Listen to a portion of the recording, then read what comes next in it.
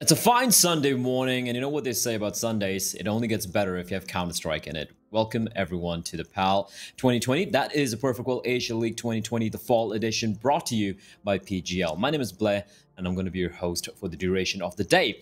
But for those of you who missed out on the action yesterday, as always, PGL have prepared a small little recap package of all the frags, the highlights, and even the fails we witnessed on Saturday. Won't you let me be your guide? Let me keep you by my side, and we'll thrive.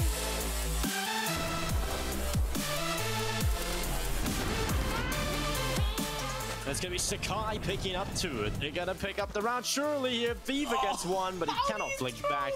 And Sakai picks up a 3K.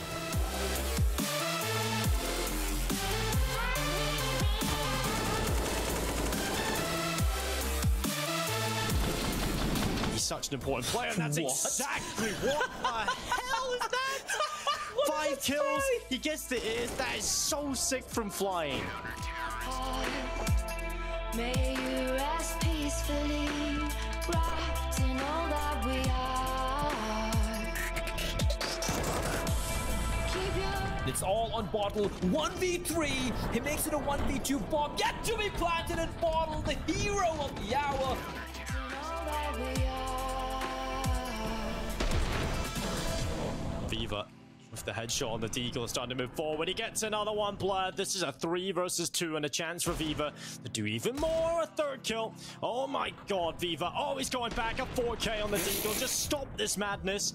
Won't you let me be your He's got the positional advantage and he pulls out the AK. What a play from Viva. What a round. 5 kills. keep you by my side, and we'll thrive. Flying stepping up alongside Viva to get the kills here on this B bomb site. And it's Marek who is the last remaining player. That's a great flashback. That's a brilliant flashback. Oh, that's Marek just amazing. caught jumping.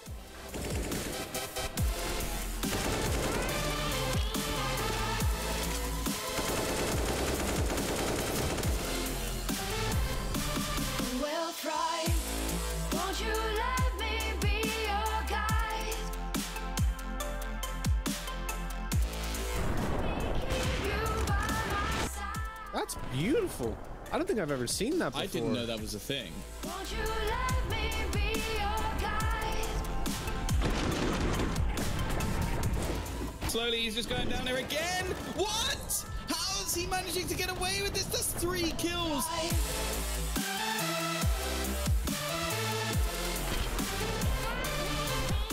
Instant shots from Dan King, though. He only needs 2 more, and one of them's 1 HP. The jump through. He's found his 3rd. He gets all 4.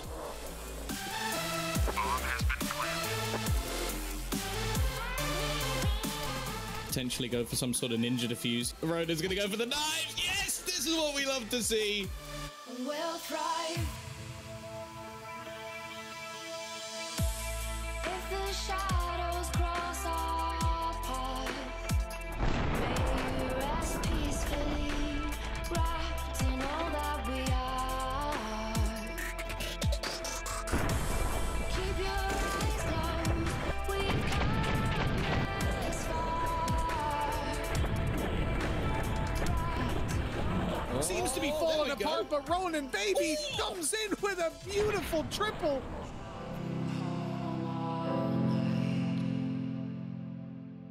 I could drive you home all night.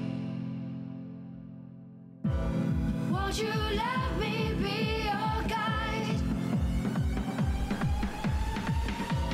Let me keep you by my side, and we'll thrive.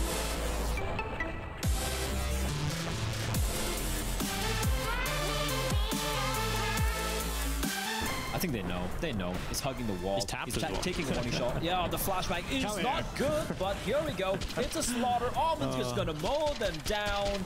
You blink and you miss it. They're all dead.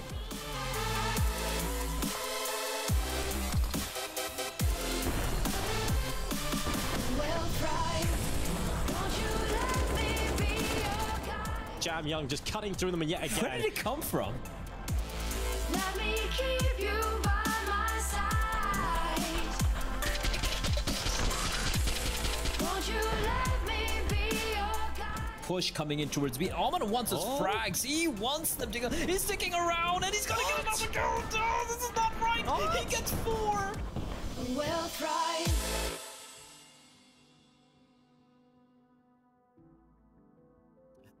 I hope you guys enjoyed that, because I certainly did. You can clearly hear me losing whatever little traces of sanity I had with some of those plays. But it was fun. It was fantastic stuff. And of course, today we have even more games of summation Counter-Strike lineup for you. My name is Blay, as you can clearly see over there in the bottom. And joining me, as usual, are going to be these 3 lovely gentlemen. It's going to be Tom Biz, we have Dinko, and I think we have Mitch. No, we don't. Oh. Mitch hasn't shown up again. They've had to develop a 3-man camera because they just know I he's think just not it's going to show up. broken. I think it's broken, Tom. What do you think? I think he was always broken, and I think now he's just more broken. So that's a good thing to learn. My theory is he's actually walked up the stairs and just collapsed and is just in the middle of the stairs sleeping right now. That'll be my theory. It's an exhausting time for him. It is indeed. Poor Mitch, R.I.P. F's in the chat. They're for the very lad. high up, you know, Yeah. especially for him. Especially, he has to climb them. What are you talking about? Isn't he perfectly average to the sides? Well, let's take a look at yesterday's results, gentlemen. We did have some interesting games. Let's put it that way. After Yeah. gaming, Fastest almost. day of the event Tom, so Tom, far. shut up. Shut your face, Tom. After gaming, they got map 1, which is shocking on Inferno. Actually, no, it wasn't shocking. It was Inferno. Invictus have struggled on that, but Invictus able to recover in map number 2 and 3. We saw Tyloo versus Quadzai. Quadzai were just 2 rounds away from taking a 2-0 over Tyloo, which would have been insane because Quadzai haven't won a single game yet. But unfortunately, Tyloo, they woke up at the end and they just smashed them on Inferno. And then we head over to Vici and Sigma, and we're like, okay, Vici, the only team who seemed to be playing seriously, and they did. They just completely manhandled Sigma, 16-3, 16-4. The most one-sided affair we've seen so far in PAL 2020 fall, Dinko. And I guess Vici have been the only team so far who have looked like they're playing at their own level consistently throughout. Yeah, they're the only team that kind of bring the proper Counter-Strike to the server, right? And they play against some of the weaker teams and they make them look like fools. And that's exactly what we wanted to see. And that's what Tyloo should be doing. That's what Invictus should be doing to some of these weaker teams. But they don't do it because they don't play proper Counter-Strike. They make too many mistakes. There's too many holes to be picked apart. And we seen it yesterday. Tyloo, okay, best in the region. Definitely the most individually skilled. But the fact that they're losing a map so convincingly to Quadzai, that just makes no sense, right? So we got Faith installed back into the Asian Counter-Strike with Vici yesterday, only dropping 7 rounds across 2 maps. Definitely impressive performance, and I'm hoping that we get to see more of that from Vici today.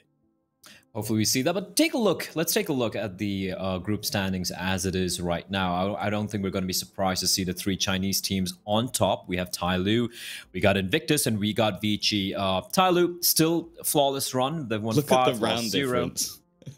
Yeah, it's ridiculous, isn't it? 42, we have 55 for Vici and 30 for Tiger. Tiger, Invictus despite have some played more games and their round and won more games. Their round difference is only 5. it's Invictus, man. Like they've been so shaky right now. I don't even know what's happening with that team. But the Mongolian team of Checkmate, they're looking pretty solid. 5th place. They're going to be playing Tyloo later on today, if I'm not mistaken. Sigma's in a 6th place. Well, we have the likes of After Gaming, who haven't played too many games. We have Beyond at the bottom. We have Huazai. It's kind of like an interesting way the groups have kind of like laid out if you look at the bottom half of the table. Let's take a look now at today's matchups. And Tom, you're the crystal ball. Let me know how these games are going to go. Do you think it's going to be a short and quick day like yesterday? Probably not. Like, I think there's potential maybe for Vici to pull off a 2-0 because Tiger have been a bit questionable, but they had a bit of a rise to form. I think this first one has 3 maps written all over it. Like, Beyond have looked really questionable and Bren have looked a lot better than last season. And then there's Tyloo, the sacrificial map has to go across to the gods. So that's probably a 3-mapper as well. Yeah, Tyloo probably taking advantage of all these games and trying to, play more Counter-Strike, Dinko. Just trying to make sure just one map is just not going to show up. They're like, hey, that's good. We're practicing. And getting more Counter-Strike under our belt, right? No, Tyloo don't think that much, blood. Let's be real, they don't think at all. When it comes into the series, the Tyloo have been looking a little shaky. I think it's big underperformances from somebody, a lot of overconfidence perhaps in terms of how Tyloo sometimes approach the games. They make too many mistakes. They do always get the win though, so that's why they never learn. So hopefully, it's embarrassing enough losing one map to Whiteside in the convincing fashion that they did. They come into today, they try and step up their game, and they should be shutting Checkmate out. Now, we can talk about Checkmate being a team that have been impressive, right? But against Tyloo, there shouldn't be a chance. There just shouldn't be. There shouldn't be a chance, is what you say. But let's talk about the upcoming game right now. We have Bren. They're going to be facing up against Beyond very quickly, Tom. I mean, Beyond are a team who... Here's the thing. I feel that the Beyond aren't a bad team. It's just that they're plateaued. They're plateaued. They're not going to be able to break the barrier. They're going to remain in this middling position where they can beat most of the SCA teams, but they're going to be not able to crack that barrier. They can't. What games are you going to watch here? They lost the same. But like, that's the thing. I feel like domestic matchups do tend to happen. The thing with Sigma and the Lucid Dreams. Stop ruining my idea, my hypothesis here, Tom. I'm saying Beyond have a chance. I still say. Let me give this to you, Tom. All right. I think Beyond have a pretty good chance of taking the series compared to Bren. I think both teams have a pretty good chance because that's been the way the Beyond have been playing all the way through. They've lost their last 3 series 2-1, so they've at least been putting up numbers. The problem is they're very inconsistent. We're seeing like Mayrolls go from being the best player in the server to the worst player in the server. STK doing exactly the same thing. The only consistent factor they've had is Olivia, and that's insane because he's their AWPer. So the fact that he's this like flex star AWPer that's still the most consistent player is terrifying because it means that he can have an amazing game and they can still lose. The other time, though, on the other side, you've got Micro, who is exactly the same. Well, we do have the map videos for you guys. Let's take quickly a look. Also, a reminder for our viewers, the last time these two teams played each other was about a month ago. It was for the DreamHack Open Summer event, where it was Bren who took the win. It is going to be Dust 2, Inferno, and Mirage. No Train coming out, which is a little surprising. I thought Train would probably be picked here, but I do believe we're about to jump into the game, ladies and gentlemen. Inferno, the pick from Bren. Going to be the first map. We have Beyond picking Dust 2, map number 2. And let's see if we do go all the way to map number 3. Tom, thank you for joining us and kind of making up 2 on for Bren, by the way. Mitch not even being there. Okay, fine. 2-1 Bren. I don't believe that. I feel Beyond's going to take this thing. I feel like Beyond have just a raw firepower, and it's going to get messy, but Beyond's going to be able to claw their way out of this. Yeah, Beyond can't lose this, surely. I say that every time, though. But come on. I've got to have faith in the team that should win. I've got to always predict it based on the statistics. Beyond should be taking this one. You take a look at Bren. They're just too inconsistent for my liking. They're just a team I can never put faith in after seeing them the first time around. I don't think they have the firepower to compete with Beyond. I just don't think that. You know, if Derek has a good game, fair enough. If Witch can show up, he's not going to be doing that on Inferno. I just don't think he's going to be able to have enough impact on the T side of Inferno to step up for Bren. So who else have you got? You got Papachulo. He is definitely a very solid player alongside Derek, but they don't have the firepower to match Beyond. So this should be a win for the Thai side in the series. Inferno up first. It's a map that I hate Beyond on right now. They're looking so bad on it. There should be enough against Bren. They've gone in for the pick. Ooh, aggressive play from QQ. QQ's a question mark for Beyond, right? Oh, he's like if he me. shows up, if he shows up though, it's usually Bren winning the game. In fact, pretty convincingly. But if he has one of those games where he's just super quiet, doesn't get anything done, then it's usually going to be a loss for the side of Beyond. But here we go. Olivia, 1 point of health. 1 point of health for the MVP, and he's playing a very, very scary angle. Just a little bit of a scratch. Well, that's more than a scratch. It's a headshot from Papachulo to open things up, but it's still two CTs. Meryl's gonna drop. There's another player on the side, but Micro, he's gonna mow them both down, and now it's QQ and KNTZ on the retake, and this is looking unlikely for the Thai side. Yeah, it's looking impossible right now. Micro getting 2 important kills. They go to the B-bomb site. The hold is non-existent. Well, 1 kill from KNTZ towards the back of the site. Micro going down. Obviously, winning this round with no kit is going to be impossible. We would have to kill everyone in 8 seconds. Yeah, it's going to take a monumental error. It's got to have all three players just peek and just die immediately, but that's not going to work out that way. Derek with a good double to close out the pistol round. It's Bren 1-0 up. Good start here into Inferno. Beyond, well, not so much. I feel like they just kind of, they did try to go for those early fights. It doesn't really work out for them. They were a little bit off. They take too much damage on board, and immediately they're put at a disadvantage because they can't play. They can't take those fights. They cannot plug the hole. So at that point, with the damage inflicted, they may have not got the kills, but Bren forced the CTs back into more passive setup, starved them of information, and you can just push right on top of them. So that works out well for Bren. It does. I'm looking at the win record on the maps. It's interesting how Bren have a 33% win rate on Inferno out of 9 played in the past 3 months. Beyond have played 18 times on Inferno in the past 3 months, and they've won 44%. So they've played more, and they've won more, which would kind of slightly favor Beyond. I'm not saying the numbers are great, and the numbers are not a good indicator as to how a particular matchup is necessarily going to be playing out necessarily. But 44% versus 33%, where the 44% team have won more, yet Bren have picked it against Beyond. On the other hand, if you go to Dust 2, Beyond have played only 5 times, Dinko, and they've won only 2 of them, while Bren, they have a 75% win rate out of 8.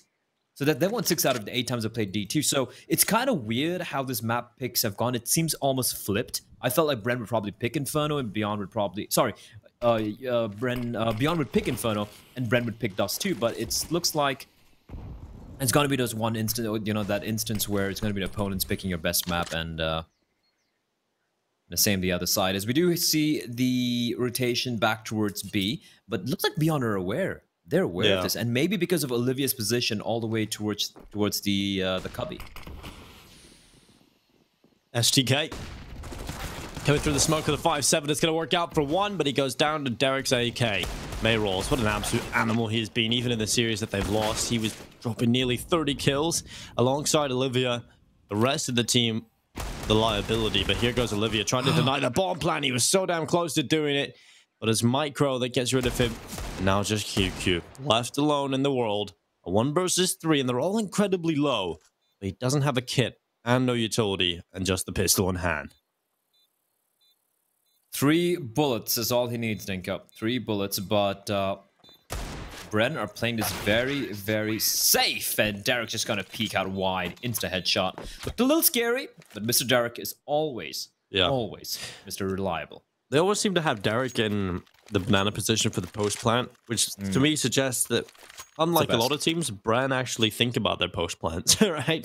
It's like so many teams just go in, they get the bomb planted, that they just sit there. And there's no thought process behind it. And you can see how many sloppy retakes and sloppy post plans we have, but Bren are at least thinking about it. You have Derek down in banana, he's just always going to be the rock from that spot, and clearly knows how to play in the post plans. So good stuff from Bren. 2-0 up.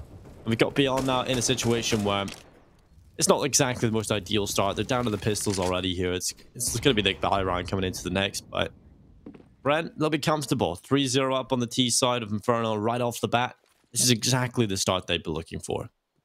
Indeed, they are. And I feel like the well-defined roles on this Bren team is both their the strength and a weakness. Strength being, of course, like you said, like how Derek is such a good player and how they put him in the right place. At the same time, when you have a new player coming in, I don't feel like they really adapted. They really haven't been able to do much. Nice spray transfer from Micro, though.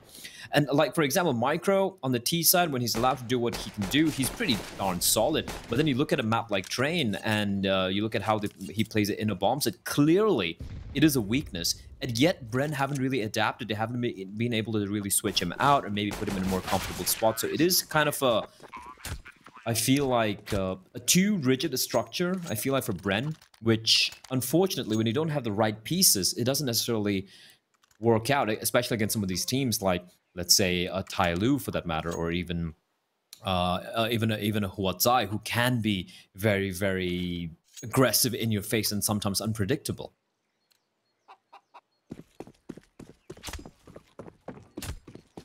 3-0 up here for Bren. They'll be very, very comfortable with the start that we've got under their belt, but Beyond, they come right back into things. It's the up out for Olivia. The M4 is around it, and a good amount of utility. And Olivia, he's confident. Get him away and play from short instead. SDK Gonna hang around top banana right now. Just gonna be a slower approach from Brad. Trying to be methodical in their approach, toss the utility in towards banana, trying to work their way through here. But they're turning their attentions and their sights back towards this A bomb site play. Utility's starting to be used up. The flashbang off the chimney, and here they come into the A bomb site. And it's gonna be Getting them charging on in, and Olivia is holding the line though. Oh, AWP scoped in. And while Mayrolls taking down Micro, KTZ in the pit, trying his best, but it's Olivia fully blinded, still taking the kill into Pro. Man advantage still here for Beyond, and what can the bomb hope to do here? Because back to B, it's still got to deal with Mayrolls and Banana. There is still time. It's not done yet. It's not like they're pressured to commit. But Brent, they have fallen to a man down, and well, Mayrolls gonna spot the arm of Papachulo, the flashbang going down, and now the push comes through. The bomb's staying towards A. They're trying to fake that they're gonna rotate back over towards the B bomb site, and this is so smart because, okay, it doesn't fully rotate everybody off, but it rotates one player from A to the B bomb site. That weakens the attack. It gives Brand the man advantage and the favorable fight heading in towards this A bomb site. It's gonna come on KTZ though, and he's gonna do a great job on top of the bicycle to get one kill. Almost finds Derek, but the bomb should get planted with about 8 seconds remaining on the clock. There we go. Bomb will be planted at the safe plant right next to the old motor box. And now it's all down to Poppy, Dinko. He's got to go big here because Derek, he's gonna hold headshot angle from the site. He can find QQ, but the shots have to be clean, have to be precise. And for the CTs, well, it's gonna be 1v2. They still don't know where he is. He's aware of the position of the Opera, but an immediate peek from Mayrolls. And that is going to be the first round on board for Beyond. They do lose a few players, but at least they get the round on board.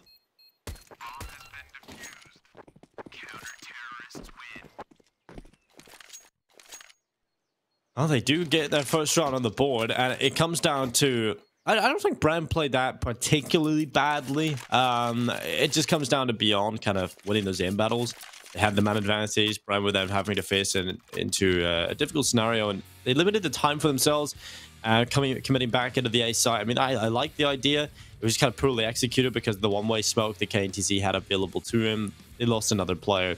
And QQ just had to win one of these fights, and as soon as he wins that headshot, I think that's it done. Confirmed. And well, now we go to round number 5. It's 3-1. Finally, Beyond pick up their first round, and the money is on the line. They lose this round, they right down to the eco, and the same can be said for the T side. Yeah, pretty crucial round here. And have Wits with the AWP. Now, I don't know. I'm not really being supremely impressed with Wits on the T side here in Inferno, especially when he has the AWP. But let's see what he's got. If Brent can't set him up to try and find some of these opening picks right now. And just holding, just, you know, he's got the bomb on his back, just making sure there's no aggression from the CTs. A very, very default setup from the side of Beyond. They have 2 players playing inside of the B-bomb site. Bit of a crossfire being set up there. And Beyond, after a little bit of initial posturing towards the top of mid, they're going to be heading towards the B-bomb site. I'd like to see a little bit of aggression from Beyond now towards brackets. Try and get back some map control. Try and gather some information as to where the T's might be. Because the hit's going to be coming in. And it's going to come down to STK and QQ to hit all the shots. Because if it's going to be a 3v3 bomb planted, I fear it's going to be the call for the safe for Beyond. And look at how far away the rotation is. The Molotov is going to be helpful to keep them at bay for a while, but Brand, they just might smoke it off and go for the play. And here they come charging on in, but good counter flash from SDK, still keeping them at bay, and that's going to allow time for the rotation to come in, Dinko. And it is going to be QQ, finds one, immediately gets traded, but SDK, that's 3 frags, two quick kills before he finally burns alive, and Wits is left alone. Unfortunately, he's going to plant it out in the open. He gets the bomb down, but the round will go the way of Beyond. Great work from QQ and SDK to just delay them for those very, very precious seconds.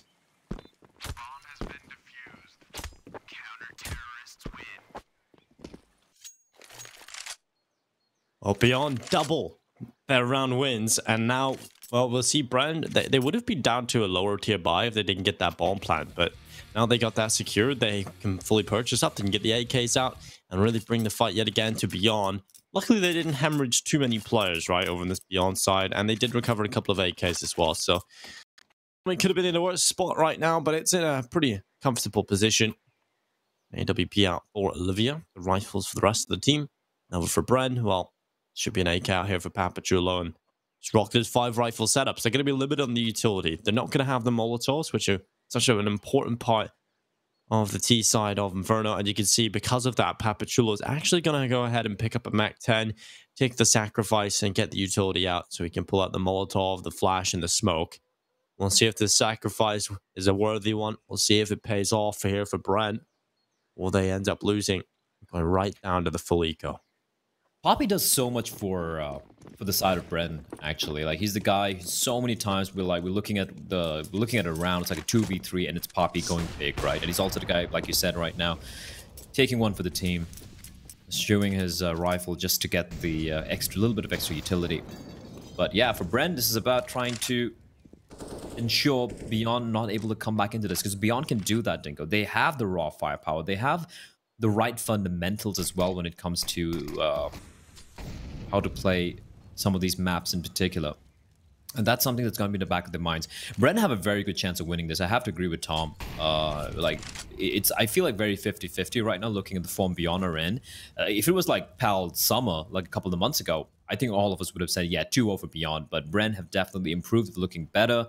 Yes, the latest edition of Micro hasn't really been the game changer we thought it'd be. That's a risky play from Olivia, and he is getting hunted down. Oh, Pro should have waited for a flash or a smoke to blue, but they're going to go peeking in one by one, and Olivia is going to shut it all down. 3 kills for him. Wits finds a reply, but it might be too late. It's a 2v4, heavily favoring Beyond. Back 10 for Papachulo. We talked about him going huge for the team. We'll see if he can do it here in the 1 versus 4.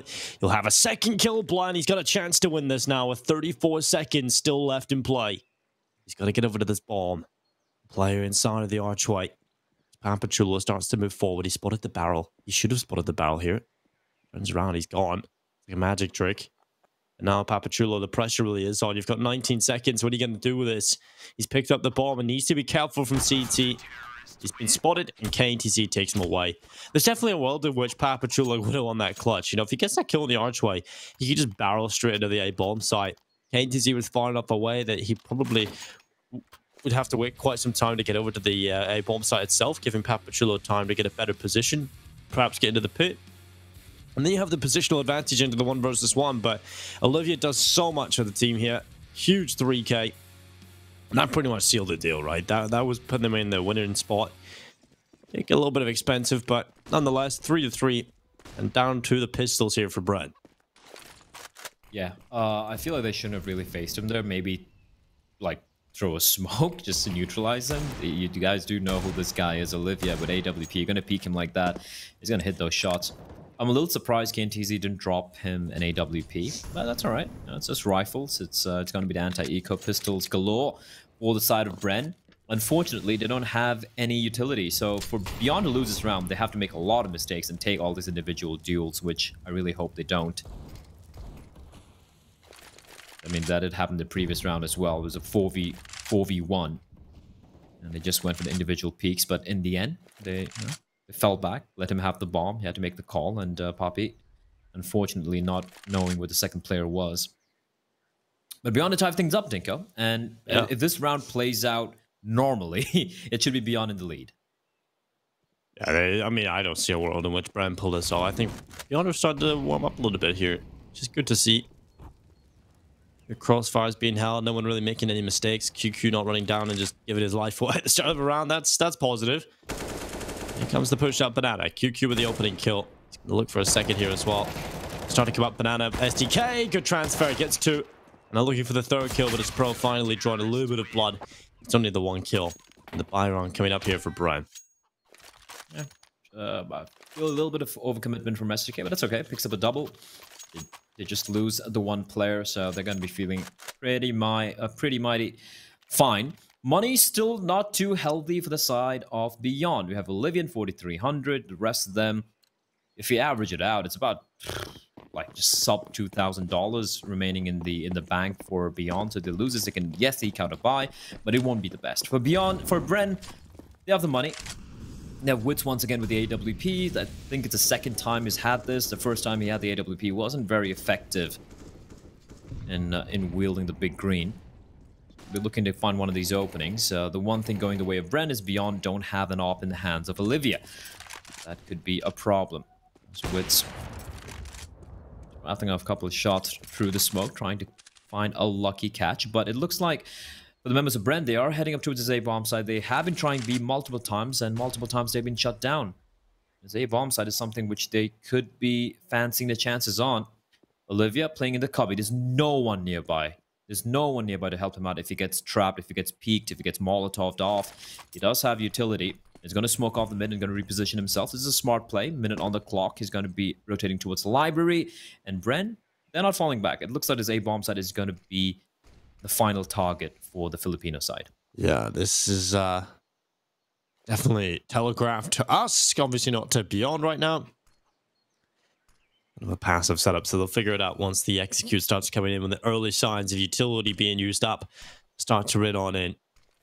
The smokes are down, but they've started to fade away. Blood, they've not really capitalized on their execute, and now they go forward with the smokes just about up down in towards the long and library side, but they're not going to check Olivia. He was so close to getting 2 out of that spot, but he does go down to Micro's AK.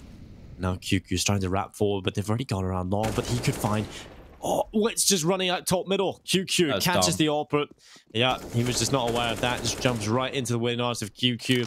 KTC's pit position is proven to be strong, and Micro somehow steals away the ball plant. But what a round from QQ. Really well played. Delivered that kill on a silver platter. But 5th round on the board now for Beyond. And Brian kind of looking rough, to be honest, Blair. You know, the first 2 rounds in a row, then they just all kind of hit the fan. Yeah, and even if they lose a player, look at the upgrades. They pick up an AWP, and all the 3 other CTs, they have AK-47s. I mean, they get a weaponry upgrade. They lose just 1 player. That was a buy from Bren. Now, with the loss bonus kicking in, the max loss bonus kicking in, and along with the bomb plant, they will still be able to eke out a very solid buy. But that was weird from Bren. They taken brackets control. They didn't check. I mean, they checked Cubby, but great work from Olivia to pick up 1 kill and almost getting the 2nd frag. What was Witz doing there? I don't get it. Like, why was he still looking towards Arch while his teammate just went from there? I guess was expecting a flank, but more importantly, he should have had his attention towards the quads area. And yeah, he just jumps out like a madman, a free kill. And Bren, they get the bomb down, but that's about it. Just the 1 kill, as we do see them once again posturing towards A. Bomb still all the way towards T-ramp, so they're not going to be going for any fast play yet. And they have sent in Poppy towards Banana to try and at least keep the CTs occupied there. And Poppy's going to find SDK, but that's a huge opening. And that's actually going to draw the rotation. Look at it. Look at QQ just running towards B. It is 8 bombs, and it's ripe for the picking, Dinko. It's ripe for the picking. They got to go back and get the bomb. Now they're going to have to deal with Olivia, who has taken down Derek. Player has got around long though, but Olivia, he's going to get another. And that might just be enough because the bomb's coming out solo top mid. But Pro knows there was only one option. He had to take that fight, but KTC coming around from Boiler. He's going to catch the bomb carrier. There's the bomb down. It's just Witz left alone now into a 1 versus 3. The Opera with the AK in hand, and he will go down to KTZ as well. Following suit, it's 6 rounds for Beyond. And Bren, these rounds just seem a little disjointed for me, Blood. Yeah, I really like the idea, and everything was working out wonderfully for Bren. They got the opening pick. I'm not sure why. What was it, Poppy who got the kill? Yeah, it was Poppy who got a kill at Banana. He aggressed a little bit too much there, gets taken down. All he had to do was stay alive, I feel, and made a little bit of noise. The rotation had taken place anyway. And then just 2 players towards this A side, and they walk in. Again, they have utility. They could have just like grouped up together. They could have traded. There was no spacing. There was no trade game on their mind. And yeah, Beyond were hemorrhaging players. They were losing a few players. But right now, they're looking solid, Dinko. They've won 6 in a row. The money has kind of stabilized. Everyone on average about 4,500 in each and every one of these players.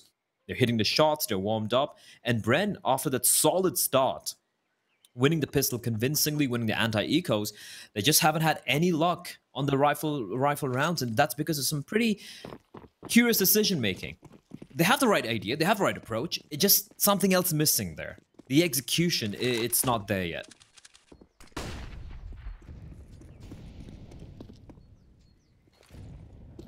Maybe that takes a little bit more practice on the server, maybe it takes a few more officials, but it's starting to get into the later stages. These games are must-wins now.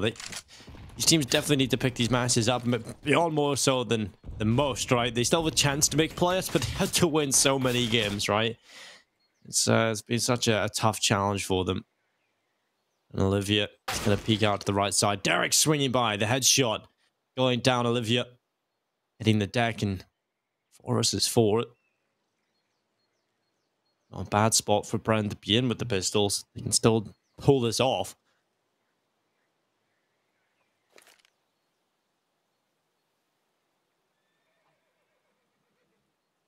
I like how they're waiting.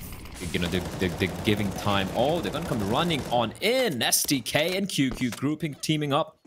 Get the first kill. They get the bomb down. That's a win, if you ask me. Micro is taking a lot of damage. Dinko is jumping up, and he will stay alive for now. But a 4v4, Tech 9, 2 Deegs. I don't know. Once the smoke dissipates, they have nothing else to prevent this retake from taking place. And I like how Beyond are approaching this. They're grouping up together, and the flashbang is so good, Dinko. Well, Derek is down. STK and QQ. What a retake. That's a good retake from Beyond. I mean, coming into it, Brett will be pretty happy with the bomb plant, but wanted the round win if possible. Doesn't go that way, though. 1 kill. Bomb plant, not too awful, though. 7 rounds for Beyond. And if I'm not mistaken, Beyond, if they want to make the playoffs, they've got to win every single game left. There is a world where they can pull it off. There is still a possibility. They have to play Vici, though.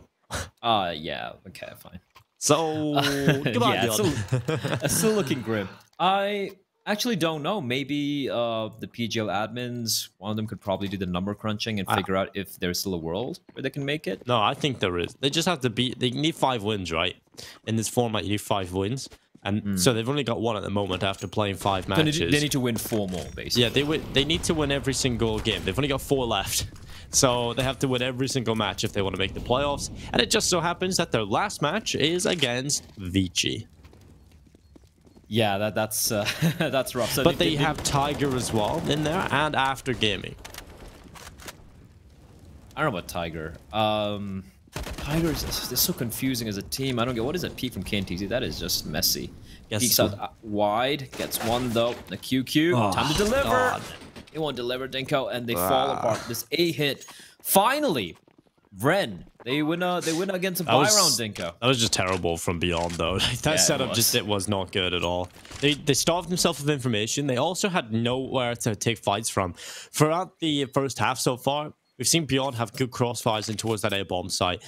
We've had QQ playing in under porch. We've had a crossfire iron hold from long. We've had players at the bomb site in the pit and graveyard. But that was just terrible. You have QQ playing on default. He can't even peek out. He doesn't peek out. He just gets killed. You have 1 player inside of the site. I'm not a fan of that setup. If you got 2 players on the bomb site itself, unless it's their pistols or unless it's down to the final few seconds, you're just looking to deny the bomb plant, I'm not a fan of that. I think that's just stupid. Yeah, that was just a terrible hold. And just to illustrate that for some of our newer viewers, look at the way the 3 players at A died, right? We saw that that hole from pit, and if I think it was QQ, if he peeked with the first player who died together, that would have been pretty decent. But no, he peeks alone, he dies, no trade possible. QQ's angle over there, he just gets taken out, and there's nothing his teammate who's deep inside the side can do. So it's the way the angles are held, allowing Bren to go for to isolate the defenders and just go for these peaks, and that's not how you approach a CD side on any map, for that matter. So, a few mistakes being made by Beyond. Deep double nade. Unfortunately, no one will be found. I'm just taking another look at Beyond's recent results. Okay, they look good in series, against the better teams, at least taking them close, but they're never winning them. But they're losing to Sigma, checkmate. They've lost to 1-3. They lost to Bren 2-1. The last convincing win they had was against Huatsai.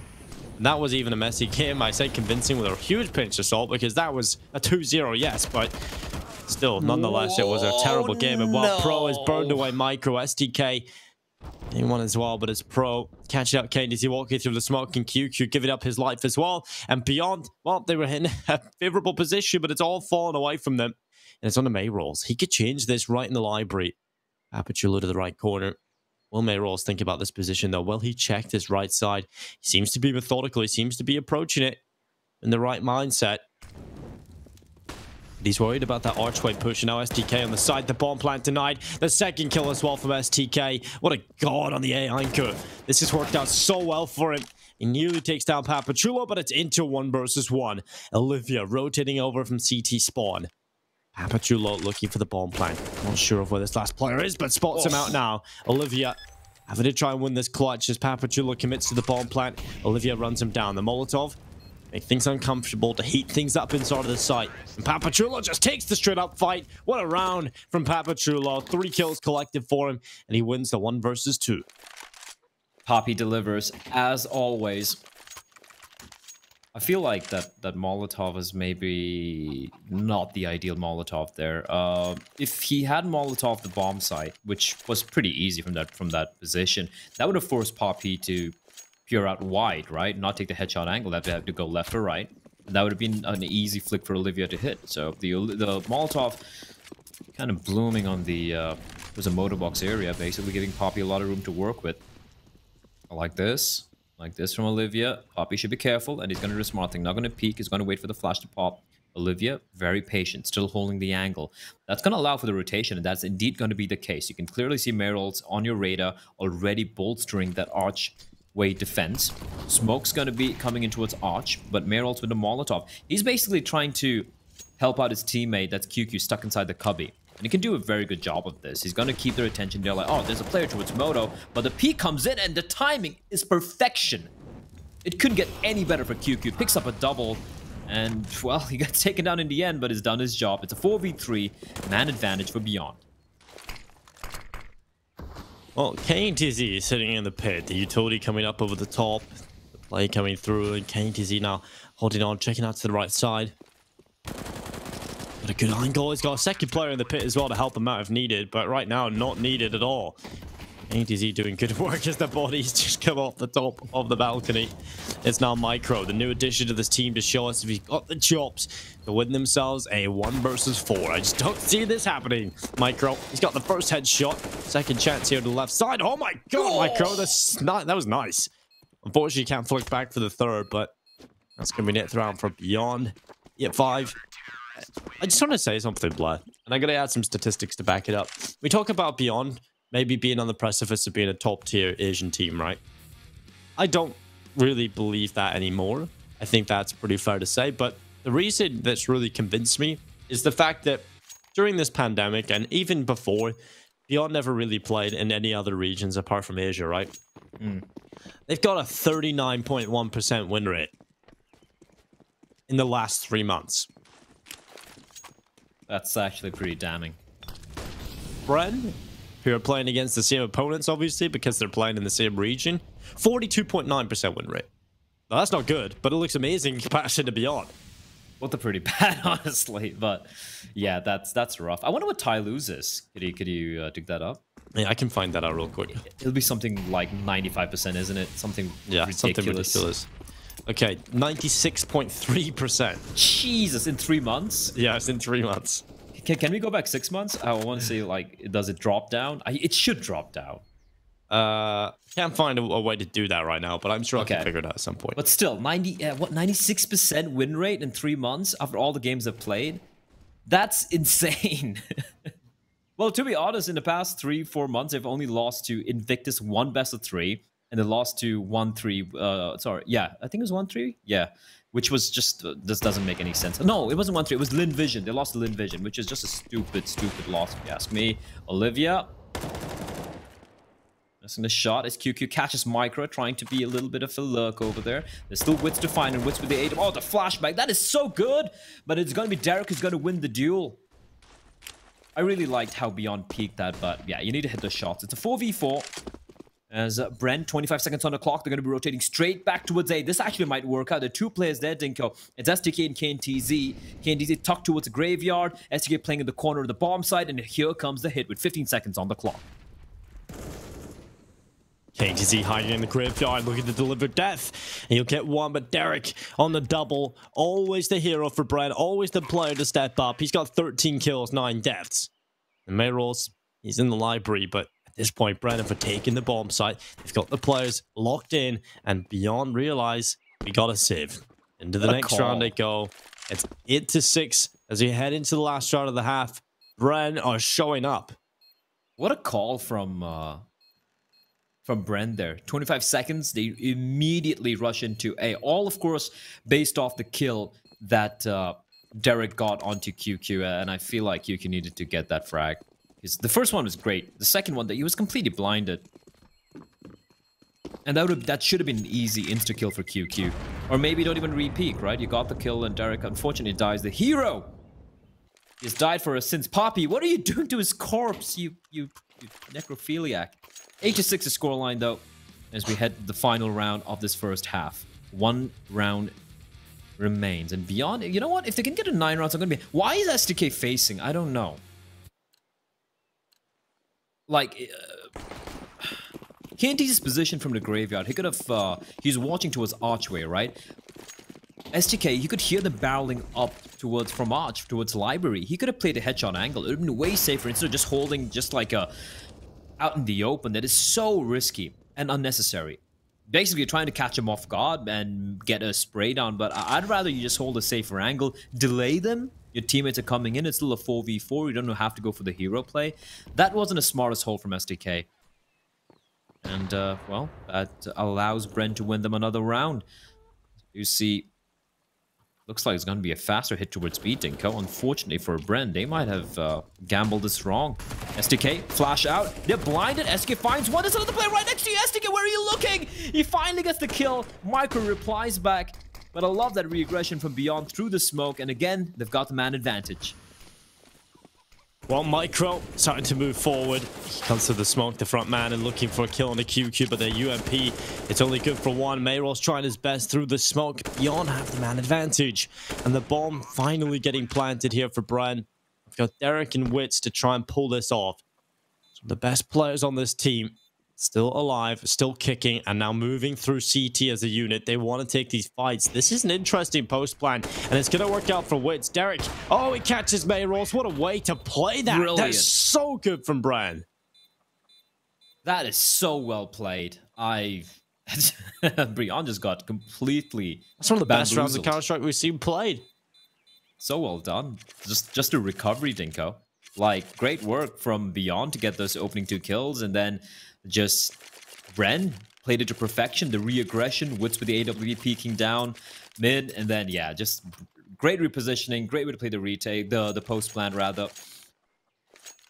Honestly, I feel like Beyond could have had a much better scoreline here. I feel like it could have been 10-5, but can't take it away from Bren. Some brilliant mid-round calls, and brilliant teamwork as well. And yeah, I gotta say, they're looking like the better team, as we do see a B hit coming in. It is gonna be the Glock train. They still don't want to run it through the smoke, but they will. Flashbang's good. They're gonna come charging on in. Micro still taking the duels, and he's gotta find Mayrolls. Sticking around maybe a little too long. It's gonna be a 4v4. 3v4. Derek finds a kill through the smoke on the KNTZ. Bombs down, and Bren, they have the man advantage on this retake. Bren tucking back. It's Olivia with the Glock down in towards Banana. We'll look for his fights. They're starting to put a little bit of pressure onto it, but meantime, here on the same bomb, on B-bomb sides, that's TK catching up with. Finally, Papachulo has had enough. He swings and he takes the head right off Olivia. This retake's working out now for Brian. QQ trying his best towards the back lines of this B-bomb site. And, well, no, it's going to be QQ losing his head. They go for the defuse right down to the second, and they'll get it done. I just want to point out something to trust as well, because I was delving into the statistics about the match win percentage. Vici have a 71% win rate, right? Or something slightly higher than that. So I had a little look into it over the past 3 months. And literally the only teams that they've lost to are Tyloo, yeah, Invictus, and Tiger once. Every other team in the region, they just destroy. And it's so strange to see. You know, Vici just cannot get over the hurdle of Tyloo. They do that. They almost did. They almost did so far in PAL, right? Like last Sunday, it was literally exactly a week ago where... how did they lose? Like 14-16, 14-16? And Tyloo mounting some crazy comeback with some of those BS rounds that Tyloo was so well known for. Yeah. It's just ridiculous. One day, Dinka. One day the curse will be broken. Yeah, they lost 16. They lost 16-14, 16-14 the last two maps, and they were so close. They should have taken it over the line both times. Well, I believe can next time, Beyond though. Maybe next time. Can Beyond take it over the line here is the question. They've gone for the force buy. It's the Meralt and STK sacrificing everything for the team. AK in the hands of Olivia. QQ with the Galil, KNDZ with the AK, and with a little bit of utility to work with as well. And Meralt with a Deagle. We all know how dangerous it could be. STK, Kevlar, and Desert Eagle in hand. They're trying to march on up, but I like how Bren are keeping them at bay over here. Not really allowing them much inroads into this bomb site. Copy.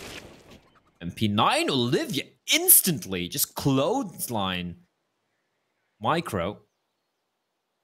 They haven't been able to retrieve the MP9, but they're going to be slowly falling back. Then this could get dangerous, Dinko. 30 seconds on the clock.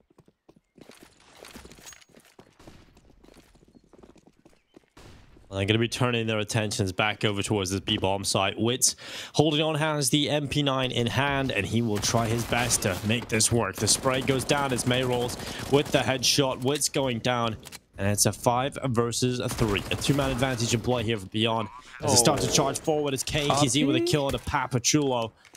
And, well, Bro and Derek, last alive, and Beyond, they've pulled it off.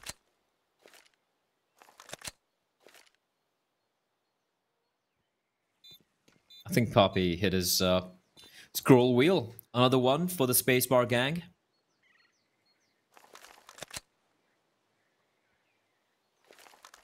Although, to be honest, I don't know how people keep hitting the scroll wheel. I rarely ever hit it by mistake. Yeah, same here. Could be maybe like, I don't know, like a weird grip or something. Oh, they're on the hunting coat. They want to take this gun away, and Pro, I don't know where he is. He's out in the open. Pro, what are you doing? He survives. He is so lucky to stay alive there. But for Beyond, Dinko, they didn't lose a single player in that buy. That is just insane. And it was actually the players with the Deagles who got the opening kills as well. Scary stuff. And for Bren, despite winning a convincing pistol round, they're gonna just have to make do with the pistols and armor. And if they lose this Dinko, it's gonna be a full eco. So Beyond, despite what wasn't exactly the best CD side, they might be able to maintain, or rather get a substantial lead over here on the T side. Again, reminding everyone, this is a map pick from Bren.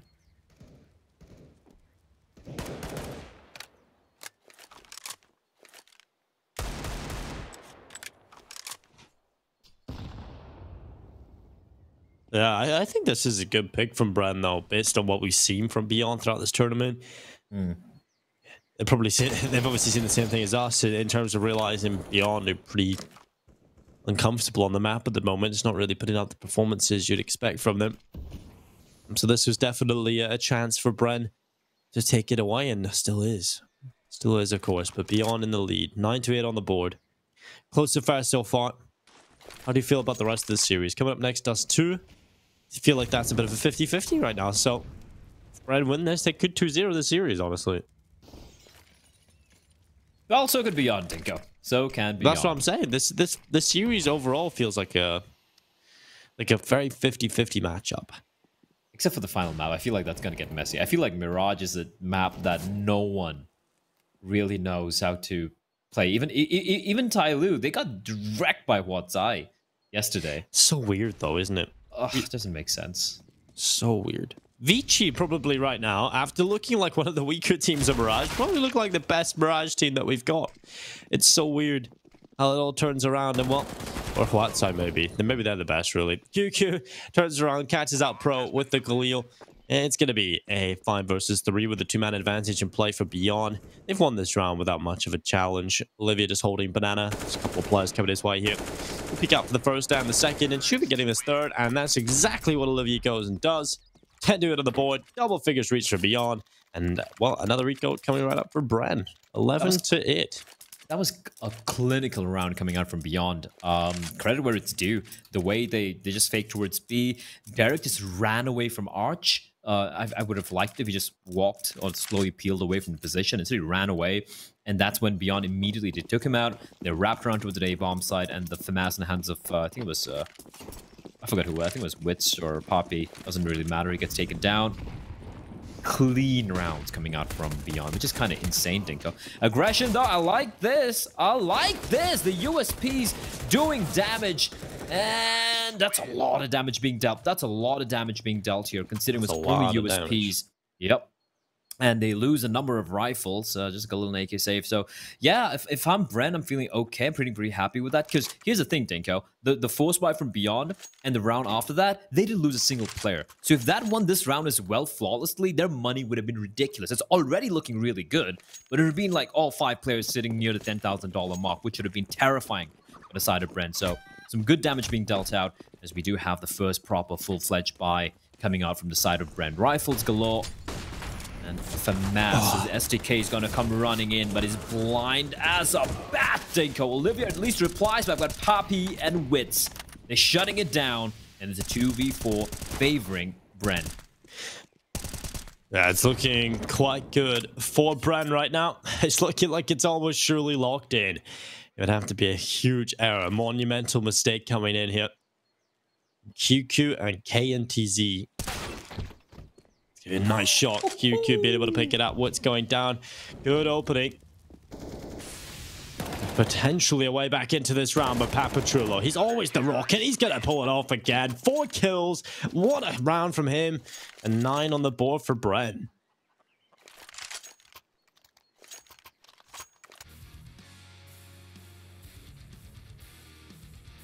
I love the re-aggression. Sorry, I love the early aggression from Bren here. This is something which we haven't seen yet, although it's mostly been, you know, just eco rounds or like half buy rounds.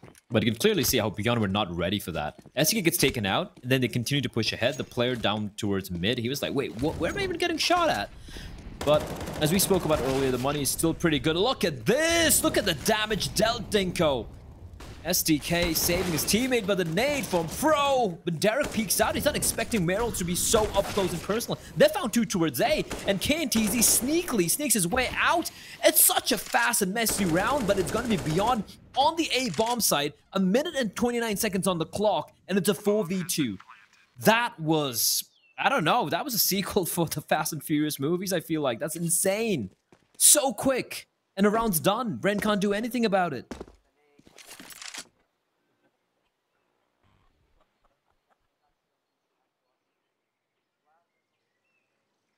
Fast and Furious 10. SCA madness. STK is Vin Diesel. That was a pretty good round from Beyond. At 12-9, I mean, Bren, now at this point, they've had a couple of hero performances. They've had Papachulo stepping up and winning them 2 rounds. Derek has delivered so much impact, as he always does. But I feel like the rest of the team, apart from Wits maybe, have been just really really underwhelming a little bit. I think there could be a little bit more firepower brought to the server here. Micro's not playing awful, you know, he's definitely playing better than he usually is. Pro, I mean, is the clear underperformer right now. To be honest, I know discussing player roster changes is never something players want to hear or anything on a broadcast, but it is certainly true. I did expect Pro to be one of the players removed as well, alongside Jab, perhaps. You know, making a bigger change to the team. I feel like Brad definitely massively underperformed over in Pal Summer. I don't think the results they got were very satisfactory at all, and they definitely have like the pieces to work with. I think you keep the core of Wits, Derek, and Papachulo, obviously, but you look to the Pro and you look to Micro. I think Micro, give him time, younger player, but I think Pro, you kind of know what you're going to get from it. Yeah, I also feel like, unfortunately, because of the lack of, you know, a deep talent pool in the region, especially in Philippines, where games like Dota 2 is so massive. So the FPS scene is kind of small as it is, and on top of that, there was a talent pool. There were like a couple of these players who used to play for. Let me try to remember here what the name of the team was. TNC. Used to play for TNC and even Mineski earlier on. A massive work in Philippines, and they moved on to Valorant. There were a few players like JV and his buddies who used to be the best team from the region at one point in time. Then they kind of faded away. You know, org issues, the team really not committing to practice and whatnot being the primary culprit. But then yeah, they moved on to Valorant, and now it feels like for Bren, they have to dig very deep or look outside of Philippines to find something. What is STK doing? He still gets the kill, which is ludicrous. They're just walking out dry towards Archway. Where is the utility? It's just a desperation play from Beyond. And now it's a 3v3, Dinko. And Olivia's got to go for the big nut play. He's going to tuck himself inside a boiler. This is a good position. They might not be expecting this. But this is very doable for Bren.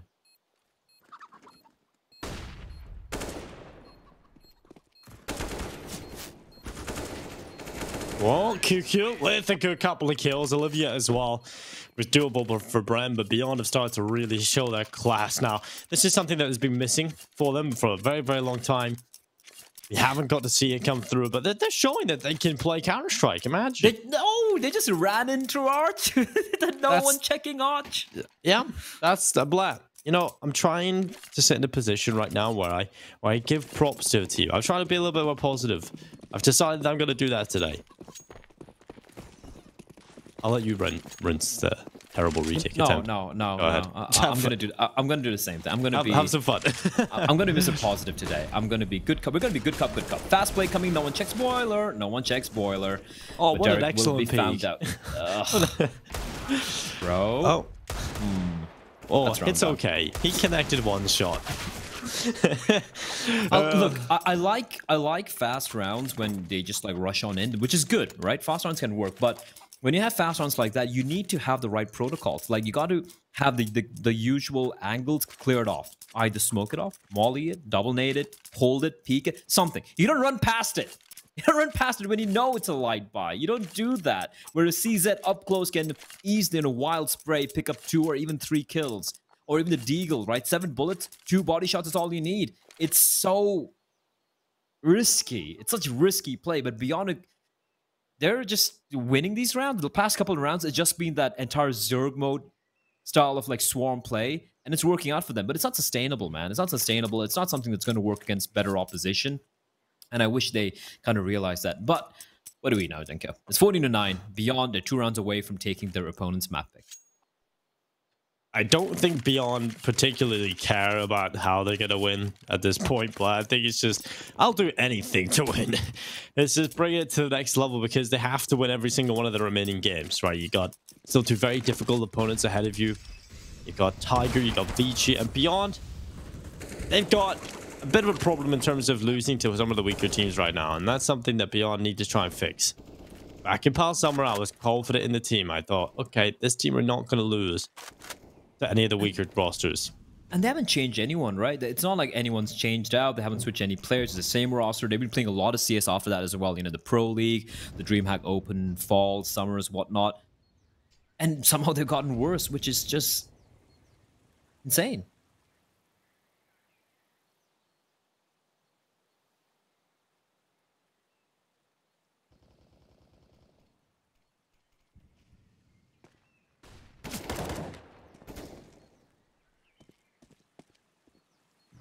Well, Pro sitting back, idly by, behind first oranges. He has been so quiet, a huge liability and a hindrance to the defense here, I feel. He has not really got a lot done when asked upon him. And now Derek, a 1 versus 4. He's going to try and hold on. He's got 1, and now he gets away. Derek is so good that I could definitely see him making this winnable for his teammate. Smoker's going to go down here. A lot of pressure now mounting on Derek. He's working this so well. What an intelligent player Derek is.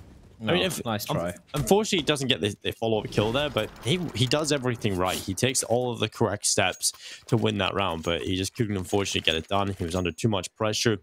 And now 15-9 Beyond. Well, they're now in a situation where the AK-47's pulled out across the board. The money is looking like it's in a shambles over here for Brad. They're going to get a buy, obviously. Last round, they have to purchase up, but it is going to be underwhelming.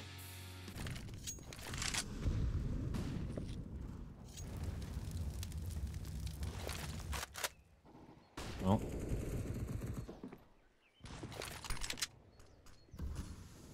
final round potentially.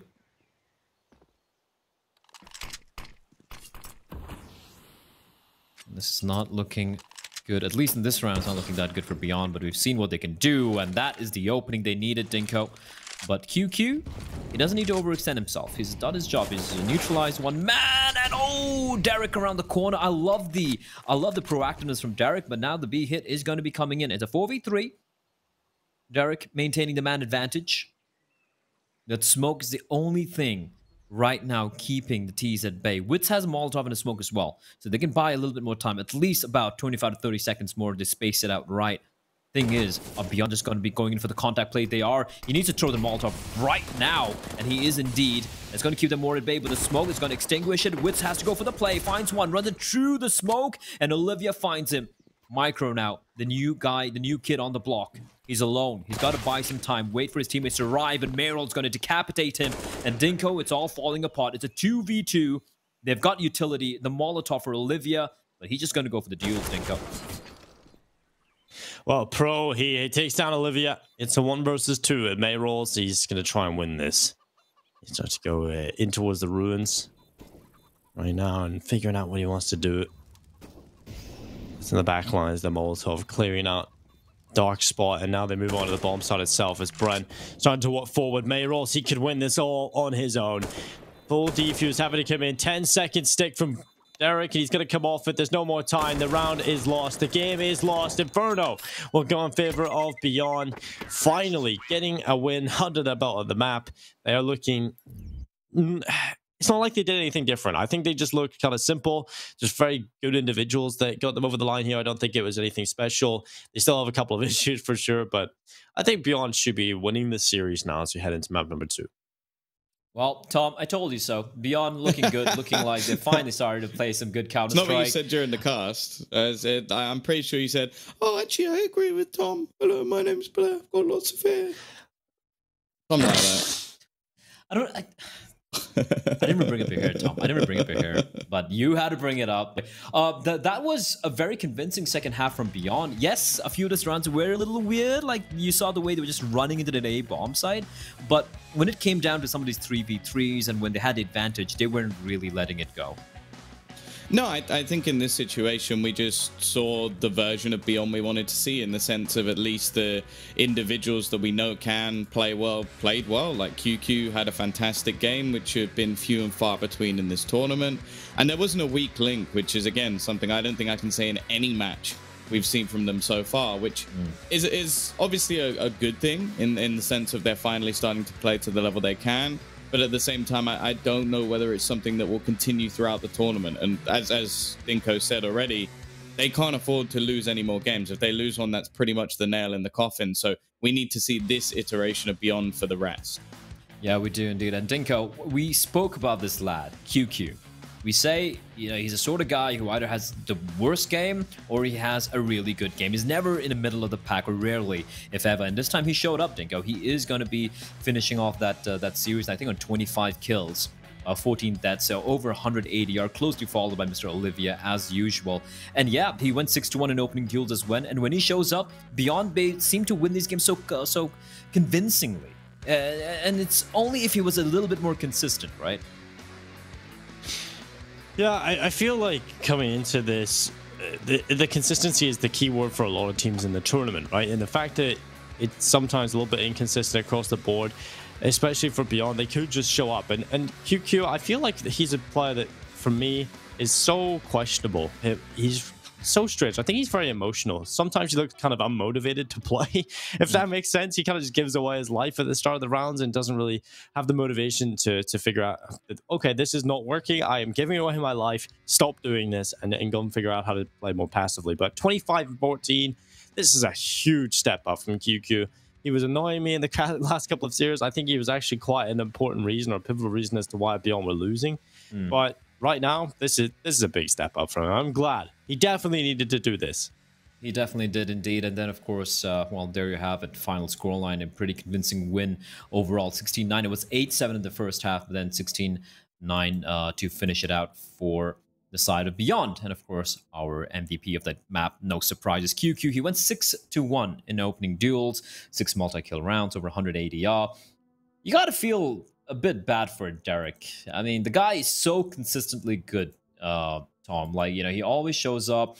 It's either Poppy joining him, or maybe Poppy has a bad day and it's Pro jumping in and joining the fray. But never does he. There doesn't seem to have a consistent partner in trying to carry this team. Yeah, I don't think there's enough depth in this Brem roster. Exactly. I think that's really all the problem is that, as you sort of mentioned, that they don't really have a massive talent pool to go between, and I would say go for more of a mix, but we've seen that pretty much every single attempt at a mixed Asian roster has failed miserably and to some extent or another. So I'm not even sure that would work. Like the guys, was it BTRG attempted that, and that hasn't exactly gone too well. So I can see that they're in a pretty tough spot. Like I do think that being this one of the first tournaments that they played with Micro, it's possible to give him a little bit more time. Like obviously for us looking at this, we're going, oh yeah, there's so much Asian Counter-Strike all the time, but for him, if you come in and your first event is $100,000 and you're looking at like the best teams within the region, you're having to try and face off against teams like Beyond, like Tyloo, against people you probably watch all of the time. Those are really high pressure situations. So and especially with a lot of the roles he's being forced into, I don't want to critique him too much. So I want to give this team a little bit more time. They're definitely looking a lot better since the last PAL. So by that regard, maybe the next PAL, they'll be good enough to qualify. Hopefully, we'll see that. But right now, we will be going to a very quick break because coming up next, it is going to be the map pick from Beyond. It is going to be Dust 2. Is it going to be a quick 2-0 for the Thai side, or will the Filipino team manage to take it to map number 3? Stay tuned to find out.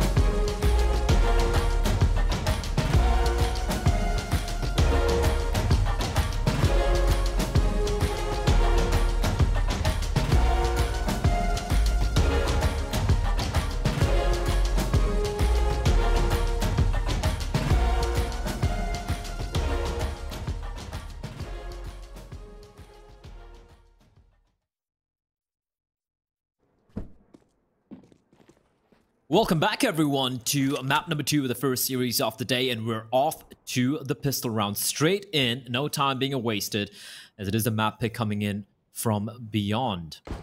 Picking Dust 2, and it is going to be Pro's going to open things up. CD side start for the side of Bren. They have the choice offside, and Pro's going to assassinate one of the players towards upper tunnels. Olivia, however, replying back with a P250 long-range duel over Poppy. Now, they have kind of evacuated this B bomb site, thinking it's going to be an A hit, which could be the case. Now, Micro's making quite a bit of noise. QQ just floating around. They might not be expecting the second player to be waiting towards mid, which could be a problem, but with the amount of time that Beyond are taking at the moment, Bren, they're having second thoughts about it. They might re-aggress towards A, try to find someone. Olivia spots out a player, and it is going to be the headshot again from Olivia. Second kill for him. Hasn't taken a single sliver of damage. Pro player gets spotted out. A P250 duel, and he's going to find 3 kills. Olivia is doing it all on his own. Spots out a 4th player as well. He's going to get the quad kill, looking for the ace. Micro left alone is now probably wondering how it's all gone wrong.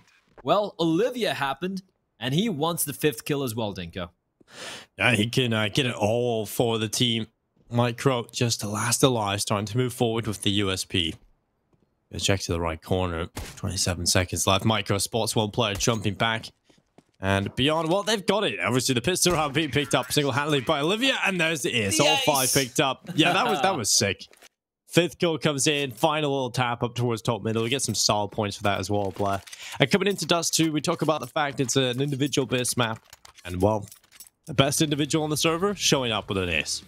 Yeah, I mean, if this is the Olivia we're going to be seeing here in Dust 2, I gotta say, I'm feeling very, very nervous for Bren.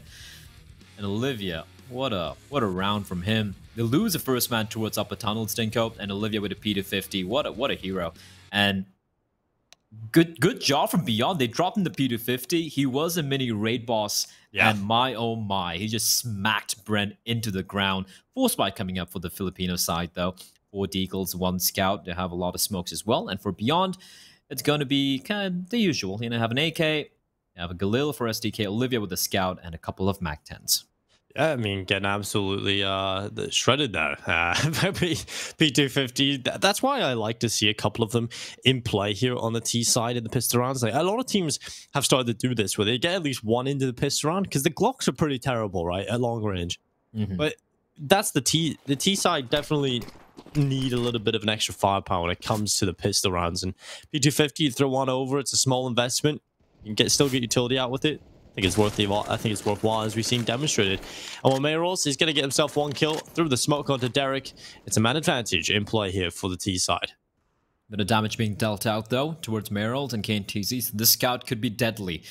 If all Woods needs to do is just land a body shot, and 2 of them will be done for. But they're going to be heading back towards B. This is ballsy. This is very ballsy from Beyond, and I'm not necessarily a big fan of this, Dinko. It's an anti-eco round. You know, it's a 4 spy for the CTs, and you're just going to be gathering up through this narrow corridor. But the MAC-10 could present a problem, Micro. Do or die time. What you got? Here's the incendiary being tossed in. Here's a flashbang. He's going to play the anti-flash, waiting for his teammates to come out. And QQ's ready, though. Comes charging out like a bat straight out of hell. Finds a kill. Poppy at least replies back. He catches Olivia. That's a MAC-10 in the hands of the CTs. However, considering how low the players are for Beyond, this is doable. If they want to go for this, they might as well. But the lack of utility will kind of force them away from it, Dinko. Poppy and Wits have no Kevlar either. So they're just going to hold on to the guns they have and call it a day.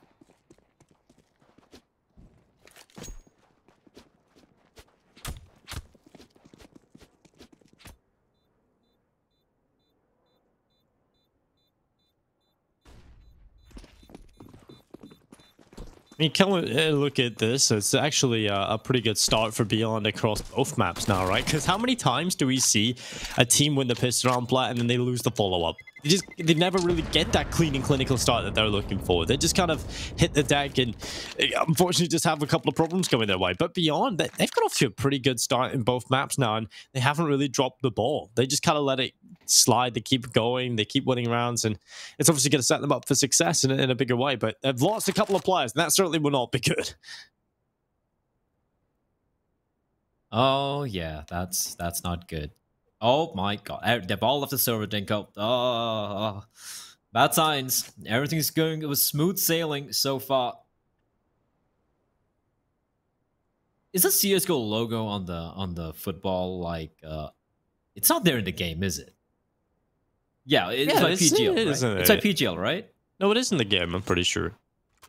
No, it's in the game. Oh, it's in the Yeah, game. I there never it is. noticed it. I never noticed it in the I've game. noticed it. Yeah, it's on there. It's on there. Oh, I remember I was doing production at the one of the majors a while ago in London, and that's an interesting camera angle. yeah, I remember watching. Was it MIBR versus? I can't remember. It was one of the semi-finals anyway, or quarterfinals. I don't know if MIBR. No, MIBR did mid the semi-final, but I remember watching, and both teams just had organized a football match outside of the B tunnels, and they were just playing football in the warm-up. It was quite an entertaining thing to watch. well, there you go. Counter-Strike. You can even train your football casting. I feel like if amongst all of the talent we have in CS:GO, there's one person who could who has, I feel like, the not just the voice, but like the style of commentary which would suit football. I feel Vince, it's got to maybe? be Vince. Vince. Yeah. It has to be Vince.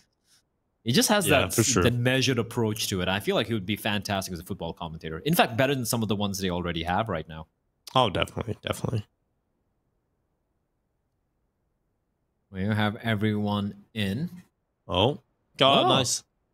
Oh, there's a Valve logo of a headshot planner. I didn't know that. There you go. Like so many little Easter eggs. That is an interesting angle. Like it's like They own that football. floating in air, or soccer, as some heathens like to call it. Yeah, I'm pretty sure. So obviously, I live on the island, or I lived on the island of Ireland, and it's funny because the northern part is it has lots of influence from Britain, right? So the sports are British, and so we call it football up there. Whereas in the southern part where Mitch lives, it's soccer. So Well, I mean, soccer is a British term as well, if I'm not mistaken. we just call it football. I'm gonna Google that. I want to see like soccer. Americans say it. People who have any sort of sport, like Americans have, American football, which they just call football, and in Ireland it's Gaelic football. So Or rugby, I guess. yeah, but rugby's a little bit different. Like It's true. It's a yeah, variation, kinda. It's like rugby's kind of like a completely different sport. It's kind of funny how the different cultures, that usually rugby would be associated with some of the richer schools and academies and things like that, whereas football would be more of a working class sort of thing, because it did start there. In England, it was actually a sport formed between the mills and the factories.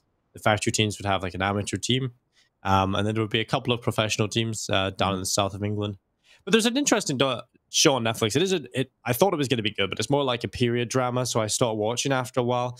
It's a Beautiful Game or something. It's about football, the creation of football in the 1800s, about the first Scottish football players. But it turned out to be a period drama. Blah. I was kind of excited to watch some sort of sports show. I mean, dramas can be good. Speaking of drama, I feel like I'm not a big like sports guy. I don't watch too many sports. For me, it's Counter-Strike primarily, honestly, because I'm a big ass nerd as it is. But one thing I really do enjoy when it comes to like story building and drama would be one movie which I really enjoyed, which really kind of got me a little bit into rugby, would have been Invictus. Not the team, yeah, the Invictus games. with Morgan Freeman, and it had who's the guy? Matt Damon as well. And that's when I got introduced to the All Blacks, right? The New Zealand Blacks, rugby team, and the haka, which they do. Yeah, it's intimidating as hell, and it's so cool. It's so metal if you think about it. Yeah, it's so cool, and there's other variations of it within those Pacific Islands. It's definitely very awesome and very famous for that. But there's another thing, if you're sort of interested in following that, there's an All or Nothing series where they do behind the scenes of the All Blacks. So you definitely see like the inside dedication of that team. A lot of the This is awkward. This is so awkward. That was so bad. I want to forget about it, but I just kept talking over it because I never even wanted to acknowledge its existence. But here comes a quick play into the B-bomb side. They'll be looking for a couple of kills here. Early on, Micro, good with one. May rolls in a double kill. Now Wits, he's got the scout, and he's not missing shots. He'll hit that first. The second lands as well, but it's not death for KTZ. Instead, Pro and Derek now in a 2 versus 3. Well, it was just the scout and the MAC-10 lost, and considering the health is pretty good for STK and Olivia, yeah, I don't see Brent pulling off anything here. If I'm pro, I actually just go in and try to go for the exits, right? You have the MAC-10, farm up a little bit of cash, do a little bit of damage to the economy. I think that's something which Beyond would be hoping to do. Oh, yeah. Okay, they are indeed. They're just waiting for Derek. Derek's going to be the bait. There we go. There we go. Money in the bank. Money in the bank. If he finds Olivia as well, that's going to be big. And this is doable. You know, the bullets up close. That's a lot of damage. That's a lot of money. And an AK-47 retrieve. So, yeah, Brand, they lose around Dinko, but they do quite a bit of damage to the economy of Beyond. And that is going to be round number 3 for Beyond, though. And yeah, like you said, sure, you know, it got a little expensive for the Thai side, but the thing is, they've been winning the pistol and converting these anti-ecos, which is something, like you said, is a rarity so far in Southeast Asian or Asian Counter-Strike in general. You know, sense is something that doesn't really come up a whole lot. This should be the way it plays out, right? You win the pistol round, you win the follow-up round, you should be winning the next one. But too often does it not work out that way. And we get into the first gun round, though. 3-0 for Beyond. Pretty good start to the T side. Honestly, we talk about Micro and the fact that he's a B-bomb style anchor. Look at the setup on this side right now. Who have you got? Pro and Micro. The two worst performers on the team on the B-bomb side. I'm Beyond. I just play the default. I figure out what's going on. I start to source some information. I start to realize Pro and Micro are playing B. And I hit that site over and over again. True. Although, I mean, I can't really blame Beyond for, you know, just sticking with this, because I believe, I mean, that is the setup, right? That's what they have. These are the two B-bomb side players. Unfortunately, like you pointed out, they are two of the weaker players here. Obviously, Derek being the star, Poppy helping him out, and Wits, he needs to step up. He was very quiet on Inferno. It is Inferno. Completely understandable. His AWP on the T side was very ineffective as well. But this is Dust 2. It's not AWP's paradise. Let's see what he can do. First time in a while, we're going to be seeing Beyond heading towards a short area. They did do it in the pistol round, but it was all down to Olivia just landing some sick headshots with the P250. And I like what Bren are doing here. They are keeping the T's at bay. With 35 seconds on the clock, Beyond have to decide. They're going to be grouping up. They seem like they're going to be heading for this mid to B split. And once more, Dinko, it is going to be the pressure being applied towards the B bomb site. And Micro and Pro, they have everything to do. Well, Pro up in the window. He'll be looking for the kill, and he's got it on the STK. He's going to look for a little bit more, but they're under pressure. And oh, so many kills come in from Papa Chulo. And that has delivered a great chance now to Bren. But Wits trying to spot the crossing players. It doesn't work out. Man advantage still play here for the Bren side. Beyond a man down into this. And with QQ on 37 HP and Olivia on an AWP, this is not going to be an easy post plant. This is not going to be an easy retake to fend off. Papa Chulam and Wit start to make their way back in. QQ has a good position, needs the first headshot, could have lined them both up, but now it's a 1 versus 1. Wits up against Olivia, the battle of the AWPers. As Wits fails the jump, he's down on the floor, and Olivia toys with his food, toys with his prey, and it's going to be the round here. Whoa, God, a knife kill.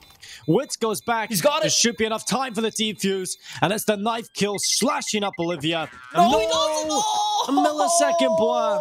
Ah, they're so close. Oh, that's heartbreak. That's heartbreak for Wits. He even gets a shank in. Can we have the replay of the defuse after the shots, please? Oh my God. That's just... Okay, let's take a look at the defuse. How many seconds he had? Bomb. Goes down. Goes down. All right. You can speed it up a bit. You can speed it up a bit, PGL. I know you got those fancy things. Oh, there we go. Oh my God. That's as close as it can get. That is just unfortunate. That is just unfortunate, Dinko. Like 0.1 seconds. 0.00087. Oh my God, that just felt... That's heartbreaking. They've gone for the force, and STK has just shredded them towards long. Merrill is still alive with 1 HP. I don't even know how.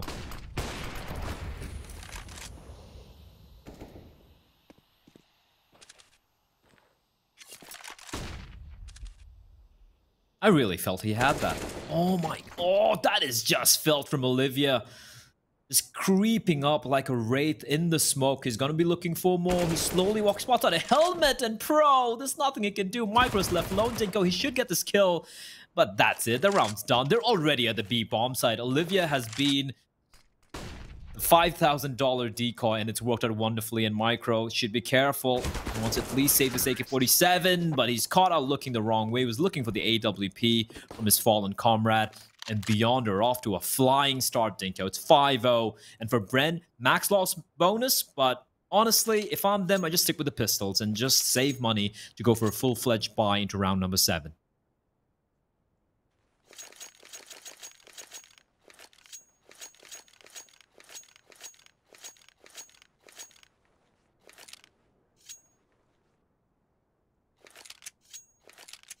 What a start from Beyond. They're continuing all their good form over from the previous map. They're continuing all their good form coming into Dust 2. And we talk about Dust 2 being an individual-based performance map, right? It's definitely one of the maps where if you get a little bit of momentum built up, it can be very difficult to stop. And with Beyond getting, that clutch going their way, it was a very unfortunate round there for Bren in the 1-versus-1 up against Olivia. Now, that's one of those turning rounds that kind of give Beyond even more legroom to stretch out, right? They can start to go for a 6th round here. 6-0 up, started Dust 2. That's a really solid start for Beyond. If they can keep it up without dropping the ball too much, they're in a real comfortable position. Oh, yeah, and I'll be real. I still feel that map vetoes were so strange from both the sides. Beyond picking Inferno, a map that Bren are pretty darn good on. Better than them, actually. In fact, if you look at just the numbers and a win rate, and then you see Brent picking into Dust 2, a map that Beyond are clearly the favorites on. It didn't make any sense to me. And it is going to be the case of Micro getting boosted up, and they now know where the second player is as well. Olivia is going to strike the long flank. Olivia's been fantastic in these lurk positions here in Dust 2. Aggro lurk, going for the plays. And how many kills does he have, right? 11-4. Surprisingly kind of quiet considering started things off with an ace, but there's so many kills you can find, Dinko, when the rest of the team are performing as well.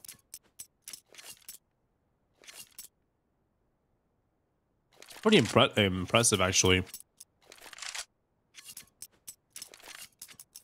Olivia has been so consistent in this tournament. I think that's a very important part. Even though Beyond kind of sucked, Olivia's still been there, putting up the numbers, putting up the impressive performances. But he is losing his teammates. They are dropping off the server again here. A little bit unfortunate, as Beyond seem to have a couple of problems today. So hopefully they get resolved. But I just want to look at, as an overall statistic of the top-rated players in this tournament, I want to see where Olivia falls. It's probably not going to be very high due to the losses. Yeah, the losses, but he is still in the top 8. So let's take a look, though. Yeah, so we got, I'm assuming Jamyang. Yeah, Jamyang's in 1.41. The second highest is 1.29, which is his teammate, Kaze. That's ridiculous. Yeah, I'm starting to see a very similar pattern with Vici as to Tyloo. The same pattern that Tyloo had back in Pal Summer, right? You take that one loss early on against a Chinese team. For Tyloo, it was Invictus. For Vici, it's going to be Tyloo. But every single other team, you 2-0. And Vici are doing it in a more convincing way than Tyloo ever did. Tyloo actually only have Danking in the top 8. Yeah, that's weird, right? Because you usually have somebody, you usually have Slowly. If you remember back to the previous Pal, pretty much every player bar Summer was in the top 8. That's pretty impressive that that they're still winning. They're still flawless, but they have got only one player in the top 8. That's kind of weird. But Tiger, Dobu, and Urcast both in there. Olivia and Derek just rounding out the bottom. Shows 15 maps played for Beyond. It's the most maps played. Olivia's posted a 1.19 rating. That just kind of shows how consistent he is in terms of performing, even in their losses.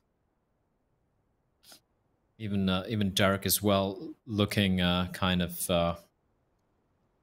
solid there, despite Bren. Yeah, definitely. There. Yeah, I feel like it's very telling, right? Danking, though, I feel Danking is he's just a pain in the ass, man. Yeah, he is. It's so annoying to watch him play, but he's so darn good. He's like, stop re-peeking, he'll re-peek, and they'll still get the kill, Dinko. Why does he do this? Why is Danking like this?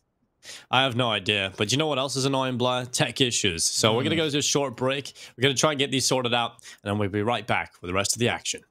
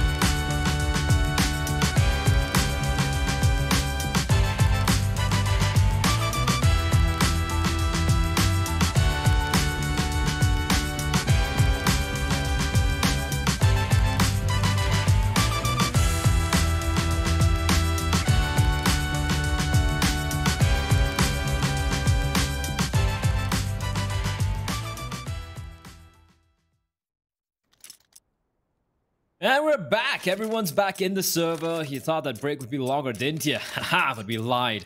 Beyond have jumped into the server, and I gotta give credit to Beyond, Dinko, considering the little bit of disconnections they've had. This is the second time we've witnessed this. They don't seem to skip a beat. They're still looking pretty solid. They don't seem to be perturbed. And why would you be? You're 6-0 up on your opponent's map pick, already leading in the series. Yeah, it's been such an impressive start from Beyond, even with the minor hiccups, right? They come right back into it. They're full focus. They realize, right, guys, they had a team talk after the last loss. Like, we cannot do this again. We cannot lose to Sigma. These are free wins. These are the wins that are going to get us to the playoffs.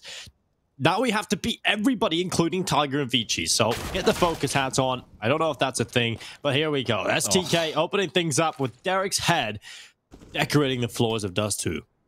The highest rated player on the side of Bren. He's top 8 in the tournament right now. And he's going to get taken out early as SDK. Nice little jump boost, not spotting anyone out. And there's no one at A, Dinko. They've gone for the kind of the gamble play towards Long, Pro, and Poppy. They're going to be going on a fact-finding mission. It's unfortunate that by the time they realize there's no one towards Long, it's, well, A bomb site's theirs for the... I mean, it's going to be Beyond's. And it's a 5v4. They're still being very methodical up Beyond. Of course, they don't have the information we do. A flank is coming in, Dinko. This could make things interesting if they don't make a little bit of haste, which they will. They're going to come charging out. They don't know what we do. Poppy's making a lot of noise. They should be quiet here, approaching together. But the flank, QQ, the lurker, just holding the line. There should be one free kill. Or maybe not. Oh, definitely should have been a free kill. Definitely should have been, but Mike returns and finds him, and now the play is done. It has to be the retake coming in from Bren onto the Z-bomb site. We'll see if it works out for them. Beyond looking for the post plant. There's going to be an AWP shot ringing out. Oh, Olivia. I thought he had missed, but he actually hits the shot. He goes back for a second, a third kill from Olivia. What a god. Again, another big step up from Olivia. He does not stop. 14-4. What a start from Beyond. And in particular, Olivia. That 1.19 rating, that might get a little bit of an elevation as we move out of this series. Oh, feel bad for Derek there. What an opening. What an opening there from SDK. And yeah, they peek in 1 by 1, and Olivia, man, he's not missing much. And the money is starting to look pretty terrible. And that round, oh, this disconnected again. That's rough. That's rough. That's okay. I mean, you get it's Olivia as well. Yeah. Oh, the op's lying right. That's a Look at the spawn. Which op is that? I don't know some of the names. Neo Noir, I think it is called. Neo Noir. One thing I gotta say though, like especially the Chinese players, they have the color theme going really good. Like green knives, green gloves, green themed skins. I love somebody's equipped. I was gonna say outfit, but that doesn't really make sense. I don't know. Who's the one with the who's the one with the op which has those Celtic patterns? I forgot who it was. Gungnir. Gungnir, yeah, the blue one. I think it was one of the Chinese guys. One of the Chinese players. Is it Kaze? Kaze or Danking? I think it was someone who is a primary opera, if I remember. Yeah, might be Danking. I mean, he is a pretty flashy guy. Danking is a flashy guy. He's also a frustrating guy to watch at times. And what is frustrating right now, if you're a Bren Esports fan, if you're a Pinoy CS fan, is the fact that Bren are getting manhandled by Beyond on Bren's map pick. Now, we had our reservations as to why Bren had gone for Dust 2. Here right now it's being answered. Olivia spots a player, not able to catch him on the cross. Oh, what? Derek? Derek, what was that? He was blind as well. Maybe that helped him out. It's going to be the push towards B. A wild spray from Mr. QQ. That's an AK-47 retrieve, Dinko, but that should be Beyond just legging it straight towards A. They know there are 2 players towards tunnels. They know what the 3rd one is, but I mean, considering they have all the guns here, they're not going to be feeling too paranoid about running in, but they're still being very methodical. I really like this TSAT from Bren. From Beyond. They've looked very good so far. And I'm happy because, you know, we're not seeing the same maps come out from them over and over again. They needed to refresh their map pool. They needed a different map to go towards. And obviously Dust 2 isn't the most ideal map to have as one of your staples, but right now the map pool's so weak, they'll take anything.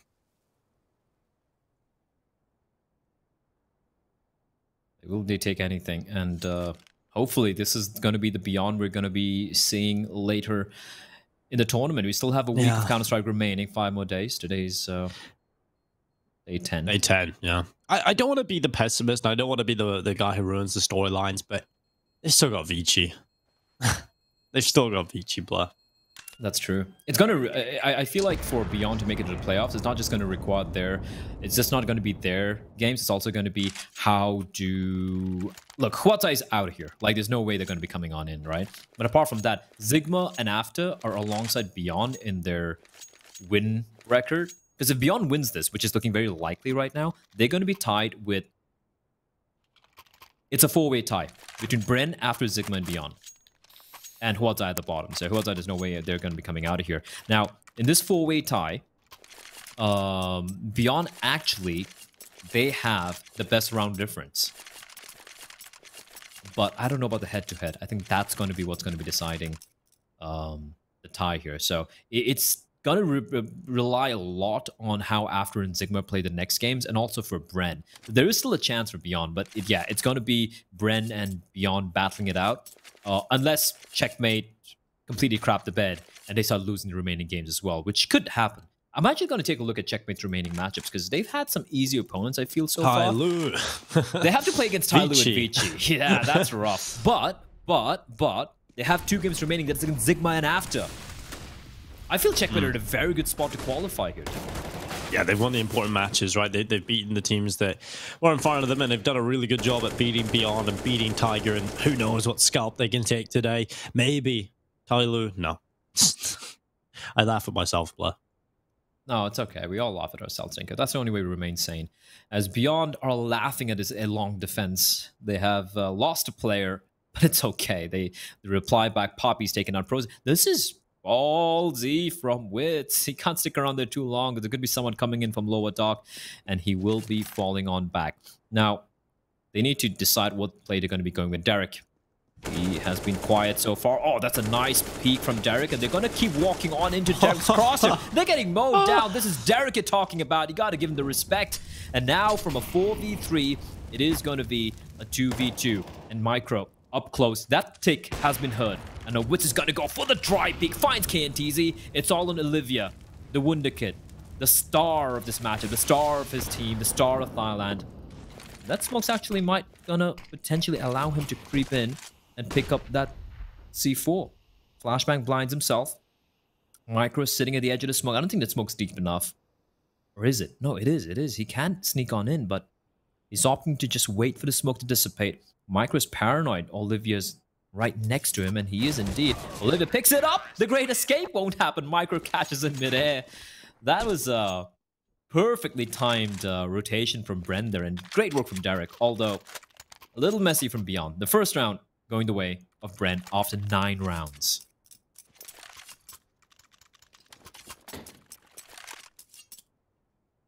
It's been a hell of a dominant showing from Beyond. They were looking primed to take that round as well. Brent fighting back though from the man deficit. I guess that's a positive you can take away from Brent, the fact that they have the ability to do that. But Olivia, he just opens things up. A swift hit out towards long, and Pro, he's left on the floor. Was Pro team flash there? Or was it just like a kind of a fadeaway flash? Because you can never really truly trust the kill feed. If that was the case, that's just unfortunate if he was blinded by his teammates' flashbang. Wits at least re-aggresses towards tunnels, and he gets a reply, which is good, ensuring that there is no man advantage. And Poppy with aggression. These are the plays Brent need to go for. They can't just play it safe. Nothing to lose. Yeah, not when it's like 8-1 down especially. Yeah, you're mapped down, you've just been absolutely dominated over on Inferno. You're here in Dust 2, and you're having the same treatment. At this point, you realize, all right, well, clearly what we're doing isn't working anyway. Let's just screw it. Let's do something crazy. Let's do something wild and see if it can get us into this. And Papa Trillo, he's going to be the player that does it. Walk it up through short. He might just catch off a player here at long. It's going to be the opening kill for them to turn it right back into a 4 versus 3, a man advantage in play for Brent. It's come at the right time because here comes the final execute, and they're going to be a man down into this play. They are, but just this methodical approach from Beyond. And look at the money utility they have remaining as well. They have a couple of smokes, and oh, that is very, very, very ballsy from Wits. I'm not too sure if that was necessary, but Wits finds STK. That's a great shot. That's a great find. And now it's all in KNTZ and Olivia. Yeah, KNTZ's got a good corner. It's going to be the first headshot. Papachula going down, and Derek, well, he's there on the AK. Olivia now the last remaining player. 1 versus 3, and the flash out towards long. He's going to go down, and Wits secures it. Brilliant flashbang. Brilliant round from Bren. And Wits with a 3K. Papachulo, he may have only got 1 kill, but it's an important one. Is this where things turn around for the Filipino side, Dinko? That is the question here. It's 8-2. It's still very, very, very much favoring the Beyond side at the moment. I like this micro regressions coming out from the side of Beyond. Like you can see Poppy catching off a player towards mid. Meryl's getting taken down. We saw Wits getting a kill towards B apartment, and Wits. Oh, that is just unreasonable from Wits. And of course, the final peak as well. This is so well done. Great round from Bren. And they keep 3 alive as well. The dual op setup still in play. And now we say that Beyond had an insane amount of money, and that's an insane frag as well from SDK. He's got to find 1, almost gets a second. I think he spotted 2 players out towards long. What is KNTZ doing? That is just not good. I think that's a pretty acceptable description. Pro connected onto May rolls. He ended up with 9 kills at the end of Inferno. Is much better from Bren. And suddenly a lot more disjointed from Beyond, it feels like. You know, you still, okay, we're in a situation where we're a couple of players down already. We've got 4 players still alive for Bren. We're at 2v4. At that point, you still have a chance. You know, you play together. You don't go away and give your life away for nothing. But now Olivia, he has to do the impossible. Can he pull it off? 1 versus 4 in total in the clutch. They know where he is. They're rattling the shots. As soon as he walks around the corner, there's 3 players at completely different angles, and he's not going to be able to get anything done from that. He was never expected to. 8-3 on the board. Bren with another round win, and the money is starting to go down here for Beyond, finally. Yep, 3 rounds back to back. That has to do that for you. As getting the opening pick, and then this is Beyond getting sloppy. We were praising how so very solid they were, and then, yeah, this is sloppy work. QQ trying on his own to find something. Micro doing a good job getting the kill.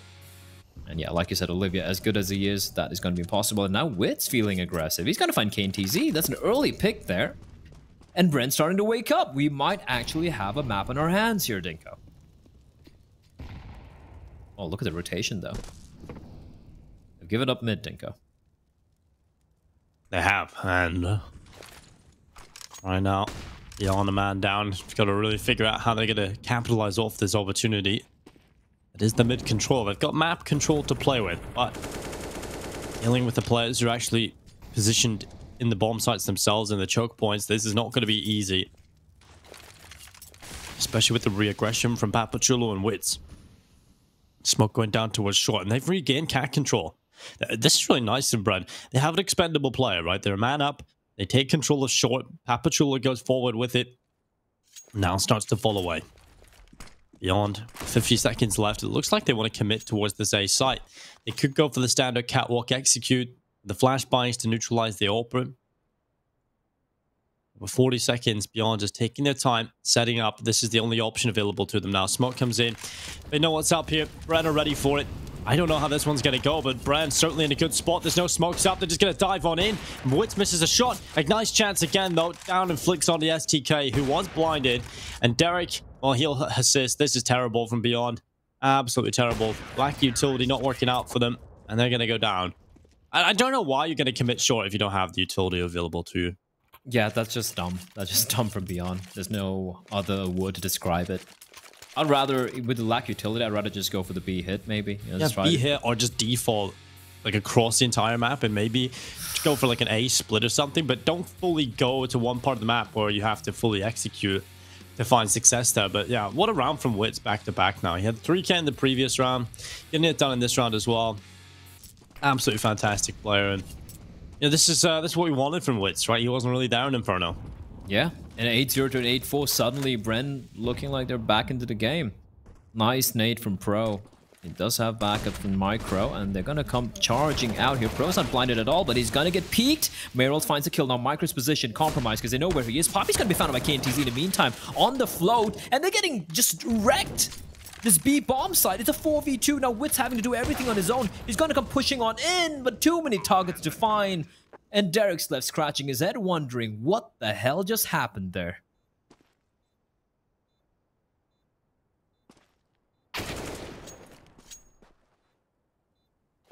Well, Derek with the kill on the KNTZ. We got ourselves a very difficult clutch here that Derek will not be able to win, of course. So an 8k is the reward that he gets to carry over into the next round here and beyond. They'll be looking at a 9th. 9-4 on the board.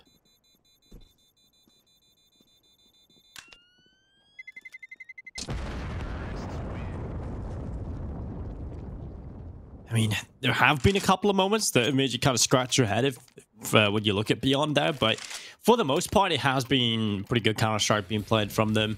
A complete flip reverse from what we've seen in the tournament so far in the recent matches. And this is more of the Beyond we've seen in the first game of the tournament, right? The Beyond that was taking the fight to some of the better teams, Tyloo and Invictus. But we do see sometimes a little flash of the Beyond from versus Checkmate, and we never really want to think about that game again, nor do we want to think about the Sigma match, because that was ridiculous. Yeah, we don't talk about that. It never happened. This is worrying for Brent. It was looking good, right? They won 4 in a row. They forced Beyond to go for the eco. Now, losing that round means that this buy, if they're not able to convert it, Denko, or if they lose too many players, they're going to be screwed into round number 15. Yeah, and that's going to be a golden opportunity for Beyond to get to, well, 15 rounds. A player has disconnected. That is unfortunate. Back? Is he back? Oh, he's back. Oh, it's fantastic. Although no damage had been dealt on anyone, so they could have maybe asked for the restore if needs be. But here we go, Dinko. It's going to be the A hit towards short. How did they just come back on the server? Maybe it was like a HUD glitch or something. I have no idea. Could be a HUD glitch, yeah, probably, because I didn't see anyone typing anything out in the chat. They have utility, Dinko, for this A hit, so this is thank you. Looking better. This is what we love to see. You know, if you're gonna go for the catwalk execute play, you want to see the beautiful execute. You want to see the smokes line up in a wall and the flashbangs come in. But this is yet again terrible from Beyond. Why are you throwing the smoke so late? Why are you throwing the first one 10 seconds before you throw the second? The flashes are awful. The execute, the timing, the spacing, it's completely off. 20 seconds left. Mayrolls is down below, and he's going to go down as well. How many 1 versus 1 fights do you want to give, Brett? They're still going to win this. They still can win this. They still can win this. 10 seconds. Ugh. Oh, maybe not. Yeah. That was just bad. Again, Beyond need to figure out how to execute from short, because that's not how you do it. That was a round which I feel could have sealed the deal. Like, that was a round where Beyond could have just closed it out, right? Imagine 11-4 half for Beyond heading into the CD side. We know they like playing this map. Instead, yeah, I agree with you. The short take, we haven't really seen a good short take from them. The one round where they won with a clinical short take was the pistol round, where it was Olivia basically going raid boss mode, right? And it's on 19 frags.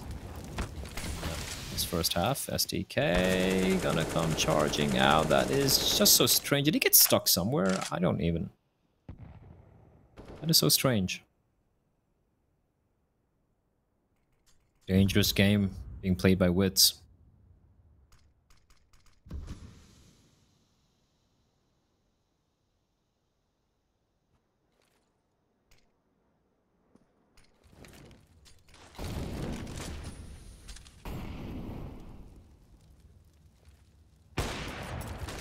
Oh, nice shot from Wits. It's an easy kill on towards Mayrolls. A 2-man advantage out in play here for Bren. Now, this is a pretty good start coming into the last round of the half. They could get 6 on the board. And Beyond, right now, they're in a position. Okay, jumping over the top of the smoke. QQ trying to go forward. I mean, desperate times call for desperate measures, and I suppose at least it was entertaining. But Beyond, they kind of fumbled the bag in this half. Like, it could have been fantastic. It could have been 11-4. I feel like they just kind of choked it a little bit. But 9-6, they'll still deal with that, okay? I mean, it's not the worst scenario. If they win the pistol round, they can kind of forget about all the other problems.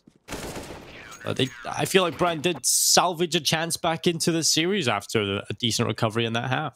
Yeah, honestly, it could have been 8-7, apart from that B rush coming out from Beyond, which netted them an extra round. But I feel Bren are going to be breathing a little bit of a sigh of relief. Good hold from them, all things considered. Yes, Bren was Beyond was struggling on the short take, but Bren did a very, very good job just shutting it down.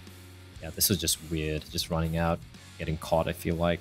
Wits with aggressive plays, but it's great adaptation from Bren. They started playing a little bit more aggressively. Wits especially. Look at Derek all the way towards T-spawn as well.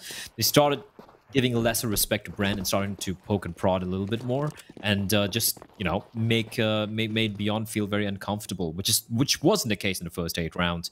Here we go, the pistol round. It is going to be QQ towards that B bomb site. He has 3 players. That's a pretty big gamble stack from Beyond towards B. Although for Brent, 2 smokes, 2 flashes. They have a lot of options to work with. But with Poppy and Derek heading towards long, I wonder what the play is here.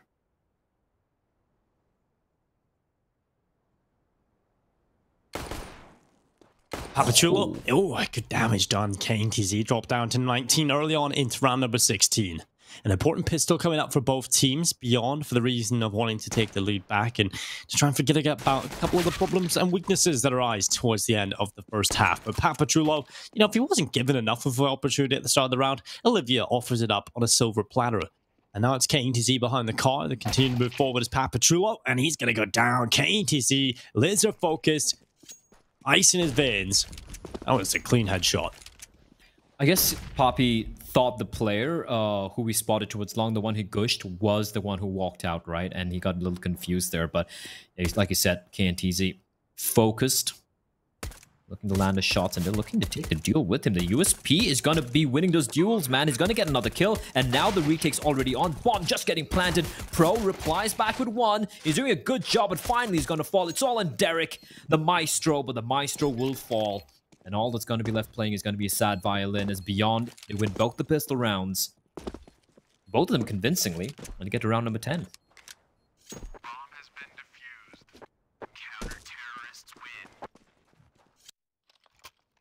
Well, Beyond, they win the pistols, and that's the important part. They did kind of start off a little rough there. Papachulo does a lot of damage, first of all to KTZ, but then taking down Olivia. I'm not a fan of that peak from Olivia, to be honest, but I don't know. I think you can see the fact he's confident to take the duel, but I just think it probably... Yeah, he probably shouldn't have, but it works out in the end. The KTZ being very smart and very patient as we have force coming out from Bren. They got the bomb down. So 2 AKs, Galil and Scout. Yay! CS economy. What a joy. It.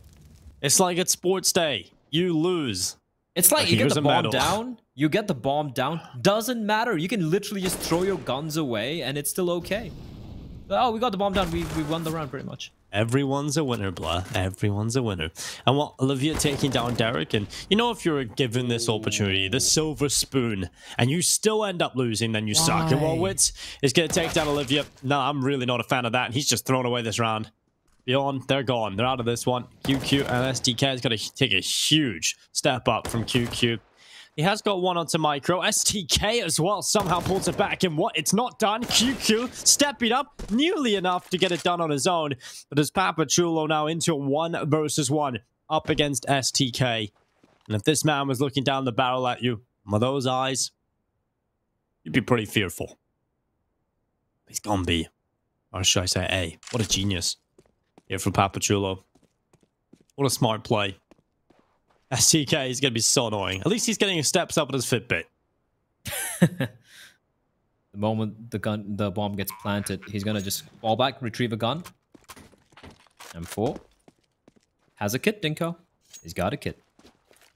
Watches for the cross. Doesn't see anyone crossing on over. He knows the player's probably playing towards a site. It's not really worth risking to cross on. But this position from Poppy.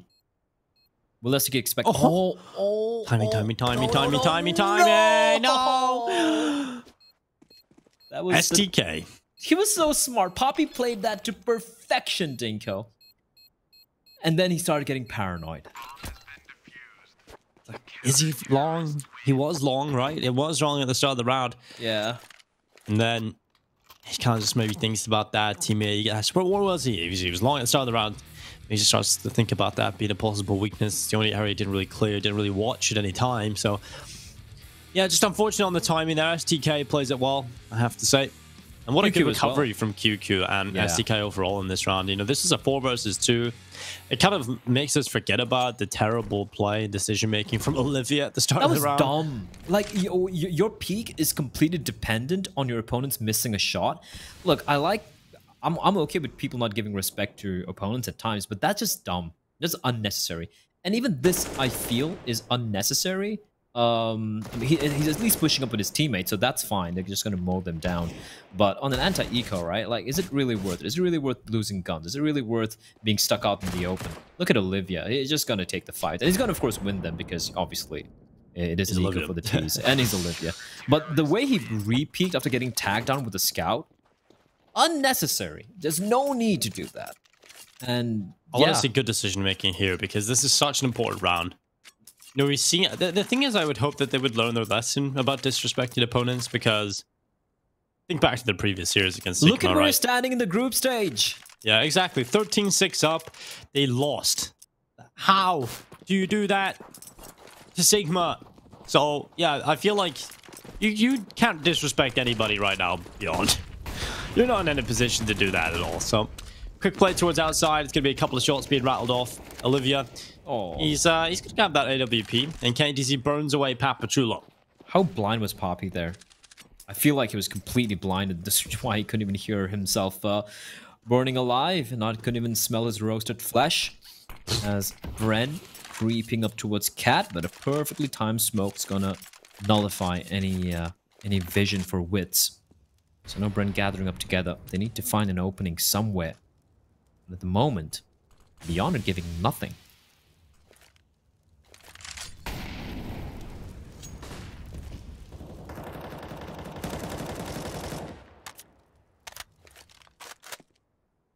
Well, here come Bren. 55 seconds left as QQ stands on the ramp. It'll be the push on through as the Molotov trickles down in towards CT spawn, and the push is up, Molotov on towards the bomb site. And QQ, well, he's just biding his time. He's been pretty solid in this series so far. I've been pretty critical of him in the past couple of games, and certainly have reason to be so, but he's been pretty good. Doesn't get anything done in this round, though. He does go down, and that is going to be a 4 versus 4 established yet again. And Bren have the bomb site at the time, taking KTC and STK, though, out of nowhere. 3 kills, 4. What? How does this happen so quickly? Out of nowhere, KTC just tears them a new one, and that's 4 kills picked up. 13-6, Beyond are 3 away from closing the series and taking the first step to their redemption story. They need to win every single match remaining in the PAL, and they've got themselves Bren as the first victim. Can they get it done? It's certainly looking like they will. They'll start to turn their attentions to the next matchup, and that is not going to be an easy affair by any means. They weren't expecting KT to be too up close, and remember, he actually was the first point of contact. He walked in pretty deep, and the fact that he had his teammate all the way towards long allowed him the freedom to creep up towards ramp. So when the hit came in, when the utility started getting tossed in by Beyond, Bren were not prepared for his position. And there you go. 3 immediate insta-kills. Not losing anyone in the retake as well. As a fast play coming in towards me. Poppy! Crosshair looking at too many angles at the same time. As Wits finds one, but the trade is immediate. QQ is being a rock from the city spawn area. And a Molotov to prevent them from pushing down any further towards mid. So after the initial skirmish, Dinko, there's a 4v3. Once again favoring the side of Beyond.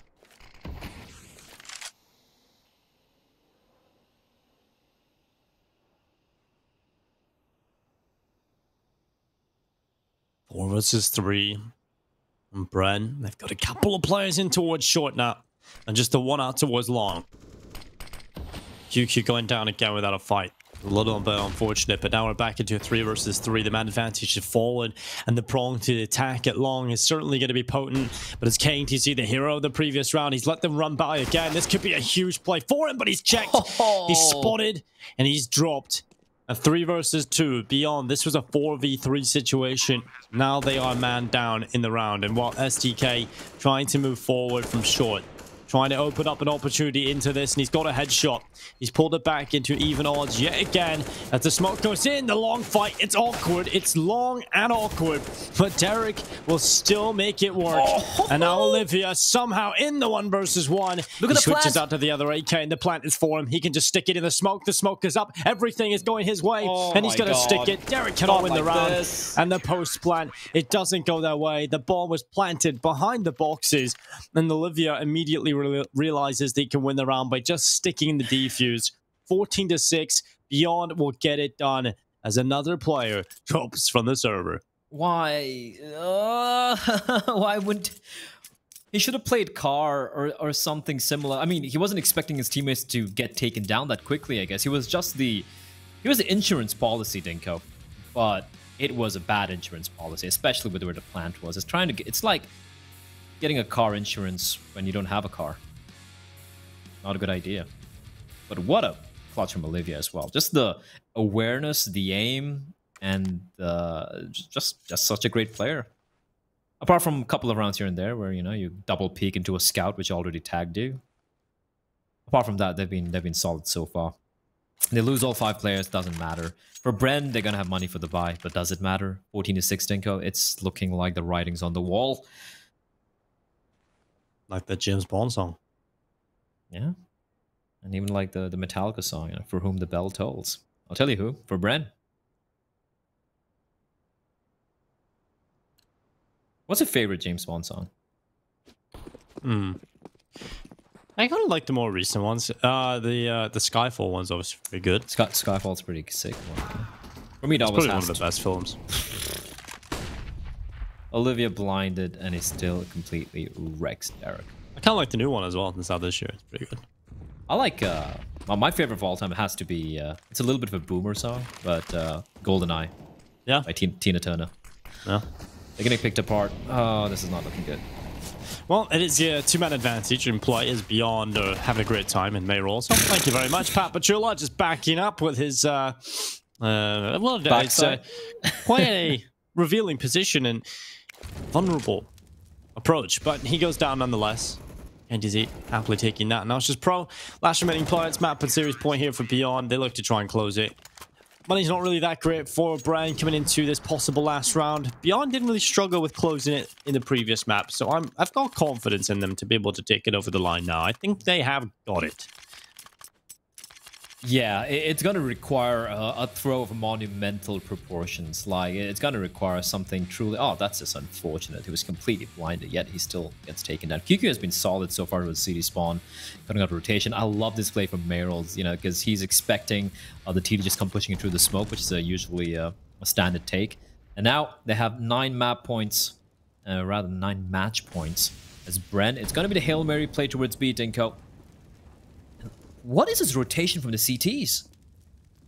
They've completely left A.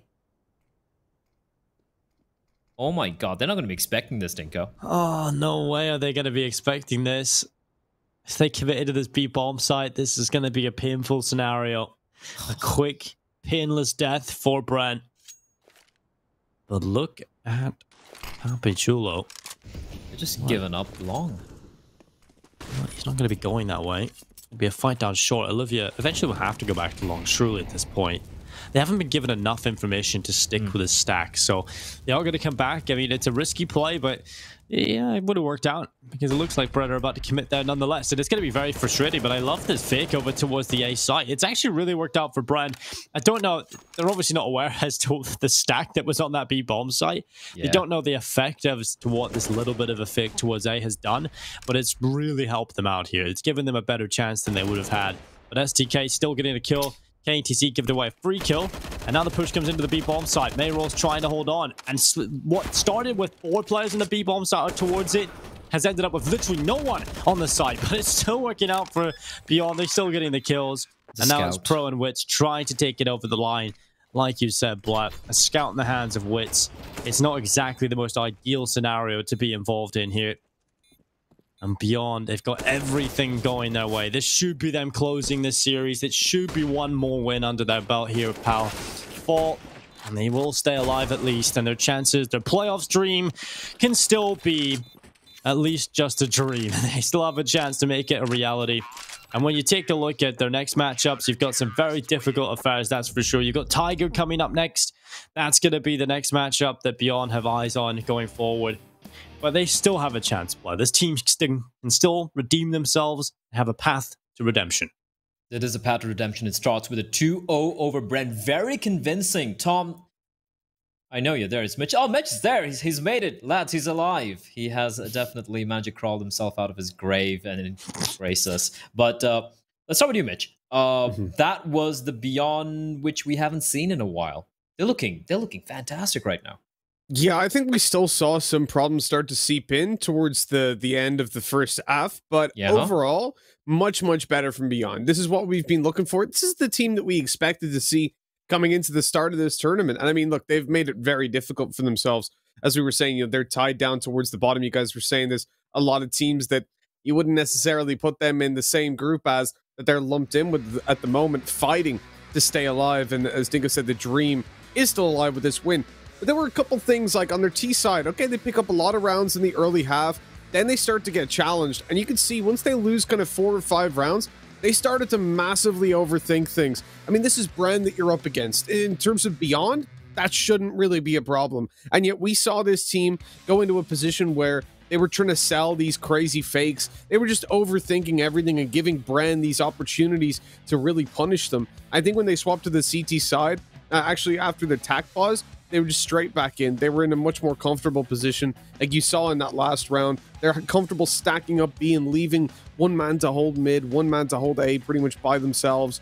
Obviously got sold out by a fake in the end, but it was these kind of confident plays and trying to get a read on Bren that I think got them back on their feet. Yeah, it did definitely happen. And also even the map pick, Tom, we did touch upon like how the map picks looked a little strange, like with Brent picking into Inferno, which is a map Beyond pretty comfortable on, and actually, no, sorry. Beyond picking Inferno, which Bren actually have better stats on, and Bren picking a map where they haven't really had too much success, and it's a map where Beyond seem to be very comfortable, seem at home on. So I don't know what really went wrong with the map picks, but it was clearly favoring Beyond from the beginning itself. I think you had it right the first time, like Bren picking Inferno. Yeah. Yeah. Yeah, oh, okay. You confused Beyond, yourself. Beyond clearly know their map pool kind of sucks right now. It's in a real bad place. Inferno's not even a good map for them. I still stand by that. They look much better, obviously, against a weaker team today. Oh, yeah. But I feel like their map pool's in a weird place. The only map that can really play comfortably is Nuke. And you're going to have to go up against Vici, which is going to be the most important match for them. And Nuke is Vici's best one. So, yeah, you have a very difficult task ahead of you. And they have a couple of days off now. I believe they have 3 days before they have to play Tiger. So, you know, you've got a few days to prepare and figure out what you want to do and get some practice in on the server. But they still have a lot of work. Yes, still do. And we do. How does KNTZ have 124 AD and only 14 kills? That doesn't compute. But the only star, 3 assists, so that's even more. That just doesn't make any sense. But Olivia has 27 kills. Started off with the ace. I think that stat's no wrong. Surprises. It will be Olivia who will be the MVP. 6 opening kills. He had 3 multi-kill rounds. Of course, one of that was an ace as well. The guy is a beast. The best player, one could be forgiven for saying, from Southeast Asia, if you don't count Kaze, who is living in China. So let's not count that. But yeah, great showing for Beyond, and like Dinko mentioned earlier, this could be the tale of redemption. Let's take a look at the schedule for the day, though. We still have a couple of best of 3s remaining to be played, and coming up next, it is gonna be the powerhouse, the mind-boggling, just mental powerhouse that is. I'm trying to come up with words. Checkmate. That's how you say it, boys. Checkmate. Checkmate versus Tyloo.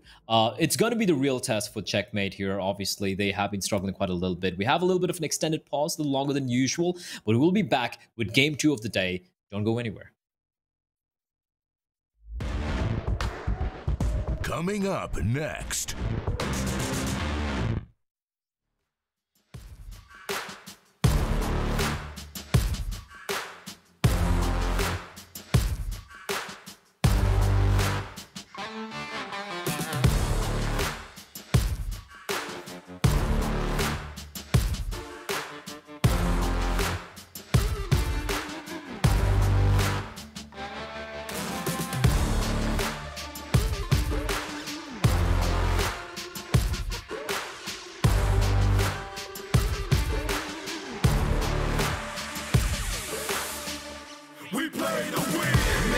I don't say this all again. Outside, you can never box me in. We play to win.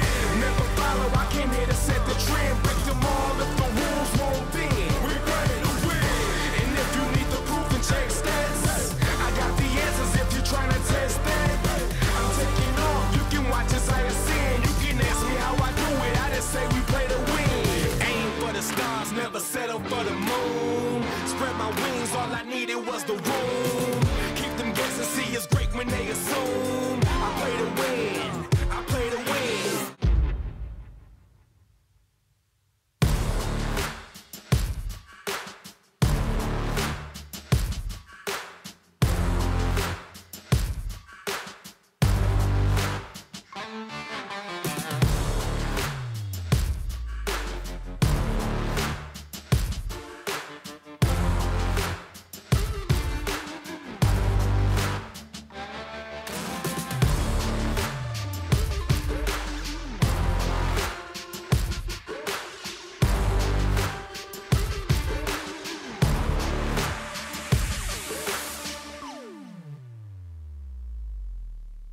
We play to win.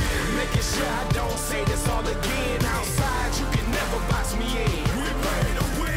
Never follow, I came here to set the trend. Break them all if the rules won't bend. We play to win.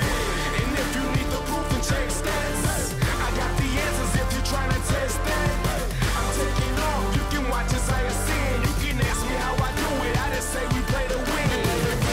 Stars never settle for the moon. Spread my wings, all I needed was the room. Keep them guessing,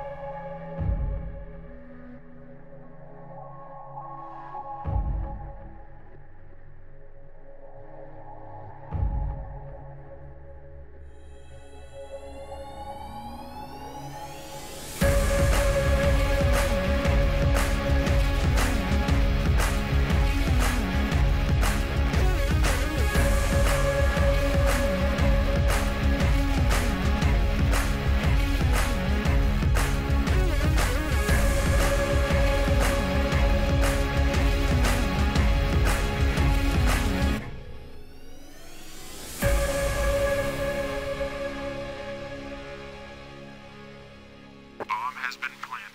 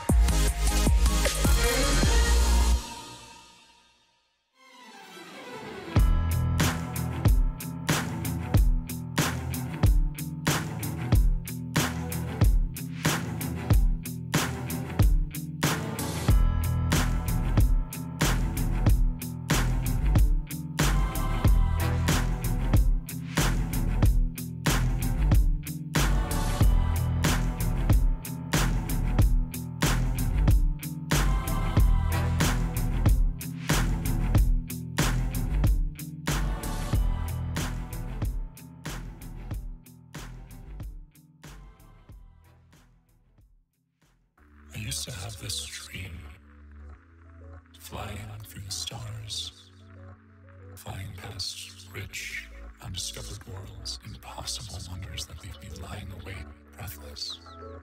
And in this dream, I hear this voice calling my name. When I turn to look,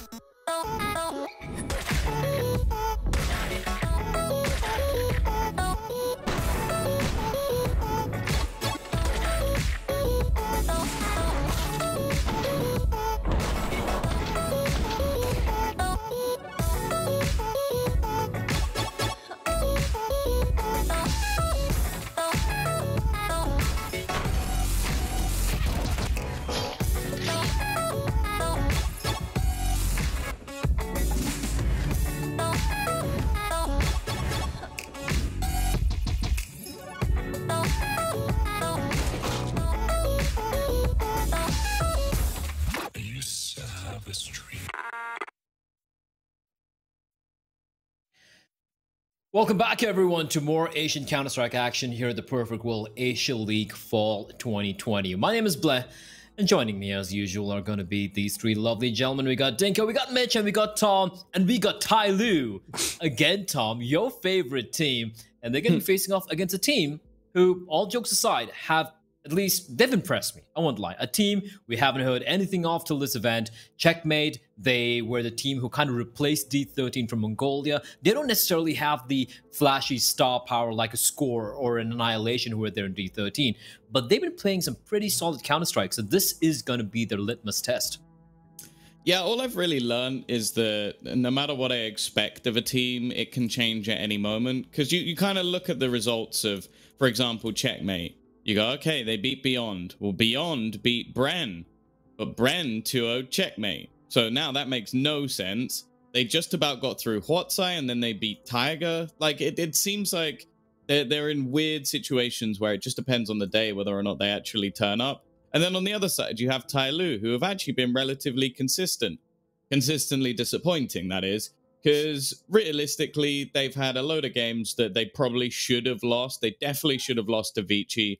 They should have lost to Huatsai yesterday. For anybody who doesn't know about Huatsai, they're currently 0-6, I believe. They basically can't qualify at this point. That's how bad they've been throughout. So the fact that that was close is a joke. And they've won the majority of their series 2-1. Even the 2-0 they had versus After, both maps went to double digits, and After were playing some awful Counter-Strike. So it's basically one of those situations where Tyloo will win. We just don't know how.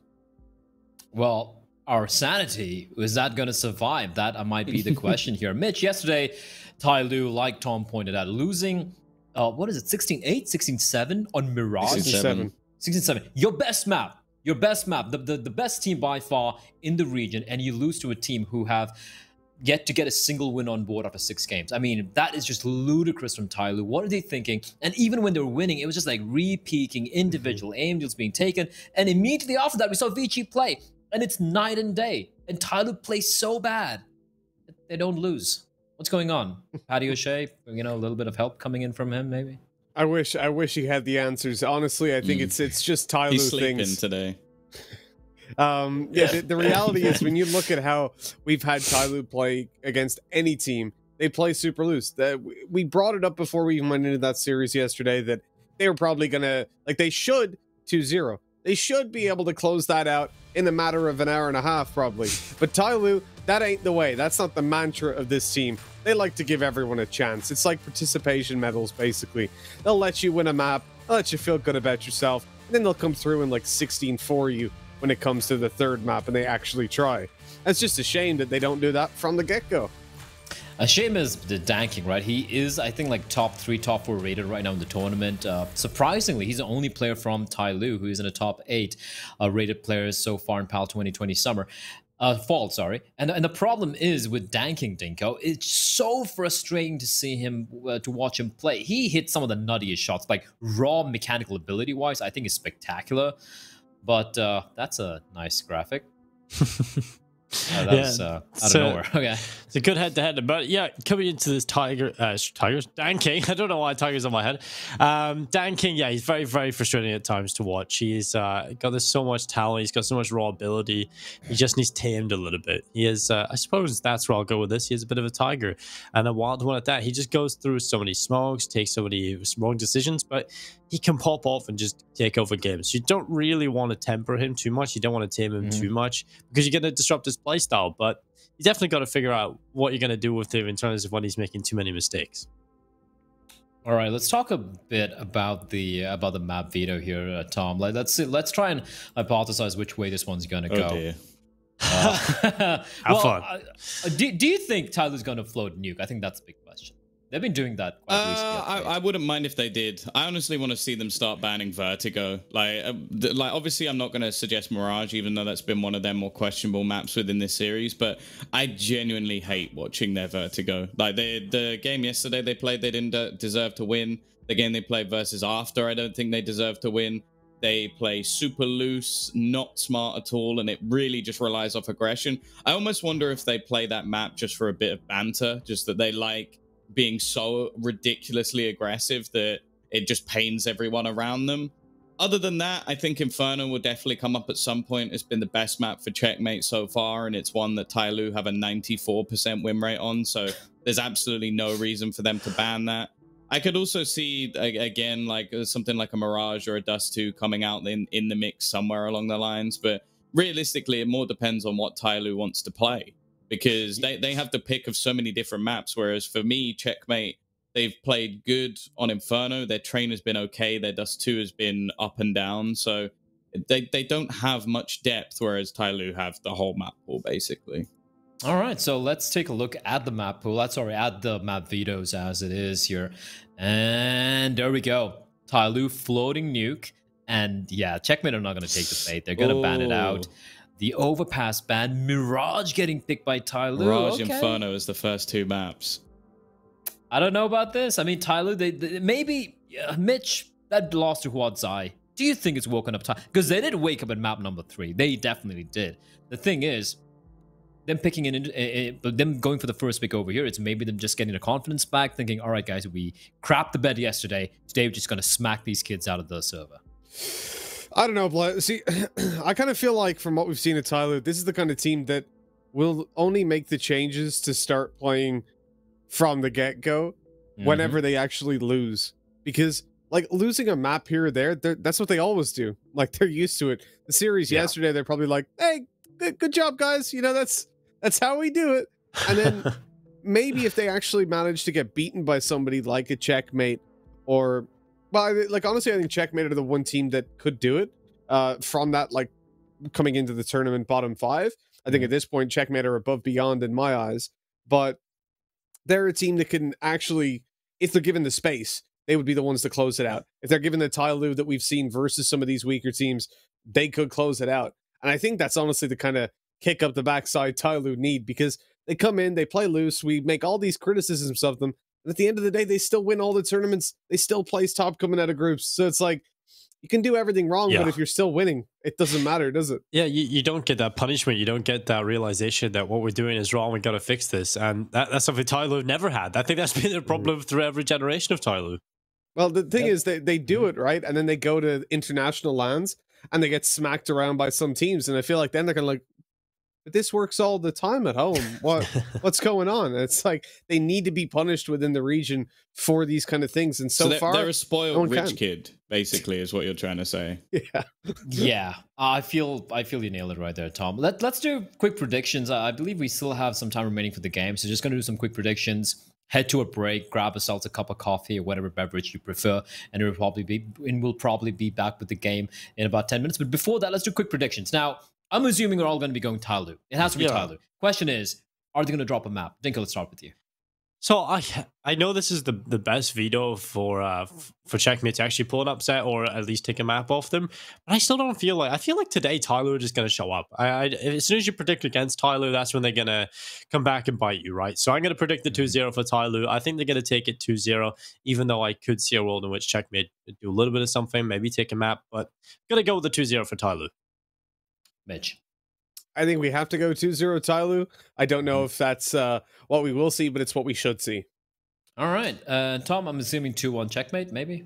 No. I'm also going 2-0, but just because of the maps that have come up. Like like we've seen Inferno be a really good map for checkmate, but the fact is we've seen one overtime loss for Tyloo. Yeah. Like in the last like few months. Since July, they've only lost it once, 17-19. And then the other map is Mirage, and I'm never going to bet against Tyloo on Mirage. Even though they lost to Huatsai, even though they lost to Beyond and Lim Vision just before this tournament began, I still can't believe that that's the map that checkmate will take, because I don't think they're that good at Mirage either. Like, we've only seen them ever beat Mazalai. Yeah. Other than that, they lost to JMT, who I don't know who that is, and Huatsai, who... Wow, it's Huatsai. I just want to also add one statistic as to why Tyloo are going to win this. 96.3% win rate in 3 months. That like they just don't lose to weaker teams. Is that series or maps? They do lose to weaker teams. Series. That's series, yeah. They're not maps. I think maps would be like maps, yeah. 70-80% maybe. Anyway. Yeah, I mean, they lose to some weird teams, but for the most part, Tyloo are going to be picking this up easily. For me, it's more about like even though I feel like Tyloo's going to win, it's for me. I want to see how checkmate fare against the firepower of Tyloo, right? I want to see where they really stand here. But we're going to be finding out how that game is going to be playing out. After a short break, we're going to have to go for about a 5 to 10 minute break. We do hear that a little bit of technical issues, some of the players getting ready. So we're going to go to a break, and we'll be back with Tom and Mitch to take you through the action. It is Tyloo facing off against the guys from Mongolia, and it's going to be checkmate, and that's coming up after a break.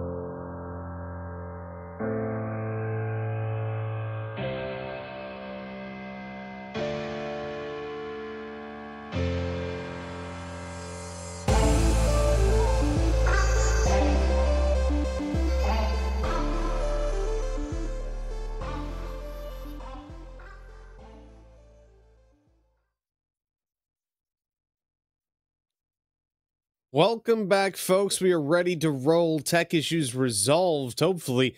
And Tom, we're looking at Tyloo versus Checkmate. This game starts on Mirage. And, well, if you guys at home don't know a lot about Tyloo, it's kind of their map, Tom, isn't it? Well, yeah, let's put it this way. If you combine 2 of their maps, you have 40 maps played. And then every other, you got 10, 19, 22... 26. There you go. Quick math. So all the other maps combined, they played 26 times. The first 2 maps in this series, they played 40. So I think that pretty much sells a pretty picture of what maps they like to be playing. Mirage is the choice nearly every single time, and Inferno is up there as a third map they always seem to play. And we know they always win that third map within the series. As I said, they have lost it once. Most teams, other than Vici, don't even get double digits versus them. So realistically, Inferno is probably going to go the way of Tyloo. Checkmate, they need to try and do something on Mirage. Yeah, it's a tough one for Checkmate picking into Inferno as well. I don't know what they were thinking, but yeah, Tyloo definitely got them to... Yeah, it's their best map for sure, but Tyloo as well. They're quite comfortable there. I guess sometimes you got to play to your strengths, and it looks like the strengths of Tyloo are coming through with headshots delivered across the board, a 3K for Slowly, and a 1-0 start for Tyloo. Very convincing pistol going their way. Let's be real though, Mitch, right? So, Checkmate don't play Vertigo. What other map do you choose? Like, you have to go for your strengths. You can't, you're picking Dust 2? No one likes to pick Dust 2, especially not versus Tyloo. Yeah. That's the third map anyway. There's no good choice. The Overpass, 100% win rate for Tyloo. Nuke, again, Checkmate have played it once. They lost 16-7 versus Invictus. They can't pick that. This is their best choice. Yeah, I think you're 100% right there. Train could have looked good. Obviously, Overpass would have been ideal, but Tyloo aren't going to be perma-ban of Tyloo. Exactly. Yeah, so. Yeah. And then something like Overpass, it couldn't have happened because Tyloo would have just wrecked them on it. Yeah, Vertigo as well, same thing. Obviously, Checkmate banning that out. So yeah, I think that the only way this could have looked okay is if a train came out, and obviously Tyloo removed that immediately, identifying that would be an issue. So yeah. It's not ideal, but it is how it is. And sometimes when your team, especially a team like Checkmate, and you've got that limited map pool, a limited number of maps that you're actually really comfortable on, this is going to happen, right? You're just rolling the dice depending on what team you come up against, and it just so happens that Tyloo's map pool perfectly aligns with what Checkmate would want to go with. And I think that gives Tyloo a pretty distinct advantage considering who they are. A couple of rounds in a row now, we've seen the Pistols be able to at least open things up, and Blitz has managed to find another one. They've invested some extra cash into this round, and Attacker still just wide peeking these angles. It's a bit awkward, but he's managed to get 4 kills. And now Techno, young gun, 16 years old, standing for this squad. Someone who we've pretty much been a big fan of so far. He's got to try and at least do some extra damage. Even a single kill here will be fantastic. A big bonus for them going into the next round, as they are going to be coming in, or at least I think they're going to be coming in with a buy. The money's still a little bit sketchy. I'm quite confused why they've spent so much. Like, the whole point of having these sort of eco rounds is that you're able to get a good buy on the board. This is round number 4, Mitch, and they're not going to have a good buy. Well, I see. The thing is, Tom, that previous round, I think we can both agree they needed a bomb plant, right? They left the bomb in T-spawn. I mean, just look at this on the replay. These players are out on the site, taking fights even, over towards Attacker who's in jungle. And had they just have had the bomb with them, it could have been an easy plant. And I don't know who else would take it, because there were 2 players going mid, one going through under. Obviously, then the A players are the ones that should have that bomb with them. So very odd decision-making by Checkmate. I feel like they just missed a little bit of the strategy there, and it's ended up costing them. But this round has at least started out okay, that they've been completely caught off guard by Attacker, who again just gets 2. He was playing in sandwich, they knew he was there, he swings into 3 of them, and of course walks away with a kill. Well, Techno is at least going to be able to get 1. He knows that the second player is, but he can't quite get there quick enough. Somebody with a nice trade. The one thing I will say, there was some fairly critical things that when we were commentating yesterday I was mentioning, and that was on this map, that we would see players like Danking, for example, be able to peek ramp and people would solo peek against him. There would be no dual peeks. Now, sure, they lost the round, but I just like this from Checkmate. It's just very simple things. Like, they're just playing as a squad. Sure, on an individual level, they are severely outmatched in this game. Like, they're not even a full squad, so I'm not going to harp on them too much. But they do seem to have much better fundamentals than a lot of teams. This round, playing very risky, and I will say they did just then run through the smoke one by one. So maybe I shouldn't speak too soon. Nice shots from Techno, though. Again, showing his stuff. He's got to be careful over the edge of the smoke. He's going to find one. He doesn't have many bullets left in the chamber, but he's going to connect the shots. This kid is ridiculous. If Checkmate don't make this a permanent move, they are going to be kicking themselves, because I could see this lad on Tiger in any time with how well he plays. 100%. Techno is so damn good to watch, and that clutch right there, jeez. When he was in the 1v3, we said, oh, this is a guy that we've been a big fan of, etc., etc. He just got shut down, but this time, I wish we'd have given him that kind of setup. We waited until now, because that was phenomenal. And a little bit of playing with his food there for somebody. He took a little bit too long to take down Techno, who's opened up this round onto somebody as well. That is fantastic. And can you imagine if you... So, for context, for anyone that doesn't know, Checkmate's player, the reason Techno's standing in is because one of their players broke their hand while celebrating qualifying for this tournament. He hit his desk so hard that he broke his hand. Impressive, really. Can you imagine you're celebrating, you break your hand because you're so happy, oh, I get to play this tournament, and then this kid comes along and takes your spot in the team. It's like you were happy you got to play the tournament, and now you don't even have a team. That could happen. He's opened up B as well. Yeah, things are falling apart for Tyloo. This was already a bit of a sketchy buy, and now DanKing has no choice but to try and save.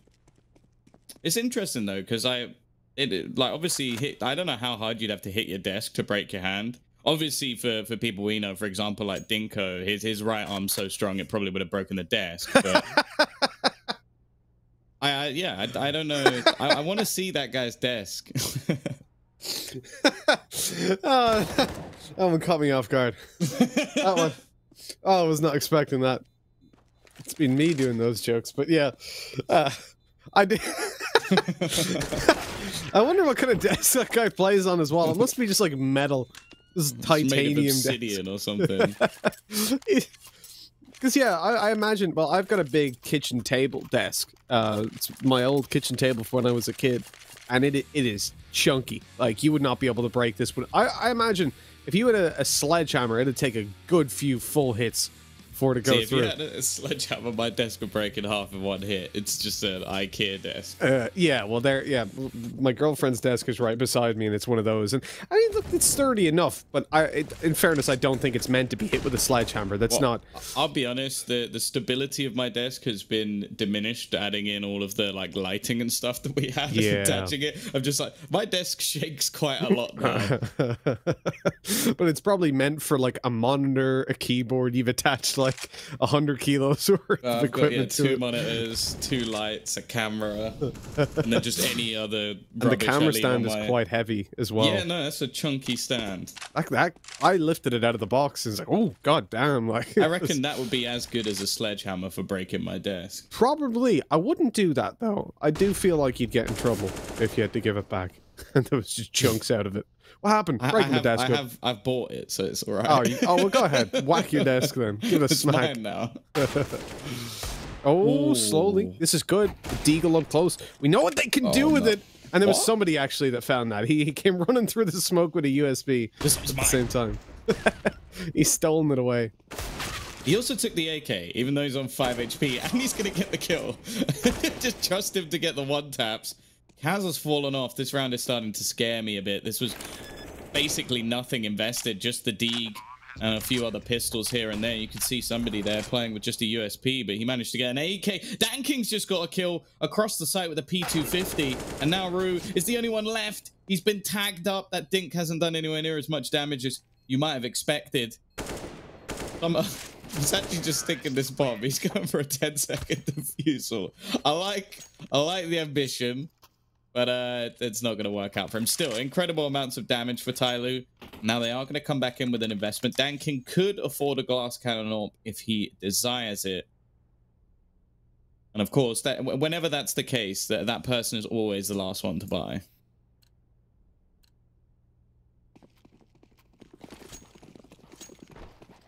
Not a single AWP.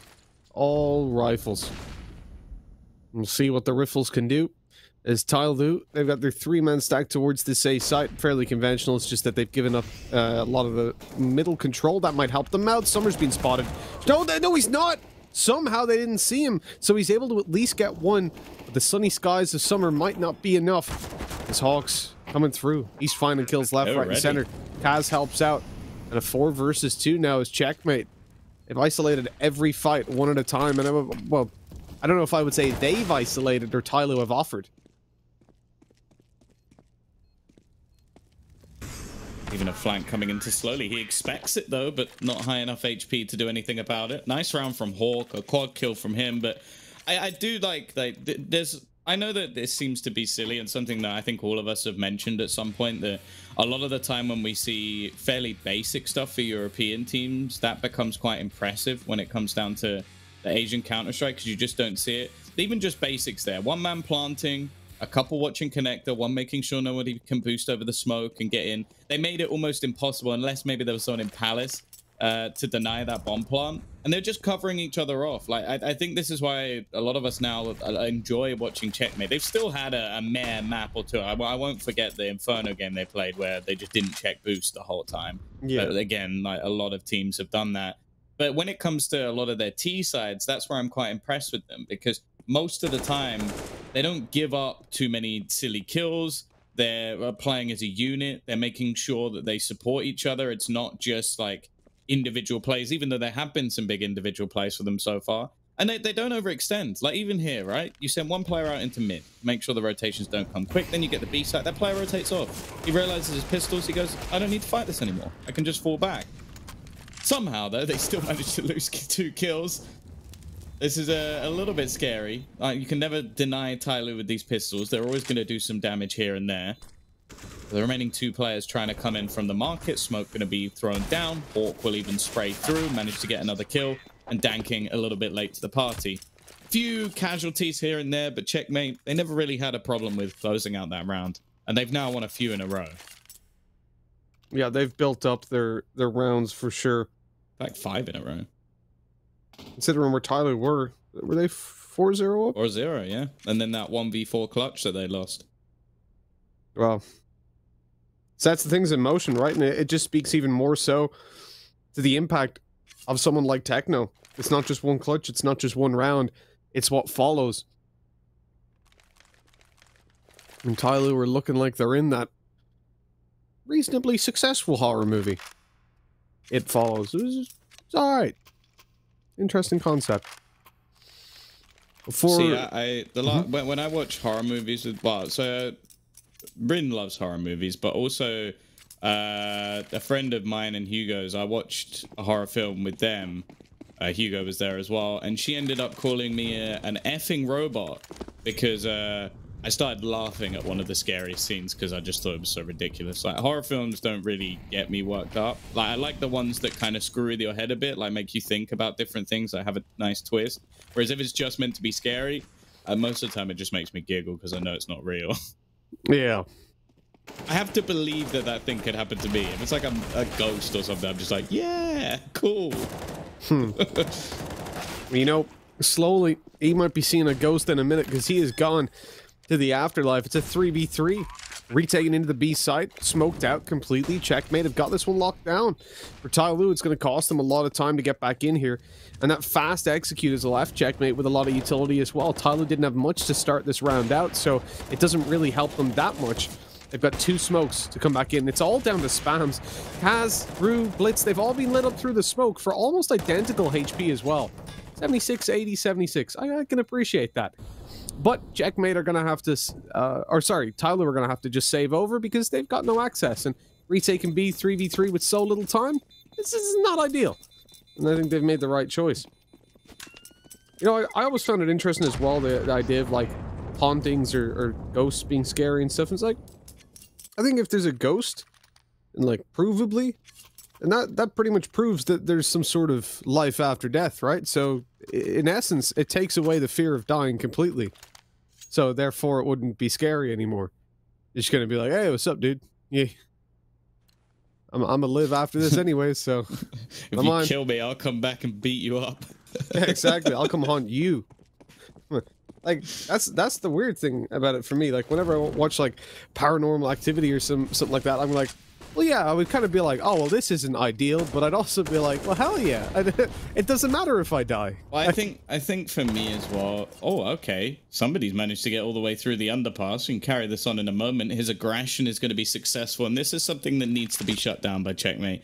This is the man that you don't want to allow to get confident, no matter the side of the map, because if he starts playing with his food, getting aggressive in that regard, oh my, this is very aggressive, and well, they are going to shut him down.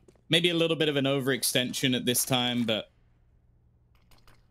just have to see whether or not the remaining CT players, they have wasted a lot of time, which has been something that Checkmate have been able to keep under control for the majority of this match. They've also gambled onto the A site, and slowly, if anything, he needs a multi-frag here. Even if he just trades 1-for-1, that's the B site under the control of the opponent. Summer making his rotation slowly, spots the first, spots out Hawk as well, and that's the double that's slowly needed. And now it's left onto Summer on the site. A beautiful crossfire that ends up with Tyloo winning a round. It is going to be 6-5 still in favor of Checkmate, but now their economy starts to fall to its knees, and I do question whether or not they'll be able to keep up this sort of momentum. But yeah, the one thing that always, I think, gets me about like ghost stories is the fact that they're already in an inherently creepy place. Like, yeah, no one ever says like, oh, you know, I saw a ghost at Disneyland. It's like, it just doesn't happen. It's always in like, I was in this creepy dark cabin in the forest. Like, well, yeah, you were scared, so you start hearing things. Oh dear. He's being wrecked straight through the wood. Those are the best kills when you get those kind of spams. As another player just walked up to pretty much where, yeah, that is a brave move. The teammate just died through that wall, and Rue was like, I'm gonna walk through. I'll walk right in there. They're not gonna kill me. Spamming. Yeah. They wouldn't spam me to death. But he's right. He's managed to tuck away, get a little bit of control. He's faking it out, causing a little bit of noise in the B apartments to keep these players in position, and it's going to work. Now, all the rotations they've managed to drag is Danking, instead of being in the window, he's now playing in kitchen and watching for them pushing through jungle. So he's still got that angle to play off of. It is just this little bit more passive. It's going to cost them a couple seconds on the rotation in towards the A site, and he can't really go back in through jungle at the moment. Like, if he could, but it would be so risky because there could be players already in there. So I'd be surprised if he does. This executes a bet. Oh, it's not even an execute. It's just a swing by Blitz. But Rue is luckily, although the spacing wasn't great, able to trade.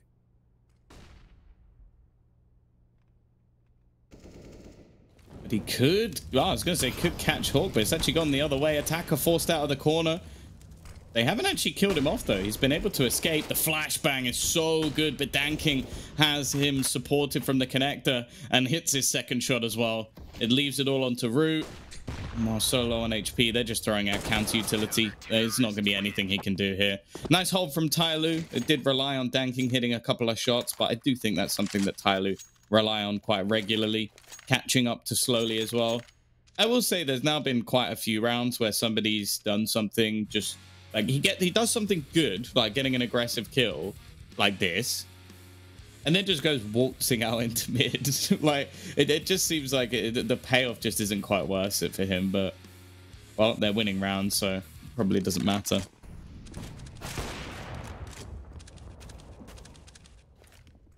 At the end of the day, if you're finding the round wins, it doesn't matter that much. And for Checkmate, they had their streak of rounds. They got their 5 in a row. Tyloo have started to answer back, and in this round, it is just Eagles, no armor. I'm not too concerned. But the next round, the next buy round, is really the final opportunity for Checkmate to build up a little bit more than 6. For Mirage being one of the more even maps, 9-6-half in favor of Tyloo, I think it's reasonably what you would expect. They did win the pistol. They got off to a 4-0 start, so if it is 9-6, it's not the end of the world. But with Checkmate's momentum built up, I would like to see them come back into this one and close up that gap a little bit, because they had their streak of rounds. They looked good, and I don't want to see Tyloo build up a little bit of confidence, because a little bit of confidence in Tyloo goes a long way. Yeah, the only thing that I will bring up, though, is from what we've seen so far, Tyloo have had some trash T-sides on this map. And mainly it's through their own undoing. Like, it's peaking in afterplant situations, just being too aggressive and having poor spacing and all the things that we said about going for entries. It would just be one player trying to open up a site on their own, no support, no utility. And, well, maybe yesterday taught them a lesson. The losing on Mirage again for the second time in this tournament. Obviously, the other losing to Beyond, which at least was a closer affair. The one yesterday was Hwatside just banging them out. So potentially we'll see a slightly better T-side from them.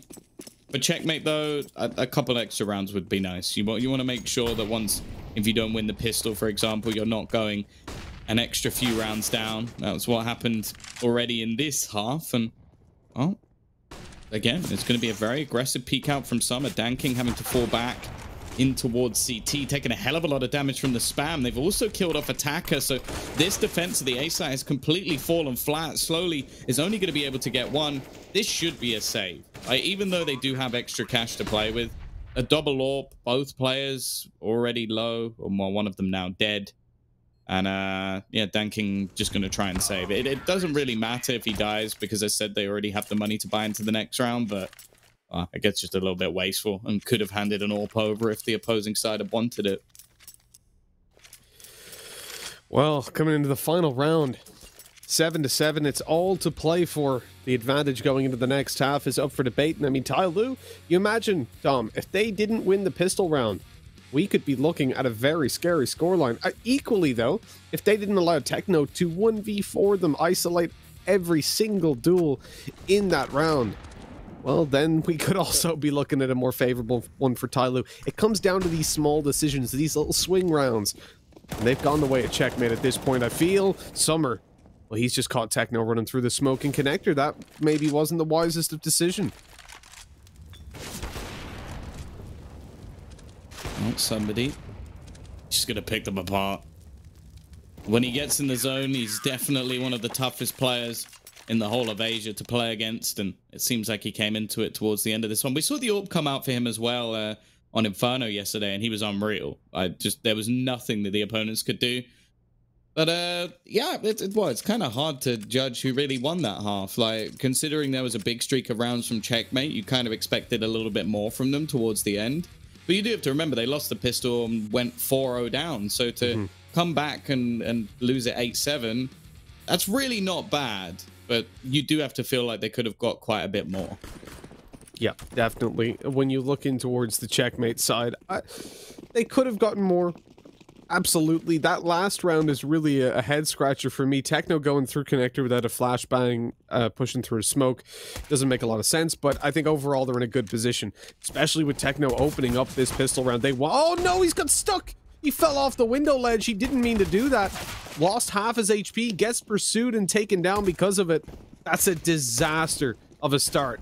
But they've got two players here. Three, in fact. The rotates have come through. The USBs are winning every single duel. And Tyloo, they're falling behind. Already a man disadvantage in this pistol. They're stuck on the bench, and it looks like they're being forced to sit down. Attacker's got to win out a 1v3, and he's already got two. It's a 1v1 now with Kaz, known to be in the back of the site. Attacker knows he could have moved at this point. He spotted him out yet again. He's going to try and get that bomb in a second. He's got to swing for it, but instead he's trying to poke a couple more fights. Ooh. Here's a headshot, but it's through the box. Kaz just about surviving. Was Attacker looking for his fourth kill. He's slowly coming around the left side. He's not checking it. Kaz misses the shots. It's so close. One shot away from victory. Attacker, he has to reload in the open. He's down to 25. This one is an elongated fight.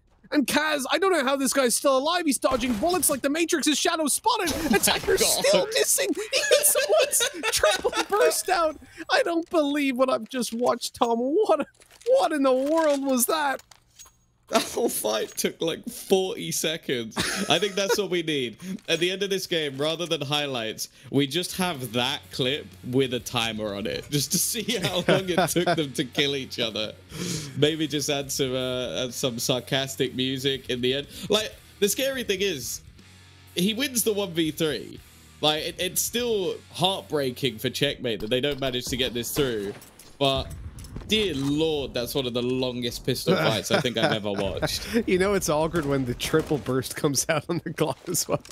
It's like, why the hell are my shots not hitting? I'll just start spraying. Oh my, they've done so much damage. Sure, it's only 1 kill, but Attacker and Danking both below 10 HP. Oh, Summer spotted one. But that's the thing. This is a bait. This is all the bait and switch. Like, that's fine. Techno is trying to sell this one. Okay, the second player dying, not so good. Oh, it's a little bit awkward for Hawk, but he will connect the shots eventually. And Ruse found another one. The remaining 2 players are so desperately low. Well, they're going to go back towards this B site. Rue is going to get taken down. Are they really going to win another round off such a close position? Hawk is much, much healthier than the players on the other side. But they have the advantage of manpower. That they do, if they can manage to land one of these shots, especially with the AK. The position over towards the van is hard to punish, even on low health. Although the player does still have to jump up. There we go. Attacker just swings, catches Hawk off guard, wins that duel. Albeit that's a 2 little rounds bit, they should have won. That's a little bit faster than the previous duel as well. As we just got it in our ear from production that fight in the pistol round took 38 seconds in the 1v1. Considering one player was, what, 20, 25 HP? That's pretty awkward.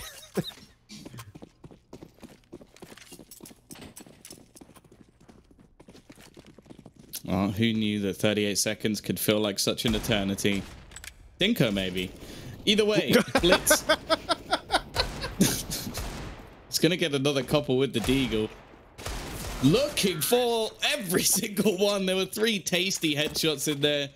And while these rounds have definitely not been clean for Tyloo, but they have been getting them over the line. A 1 versus 3 in the pistol.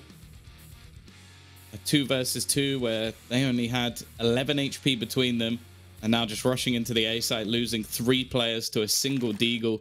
It's some extra money made. It's an AWP purchase for Kaz. But the fact is, Tyloo need to be stopped. You can't just keep doing damage. You know, when you look at Checkmate, and another point that we didn't bring up actually is the fact that they chose T side, right? So this is Checkmate on the least comfortable. And I understand why, right? You're up against Tyloo. This is a team that's going to smash you out on the T side. They're going to come in with confidence. Just like that from Summer. He ran out on the B side, but he was selling a little bit of a fake. Full smokes out there as they look to push into A, but unfortunately they've lost Attacker right away. They're pushing in one at a time. There's no utility coming over. And, well, this was not good. This was not good at all. Well, the last 3 rounds weren't good either. It's just they had the players to drag them over the line. And Attacker having a much better performance, slowly performing as well. But the fact is that this is basically what I've come to expect on their T side. Like, super questionable rounds where they're just hyper aggressive. And, well, Checkmate have done a good job at holding the line. Bomb down, Danking saving for this long is going to be rough, and he's not even going to get a single kill either. So the AWP will hit the ground. Attacker and somebody are the only ones with any real finances. And yeah, they're going to buy, of course.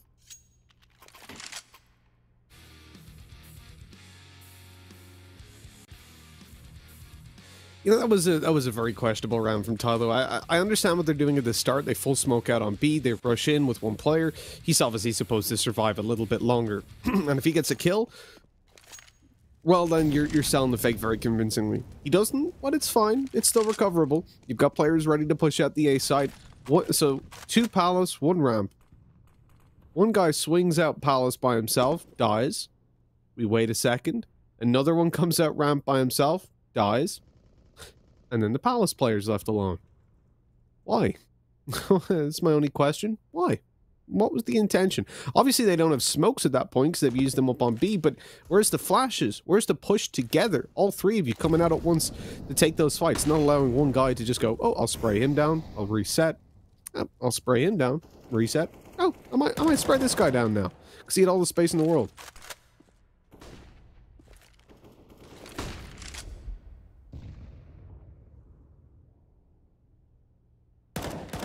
Well, Can they make this sketchy buy work? Of course, Danking's going to be the first one to get an opener, and the A side doesn't actually have much more defense. Blitz, well, it's not going to be his undoing. I thought the missed shots might give them an opening, but instead somebody is the one to find another. Looking like another quote-unquote Tyloo round. Now, Kaz is holding. The bomb still needs to cross to the site, which it slowly will. Blitz has just got 2 kills through the smoke. I don't know what's just happened, but whatever it was, 2 players from Tyloo have just dissipated Attacker. Now with everything left, but he's looking for another 1 versus 3. Hopefully, it won't take as long as he's only got 20 seconds left on the clock, so a 38-second duel won't quite work out. The orb's going to peek, and it's going to be Kaz to land the shot. 11-9, checkmate just about scraped that one through, but considering what was invested, that wasn't that bad a round from Tyloo.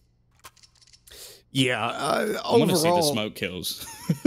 Being able to pull that all the way back by Attacker to a point where it was almost doable is definitely impressive. Oh my god. What? That's disgusting. Well, what do you that's do? That's a vac ban. There's nothing you can do against that. There really isn't. You know, that is what we talked about yesterday, Tom. That sometimes you just get free rounds. It's something like that happens. You're going to spray through a smoke, RNG goes your way, and that's a guaranteed round for you. And it came at such an important time as well. That's what we're seeing consistently. Like, what was Attacker? I know his name is Attacker, but we need a little bit more depth to the attack than that. I don't get what, like, if you're going to do that, at least go through together. Like, why not? Yeah. Like, play, I get it, you've got pistols. Take a risk, do something silly. I'm fine with that. But why has he just gone through on his own? Unless that was their attempt at a fake, like, oh, 1 player's walked through, they must be going B. Somebody in Danking have just got 2 kills with the Deagles. How much more can they do? Nice nade from Blitz. While somebody the only one remaining. It's not necessarily been a bad performance. Ooh, okay. He only needs 2 more. I'd hope that wouldn't be possible, and Techno, the second he hears the shot, peeks back out. He's had a bit of a slowdown from his initial stages, but still 18-16 against the undisputed kings of China is not bad for someone who's 16 years of age and playing in their first big tournament. That is... I'd say I'm a really big fan. I think that's the thing that always makes these like Asia like events so enjoyable for me. Or any event, really, is when there's opportunities for smaller teams and you get to learn about new talent you've never seen before. Like, we've learned about Ronin this event, and Techno's the other one that really springs to mind of 2 players who, like, they definitely deserve their shot with some of these better squads because they've really impressed. Yeah, Ronin and Techno, I think they've got a bright future within the Asian scene, possibly outside of it, but we'll see where things go for them. By the time we roll around to the next Ormore, I think it would be a big mistake if some of the bigger teams didn't try to come along and take an eye at these guys, especially because a lot of these teams do have many things that they could be fixing up. And when you see potential like this, you want to jump on it early, not wait until he's on another team that's wrecking you and signed into a nice beefy contract. It's the benefit of, I guess, teams like Tyloo, like Vici, they can have actual talent scouts whose job is exclusively to look at players like this and find them to develop the roster. I think that's a big advantage that they can take. It's amazing how both you and Blair posted the same clip within 30 seconds on Twitter. That's nice. Oh, mine was first. Let's just copy me.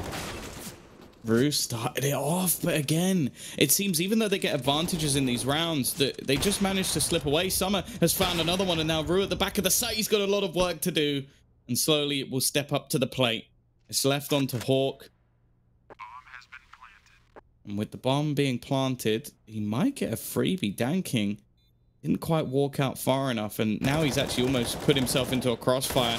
The missed shots, hoping for a kill through the box, and instead Danking, he'll just peek into his spray.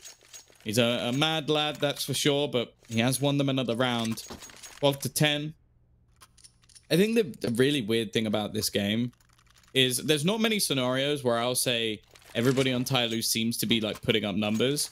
There isn't like a 16-5. But there doesn't, like, okay, Summer's a bit quieter than everybody else, but it's not like any of them are playing particularly bad. It just seems like Checkmate are actually living up to their potential. Yeah, no, I completely agree. This Checkmate lineup, as we said, was impressive. They came into this tournament as a completely unknown factor. I believe they replaced Mazalai, which set my expectations unbelievably low. But they have come in and delivered what I can only describe as a playoff performance. I would be surprised if this team does not make it there. Taking down Tyloo would be huge for them. On the CT side with pistols, they're already doing quite a lot of damage. 1 kill for Hawk. Player up close though, yeah. That was a drive-by by somebody with the Glock. Runs around the corner pre-firing. Hawk burns alive. Maybe it's a delicacy.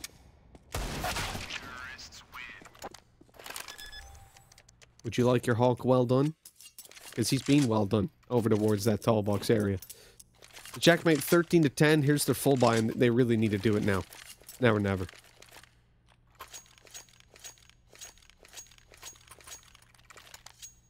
Yeah, this is crunch time, and unfortunately they're going to have to move away from their double AWP setup into a, well, no AWP setup, because they don't currently have the finances that allow for it. Tyloo definitely looking better than they were on the T side. I'm not going to say they've fixed the single problem that we've seen. Like, it's not the case, but, well, I guess Rome wasn't built in a day, although they have played 25 maps of Mirage over the last 3 months. So, yeah, maybe those problems will never be fixed. Who knows? Maybe they work very, very slowly. Maybe their analyst has been having a few months off. Well, maybe analysts. I know they used to have a few, which always blew my mind, because I did wonder. Maybe it's like, well, you know, in like football, where it's like, oh, my agent is my dad, but like you're such a good player that basically the dad will just go money, and they go, yeah, all right. It's like, for example, Neymar. I think it's Neymar's dad has made more money than most people ever will in their lives just for being Neymar's dad, which is pretty awesome. That's a job I'd happily take. Yeah. He legitimately gets like I think it's like a 10% fee or something insane, which is millions. Like it's millions. Like go Google it. Like how much his dad is worth. It's ridiculous. He might be a very good agent. I don't know, but like when you have to be the agent of Neymar, I can't imagine it's that hard. Either way, first man goes the way of Tyloo. They are fairly low on the clock, but with the execution coming in, going to try and boost over the top of the smoke. This might actually lead to a free kill, but the man he was boosting has just been headshot through the smoke. A little bit of sweet revenge, I guess, after Blitz got the double kill through the smoke earlier. They're falling like flies, and, well, Rue doesn't stand a chance in hell. 14 to 10. A clean execute for Tyloo. Much better stuff from them as well. And this is what I'm talking about when I say, like, with the peaking. Like, this time they sit back more comfortably. The majority of the players don't take any real risks, and they win it very, very easily.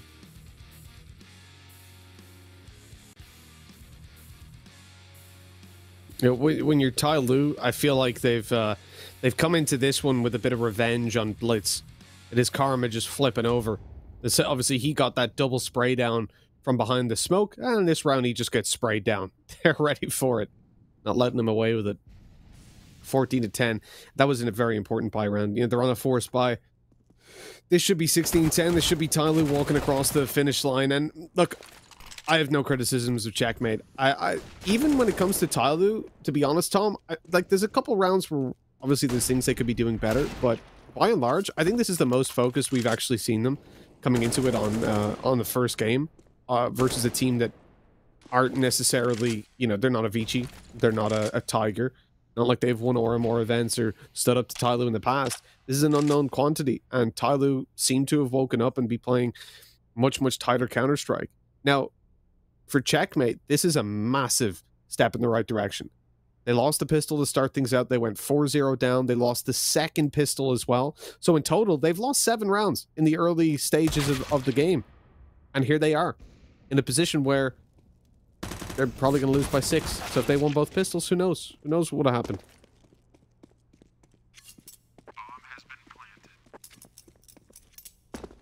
Well, Kaz in this situation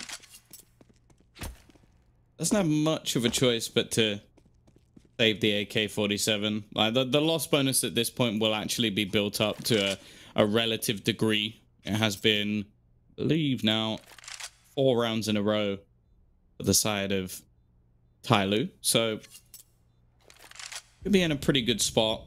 Obviously, their finances not anything crazy, but it doesn't really matter as long as they win the next round. And well, the extra cash that will go into the bank for Checkmate won't be enough to get them the AWP. Won't be enough to get them even rifles with utility for the majority of the players. So this is going to be pretty much the beginning of the end. I can't see them coming back to this. And yeah, it has been a much better performance for Tyloo. Like, obviously, there's still the odd moment here and there where I'm like, don't know why you did that, or I don't know why you took that risk, but I think that's always going to be here. And this one hasn't been mind-numbing other than maybe the just sub 40-second duel that we had in the pistol round. Attacker as well has been someone that I think has bailed them out of a few situations. Bear in mind, he clutched the pistol. There was also that, I think it was 1v3, 1v4, which he came close, which, as you can see, it's been rounds where the economy of this Checkmate side has never really got going. And then somebody has been much more his usual self, I guess. Like, where we saw some performances yesterday where he was just getting shut down in every scenario. Now he's just headshotting people as he enters into sides. So realistically, this has just been a much better team performance, even if it's just on an individual level. And this round is looking rough already. Nice shots from Blitz, though. It seems like he's just a smoke criminal at this stage. Yeah, most definitely. I mean, he's getting everything done through the smokes, but unfortunately, Checkmates still need a little bit more. A 3v4 as Tyloo look into the B side. Techno tried. And had a flash to back him up as well, but somebody still saw him. Takes down Hawk. Attackers on Kaz, and that is 16-10. That is Tyloo taking what I would argue is probably their best opening map of this tournament so far. It is 16-10. It's close, but massive props to Checkmate, because losing both pistols and making it that close versus a Tyloo that looked pretty good. I've got mad respect for this lineup, mad respect for Techno as well. Blad, Dinko, what did you guys make of that matchup? Yeah, I have to agree with you. I feel like both the teams did a pretty good job, right? There weren't any moments apart from that attacker 1v1 with Kaz. Let's forget that happened. that happened. But apart from that, it was some very solid CS from both the teams. And like you said, Mitch, you lose both the pistol rounds. You lose the following anti-eco rounds as well. So it's like, what, 6 rounds? Just won by default easily. Yep. And yet Checkmate are able to make it very competitive. And I agree with you. I don't know about you, Dinka, but I see a world where if one of the pistol rounds had gone their way, this could have gone either way, I feel like. Yeah, I feel... I don't think Tyloo will lose this. I think it could have been a much closer, like 30 rounds played, but I always feel like Tyloo is going to close it out. Checkmate, I have to say, were impressing me at the start of this, the way that they got back into it. I seen Tyloo get the perfect start, really. Checkmate started winning round after round and get into a position where I think, oh no, it's one of those classic Tyloo performances. Somebody was a little slower to start, where he had a few kills, should have gone his way, but he was losing a couple of fights. But here in this matchup, I think it's much better across the board from Tyloo. Tom was sent it towards the end. Somebody was looking a little bit better than obviously yesterday. And I feel like Tyloo a bit more comfortable. They closed out Mirage, and while going on to Inferno, I think it should be more of the same. And the best thing about this matchup for me is the fact that, okay, Checkmate may lose the map, but at least they put it up a good fight. At least we're seeing that they are able to take a few rounds off Tyloo here and there. And that kind of proves to me, because of how many times we've seen Checkmate do this, that they're not a fluke, right? They're not overperforming. They are just playing good Counter-Strike, and they are just a good team, which is very exciting for me. Yeah, absolutely. Like, 'cause having some of the more unknown teams coming in, unknown players as well, and showing up the way they have. I'm gonna go on a limb and even say, Tom, that I'm expecting to see Checkmate probably place top 5 in on the upper half of the overall standings. Like, I feel they're gonna make it to the playoffs the way they're playing right now. Sure, you know, they still have to. I mean, they still haven't beat. I don't think they're gonna be able to beat Tyloo here, to be honest. But everyone else, they look very, very weak compared to this Mongolian side, who just been consistently good. Not the best, but good. So basically, you're going to say what I said a couple of days ago. Yeah, pretty much, Tom. What I mean, you are a genius after all. Yeah, no, I've been impressed with this team more than any. But like, even including some of the teams like Tyloo, because I think they've managed to do a lot with like some young, inexperienced players, with some players who haven't played on the highest level before. and they've come in and actually look structured. They look like they've put in preparation. Like, sure, there's been maps every once in a while where I'm like, oh God, like what is going on? But there's been others. Like, I think the main problem for them is one, map pool. I think that obviously we're only really looking at a couple of maps that they can win in consistently, like the likes of Inferno. The Mirage looked okay, but not against Tyloo. Train, again, is quite questionable, and they don't play basically Vertigo, Overpass, and Nuke, which you're never going to be competitive in a tournament if you don't have that many maps. Now, luckily, in some series, other teams have been picking maps that they're comfortable to play, such as this one, but they have some work to do, but that's fine. As I said, they come into this tournament. The guy is literally, one of their guys literally broke his hand celebrating getting here. So you can tell how much it means to them just to be in the tournament in the first place. The fact that they're looking like one of the better teams and have a chance to get a playoff spot. And bear in mind, like, if there are going to be future events, the teams selected for invites are the teams that have the most points. So if they can do well enough here, they might get an invite to the next one, and that would be massive for a team like Checkmate. Absolutely, it would be. And heading into the second map, it is, of course, going to be on Inferno, the map pick from Checkmate. I like the fact that they're playing to their strengths. They're not trying to anything too fancy. Unfortunately for them, Tyloo have played this map 16 times in the past 3 months, and they've won 94% of it. So it's going to be a tall ask indeed from the young Mongolians. Whether they're going to take it to map number 3, we're going to be finding out after the short break.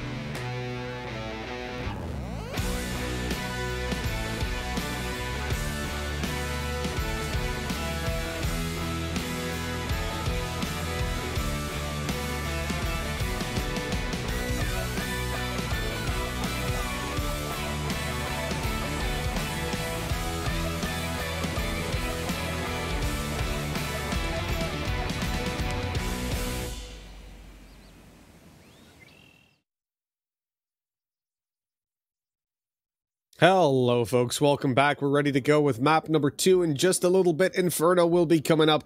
And when you look at Tyloo and Checkmate, I mean, that first map, Tom, probably the best Counter-Strike I've seen in this tournament so far. And I didn't expect to say that about Checkmate. Certainly not versus Tyloo of all teams. I mean, this is a team that we didn't know in Checkmate coming into this tournament. And Tyloo, who...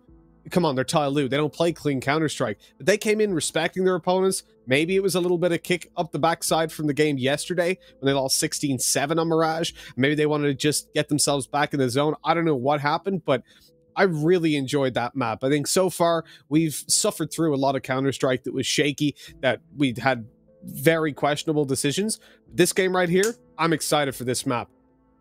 I'm going to go ahead and say, though, if Tyloo lose this map, I'm going to be joining all of the conspiracy theorists on, like, there's something going on in the background. Because they have played this map 16 times over the last 3 months. They have lost it once, and they lost it to Vici 19-17. Since then, they have beaten them a further 3 times. One of the times they beat them 16-2.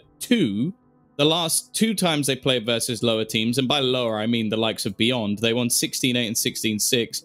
The only team that has got them even to double digits in the last month, which bear in mind is 1, 2, 3, 4, 5, 6, 7, 8, 9 matches, was Vici.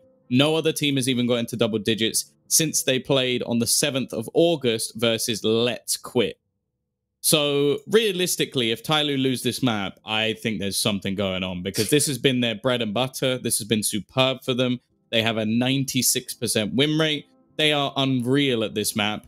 And Checkmate are good, don't get me wrong. I like their Inferno. I think the Techno as a B-site defender has done well. They beat Beyond, they beat Invictus. If any team is going to give them at least a run for their money, potentially it would be this team. They beat Tiger on it as well. Right? So realistically, they've had some very good results. They also lost to Bren, and they also lost to Huatsai.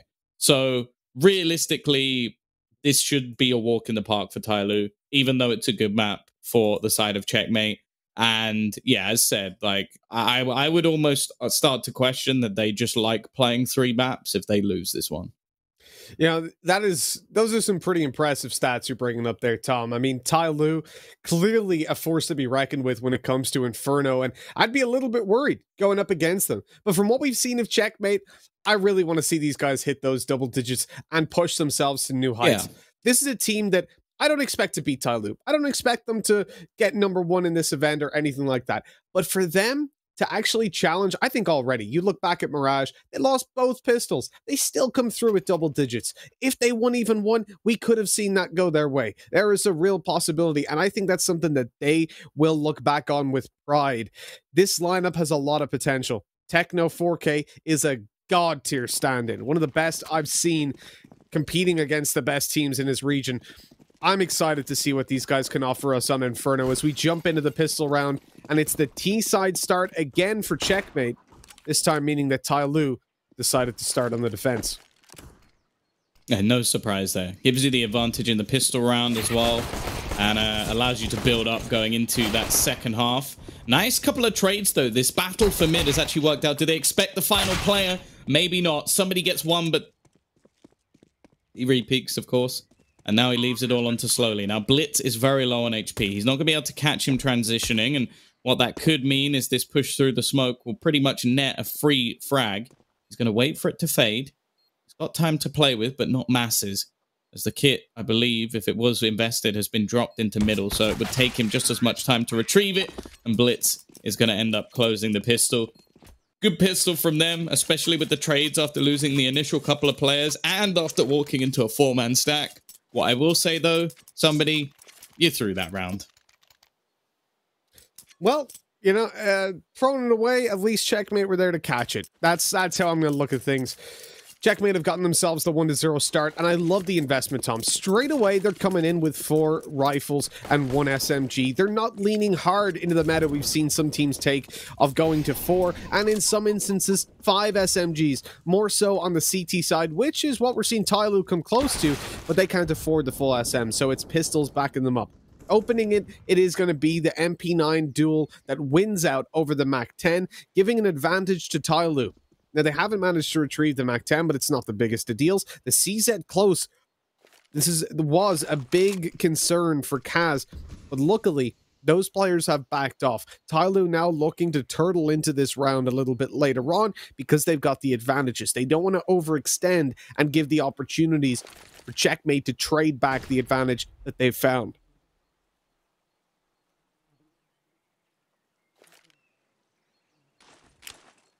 Through the smoke, they sneak. Attacker about to come under pressure. He peeks out and, well, is caught off. Kaz has also died on the other side of the map, and Summer now the only remaining defender. He's not going to be able to do anything either. So they have managed to rectify things. A good take, and considering how much they invested into rifles, I'm glad to see them keep the majority of them standing.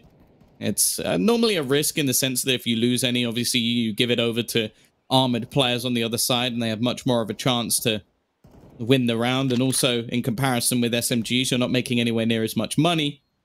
But if you can keep 4 players alive, you're still going to make a decent bank. You don't need any upgrades along the way. They do have to be careful. Obviously, Rue relatively low. Now, the bomb is planted deep, as you can see, so he will survive in the back corner. Techno actually goes wandering, though. And this wandering has net a rifle for his opposition. One of my favorite ways that I see so many people sort of die in this game is when there is that deep plant at the back of the A site, if they stand arch side. And you see so many players just get killed by the bomb because of that sort of setup. It just makes me laugh because, well, just move a bit further back. Yeah. I guess they're so used to it being planted for pit. I mean, you think about it, probably 50 times out of 51, it's going to be planted over there. Here we go. Somebody tagged up early. Nade landing right on him. Oh, wow, wow. It looks like I predicted the future there, Tom. Looks like I'm the clairvoyant now, because the second one came through as I was saying that, and it landed, well, it landed right on him. It hit him in the head. I don't know if he died from the explosion or the concussion. That's the rifle drop that will be retrieved by Attacker. But Tyloo suffering a man disadvantage straight away. Luckily, everybody's got armor to work with, so regardless of where this rifle ends up, it'll be in capable hands. Attacker has spent quite a lot in this round, so I think he's going to need a couple of kills to at least bring his money a little bit back. Obviously, the loss bonus is a bit higher than normal because they have just lost the pistol, so they're not in too bad a spot, but he doesn't get a couple of kills. There might be some extra utility missing, some extra pieces. You can see the likes of somebody's actually saved 3,000, which leads me to believe that that secondary AWP is going to be coming in early, which I'm actually okay with. I think he's fantastic with it. Summer, good positioning. That's one. Looking to make things as costly as possible. Bear in mind, they're losing rifles with every kill that comes up. Not this time for Danking, and Attacker gets nothing as well. It's left on to slowly. And although it might not be the most exciting thing in the world, I'd actually quite like to see him just try and save onto the armor.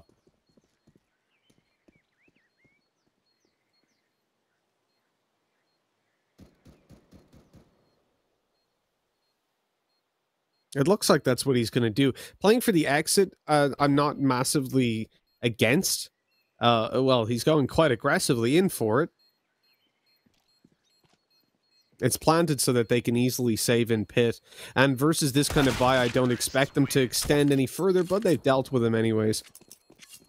Like, it would be rare that they would exit into mid or CT, anywhere other than pit, because obviously versus a Deagle, you don't want to give him the chance to sit on a corner, spam one or two of you up, and potentially save a rifle for free.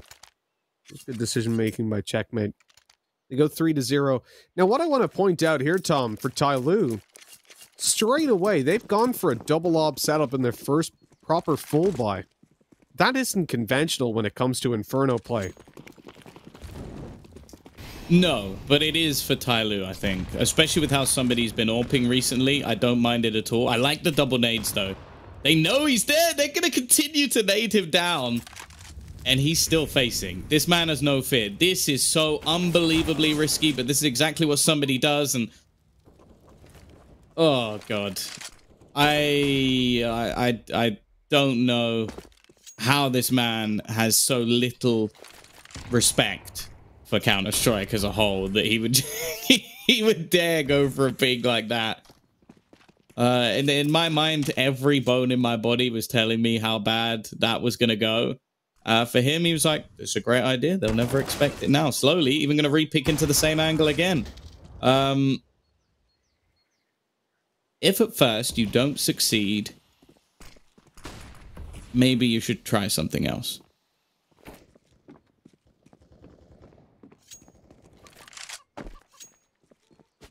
I do wonder, you know, I know you say somebody does that, right? That's his thing, and it certainly is. The aggressive play style is a staple of Tyloo and of somebody. But when you're 30 HP and you want to crouch peek banana where you've just been quadruple naded, so you know there's a couple players here. I don't know if that's the right move. He had a collateral lined up. You know, if he hit the shot, it could have went their way, but it is all about risk reward, right? And I do not feel like that risk was really warranted. Definitely not.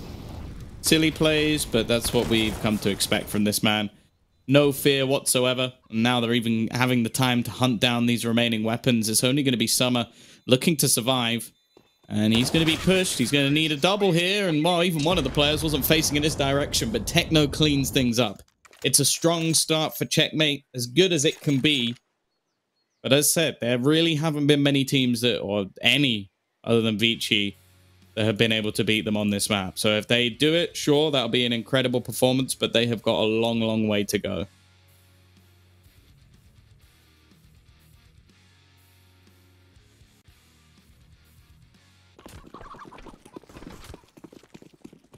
I'm really enjoying Checkmate's gameplay at the moment. I do feel like this is, as we've been saying for a little, like, look at that, the molly, the smoke goes down on top of the molly and they just go, nope, not pushing that, not versus the pistols. They know what they're up against. And many a team, Tom, would have just ran through that smoke and eaten a couple Deagle bullets. For me, Checkmate are the most disciplined of the bottom 5 coming into this tournament, and they've already overcome Beyond. I do believe that at this point, I would consider it an upset if they don't come top 5, considering how they've been playing and considering how Beyond have been playing. Now the question is, can they overcome some of the others? And they've already lost to Invictus. It was close, but they did lose. So I don't see them. Maybe a Tiger, but Vici, Tyloo, those teams should be above them. This game right here, though, if they won it, that would help them out massively. And certainly, as we're saying, you know, it is a great sign for the team alone to be able to challenge Tyloo. Imagine taking Inferno off of them. Oh, they're going up against the Deagles close range.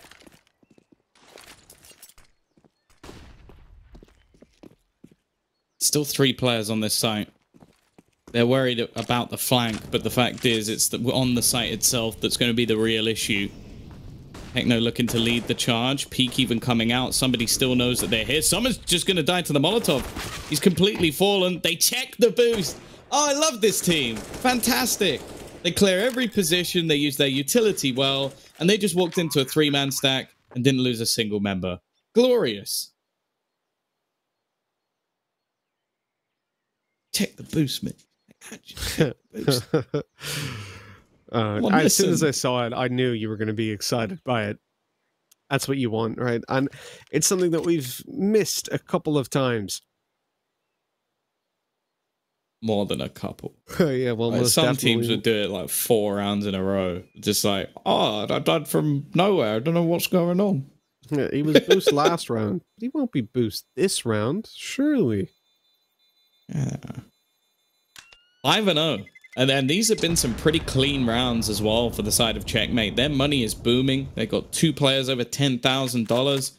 2 just above 9. And, well, Techno, okay, he's a little bit further behind on the cash, but that really isn't an issue. Blitz is also 10-0, by the way.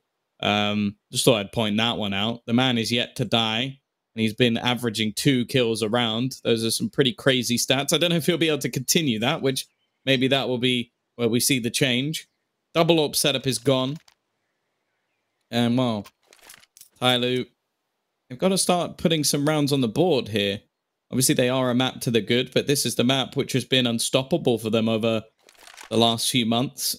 As said, they played 16 maps of it. They've won 15 maps of it and lost 1 in overtime. So I think that's a 94% win rate on it. It's ridiculous. I'd like you to find a team with that many maps played that has that higher win percentage. I don't think they exist. Here we go. 3 men setting up to try and take control of Banana. Very aggressive stance. Slowly just goes alone. He just goes for the fight all on his own. His teammates now just starting to join, but somehow they make these rounds work. A Dink even connected onto Blitz, and somebody just doesn't even leave. He sticks around and waits for the push to come back through. These are the rounds that make little to no sense. Surely he's not going to get another kill through the smoke. That's enough. That is enough.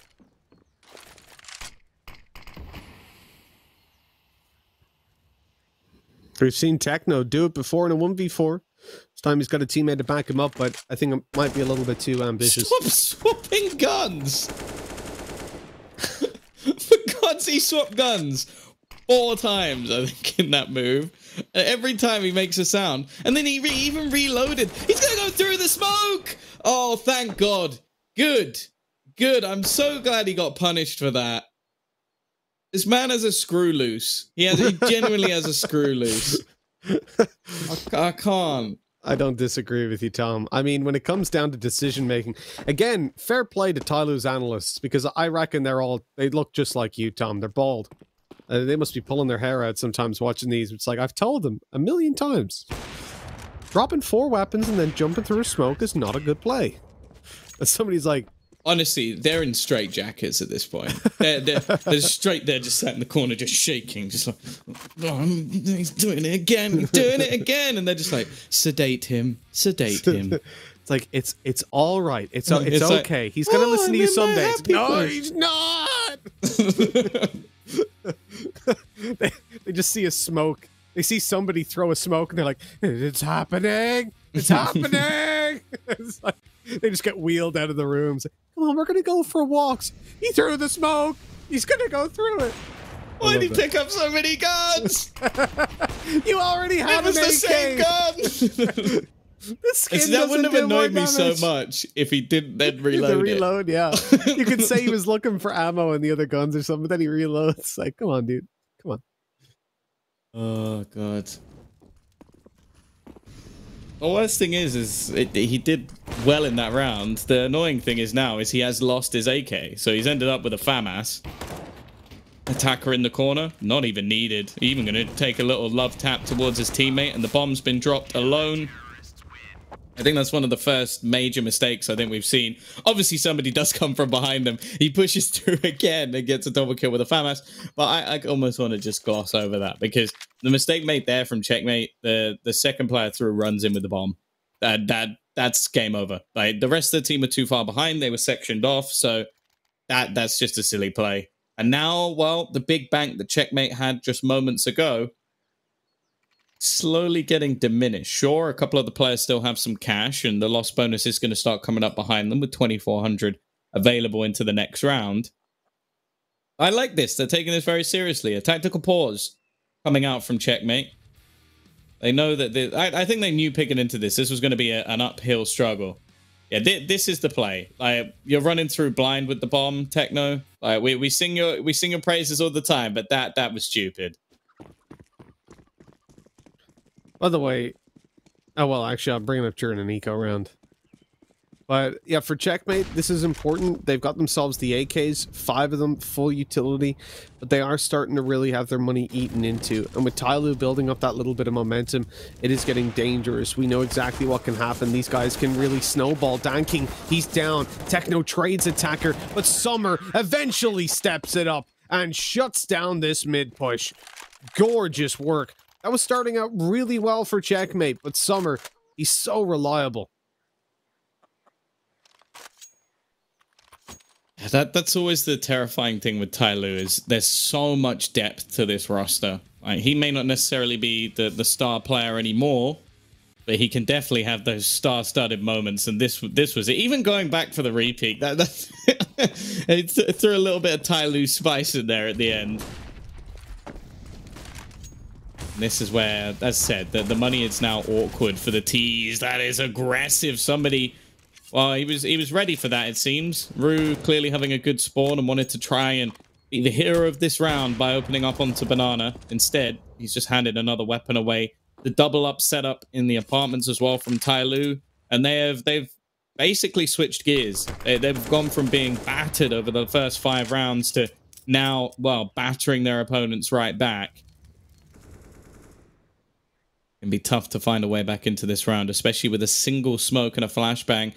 I would hedge my bets towards the B site if I was on the T side at this point in time. I'm normally the weaker of the 2 sites based off how many personnel are there. Also, you can do much more with less utility. This from Kaz, though. He's going to try and make the play into the A site alone. And now they're starting to show some of those weaknesses we've seen before. A lot of disjointed, aggressive pushes where different players are consistently trying to bring them back in the round, and it just ends up as a domino effect. As you're not going to win those duels versus Tyloo. No, you're really not. And Tyloo, with the massive man advantages at this stage, those duels get even harder to close out. Somebody's going to push through this smoke. He's already inside of it, so you know he's going to come through in a second. I imagine the flash from Slowly is going to come in. That's if Checkmate don't walk on through, and it looks like they're going to actually butt heads, quite literally, and somebody inside the smoke. He gets away with it this time. A nice double to close that one out. And Checkmate go down to an eco. Tom, so 2020's obviously been terrible so far on a global level. And I don't know, did you hear about this, what's happening over in Texas? No. So a city of 27,000 people, a city, I suppose a town, they've just discovered that in their water supply, there's a brain-eating amoeba, so like a single-cell bacteria, basically. And it, if you ingest it, if it goes up your nose, so I presume drinking it is just as bad, you die. You will die. It's you almost 100% fatal. So, yeah, it's in the water supply. Just 2020 for you, isn't it? Oh, that's terrifying. Yep. And, you know, if you want a little bit more doom and gloom, I think the New York Times just did a thing with some experts on global warming. They said officially, at this point, it is irreversible. We're going to continue to get superstorms. The phrase that was most scary was, instead of looking at it as this is the hottest summer in the last century, we need to start looking at it now as this is the coldest summer for the next century. So, yeah. World's falling apart. So basically, what you're telling me is the English beaches over the next few years are going to be fantastic. It'll be like that's where everyone has to holiday, because if you go to the current place to holiday on beaches, you'll die. You guys all thought my UK passport was getting weaker. It turns out I've got the next holiday destination on lock. Yeah, we wanted to go to Greece, but it turns out it's actually just an oven at this point. Just go to Blackpool instead. 50-degree summers. It's banging. There's no food. For the record, for anybody wondering, that is a joke. Yeah. Like, I'm not suggesting that the global warming is a positive, but at the same time, if you don't put positive spins on things, you just end up depressed. This round, though, it's been a couple of entries on the B site. Summer, he's going to be flashed through, but this is still an incredibly risky play. If he gets more than one, I'll be impressed, and he's not even going to get that. That's always one of those things where, even though they're setting up utility for this, if they're about to take the site, that flash can be worthwhile. If they've taken the site, it is useless because they could be anywhere, and unless you have the ability to check about 15 different angles in 0.1 of a second and then snap your aim to the player's head before they see you, you're not going to win that duel. Rather than that, you should have gone as a team, and then you had more chances at least of trying to win this round. Instead, they've opted to just try and do some damage. And this will be a very costly round for both teams, in fact. But Tyloo, they have more money in the bank, so I guess it kind of works out for them. But those are the sort of things that frustrate me about Tyloo, because that was a 3v3. The bomb was not planted. They had time to rotate players in. Instead, they go for the let me run through a smoke and you set up a flash. And it's like, the chances of that working are so slim.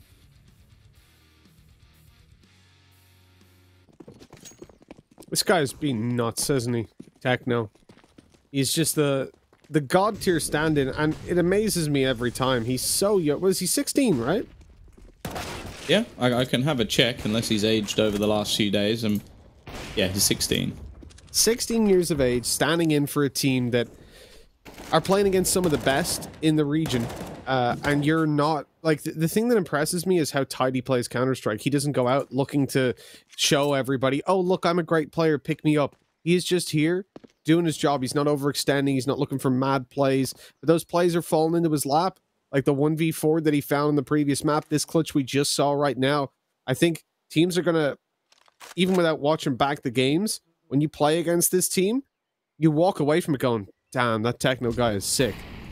And that's exactly, like, that is amazing for his career. This has been a fantastic opportunity for him, standing for this line up the flank. They've allowed Danking right up behind, but Techno, the man we're talking about, he's the one to shut them down. He's traded out as well, but Summer, he's having the B-hole that we wanted to see for quite a while. 25 and 20 HP left on the CTs, and coming down middle. Blitz, get your gun out! He's coming with his knife the whole way. This round's over. He's going to get shot by slowly, but he makes it by. How's he gotten away with that?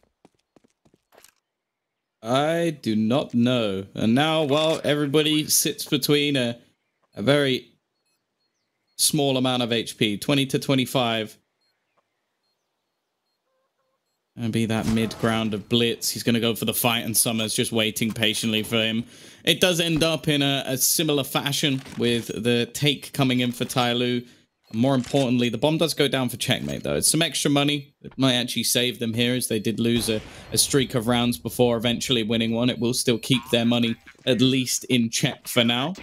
Something else we have to mention, we haven't spoken about it too much because obviously we are now within the region of Asia. But Australia as well, the Oceania region, also had some couple of youngsters up and coming. Vexite was one that we witnessed playing, being able to join in for this event. And also Savage, James Savage, no relation to Justin Savage, of course, JKS, but playing for Downfall. Thoroughly impressed with what he was able to put up on the board. And I think there's the whole, well, I guess, the Asian minor, you could call it.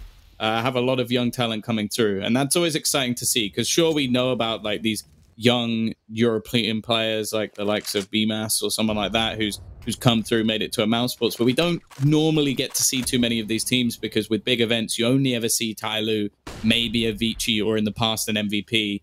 And so to see a couple of young players from all these different regions starting to come up is promising. A faster A hit this time. It's a weaker purchase, of course, with utility being a minimum, so they opt to try and pick up the pace. I think this timing is going to go very badly wrong for Kaz. And unfortunately, that leaves Blitz alone. He's had a good game so far, 13 kills to his name. Although I believe he did start 10-0. So the fact that since then, that was in round 5, he had 10 kills. We're now just had round 13, and he's on 13. So, yeah, quite a severe slowdown. It was something I mentioned at the time. Like, obviously, it's unlikely he'll keep that up. And the difference of him not keeping that up is they are now losing this map after a fantastic start once again. It is their T side, though. I think the fact that they've gotten those rounds up early has given them at least the comfort zone that they can play from. They don't have to be terribly stressed, but coming into this bye round, it is pretty much their last opportunity to push past the 6 mark and make it into something better than just a mediocre T side. So far, I've been thoroughly impressed by Checkmate's gameplay. We'll see if they're going to be able to deliver a little bit more. As we come into this round, you can see that there was early intention towards A. They wanted to push these players back. They chucked in a smoke towards long, just applying some pressure to stop that Opera from peeking as aggressively, stealing away the information on middle, leaving a 4-man rotate to come in. But Danking's control on Banana, that's where it's all at. He spots them out, obviously, coming up. Well, the flashes rather give away the fact that they're on their way. They've slowed this down way too much now. Danking able to go through for another. He gets away, goes out for more. This guy's not... He hasn't got a passive gene in his body. But slowly he's managed to rotate in at least. So the site isn't completely open with Danking falling. They have one more Molotov. They have one more. They could use it to try and clear these backlines, but they haven't. Kaz is still holding it. He's been someone in the past as well. I've noticed him like holding onto utility in positions where they really don't need it. And because of that, they've been unable to clear the site at all. A complete switch up of position again from Slowly and while Blitz. Good luck. What? Hello, guys. What? Why is no one looking at him? Oh my God. So they came up on a flank through Banana and cleared it, but he was stood there. How do you clear an angle where there's a player and go, oh, he's not there? What is this team? Like, how does that happen? Like, it clears, then one player walks out, he shoots, and he's still just like, I wonder where he could be. Like, I think it's an illusion. Oh, God. Oh, that had some haste to it, and no, they're not going to be expecting Danking to be here. They might be able to get the trade onto him, though. So they are going to come pushing through the apartments. They're not actually going to go all the way. That's just silly. Oh, God. And slowly he's going to continue his push. He's been dropped eventually. Attacker on the edge of the smoke. And this is another Tyloo round. Just sheer aggression on all fronts. A push into apps, a push down Banana, a push into mid. And now Hawk. The only one remaining, as said... We've seen some good plays. He's unfortunately on the weaker end of it, as he's only just got his 5th kill, including the 2 he just achieved. But he's retrieved some extra utility. He's got the B site to himself. That flashbang is an interesting one, though. It looks like the CT side are going to opt to try and gather up together. We might have a game of ring around the rosy as one goes one way, the other goes another. And Hawk is going to have an afterplant position with an awful lot of time on the clock. It's a very smart play from him.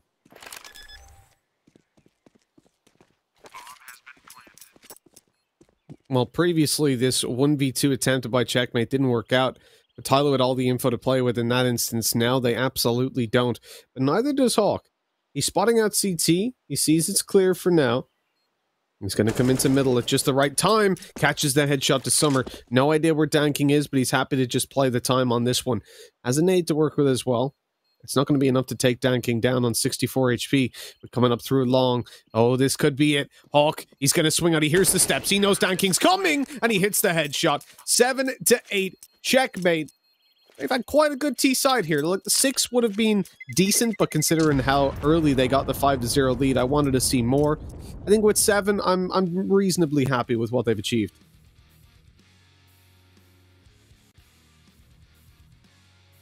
Yeah, I think that the only thing that worries for me is, like, well, when we talk about the amount of rounds they got in the last map, that was including a loss of the pistol. In this one, what, they got a 5-0 start and then still lose the half? That's a little bit more of a question for me, because that still shows that Tyloo in the majority of the buy round were the better team. And the first round, even the first round they won was just them running down Banana and being incredibly aggressive. I don't think they've had to fall on to too much. And the most terrifying thing of all, Mitch, there's not one standout performer. Look at the kills for Tyloo. I don't think we ever see this. The top fragger has 12 kills. The bottom has 10.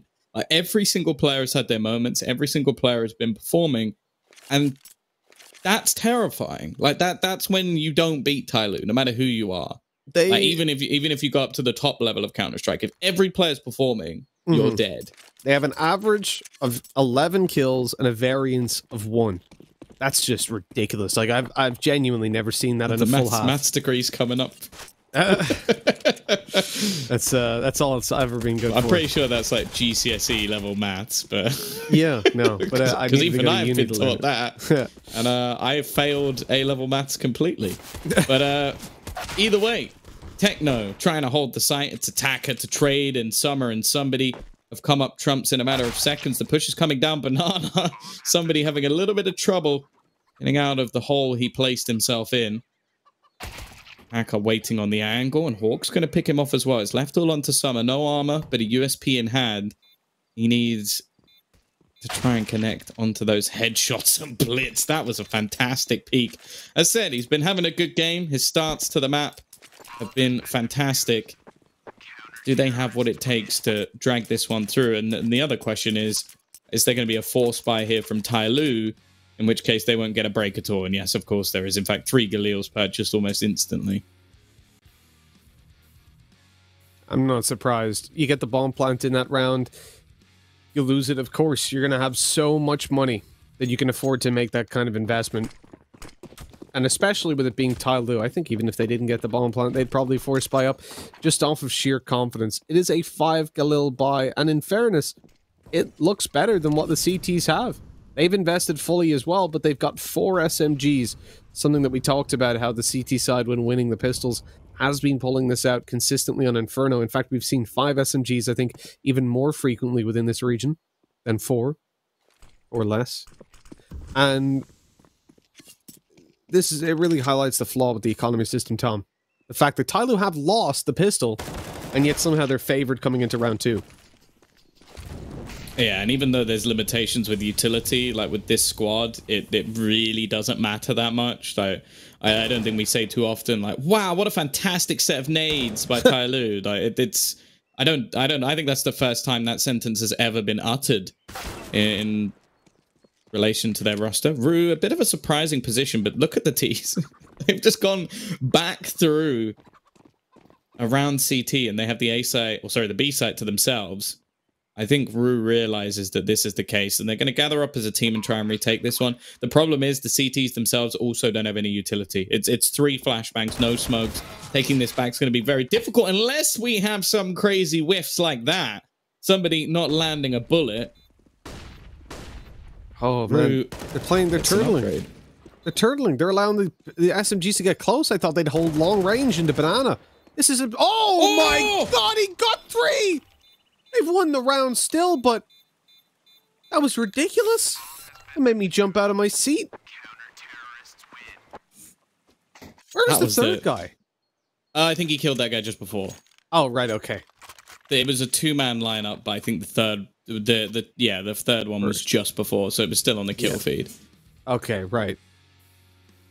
Yeah. I was thinking, geez, where the hell did Blitz come from in that one? Attacker's had some serious moments in this map, and he's been one of the players that I've sort of looked to on the squad as a bit of an underperformer in this tournament, but he's having a better day today. Even still, though, we're talking a lot about Tyloo. It's the lead taken. Attacker, well, there's another moment for him. Repeat coming, but he's too fast. A double entry, and when this man's on form, he is truly terrifying. That victory in the last round is going to be very short-lived.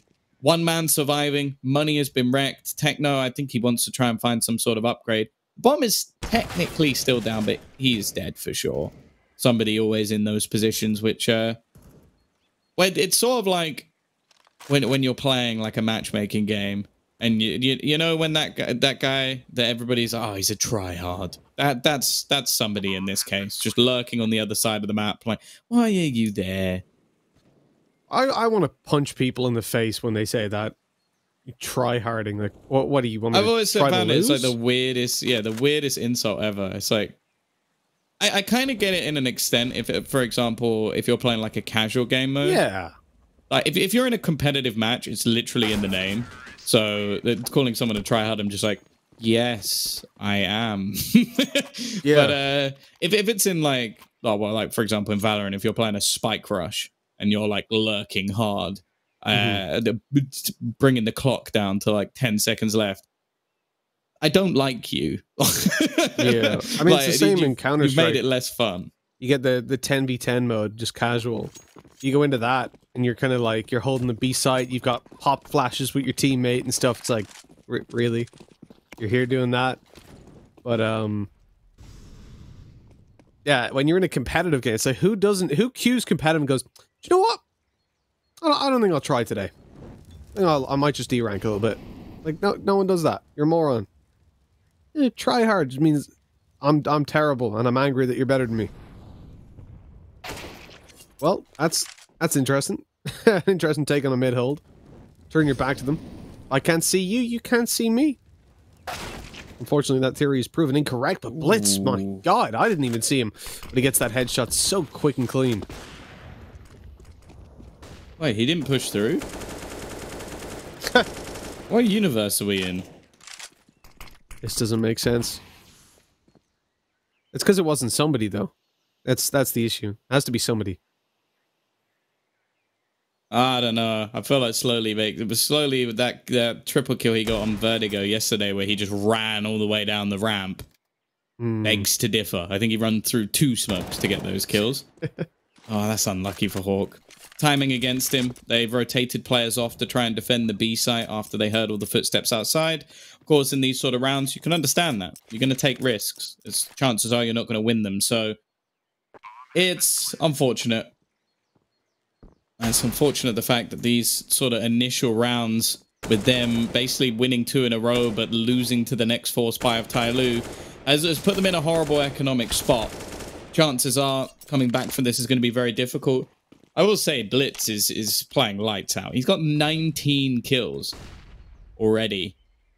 We talk about the sort of frag distribution on the other side being fairly close, although Attacker has definitely started to make a bit more of a gap there, but on the side of Checkmate, it really has been one man leading the way, and that's unfortunate, because in the last map, it wasn't necessarily the case. I'm sure Techno was probably the man to watch, but the fact that they had other players as a support system kind of gave them more of an opportunity. With only one man sort of getting them through a lot of these rounds, they're definitely going to struggle now moving on to the CT side, as that's not going to work anywhere near as well. Yeah, for Checkmate, look, the reality is they've already done a fantastic job getting to where they are, and we've seen each one of their players step up across various different games in the previous. I think Hawk did much better than what we're seeing. A Deagle wide swing on mid, and Dan King just gets domed. That is beautiful. Kaz actually had a really bad map in the previous. He was one of the few players that was slacking a little bit. Now, that said, I mean, when it comes to kills, you'll notice on the T side of Mirage, he was playing for the more supportive role. He was last man in a lot of the time. And so he's coming through with a position where I don't think he was necessarily needed to be involved in a lot of those duels. And whenever it did, so like he would flash for his teammates in the opening duels. And then when they needed to push a site, he would be the one that was rushing in and getting traded. So it's very easy to look at the scoreboard and say, oh, this guy's trash. He, oh, 9 kills, noob. But it's in how he was getting those kills and what he was doing for his teammates that his value was brought to the table. I'm guessing you're speaking there from personal experience. 9 kills noob is something you hear a lot. Every team needs a support player. I wish I could get 9 kills. Or a bottom fragger. Yeah. Well, the way I look at it... Is that why you play with Dark all the time, so you can't bottom frag? Oh, come on. That was my fault I queued us into ranked, all right? Leave Dark alone. He's a good guy. He's a good guy. He's an observer. He just likes to die so he can practice observing. That's the thing. That's what it is, definitely. Yeah. By the way, he said sorry. He texted me to tell you he's sorry. Oh, no, he messaged me as well. What do you mean? He messaged me before you did. Yeah. I don't care. I just told him you said he's trash. That's it. Nice shot from Kaz. Well, We are going to see a purchase now back onto the board for Checkmate. It doesn't have an AWP in play this time, and utility's still an issue. Not seeing incendiaries on the CT side of Inferno is something that pretty much screams that this is not a good buy. And it means that they basically have to completely negate most aggression, at least towards that B side of the map. What they're planning to do is double up in towards the apartments. This is risky from somewhere. He's trying to fight on 3 different fronts all at once, rather than fall back.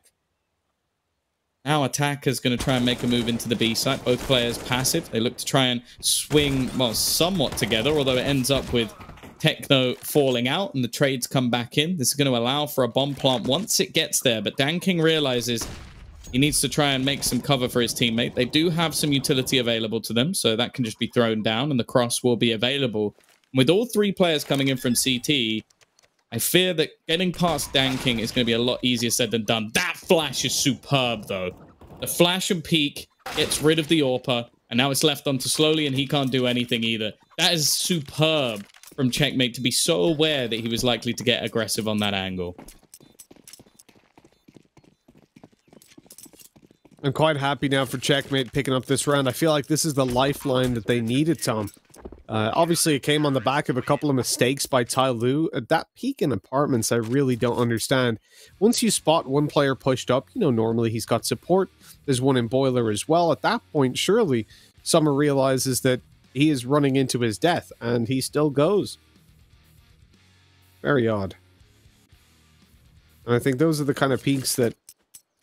It's moments like that where it just feels like Jesus take the wheel from Tyloo. They just kind of going to throw it out and see if the universe is going to guide them to victory. And if they just cut that out, I feel... Because confidence is one thing, but going, I know I'm probably going to die here, but I'll try it anyways. Up against a team that are individually pretty solid. We've not seen them overextend too much. We've not seen them give away too many opportunities. I do think that, you know, you got to realize Checkmate are going to make you work for it, and those kind of plays are only going to cause trouble. Attacker has been dinked through the smoke. The spam got returned on him. Karma coming for him, and he's lit down to 7 HP by a nade as well. Well, he's just gone through. The rest of the team, well, it's disjointed, but somehow it's working. DanKing and Summer both picking up kills. Look at the HP. 9 and 7, but for the CT side... Oh, dear. Oh, what? Oh, Attacker's just whiffed. He was hiding in the corner. That might be the kill that actually gives them the opportunity to go for this. Kaz has a utility belt full to the brim.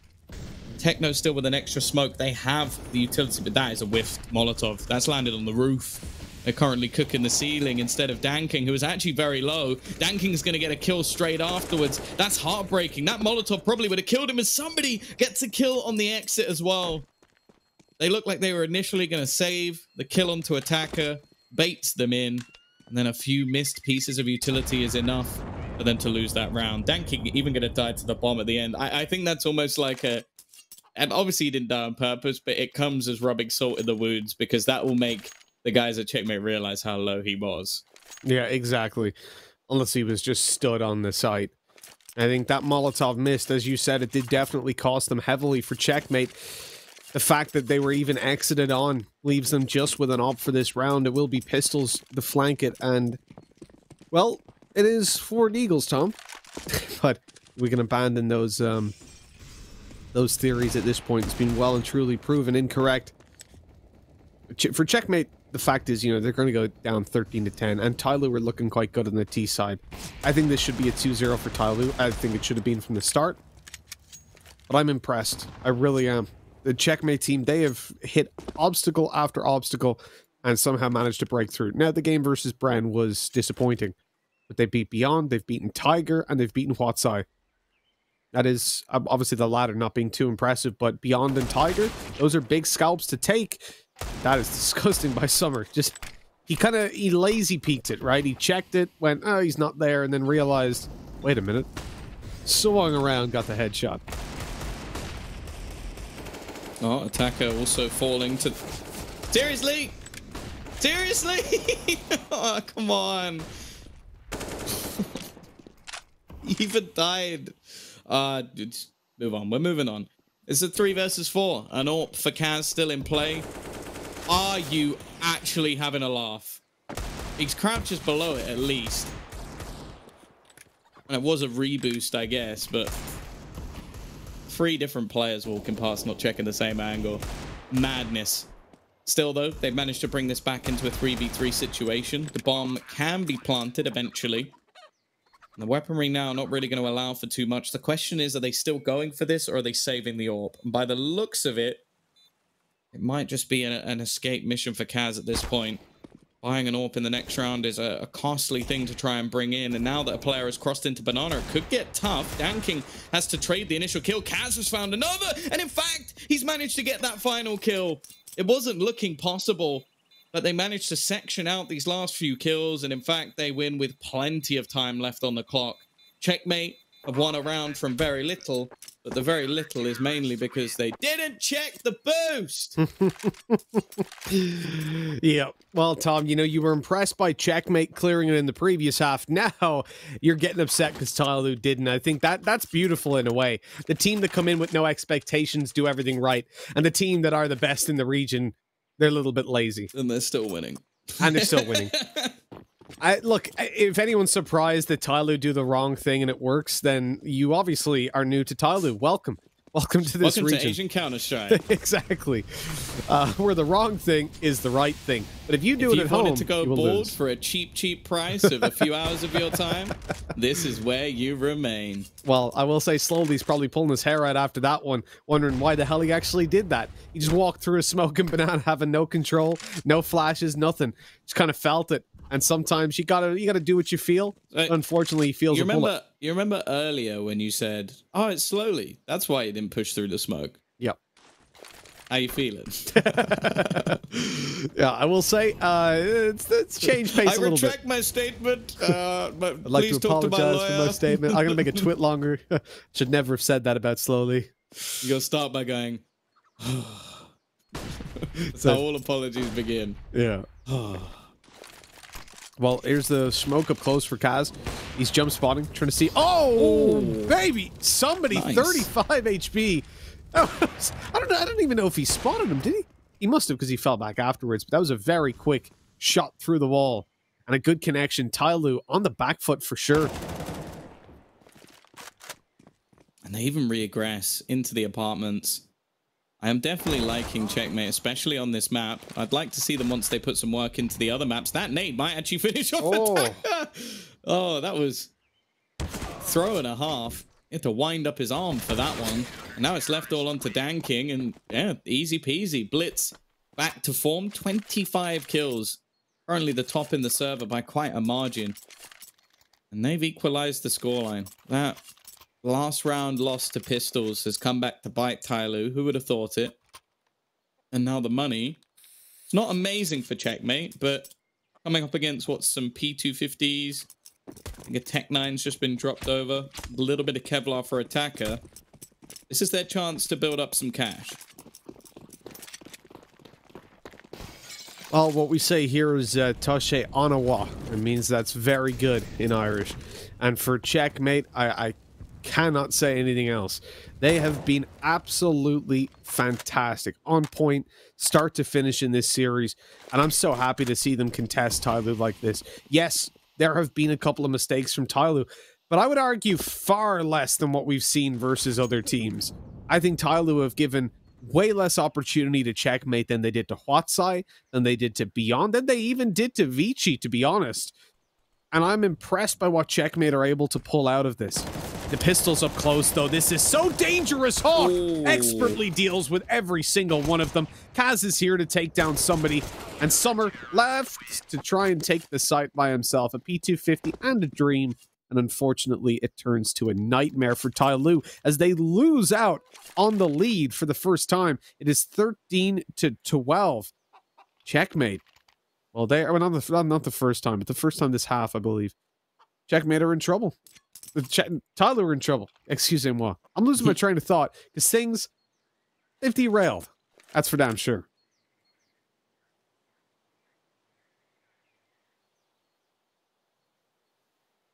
Yeah, it's actually a tactical pause by Checkmate as well. And I can always respect teams doing this, like using the amount of pauses necessary even if it's in round victories. I also like that. So there was actually only 2 kills that came in for Hawk there, because Kaz actually gets the first one. So they were prepared for an apartments push with 2 players looking in that direction and a bit of a bait and switch. It seems like they've really done their research here. And that's the one thing I've been impressed with Checkmate, is against the better teams, they seem to have prepared quite well. And it's against some of the lower teams where they seem to struggle a little bit more, where they haven't had the time to put the preparation in. So I can respect that a lot, because there's not been many teams in this tournament where I think they've actively prepared for specific matches or specific situations. Obviously, Mirage, Inferno, they're maps that they can prepare for when it comes to Tyloo. And this map's looking good for them now. They're back into the lead again. We're going to see a push through a smoke that gives an advantageous position over to Checkmate. As said, if Tyloo lose this map, there's a part of me that will expect that maybe they just want to play more Counter-Strike, because they are making silly mistakes now. Yeah, it has certainly descended into it, and I wonder if they're maybe trying to pump out more Tyloo confidence into this series and just getting punished for it. Danking so close to the headshot. He's giving him a haircut, but in the end, Kaz is coming through to eliminate Danking. He's through the smoke looking for a little bit more. Hawk gets shut down, though. The bomb planking comes through. A man disadvantage. But with the bomb in their favor now, they can hold off and be pushed into. Oh, it's not even, sorry. Summer's actually so low, I thought he was dead. He's on 2 HP. That's valuable map control gained. Even if he's not likely to win a duel, he holds on to apartments for them here. I genuinely thought this was a 3 versus 2 until I saw the X-ray. What? It almost looked like he traced him there. He was so aware of what someone was about to do. And now somebody low on HP, he's just going to headshot through the corner of the wall. That is a ridiculous round and a very simplistic retake coming out from Checkmate. It seems like they're almost in the heads of their opponents at this point. We need to check their coach. With some zoner level confidence that he was in there. And I have to say, these guys, they're definitely in the zone. That's for damn sure. 13 to 12, turning into 14 as Checkmate strive for victory, and they're getting damn close to it at this stage as well. Big brain by Rue that whole time. So he first of all takes down Summer, then wallbangs somebody, then swings through to slowly. It was fantastic. Saving the round as well, because the time was quite low, and to clear all those angles would have cost them quite a lot.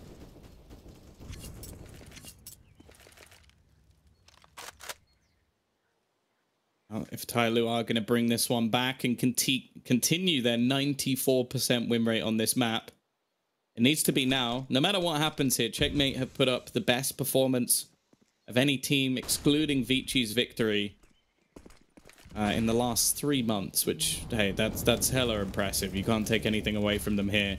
But they are on track to win this now. It's left onto Tyloo to show why a team should fear them on this map, and already here we go. A double entry into the site. Danking gonna find an elevated spot, and for the CT side, it should be a save.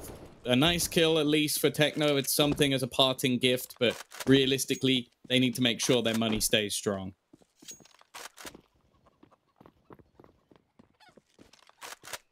Tom, I'm excited by this series. Honestly, it is tantalizing the fact that Tyloo are being pushed to the limits by a team that, okay, what the first day I'm trying to remember, at what stage did we give them the big compliments? I don't think it was the first day. The first game they had was versus Watsai, right? And that was just, it was a little bit messy. We saw some structure from them, but it was mediocre. They came up against Tiger, and I think that's when we really started to become impressed by what they were doing. Because yes, Tiger have been weak, that's for sure, but you can always tell when a team is just winning because of the mistakes their opponents make, or when a team is winning because of the mistakes their opponents are making, combined with their fairly grounded approach to the game. And I think for Checkmate, that was what it was. We saw the structure that they had, even in the absence of any from Tiger. Brian was disappointing, Invictus was close, and beyond, they managed to beat 2-1. For Checkmate, there's a lot of potential, there's a lot of promise. And we've sort of been sowing those seeds, right, throughout the entirety of this, since the second day, that this could be a team that does some damage. They could make top 5, they should make playoffs. And then this game versus Tyloo, it really hammers home the point that these guys, well, they know what the hell they're doing.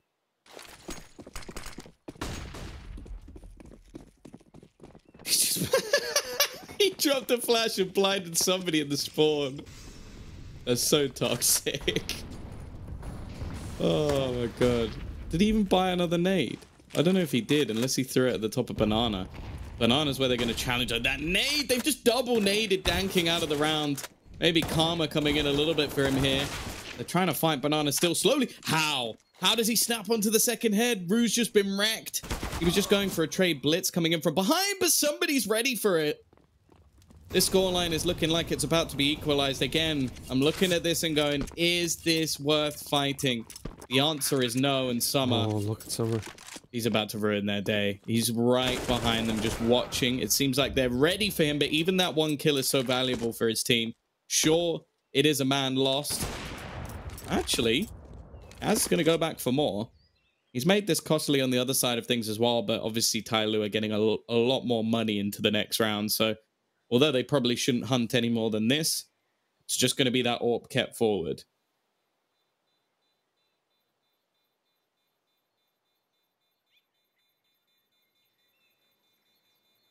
He's garnered the respect, at least. They are still hunting him down, but looking in towards apartments, they don't expect him to be still in such an aggressive position.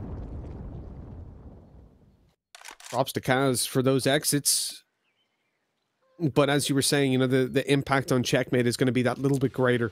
Tyloo can obviously afford to invest, whereas Checkmate end up in a position where they are going to be hurting. To get those weapons out and potentially having to fight for an overtime. I do wonder, do they force buy up here? Like, the money is really tough. Really hard to work with. And they've actually called a tactical timeout. But I see an M4 for Techno. I see one being dropped over. And it is going to be the full investment. But it leaves 2 players on Deagles. This is a big advantage for Tyloo. If they win this round, it's not just 15-14. But it's also practically no money. You can see 2,400 loss bonus, and most players are on $0 or 200 at most. So Checkmate will be on nothing coming into the final round if they lose this one, and most likely will lose this series 2-0.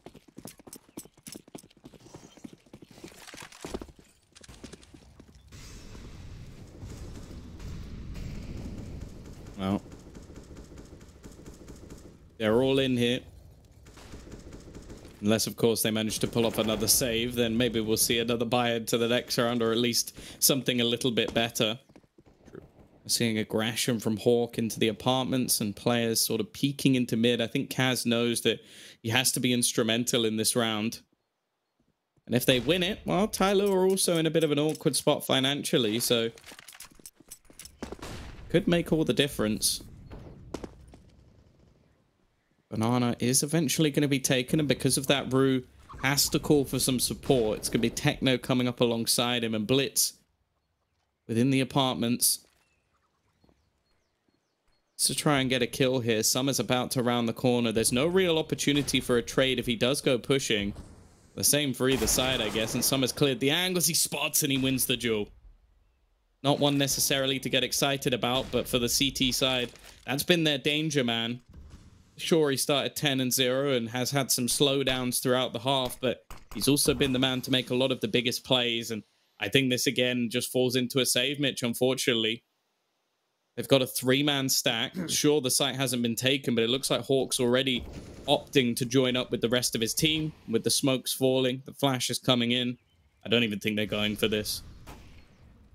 No, I don't think so. And I really like the approach by Checkmate. So they send their 2 Deagles towards the A site. It's sort of putting all their eggs in one basket in a way.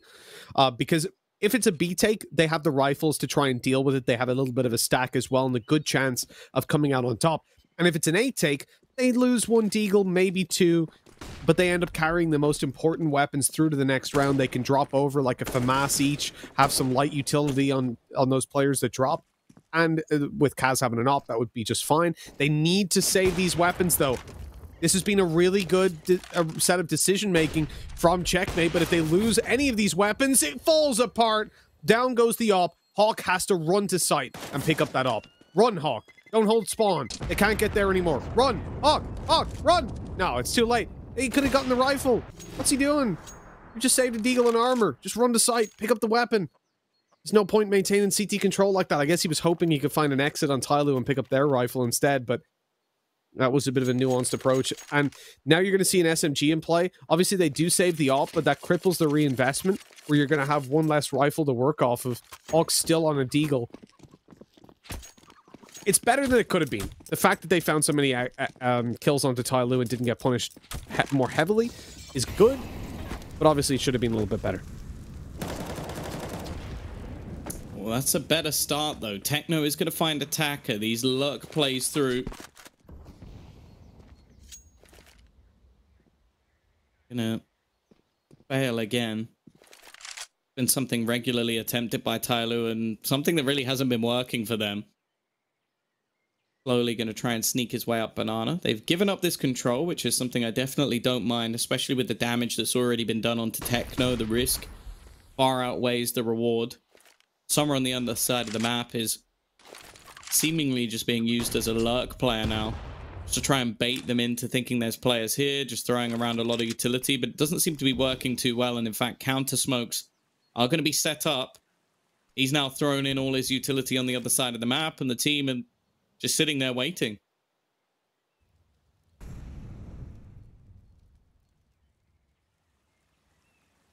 Tyloo stepping into that smoke slowly had me scared. He was going to go for a repeat of before. Here comes the execute to the B site. The molly forces Techno back. Big hold need to be had by Rue, and he gets slowly with the SMG. The Deagle not able to capitalize. Somebody onto Kaz through the smoke. This is what we've been. No, somebody! No! He goes through the smoke. Man advantage. Back over to the CT side. Blitz comes through to take down Summer, and Danking's going to have a massive clutch. Tyloo throw this one away with aggression again. It's in the hands of Danking in the AWP. He finds one, but they know where he is now. They're looking for him. They can jump up on top. They're swinging together. They're closing the distance with the SMGs. Tech9 out. Round lost. And this will be an overtime. Tyloo, somebody specifically, that was just silly. Like, what did he expect there, Tom? That there's not going to be a player's CT at that stage? You just execute it onto site and force the player off coffins. Where do you think he's gone? You saw he's not on site. He's obviously in CT. And there's not much else he has to do except hold the smoke. Unless he wants to stare at the view in CT spawn or something. I'm going back to my previous idea that at any point, the coach needs to have a kill switch for his W key. And I want it to be really audacious as well, not just like he pushes something, but like a big red button. Like it's just attached to the wall, and he just has to like elbow it. It's like, and then the keyboard like the W key disconnects, and he's just sat in the smoke like, what happened? Because clearly at this point, someone needs to make a really big deal about the fact that he's making stupid plays that lose them rounds. That was completely unnecessary. It was a 3v3. He was one of the healthier players in the server, and he plays it like a moron. And that's why we're in overtime. And that's why Checkmate now have a chance. It's an entry, but Techno, he's traded 2 back. I do hope that they win this map now, because screw Tyloo, screw somebody. That was such an irritating play to make. And now Danking, he's alone. He might just have to save this AWP, but for a minute, I don't think that's going to be happening. And he's going to walk into the arms of Techno. A 3K for him. He's going to get his 20th kill in this match. And they are now back into the lead. And what's almost worse than that play by somebody through the smoke is the overtime that we sit in. $10,000. All that these players get to work with. It is a Valve event, and so they enforce 10K OT, much like every other TO. Oh, wait, no, they're the only one. And so this puts you then in a position where these players, and obviously it's in every major, and every minor, every major qualifier, etc., they can't really, especially on the CT side more so, but if you lose the first 2 rounds and you don't save any weapons, look at the money for the T side. If Tyloo loses this round with no bomb plant, they've got pistols. That's a joke. Overtime, where you want to see every single play attempted, and instead we get to watch saves a lot of the time. We'll see if this is going to work out for Tyloo, though, as Checkmate. They're stacked up towards the A side. After that round win, they don't even need to think about saving. They've got so much money, so I expect them to attempt every single retake, or a retake, if it comes down to one in this one. And Tyloo have got very little progress, Tom. They've got a little bit of control in the apartments, but other than that, it's they're basically at the start of the round. Now looking to move towards top mid, but 55 seconds left. They're kind of scaring me with how slow they're taking it.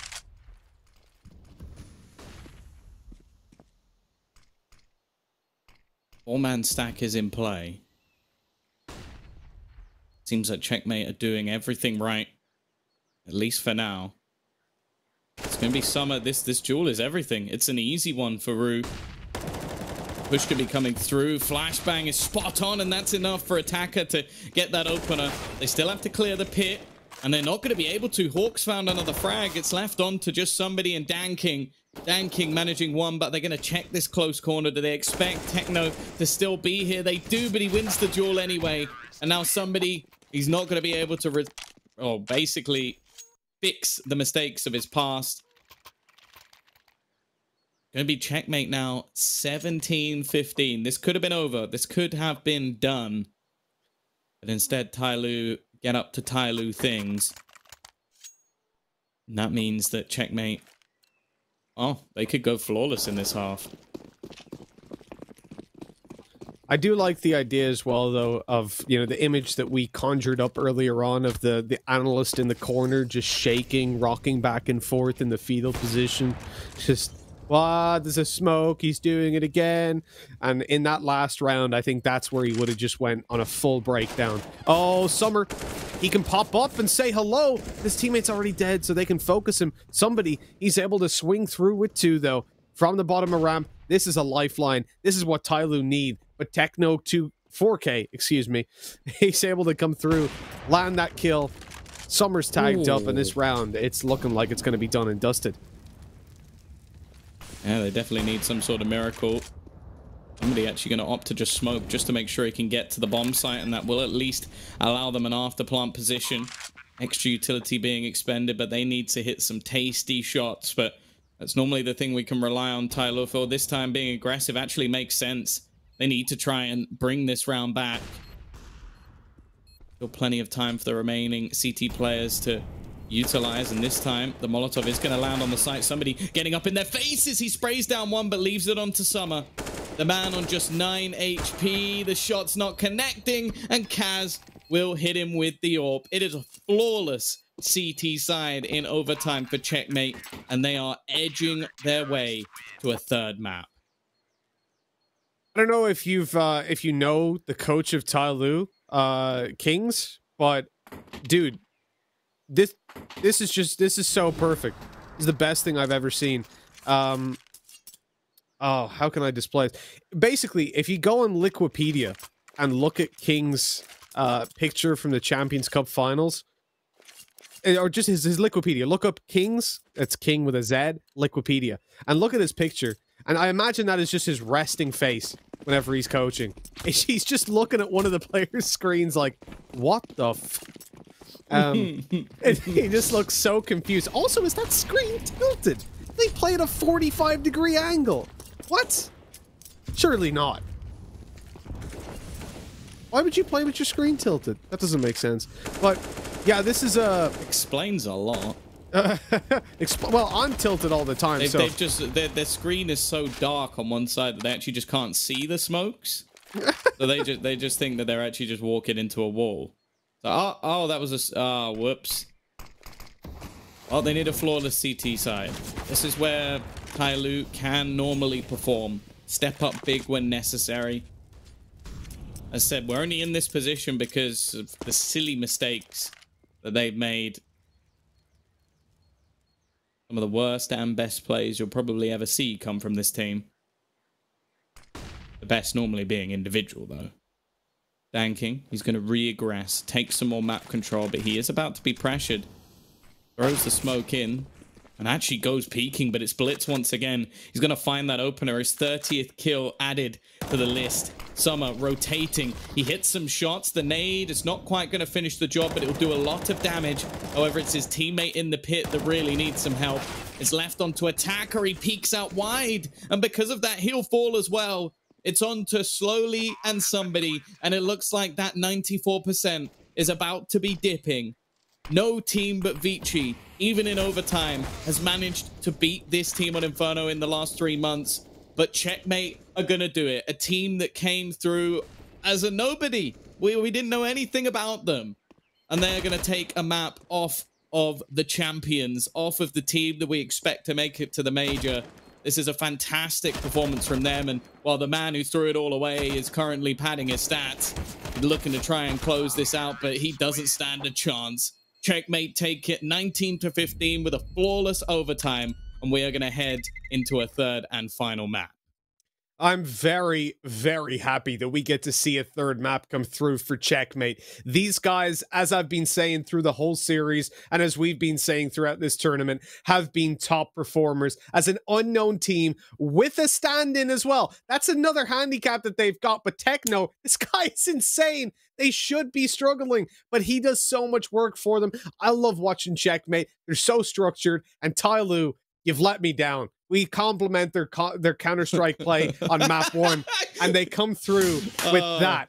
No. Shit. I want Blair. How are you feeling about that game? Think I just take it away. No. Yeah, the solo cam. This is what we need. Beautiful. keep it on this, VGL. Keep the solo cam. We need the solo cam. Look, I'm happy for Checkmate. I think Checkmate played fantastic Counter-Strike. The fact that it even took it close, I was impressed.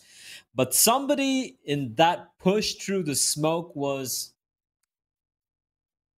the dumbest shit I've seen all week, all tournament. That was atrocious. Man, what is wrong with you? And you know what the worst thing is? At the end of that overtime, Denko, I feel like it's probably his team are just like furious at him. He's like, why are you guys angry? It's fine. I'll just 1v4 and win it. I'm happy Tyloo lost. I'm actually happy they lost. I'm happy that they've been reminded that they are mortal, and that the way they're playing right now. Look, you can't lose games. I get nothing against Checkmate, right? Nothing against these guys. They really showed up. They got the win. They showed a lot of promise, but especially playing with a stand-in, which no one seems to be very aware of. But for Tyloo, this is just a reminder. You might be beating these guys, but trust me, when you're going to be heading into those EU events, when you qualify for it, once the COVID thing dies down, you're going to get smacked on your ass by every single team you're going to be facing off in EU and even from NA. And it's just embarrassing at this point. You know, the worst part is like, okay, we always say, oh, somebody has the skill set. All he needs to do is figure out when to be aggressive and when not to be.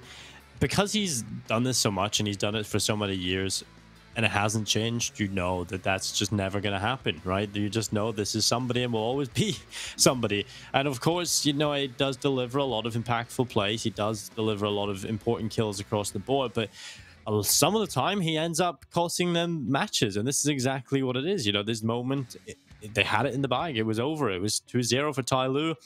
Someone decides to walk through a smoke and everything just falls apart. You left your AWPer at the back of the bomb site. You're just not going to win that round. So Tyloo, I agree. I'm kind of happy they lose this one. We're waiting for the moment where they get slapped hard enough to realize, okay, you need to stop doing this. They lost 16-7. Yeah, exactly. I thought that would have been enough. And yeah, I thought that would have been bad enough, but clearly not, Blair. Maybe they're just kind of, that's just one time. We still won, didn't we? Now moving forward into this map, I think Checkmate are a team that are going to punish them a little bit more. I'm actually really excited about this team. How many players have we seen step up on an individual level? Blitz at the top, 32 kills against Tyloo. Where are these Mongolian players coming from? Mongolia is the answer. But we do, of course, have the MVP of that game. It is going to be Blitz. He was just hitting everything. He was fantastic, even in Mirage, if you ask me. Not even needing any vision for him. 30 bomb, again, ably supported by each and every one of his team members. And I got to say, they played better Counter-Strike. They made lesser mistakes. And they, more importantly, punished Tyloo for some of the most ridiculous rounds I've seen. And this is after watching yesterday's game against WotZai. So that's how disappointing Tyloo can be. But you know what? They're probably going to still win map number 3 and just win it convincingly. Is that going to happen, though? I don't know. I think Checkmate, they might be able to finally punish Tyloo. Tyloo might finally taste the bitter fruit of defeat. If that's going to happen or not, we're going to be finding out. Dust 2 is coming up after this break.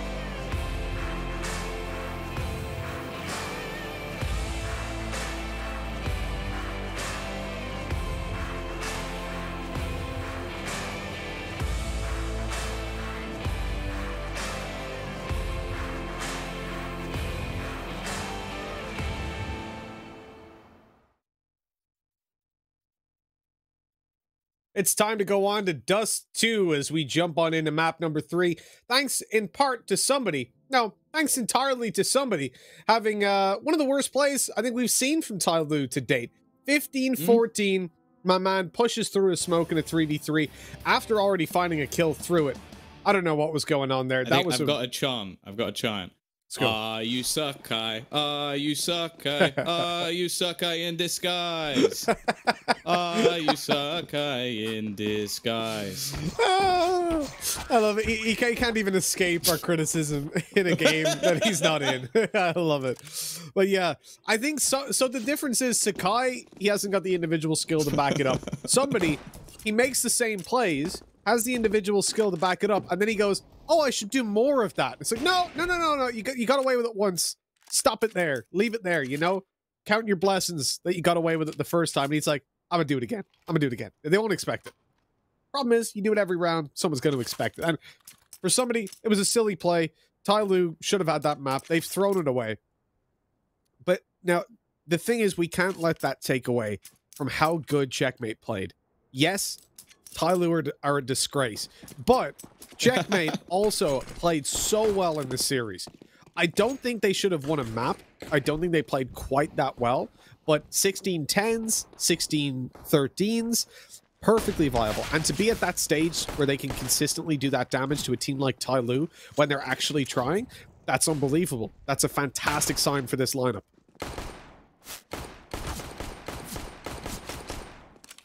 Oh, a blind kill to start for Slowly, and the aggression of the CTs, well, initially not paying off. The A site is completely under the control of the opponents, and Blitz is going to get wrecked from the pit. Danking with the P250. This is a map where, sure, I don't think it's one of Tyloo's best, but they don't really play it, to be honest. But even then, like, they've had one defeat on it, and that was to Lin Vision on the day where they just seemed to play atrociously.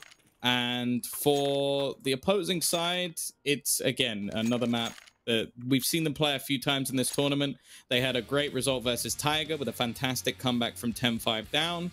And then they got banged by Beyond. So it's kind of one of those maps where I don't really know what to expect from them. I will be honest, Tyloo in the first and second map versus Tyloo in the third map are normally two very different beasts. It's like they know that this is where they actually have to like step up and show what they've got. So I am a little bit worried for Checkmate going into this one, and I wouldn't be surprised if we saw like below 10 rounds for them. That's sort of my marker of Tyloo trying, is if the opponent gets below 10 rounds. Basically, Vici playing normally. Nice shot from Rue, though. Clearly predicting where his opponent was going to be, and he's found that opening. Somebody down and out already. If anything, that might mean they're a bit more sensible in the afterplants.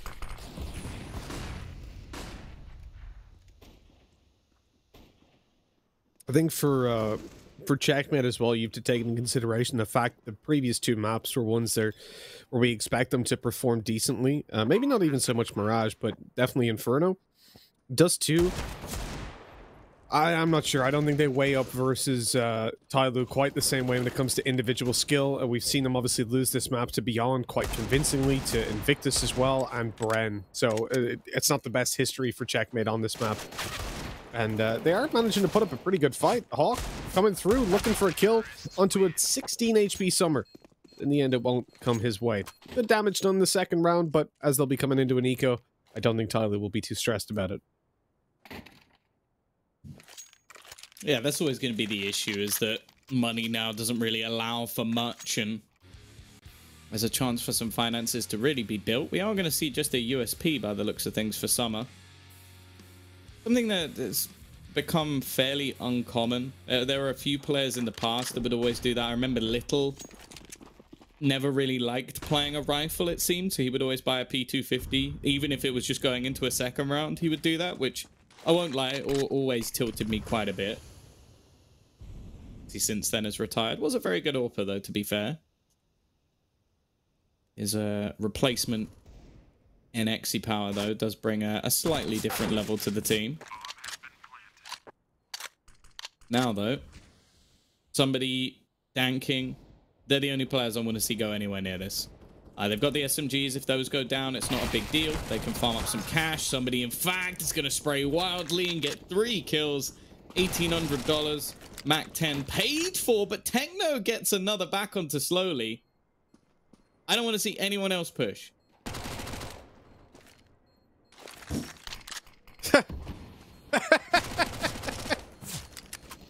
Oh, there's nothing I enjoy more than Tom hitting his desk. Well, the best response, to be honest. There's no other response that, because money in an AK, it's a massive kill. Why? Do you know what infuriates me even more? I'm pretty sure he had the MAC-10 originally, right? And then he gave it to slowly, and then he had less HP, and then pushed anyway. Like, just don't do, just keep the MAC-10 and push and die, and then at least slowly might have saved the AK. This is completely unnecessary. Moving on, double AWP setup. Techno's been able to build up a mountain of cash, which actually paid for that. Lots of damage coming in towards Long, and tanking. He's been able to sneak his way back through. He's going to drop them all. Maybe it doesn't matter. I guess that's always the case. There's not a punish for Tyloo, and they are slaughtering. That was actually team damage. I thought that Hawk took a lot of damage there. I was like, did they Molotov out of double doors from the T side? I was like, how's he taking that much damage? Or did he get hit by a nade? No, in fact, I'm guessing he was knifed by a teammate. Techno's just been owned. And then this is always going to be the thing about Tyloo. They are a bit silly in the last round, and then they just come into this one and win every single fight. Like, Dan King being able to lurk out mid like that is gross. The 2 shots that Attacker has hit in this round have been gross, and Tyloo made that one look so easy. You know, we said it already, right? Tyloo do the wrong thing and they get away with it because they just can't be punished within this region a lot of the time. And as I said, Checkmate, I don't expect a lot from them on this map. Well, that was disgusting by Dan King. He did so much. Summer, I mean, look, it's a headshot, so it doesn't matter that the player was low anyways. But all in all, it's a pretty poor start for Checkmate. They've got an AWP, a Scout, and Deagles. They have equalized the economy, I suppose. But, I don't know how I feel about this one, Tom. This is almost by definition an exaggeration of a mix buy. Yeah, I guess they've got max loss bonus going into the next round, so, like, Kaz will still come into the next with 5 grand, and that's even if he sort of just goes down here. So it's not the end of the world. I guess it gave them a very slim chance of winning it. The only thing I will say is it does mean that he's not going to be able to afford an AWP with Kevlar. So he needed a few kills because obviously the AWP's return on investment is fairly small. And in fact, they're going to get absolutely nothing. Tyloo off to a flying start. Nice shot from Hawk. That's at least an AK. Now that would mean if he keeps this AK, he can then drop an AWP to Kaz. And he doesn't have to be glass cannon. So this one rifle could actually make a huge difference if they manage to hold on to it. I almost guarantee there's going to be players hunting, and that's the right decision from Tyloo. They need to get rid of this gun.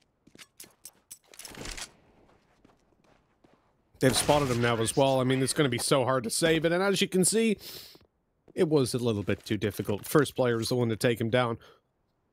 And yeah, that's really my issue with that. Now, I think Hawk, he might take armor and drop an AWP. That's a possibility. They were dangerously close to not getting a kill, and without a kill, you don't get an AWP in this round. At least you need a glass cannon. They've called a pause. I'm almost certain that. Why would you do that?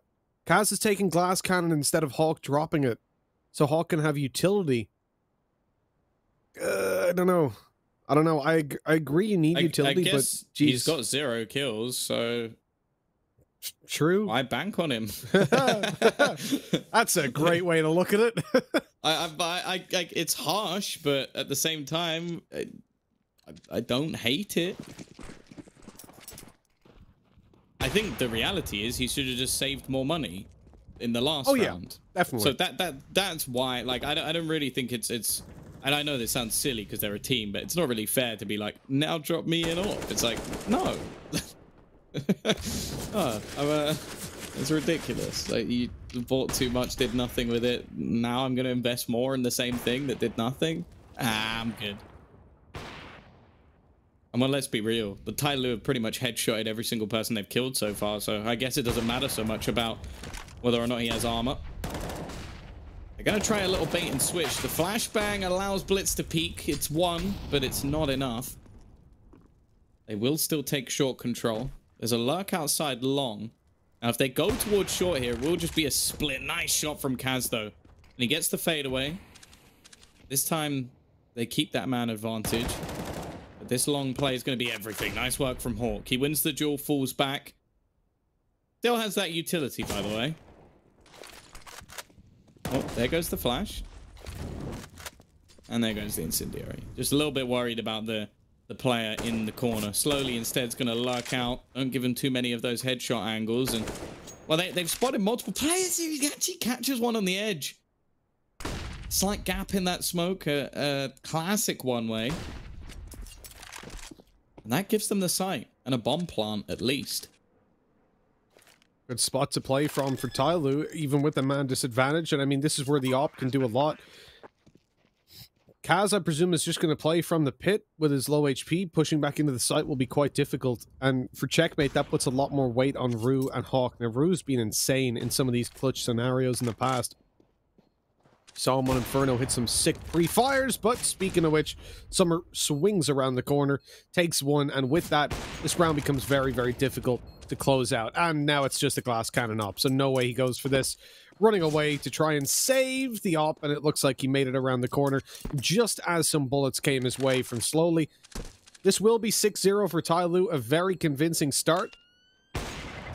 Oh, please don't peek that. Was that a pre-fire by Summer? I was just hoping that Kaz would happen to walk into the open at that point.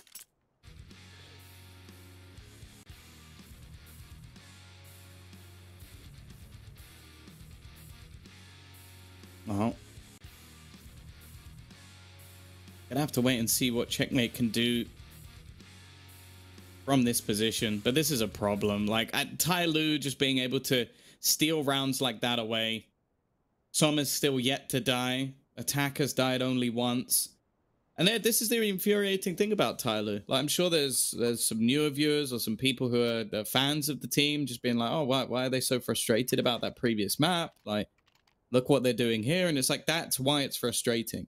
If that was a close game, a slip-up that was a rarity, and then them coming back and doing this in the series, fair enough. But the problem is they seem to just... Their third maps are always better by like a country mile. Like, it's not even close. Like, the third and second map are normally polar opposite, unless, of course, they lost the first. And it doesn't seem to matter what map it is. Like, this is one they don't even play that much. Like, they played it 4 times over the last 3 months. As said, up until the last map, they had a 94% win rate on Inferno and managed to lose it because of silly mistakes. Now they come into this one and they're just dominating. Kaz has at least managed to get one with the AWP. The scout on the site of Rue is trying to hold the line. They've got to be careful of the car.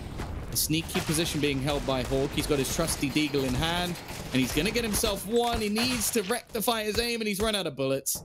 No real chance here. It's left all onto Kaz. Smoke will go down for the cross, but the fact is the T's aren't playing off of this. The bomb's going to go back in the other direction, but Kaz, he realizes it. However, Dan King is waiting for him to peek. Tyloo 7-0 up, dominating once again. And Checkmate yet to make the board.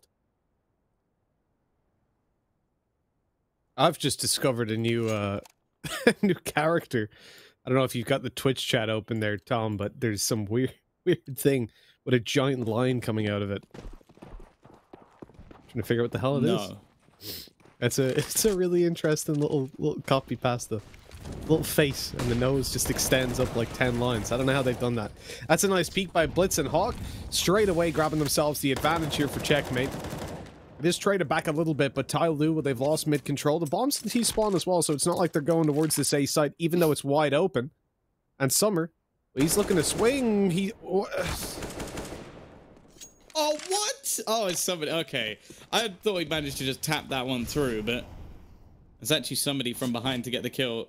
they've just left the bomb. Like, it's so infuriating. They're not going to get punished for this either. In fact, somebody's probably going to finish off this round on his own. He's got a teammate coming in from behind as well. It's just ridiculous. Tyloo don't even need the bomb to win rounds at this point, and even with 2 players facing off against him, somebody's going to win the duel. Summer is 11-0. He was wide peeking CT with an AK, while there was a player on shore and a player in CT. This is the man who is yet to die. It's just madness, isn't it? It really and truly is. And, you know, for Checkmate, I feel for them. I really do. Because this final map, I feel like they should have just lost the previous, because it would have been a great series then. But now you have that narrative that can be sold of, oh, well, Tyloo woke up into it. And I think they have. I think they definitely have started to play better Counter-Strike. But at the same time, that first map, they were playing just fine. Oh, he died. First death. At last. Yeah, the first map... Only in round 9. Tyloo were playing properly. I really don't think there was a lot of loose approaches. I had very little to critique. And Checkmate still managed to do one hell of a job. They won out the second. This has been a great series for them, regardless of what happens. I want to see them get this round. The first on the board. Winnable. It's been back and forth. Danking. He planted for long with no control. A very brave approach. And with the AWP, obviously he wanted to have the range. For the post plant, out he goes. Let's take him down.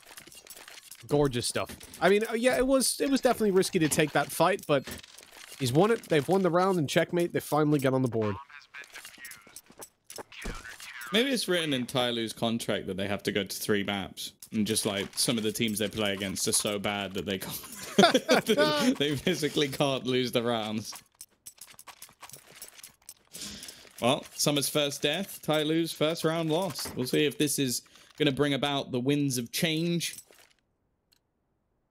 I have my doubts, but at the same time, this is a very momentum-based map. So being able to pull one off like that could actually get them rolling a little bit. It's a big boost to their economy because they didn't actually invest much into the last round either. A few pistols being utilized. Kaz still with his AWP in hand. Hasn't been very impactful so far, has to be said. Need to see more from him, especially if he's in the manner he's been playing. Like, if you're going to be aggressively peeking angles with your AWP, you need to be hitting your shots. Otherwise, change your game style. I like that, though. So that smoke that he's just thrown there is purely to bait the T's into thinking that there's a player on car when there isn't. So that position is completely clear. He's wasted $300, and now in the eyes of Tyloo's mind, they have to clear that angle. They've even just thrown an extra nade or 2 in there. They want to make sure that the man that isn't there is dead in this round. And that will play on their minds for the rest of it. So we'll see if that has any more impact. That's a cheeky little thing attempted there by Kaz.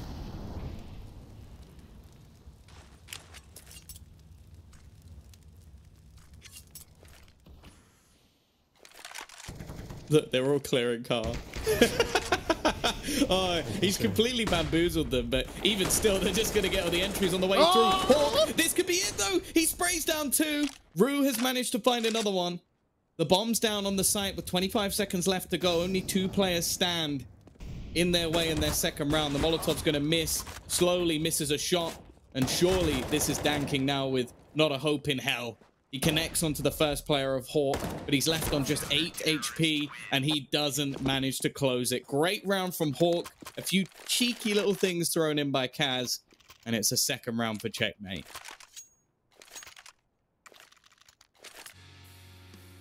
It's a long road back into this one, though, Tom, isn't it? I mean, it is quite sad to see Checkmates fall from grace from the previous maps, but Tyloo are on different form completely. These 2 rounds have been close that they've managed to pick up, and it does feel like it's only a matter of time before Tyloo start to answer back and not lose those opening duels in the same fashion they have in the last 2. But that was a swing by Hawk and a great spray down, but how often are they going to give him that opportunity? There were, I think, 3 players just staring at a smoke instead of at the site, thinking that the smoke they had thrown onto the bomb side of A had completely, I don't know, maybe it was a wall. It just stopped them from peeking out, but evidently that ain't how smokes work. Not as solid as they had hoped.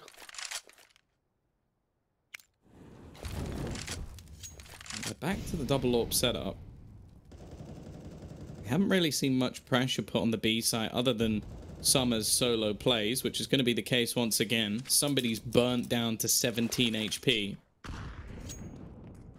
Summer, at least for now, is going to keep players on that B site. There's still the trend of every time Summer dies, they lose the round. I'm not saying there's any actual correlation between those two things, but as of right now, that is a fact.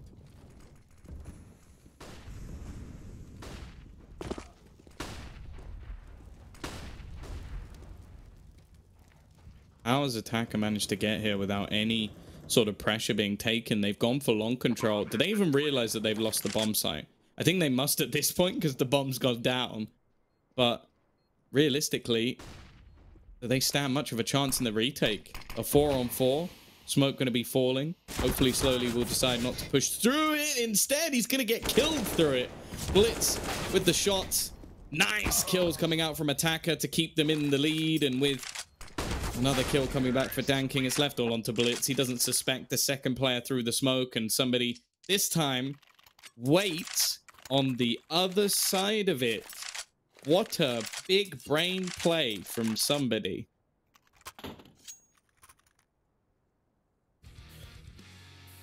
Big brain, big PP energy. Even though he's not on the server. He's here in spirit. If he did this last map, this map wouldn't have happened. True. Very true. I think I can see Kings maybe breaking into a bit of a smile here. Maybe he'll have a new profile picture soon. It's just my favorite thing. I've zoomed in on his face and everything. I'm gonna make a little meme of it later. Gorgeous. It's exactly what I've been feeling as well. And that's what it is. He's displaying the emotions that I've felt watching Tyloo for the past week or 2 weeks. Just like staring at the screen going, why am I here? Why don't they play Counter-Strike? It's a funny thing really though, isn't it? How they are so predictable in that they'll have...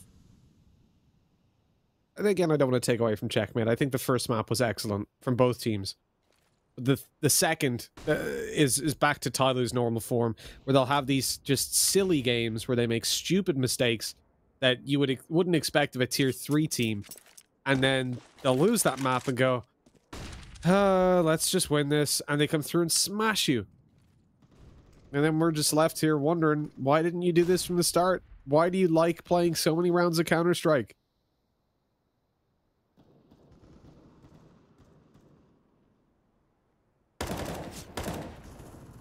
Oh, this round's going a little bit better for Checkmate. Blitz, he seems to get so many kills through the smoke. It's actually unreal. Like, I feel like he gets more kills through smoke than not. Mark the bomb again. This seems to be the classic problem. The A site is just perfect for the bomb plants. They don't actually realize the Kaz is still here. Just lurking in the backlines. A third will be picked up. Blitz with another double. Well, it's a long grind back. If they can get to 6 though, Mitch, it's possible. Exactly. If they can get up to 6, it is still going to be a little bit of a grind to get there, but at least they've now started to deal a little bit of damage to Tyloo's economy. The problem is with those bomb plants coming through, even in the rounds they're losing, they're well, in that round that they lost, they're still in a pretty comfortable spot in terms of buying up. So it's not like you're going to get a reward straight away. Summer down to a Deagle is the only real disadvantage. Utility is still there, but Attacker, he goes out before the smoke has bloomed. And that is a free kill for Kaz. Hawk in with another. And although they managed to trade it out, it is still that advantage towards the CT side to start.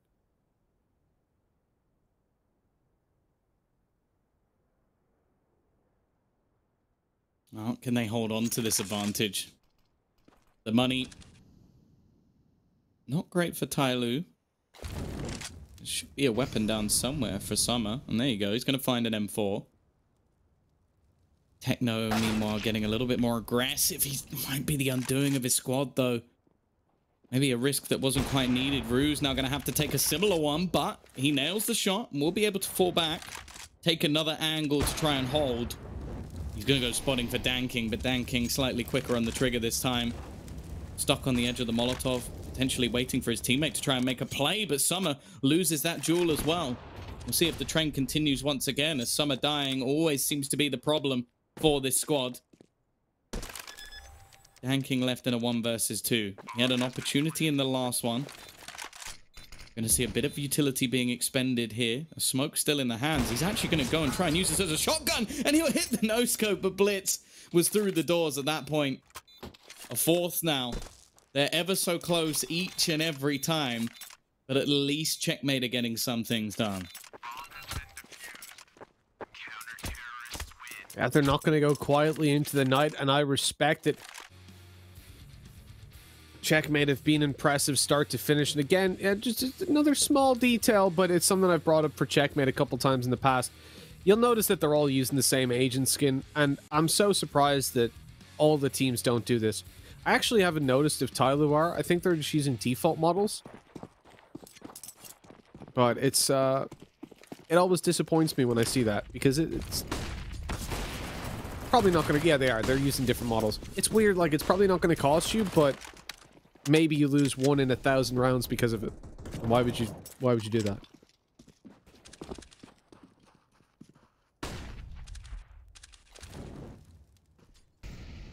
You look cool.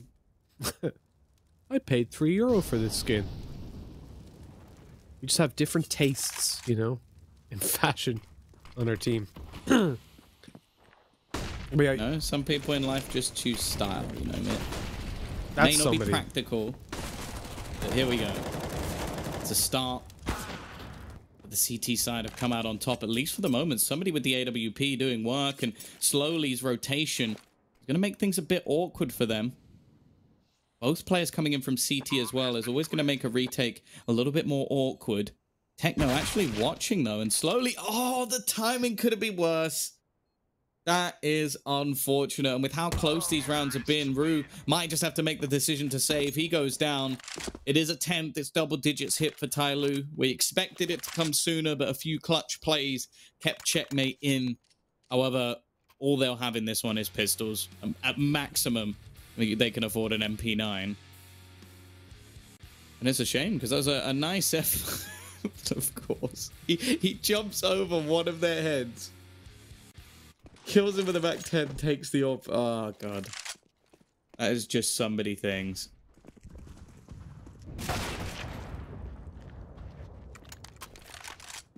Just so many things. I mean, we've said that so many times, and sometimes it's good, sometimes it's bad. It's probably bad more than it's good, I'll be honest, but somehow it seems to work out even in the times when you're certain it's a mistake. This is going to be a B push with a smoke into CT, isolating the 2 players towards this site. Oh, Rue, okay. A quick straight peek, but now he's been isolated. Blitz through the smoke, swings in for 2. Bomb is down, and Summer is 2. Checkmate, they pick up 5. That round was not looking good for them. And a very ambitious push through the smoke by Blitz, but very well timed as well. Yeah, they managed to at least rectify things a little bit here. If they do get themselves the pistol round, they're definitely not out of things, especially going on to the T side. I think there's always much more opportunity. Blitz ready with the pre-fire, and some lovely deagle shots being connected from them here. And that rifle that he managed to retrieve because of it ends up actually winning them the round. 10-5. And they get themselves the pistol and put themselves back into this game. Fast push, but it's going to go into the lower tunnels. Likely be a split into middle. Unless they are going to jump back up. Danking goes peeking out, and he's caught out by Rue. 2 players still waiting in mid to try and hold on to the cross, and the others rotating around back onto the A site from long. They've checked a lot of positions here, but the T's are still the ones in the advantageous position.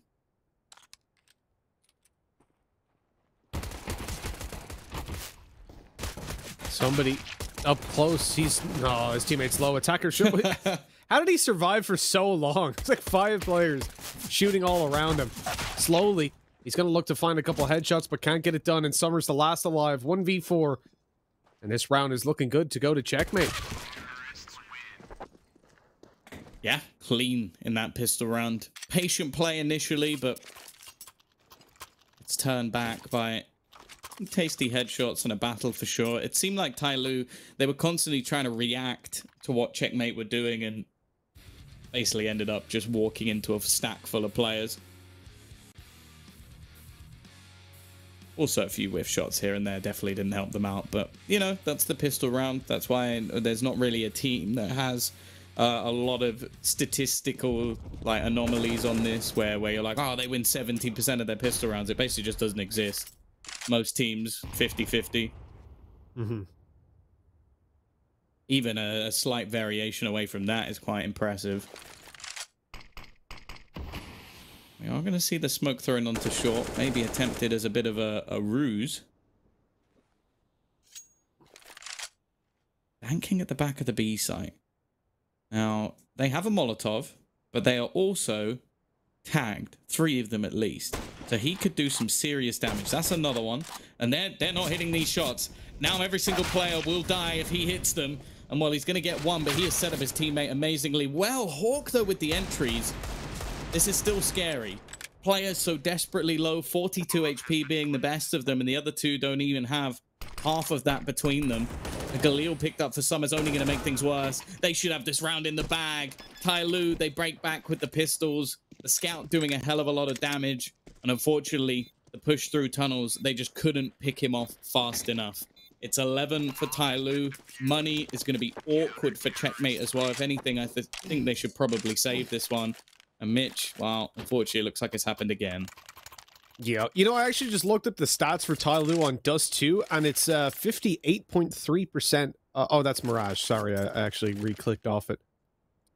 Their pistol round win percentage on, well, they've only played 4 times on Dust, so I don't actually care. 58% on Mirage, though, with 24 plays.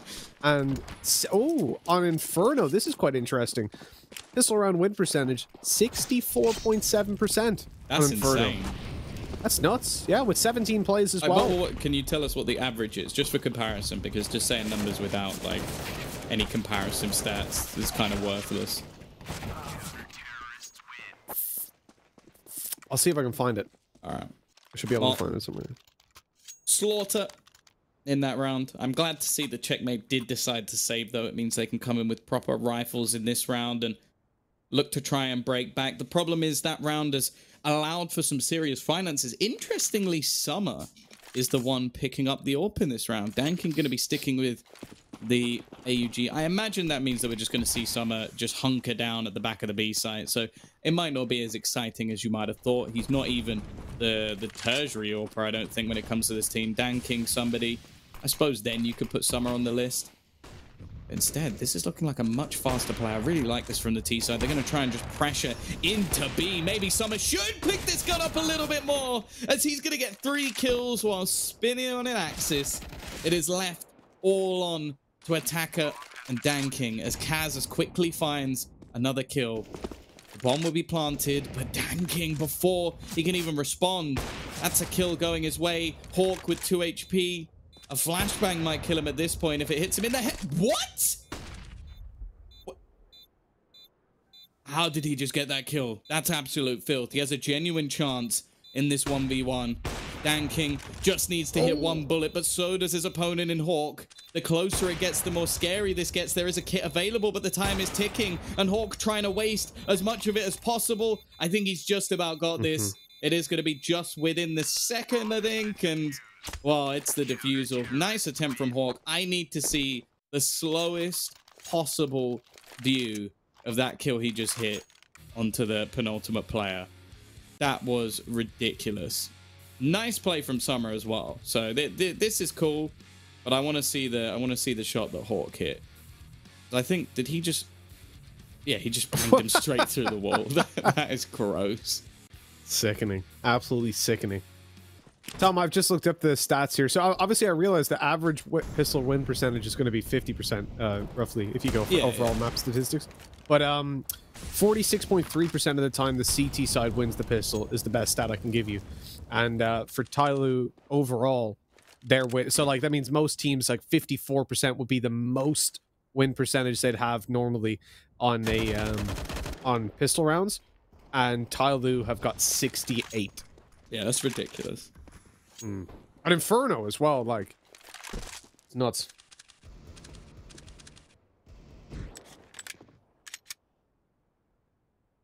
Well, this round at least, unfortunately, even with the heroics in the last round from Hawk and some crazy shots, they don't have anything to play with here. Nice shot from Kaz. That's a bomb plant at least, or maybe not. Oh, actually, okay.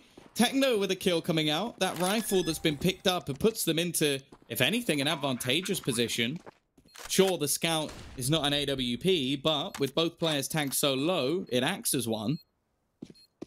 The only real difference between these two teams at the moment is, well, Kevlar for Kaz, which, as said, is going to make no difference. If he gets shot, he's dead anyway.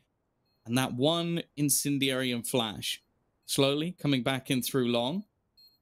They've got to try and clear out Gandalf at the back of the side. And Kaz is going to land his shot. I think some are realizing that this round is over. And I'm honestly surprised that Tyloo managed to lose that round. They had two players on A. There was no real weapons. One goes down to a Deagle, one goes down to Techno. And that is the round heading in favor of Checkmate. That might just be a lifeline. It is and it isn't. You know, the fact that they win that one is obviously solid, but it gives them not even a foot in the door. It's almost like they've just found the door. Now they've got to wait for the opening, and it won't come in this round. I imagine Tyloo will take an eco. So this is one where they have to remain at that door, waiting for an opening. And eventually they need to get their foot in, and that's where the next round comes into it when Tyloo get a full buy. This one is still quite a threatening buy, though, all things considered. You've got a Mag 7, an SMG, a failed boost by Summer. There we go, up above. Oh, he's taken two. This is exactly the round that you want to play like that. It bridges the gap perfectly of the weaker weapons. Now a two-man advantage for Tyloo. Oh, Tom. Checkmate have just gotten so unlucky. If he had hit that boost the second he tried it, he wouldn't have gotten it. The fact that he missed the jump is actually what made the timing so perfect. Well, the Mag 7 of Dan King's going to do nothing, so it looks like Summer is going to have to try and just carry them through this round completely, and he might just do... Why is this man not opening more? Like, where has this come from? We don't see him up. He's on for the ace. There's only Kaz remaining. He's not going to get it because his teammates will get there first. But honestly, we never really see Summer AWPing. It doesn't happen. On other maps, we look to somebody to pick up as a secondary. And obviously, Dan King's the primary. Summer, it's almost like he's just big dicked him here and just gone, I'm AWPing. And then you just kind of look at this. Dan King's gone, yeah, right. Sure. It's literally what is so heartbreaking about that for Checkmate is the fact that if he hit that boost, was sexy. If he literally got on that boost when he meant to, he would have gotten one probably. But they were perfectly lined up as he. Oh, that's just so disgusting. Go on slowly. Oh, don't push through the smoke. There's the nades, the spray. 1, 2, 3. He's getting them all. Lighting them up. The USP comes out to finish off Hawk. And Kaz is running for his life. He finds the shot to somebody. This just opens the door for the ace of Slowly. But Dan King's there to steal it away and put 15 on the board for Tyloo. I said Checkmate needed to stay at that door and wait for an opening. Well, they've just been blown away by a blizzard because they're gone. This is 8 consecutive rounds to reach an overtime, Tom. Not looking too likely. What is with Tyloo and third maps? I genuinely just don't understand. Like, they go from being almost completely evenly matched. And it's not even like it's map dependent, because normally Inferno's the third in the series, and they normally smack them out on that map. Instead, it's now Dust 2, and they've done exactly the same again. Just don't play the third map versus Tyloo. You're wasting your time. Just if you lose one, you just go, oh, well done, guys. You got this one. Congratulations. I'm going to go have some tea. This round, it's over. This is GG. This has been an absolute slaughter. Tyloo have been by far the better team, as they probably should have been throughout the series. And I know that if people have just joined for the third map, you're sort of looking at this and going, well, how did Tyloo manage to lose the second? There was some mistakes, but also Checkmate played very, very well. Unfortunately, Dust 2, it just doesn't look like it works for them. And similarly versus Beyond, they got slapped. Blair, Dinko, how you guys doing? You glad to see Tyloo back, or kind of sad that Checkmate couldn't quite perform. You kind of hate to see it. Like Tyloo, map number 3, they plug in their mice, they plug in the monitors, like, all right, boys, we got to win this. And it looks so easy. It looks so easy, Tinko. Why can't they show up like this on the second map or the first map? Well, why does it always have to be map number 3? Can you answer this conundrum?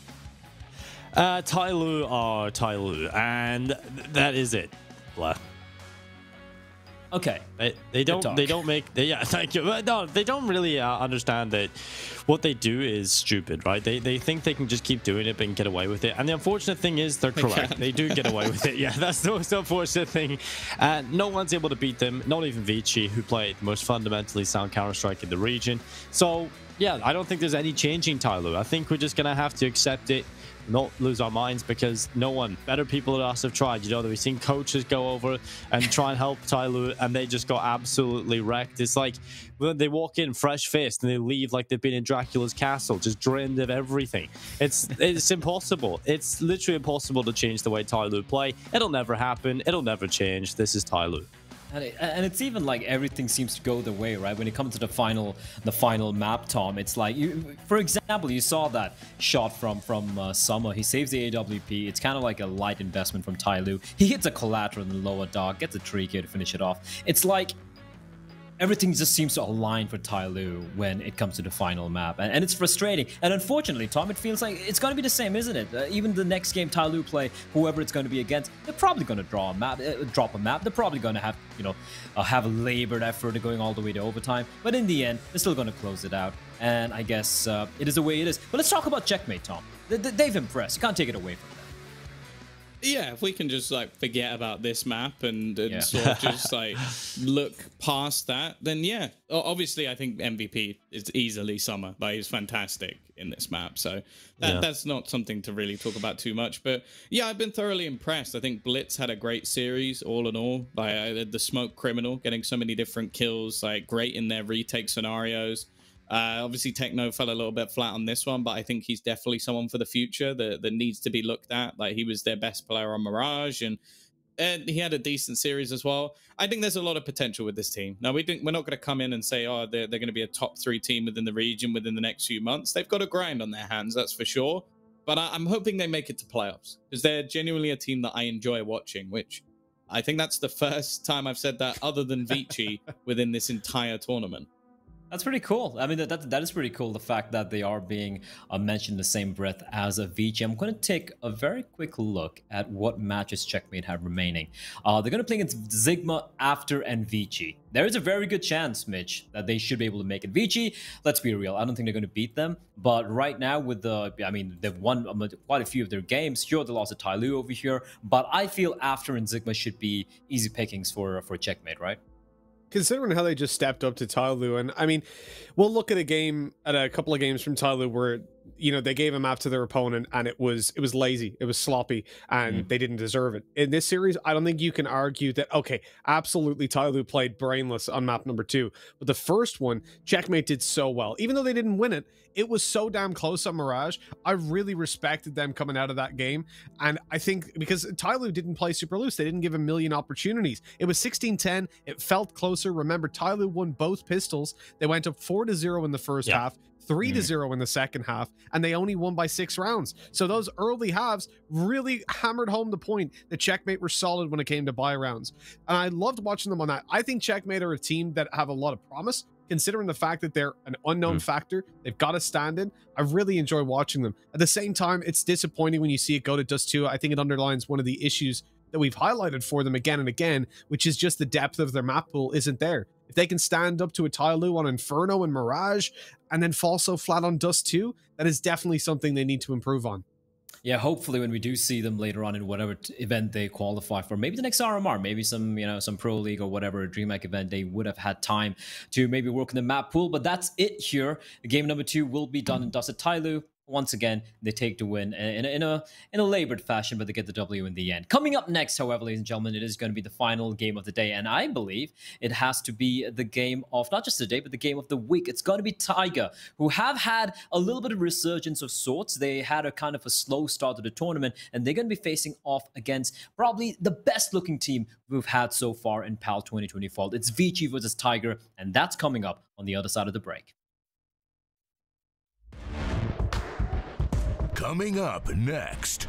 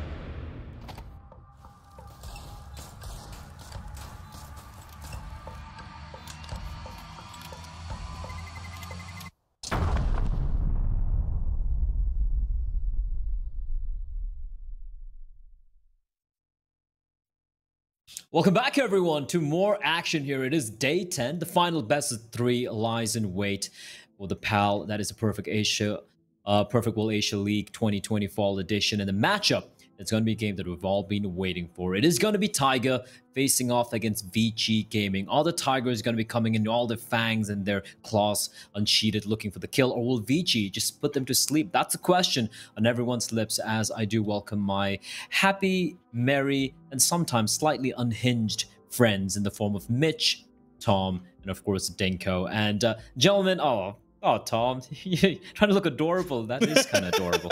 Disturbing. Trying is the word there. Very disturbing. Never do that again, Tom. You freak nature. I love it. This changed very you quick. can just see Blair going like, is that too far? Am I being too No, I mean? thought about it. I'm You like, freak of nature. I think we all agree. Look, Nature. we're Counter-Strike talent. Like, we're the Freaks of nature. Freaks of nature. We're the scum of the earth. And here we are talking about Tiger and Vici. Right. Now, here's the thing, guys. Vici, they made us all very happy. They're a team who perform at the level we expect them to perform. They've been looking fantastic. Jamyang is great. Kaze is great. However, the last time they faced, I think it was Tiger who ran away with the win, Denko. Yeah, they have a bit of a poor head-to-head when it comes up against Tiger, right? Tiger have won more than Vici have. It's 8 wins to the 6 of Vici. The last time around in PAL Summer, we seen actually a weird series where Vici were looking relatively scared of the first map. They did fight back, and well, Tiger dominated the last 2, should I say. And coming into the series, you know, you see the first map for Vici. They looked a little bit scared on their map pick. They thought they were going to lose Nuke. And then we walk into the next 2 maps, and it's Tiger just walking away 16-7 on Mirage, 16-7 on Inferno. I remember those games because I was laughing because Jason and Mitch were making fun of us for having very long games, Blair, and they ended up having an overtime game. I thought it was going to be a long series, but ended up being 2 16-7s. But I do remember that one vividly, and Vici just got absolutely destroyed. I don't think that's going to be the case today, though. I think Vici have been looking a lot better and more consistent than they did the last time around, so I feel like Tiger probably going to have a difficult challenge this time. Yeah, I'm even looking at the results right now, Mitch. If you look at Tiger, they beat Bren 2-1. They lost to Checkmate 1-2. Now, Checkmate have shown that they're not a flash in the pan. They definitely are a team you can contend with. And they beat Sigma convincingly. Then they lost to Invictus, right? And looking at Vici, who haven't dropped a map to anyone except against Tyloo with a loss 2-1 in a very, very close fashion, mind you. A couple of rounds going their way, they would have beaten Tyloo as well. So Tiger coming into this event, they've looked lost. Apart from that one map, I think it was against, was it against Sigma? I forget. I think it was against Sigma where they just showed up and they smacked them on Inferno. Apart from that, Mitch, they've just looked, well, just like kittens. Yeah, definitely. Tiger have been really weak. We've seen them make a lot of mistakes. We've seen Urcast have to drop an insane amount of kills and not win the game. I think the only times they have performed, which was the odd thing, was when Urcast wasn't actually top fragging. Exactly. Wasn't doing the heavy lifting, which is scary. But yeah, I think for Tiger, they've got a lot to prove. This is a team that came in. We saw the interview with them. They were saying, "Oh well, we're gonna beat Vici, or we're gonna beat Vici and Tyloo. That's what we're here for." And with the form that they're on at the moment, I don't see them even taking a map off Vici. This has got to be a big turnaround from these guys. But we know they're capable. They've got a lot. We talk about Urcast. He's fantastic. Cabal, though, he's really been the one taking the cake for me whenever he hasn't had that AWP in his hands. I mean, this man right here, I'll tell you, he's not too good with the AWP. The thing with Cabal is, though, Tom, the fact that he is... let me just quickly take a look at the stats. And he's one of the top-rated players. He's the top 3. He is almost tied with Kaze. That's ridiculous, right? Great rifler. It's fantastic. Just don't give him the AWP. He might be better than Jamyang. Let's take a look quickly at the map Vito, though, ladies and gentlemen. I do believe we have it ready, so we can probably talk things through here. Here's the thing. Vici's map pool is ridiculously deep. And unfortunately for Tiger, they just don't have the map pool they do, Tom. And they have to... they have to ban something out, and the fact that they didn't ban Nuke out, it just goes to show that, let's be real, they stand no chance against Vici on Nuke, considering how Vici been playing. Overpass, though, that's a question mark. Neither of these two teams are that good in Overpass. The thing is, even if Tiger managed to take Overpass, I just don't see a world where they win either Nuke or Train. Like, even though Train's a map that they go to, Vici have been incredible on Train. Like, they have been by far the best team on that map. So much so that I genuinely believe that the reason Tyloo banned Train now is because they don't want to play Vici on Train. Like, there's no reason to play it. Just avoid it and go for something else, because They are fantastic on it. Nuke is one that I think they've realized, okay, maybe it's the lesser of two evils. But realistically, really? like, I just don't see a world where they manage to win this series. Maybe they take Overpass, but they're like, you look at the stats. I think if you use an HLTV, you go, oh, there's 0% win rate on Overpass for look at the the losses. side of Vici. They lost to Tyloo, and Tyloo. So it's kind of meaningless. Those stats don't teach us anything about this team because they lose to Tyloo on most maps. Like, that's just how this matchup works for them. So it'll be interesting. The last time these two teams played on that map, it was 22-20 in favor of Tiger. So it isn't looking like this is going to be a clean game by any stretch. And I'll be honest, based off form alone, I think Vici have got this. You know, one thing I want to just add quickly, since they played them, though, way back then, Vici have played, as you said, Tyloo 3 times. The first 16-3 they lost, the second 16-8, and most recently, in here in PAL, 16-14. So they have come from a stage where when they played Tiger back then, it was a super tight game. They weren't a team that could properly play on Overpass. They were weak because we saw that versus Tyloo. And now they've grinded it out to the point that I think that they actually stand a really good chance of taking Overpass as well as the other two maps. It's almost like an anime shonen storyline, right? You're just like training with the weights and the shackles, and you're getting better and better and better, and it's finally leading up to crescendo over here. But Dinko, quick question here from my side: do you think? And again, this is just hypothesis, but I'm just putting it out there. Is Overpass potential punish pick coming in from Taiga? They could have gone for a Mirage. They could have gone for maybe Inferno, or even pick Train for that matter. Play to your strengths, rather than try and come up with kind of like a curveball here. Do you think it's going to come and bite them in the ass in map number 2 here? No, I think coming into this, I'm expecting 3 maps from the looking of this. I think Tiger is going to take Overpass. I have a feeling they'll be good enough on that map. These two teams seem to be quite evenly matched, and the only teams that Vici ever lose to are Tiger, Invictus, and Tyloo. So I feel like this is going to be a 3-mapper series, honestly, and I think Tiger are going to take Overpass. But I do think Vici are going to take the final 2 maps. I think it's going to be relatively close. I think Tiger are going to break double figures on the final 2, but I think the first one's going to go in favor of Tiger in a very close fashion. Maybe some overtime. It's definitely going to be close, but I'm going to edge it out to Tiger. Okay, let's actually take a look at some predictions here. I feel like this would be one of the closer matchups. Obviously, Vici are going to be the favorites, but yeah, Tom, I want to hear your thoughts. Is it going to just end in Overpass, or Vici just going to come in and just stomp them, or is it going to be one of those closer series going back and forth here? I'll be honest, Tiger thus far in this tournament have beaten nobody I consider to be a good team, and they haven't even done it in convincing fashion. I think they probably prepped more for Vici, so I do think this will be a closer match than maybe we expect, but ultimately I don't think they're going to take a match. Vici have been my favorite team and probably the best team this tournament, so I'm going 2-0 Vici. Okay, and how about you, Mitch? I'm going to go 2-0 Vici as well. I think they've got a very deep map pool, but they're spending their time. Clearly, you can see in the Tyloo games, expanding on Overpass, getting better. I think they're going to be able to take the first map. I imagine Tiger will be able to get up to double digits, but I still think it's going to be 2-0 for Vici. All right. Dinko, are you going to try and make this a little bit more interesting? Maybe throw in a Tiger there? Or 2-1? I mean, no. It's going to be a 2-1 for Vici, but Overpass, I can see Tiger taking it, honestly. I think they're pretty solid. They have good enough individuals. I feel like they get aggressive on the CT side. There can be rounds won by Urcast and Cabal on their own. So I'm looking forward to seeing that. I think the Overpass CT side will set up Dobu a little bit more, so I'm hoping he gets involved because he hasn't really been here this entire tournament. Let's be real. He hasn't done anything. So I kind of hoping he gets freed up a bit more. And I'm just looking forward to casting a different map. We haven't casted Overpass yet, but we've casted the same 3 maps over and over again. Have you seen an Overpass so far? We've seen it earlier in this tournament, I think once. But it wasn't us. That's kind of crazy. For sure. All right, well, let me take a look at the stats. Yeah, I can't even find it right now. Never mind. Anyway, thank you for predictions. Mitch, Tom, I'll catch you guys later. We're going to be jumping in straight into this one. I'm going to call 2-0 for Vici. I believe in my man, Jam Young and Kaze. And then just come out just swinging. I'll win a shot later on, Tom. It's not even week 3 yet. It's too early. You don't bring out the big guns till later on. But once again, thank you, Tom, Mitch, for joining us. Dinko, I'm going to have fun with this one. And honestly, let's be real, right? As casters, we want to have quick series, especially when it's a long day with 3 best-of-3s or 4 best-of-3s. We do. We want the best Counter-Strike possible. That's what I'm talking about, though. But heading into this matchup, I expect to see a 3-0. I know I said 2-0 Vici, but I would love to see a 3-0, 3-0, 2-1 coming out. I want to see good Counter-Strike coming out. I want to see Cabal. I want to see Urkas pop off. I want to see Dobu finally live up to the potential. I feel like Dobu has been one of the biggest what could have beens in Asian Counter-Strike, right? Yeah, it sucks. He's so good at when he hits his form and hits his stride, and we know his skill ceiling is super high, but he never really gets to that point, and he hasn't got to that point at all in this tournament. He did have flashes of it in Pal Summer, and it's just not at all in this tournament just yet. What a time it would be if he was to show up against Vici, though. If he comes into this swinging, then that's another added factor for Tiger that they didn't have before.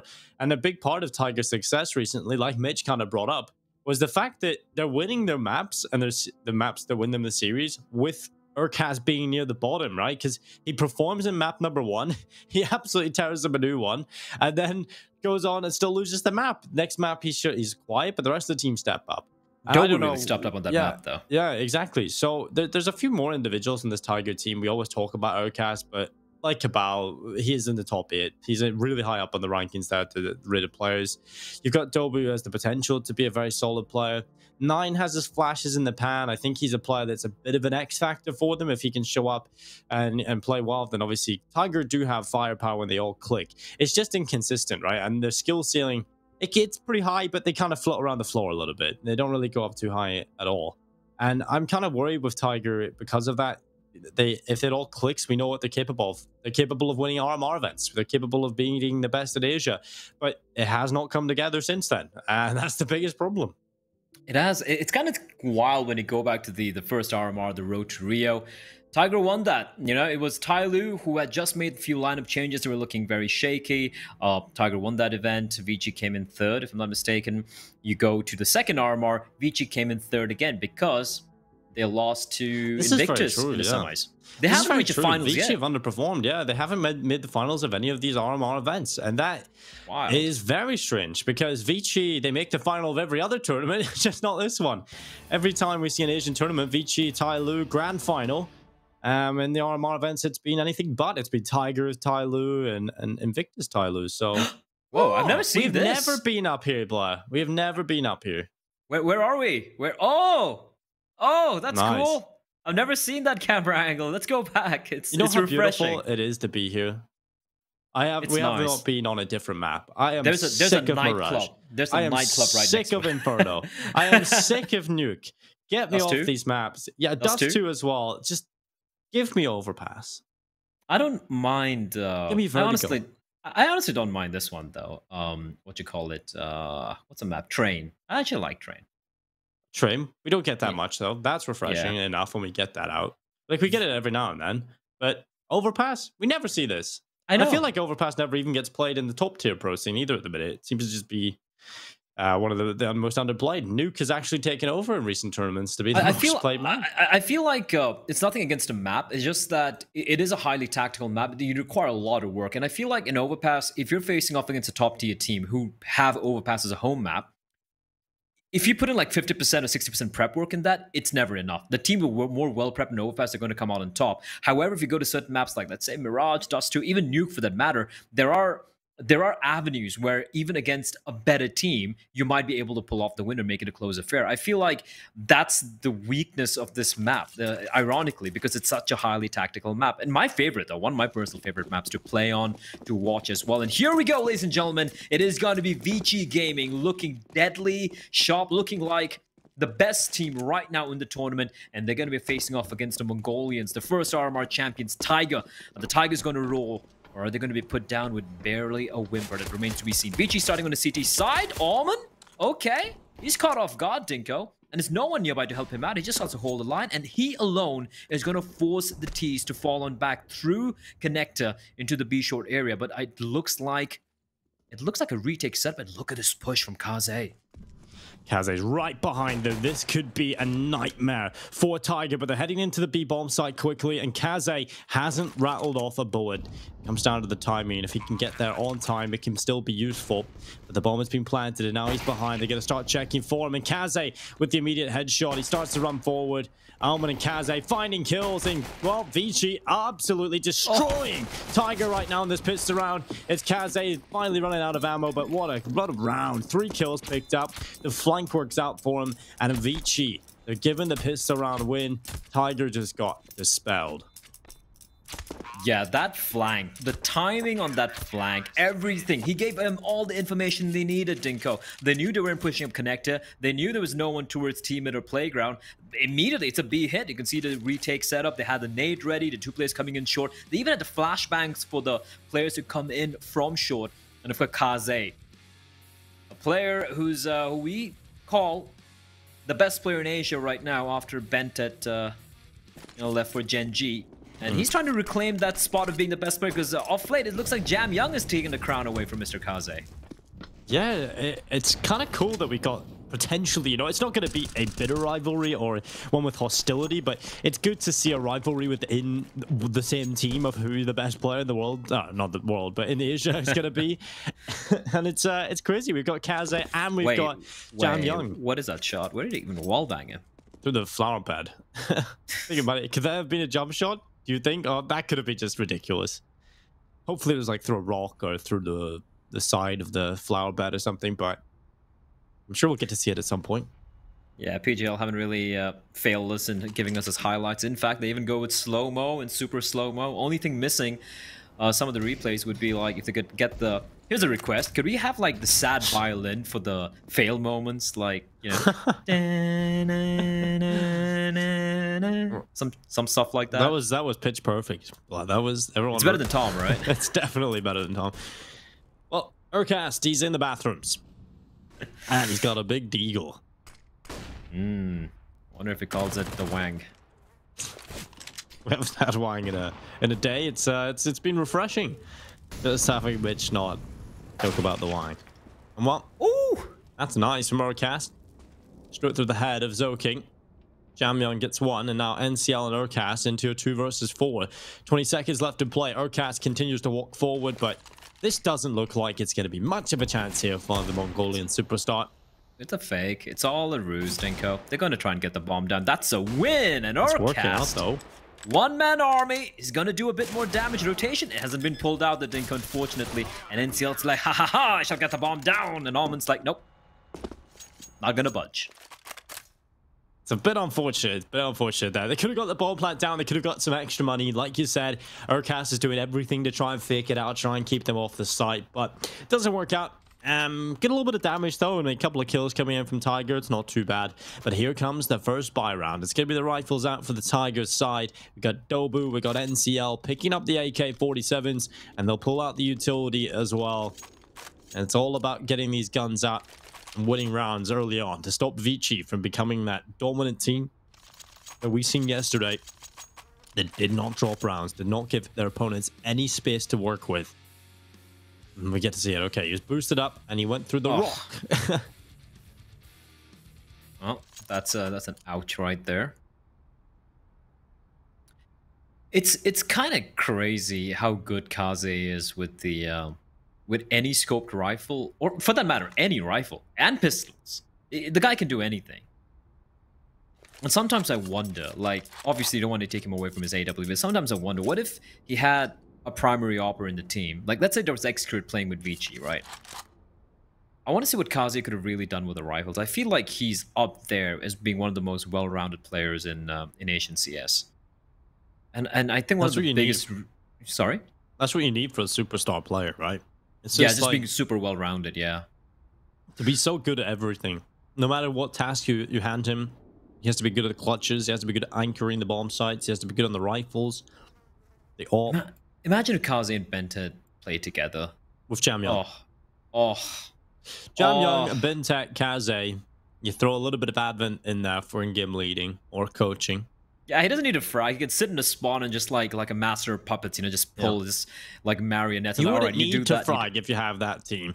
Like if you get it to a certain point, it would be like play B. Kaze, play Yeah. A. Jam Young, clutch. It would be like Mad Lions of Hunden, right? It would get them to a certain point, and the point where they just get, you know, to the point where they're relevant on the world stage. It would happen. Like, these guys could do so much damage if they went to Europe and just played a proper Counter-Strike and had a good system around them.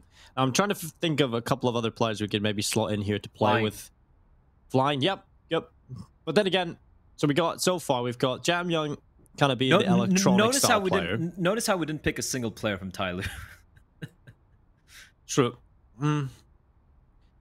Yeah, I mean, you can. Because Maybe slowly, I guess. Slowly or flying. I'd pick one. I would go with Flying. Even I'd go with flying. Yeah, he's just so consistently good all the time. That's crazy though. When you're making your Chinese super team or your Asian super team, should I say, you don't even put a Tyloo player in. That's kind of funny. That kind of paints a picture. Yeah, it's just Tyloo, or it's really hard to explain Tyloo. It's like I mentioned earlier, like a 5-headed Hydra. You know, it's like a have you watched Spaceship Troopers? Space Troopers? What's the name of the movie? Starship Troopers. Starship Troopers. No. All right, it's about these bunch of insectoid aliens, right? It's an alien race, and they come in and they like just take down all the humanity's, planets and everything. And basically, they operate with a hive mind, right? It's like they have a master hive mind, and they all react at the same time information is conveyed, and they just manage to defeat humanity, basically. Tyloo are that. They're just like this swarm of like almost unbeatable, deadly beasts who just operate in a weird, almost. There's no high thinking. There's no high levels of thought applied. It's just like kill, shoot, move, shoot, murder, and that's it. Yes. And it works. It just works because they're that good mechanically speaking. Also a great movie, Starship Troopers. Yes. Yeah, I've never seen it.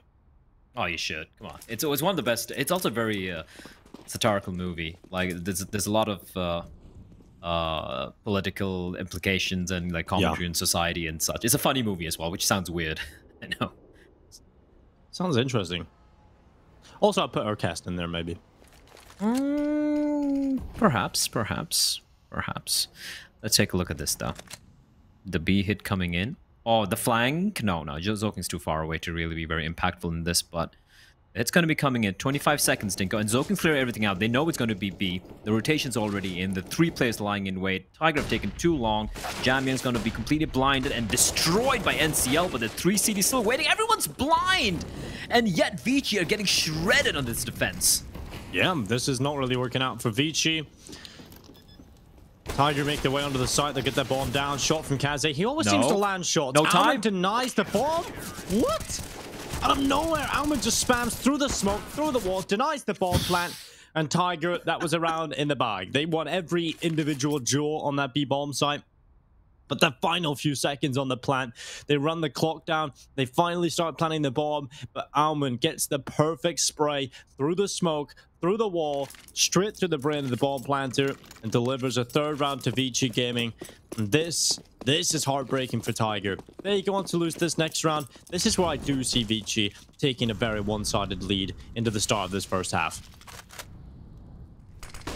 That's heartbreak, but also it was Vici playing it very smart. They lost the they had a perfect read there, right? And they lost a couple of kills, and the 3rd player in the bomb site, I think it was Kaze with the scout. He was just trying to play distraction. He gets taken down, but they weren't expecting the 4th player, and they had no one up short. That's the problem there. They go for the plant. If they'd planted for the pillar, it would have been perfect behind the pillar, but no. Almond, being an absolute genius, looks at the time, is like, I just need 1 kill, and I've won the round. Heartbreak for Tiger, but very well played by Vici. Vici are just poking and prodding and making things very, very uncomfortable for Tiger. And gotta remember, ladies and gents, this is Tiger's map pick. They've only played this map 3 times in the past 3 months, and they've only won 1. NCL finds Zoking. And Almond, he's got to pull off the Great Escape, and he should be able to do that. Yep, he will disappear into the smoke. Kaze is there holding the bathrooms area. So despite losing a man, they have the man advantage, and that's a huge kill from Cabal. Kaze is there, Dinko. The flick shot's gonna miss. It was a fast scope, and suddenly, what looked like an unwinnable round for Tiger, it is looking very, very winnable at the moment. Jamyoung gonna announce his presence, and he's gonna try and delay them, but Advent walks in straight into Nine's crosshairs, and Tiger, how they turn this around, Dinko? Well, they turned it into a winnable spot, and oh, Cabal, he's on the AWP right now. Tom is molding more, but Cabal does get the kills, and that's all that matters right now. Tiger picking themselves up one, but he tosses it away. Thank you. Right into the hands of Nine. There we go. Just keep doing that. Tom's smiling right now. He is so smiling right now. I mean, they don't have the double op setup, and if they were to pull a double op setup on the T side of overpass, I don't know what I would do, Blah. I would literally rage quit. I would take the pay hit. I'll tell PGL, sorry guys, just like give whatever money I'm for this thing. Give it to charity or give it to whoever's gonna cast this game. Like the new coach of Tyler, just like he needs it. Well, Tiger finally they win a round off what was, well, kind of a weird buy. You know, they had a few guys survive, but since the bomb didn't get planted, they didn't really have the bonus money, so it was a very, very rough half buy. Not a half buy, like an investment, but they didn't really have the weapons, and it broke in the economy for Vici, because remember, round number 3, which Vici won, was very expensive, and Alman, ooh, that got really scary. And oh, Alman, he thought he got away, Dinko. It's like that movie, Nightmare on Elm Street. You wake up, you think you've got away from Freddy, but you haven't. You will still be found out. And Dobu, he gets the kill. It's a force buy from Vici, though, full investment. And if Tiger can withstand these pistols, they can break the economy and slowly start to string a few rounds together here on the T side.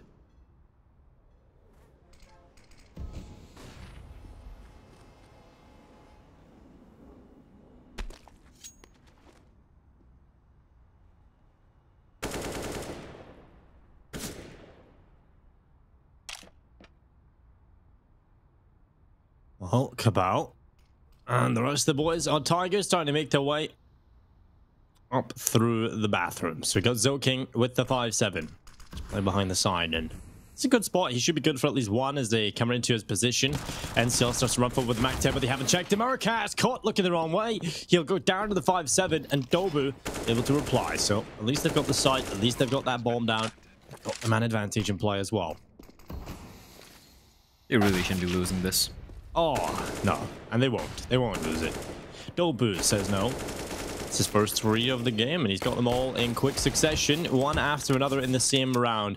It leaves Jamyoung left alone into this 1 versus 4. And immediately we are seeing, Tiger are going to be competing on this T side, right? A lot of the rounds, even the rounds that Vici have won, a few of them have been close. So I'm looking forward to this. I think this is going to be a close affair. And I'm kind of upset about that. You want to know why?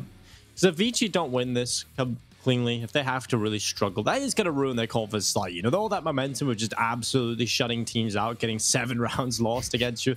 I mean, if you continue that and you do that against every team for the next 5 games, or how many they've got left, 4 or 5 games left in this this group stage, well, they'll be looking at a very, very confident playoff stage, right? That's when they go on. Indeed. I think they've got the emotional state, the mentality to go on to beat Tyloo for the first time in a very long time. Well, the first time ever for this specific roster. Yeah, and again, just reminding everyone, Vici actually haven't reached the finals of a single RMR event so far, which is kind of crazy if you think about it, considering how solid they've been looking. It was Tiger and Tyloo in the finals of the first RMR. It was Tyloo and Invictus in the finals of the second RMR. There's Dobu rattling off a lot of bullets. The double P going to be coming in? I don't think so. Vici showing a lot of player, making a lot of noise over towards B. Will be falling back, rotating back towards that B site. Sorry, towards the A bomb site. Now, are Tiger going to fall for this? That's the question here. NCL with the MAC-10, he's going to be a man on the fact-finding mission, trying to clear out the close angles, making sure that there is no trap laid. And they're not going to be walking into a site, but I believe it is going to be Urkaz who's going to be clearing out the B bomb site, and it should be empty.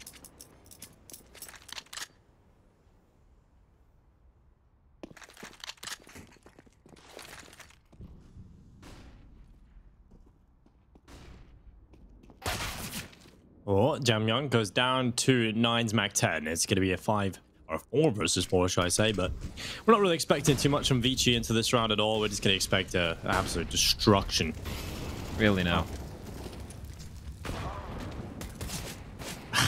There we go. 1 kill from Alman. Nothing much more, surely, at this point. Oh, no. Time. MacTed, time. Oh, my God. There we go. That got a little bit scary, Black. I couldn't quite believe what was playing in front of my eyes. I just kind of shut down. My body just was like, no, not again. Cannot happen again. Surely not in this match. Tiger versus Avicii. Please, no. This is nearly this is one of the most anticipated games so far in the group stages, right? This is some of the higher level teams. Please. We've already just watched Tyler mess themselves up. I feel it is the I feel the biggest problem is the map, right? This is a map that, yes, both the teams have played in the past, right? Like Vici, Tiger played it 3 times, Vici played it 3 times, but they're not comfortable on it. And this is Tiger trying to kind of catch Vici flat-footed on the map, because Vici have played it 3 times against Tyler. They've lost all 3 times. Tiger have played it 3 times. They've won only once, and that too, I believe it was against Checkmate 16-14. So neither of these 2 teams are really comfortable on this. And I feel like once we head into the other maps, the ones where, you know, the Vici Spick, for example, and the Decider map, I feel we're going to be seeing much more cleaner and more tactic Counter-Strike. But heading into the Overpass, I feel it's just going to be, you know, pushing and prodding and aggro plays and individual plays coming out from both the sides.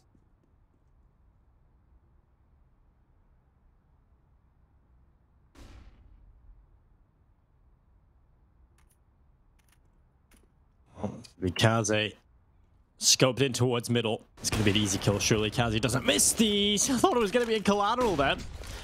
I didn't think Nine was going to be the victim there when he walked around the corner. I certainly thought it was going to be Dobu, but he'll get his turn. He'll get his turn at being turned into mincemeat by Kaze's AWP. That was a bit of a tongue tie. But Kaze going further back into the bomb site. His teammate's gone. Zoking's gone down, and now Kaze's under pressure from both angles. Urcast is just tearing his team apart, and now Kaze's like, come on, guys. I was trying to focus in mid. I'll deal with him. I'll come back in the middle. And a 4K secured by Kaze. What a god. Can we just appreciate the composure from Kaze in that position? Just how calm he is. He just the absolute faith in his teammate to cover his back.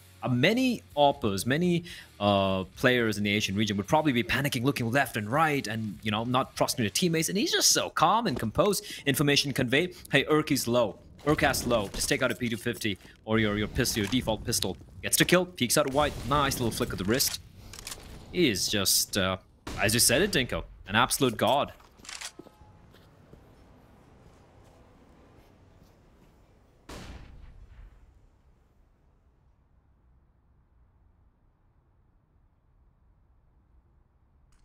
That's what I love to see.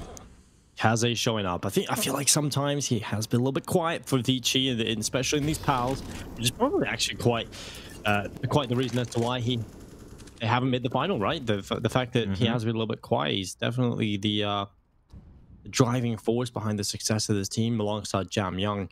If I have to look at it and I have to sort of draw a comparison, I would compare the relationship between Jam Young and Kaze in terms of the roles that they play in their team, similar to that of Electronic and Simple, right? Kaze is like the all-round superstar player with the AWP, hybrid with the rifles and AWP, can do everything. Jam Young's just a really sick rifler. And both of them deliver so much impact. And when they both pop off together, that's when the team is unstoppable. Can be, and right now though this is not looking good for Tiger. For Vici though, Dinko, this is an opportunity to win a clean round for a change, right? Remember, round number 4, which was one that's not a Dobu, that's not going to work out. Walks out straight through the smoke, hoping to find someone. Well, he does find someone. He finds 2 of them, in fact. Gets wrecked. Cabal left alone, spotted out. They know exactly where he is. 3 CDs already pouncing on him. We have the push coming in all the way from bathrooms, from long as well. They're on the hunt. And Cabal is going to find one. The last stand from the man, trying to desperately stay alive, but there's no time. And, well, he's out of lives as well. Gets taken down. Vici to lose 1 player, Dinko. But that was a pretty clean round from them. And more importantly, they've broken the economy for Tiger. So Vici starting to mount a little bit of a mini comeback of their own here. Oh, that's just rough, the timing on that.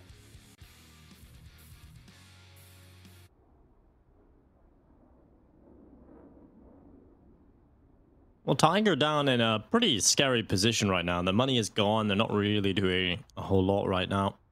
This should be Vici kind of fixing all the problems that they have, right? The fact that their money is in a weird spot, the fact that they haven't really been able to get it growing to the point where it's looking so indomitable. This is their chance to get some leg room. This is their chance to grow that economy, put themselves in a very comfortable position, so that when they, or if they, is a more applicable term, lose a round, this Tiger here, they won't be immediately fighting with pistols or a lower tier buy, right? So this is definitely a comfortable spot to be in if you're Vici. 5-3 up already. You've got an eco coming your way. This should be 6-3. The money should be looking good. All about limiting the casualties into round number 9. So all about limiting the casualties as Zhou AK in hand. They have Almond with an MP9. He's the one who's looking to aggress and get some money. But Dobu finds him. Now, it's not a big loss. Oh, that's a big loss. That's a sick shot. Dobu. Absolute filth. And suddenly, Dinko, a round which you said they should be trying to win this without losing too many players, without having any casualties, it's looking grim. Kaze has a lot to find. A player is crossed on over. The timing is absolutely atrocious. They're going to peek him together. They're going to walk on into the side, and Kaze sees one. He doesn't know how close the player is. Should be taken out here unless a no-scope lands. He does find it. What's a little too late, Dinko. It's a 3v2 now. Now, the caveat here being Tiger don't have any Kevlar, but they got an AK in the hands of Dobu. They have an AWP in the hands of NCL. And the retake is on. Zhou and Advent coming in, trying to salvage a round that has gone so wrong, oh so badly. What has just happened? Advent now 1 versus 2 to try and win it for Vici. To try and stop all the problems from coming their way. I just said, this is their chance. This was their chance to get into a very comfortable position to let this economy grow. But they've just screwed themselves. Why? Why has this happened? There was blocks across the board. Vici. No. Kaze was under so much pressure there. The timing wasn't great. His position was kind of... It was compromised, right? They knew exactly where he was. They started running him down. The fact that he even gets 2 out of that is just ridiculous. That's just really bad stuff from Vici. That's just terrible overall. Look at that. There was 2 Deagles, PG-50, and the rest were clocked. Absolutely no other investment. Oh, why are you pushing? The second shot. I get that Jamyoung was really trying to get the trade, but that was unnecessary. Sure, you lose an MP9. Big deal. Be in that position to have to trade, you know? That shouldn't never have to be the issue. Oh, I don't know. I don't know. We don't see Vici making too many mistakes, but that was... That's nothing to do with the map or anything. That's just not getting a right read of the economy. No, they had the right read. You saw the MP9 push, right? They knew it's going to be a light buy, so why? Why would you want to aggress it? Not the right call on how to play against that buy, because that just didn't work out well at all. Oh, now it's gonna be the quick gap. B hit. Yeah, there's a good gap to play with if you're Jamyoung, but Jamyoung is a player that's gonna capitalize on this. Advent has taken down NCL. That's a 1 and done though. He's out of that. And Jamyoung, the smoke's about to fade, and his position is now a little bit weaker. He's got Almond up on top of the site with a 5-7. You can see Tiger approaching this with caution. They don't want to get caught out by any of this. And Jamyoung, he was primed, he was ready, but they take him away. And now it's a 3 versus 3. Another kill from Almond. How are Vici doing this in reply? They're pulling it right back. Another kill from Almond. Ooh. He is showing up. The MVP in this round for sure. And it's Urcast now trying to recover for the team. He's stuck back in water with 30 seconds left. Gonna still try and win this round, but it's looking like Vici have done enough to rectify their problems from the previous round. And to come into this one feeling a little bit more happy about themselves. He's got a chance here. Urcast still in the clutch. He's got 1. And now heat coming in from the barrels. Luckily, Zhou is going to decide to fall back. 14 seconds. All they need to do is just sit back and not let this bomb to go down. They do that, and then they've got this. And what they just present another one. But it's Urcast snapping the head right off Zhou. And now it's on Almond, the MVP of the round. And he sneaks up over the top. That second kill from Urcast, that's just disgusting. For a moment there, Dinko. For a moment there, I believed he just like faked the plan, take out his AK, and just like smack Almond in the skull. But Vici, they survive, but look at the buy. It's still abysmal for them. The money's kind of abysmal for both the teams. But Tiger with the pistols once more. And I'm going to start pulling my hair out if Vici start pushing again here. They should know how bad the money is for Tiger. They didn't get the bomb down, and it looks like it's going to be a faster towards B. Tech9's the train coming in. Denko, the flashbang is good, and Hitman gets wrecked. He doesn't have a chance to rattle off a bullet, but a shutdown from Jamyoung, and it's Omen again. The hero of the B bomb site. Urkas left alone. Picks up a FAMAS. He's going to try and get the kill, but Omen shuts him down. Bullet through the noggin. And that's going to be Vici surviving the Tech9 train. It's been years since the Tech9 got nerfed, Dinko, but even now, I feel my heartbeat elevate a little bit when I see a train like that. Yeah, I think the Tech9's in a pretty good spot right now. I think it's not overpowered. It's not underpowered either. I think it's kind of good right now. And you've seen... I agree, yeah. Yeah, you see some teams just winning rounds with these Tech9 trains, and they're not a ridiculous amount of them. But you just have to use them correctly, and I think that it's in a really good spot. It's probably one of the pistols being tweaked well enough to be in a good spot. It doesn't need any changes. I feel like Deagle has a couple of issues, and mainly just the body shots. But other than that, yeah, it's pretty fine, okay, but his body shots are a bit annoying. I feel like the body shots, like, how many body shots do you need right now to kill, even for like a fully armored opponent? Yeah, 2 in the chest. Yeah, maybe make it 3 and it's good. You don't have to like nerf into Oblivion. I still feel it's a very skill-based weapon. It's just that you see so many Deagle kills in professional Counter-Strike because everyone is that damn good, right? But you won't necessarily see that in lower tiers of play. Watch me Deagling, and good luck me hitting anything on a broadside of a barn. That's the thing, right? Because anybody who's not a good Counter-Strike player, anybody who's a casual finds the Deagle very difficult, but pro player just smash. Dead. Right in the chest. Well, Kaze, he's going to do a little bit of work. Vici cleaning this one up, luckily. There's no problems here. The pistols will not be walking away. Most likely, Doba's gone down, and Cabal, he's picked off as well. That's more clean. That's more like it from Vici. It4 on the board. Pretty good half so far from Vici. They have a chance to get a few more rounds added to the collection. And Tiger, now it's do or die time. If they want to be able to have the heads held high coming into the second, if they want to have enough to work with, they've got to get something done here in this first half. A couple rounds remaining.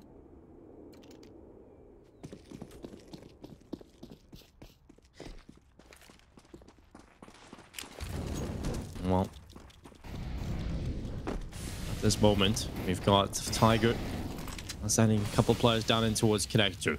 Default stance coming in for Tiger, very important, but Vici going for the boost. They have a couple of boosts working out right now, really focusing on that water position, expecting some early presence from Tiger to head towards the water area to apply some pressure towards this B-bomb site.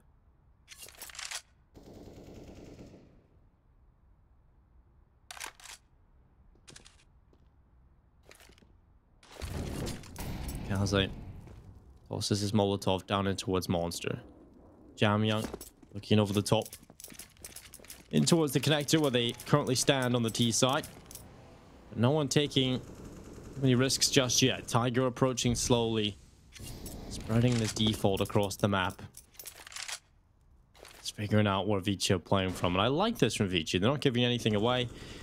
They're just handling it with a passive setup, not giving any mistakes on up. No free kills for Tiger. And so their default doesn't really result in much. Maybe a few pieces of utility used up by Vici, but it's not really going to amount to too much. They've actually just lost the players. They've rotated over towards B. So now they have to go in for the final attack with a man down. So this is not going to be very easy at all. Kaze with a good opening kill. He'll look for another as well with 26 seconds. Tiger need to go. The flashbang's up. It doesn't matter because Kaze still gets another kill. He'll go back for more, probably ill-advised, but he does go down to 9. He's done his hard work. He's given his team the man advantage, and now he has a chance to try and get the round over the line.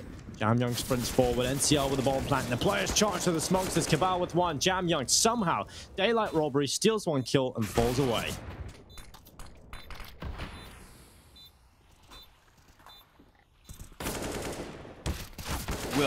But this is going to be impossible. Yeah. Oh, he actually gets a second kill. That's huge. But Zhouking, perfectly timed play, and it's going to be 9-4 Vici. It's been some very close rounds, Dinko, but they managed to bring it back. Yeah, 9-4, heading into round number 14. Vici, Like you said, a couple of close rounds, a couple of scares, but for the most part, it's kind of disappointing from Tiger, to be honest. They've had opportunities. They've won rounds of just pistols where they probably shouldn't have won Blur. And if you consider that, well, it's a pretty bad half already from Tiger. It's pretty terrible, to be honest. They've given themselves so many chances. One of them wasn't even a good round at all. It shouldn't have been won by them. And Vici have been pretty dominant so far. And, well, I just expected more from Tiger. And I guess I just need to stop doing that. I do it so often. They always trick me. They trick me every time. We never learn, do we? But they always show up late in the series. They do this on map number 1. And then you go, okay, never mind. You know, forget everything I said about Tiger in the game. Come on, Kaze. You can do it. Ah! Oh, I love this. Kaze, he's blinded. One kill. Oh, there we go. Stay away. It's so good. 17-8 right now, Blep. The thing is, they're still gonna push ahead. Oh, I don't know about this, Dinko. I don't know about this. Kaze is just playing bait. He's just being the bait. And Zoking, oh, nice. He's burning alive. He's got to move on out. But there's no one in position to take advantage of that. There's no one who's pushed up short to catch Zoking. As he has to reposition himself again, he has to move. Poor Zoking, Dinko. He's just burning alive and he gets wrecked by Urcast. Oh, Zoking. F's in the chat for the lad. As somehow, Tiger brought this one back. It's a 4v3. They picked up a gun. Kaze missing a shot, which you don't see that often. And he's flirting with death, and Urcast is going to find him. But Advent strikes 1.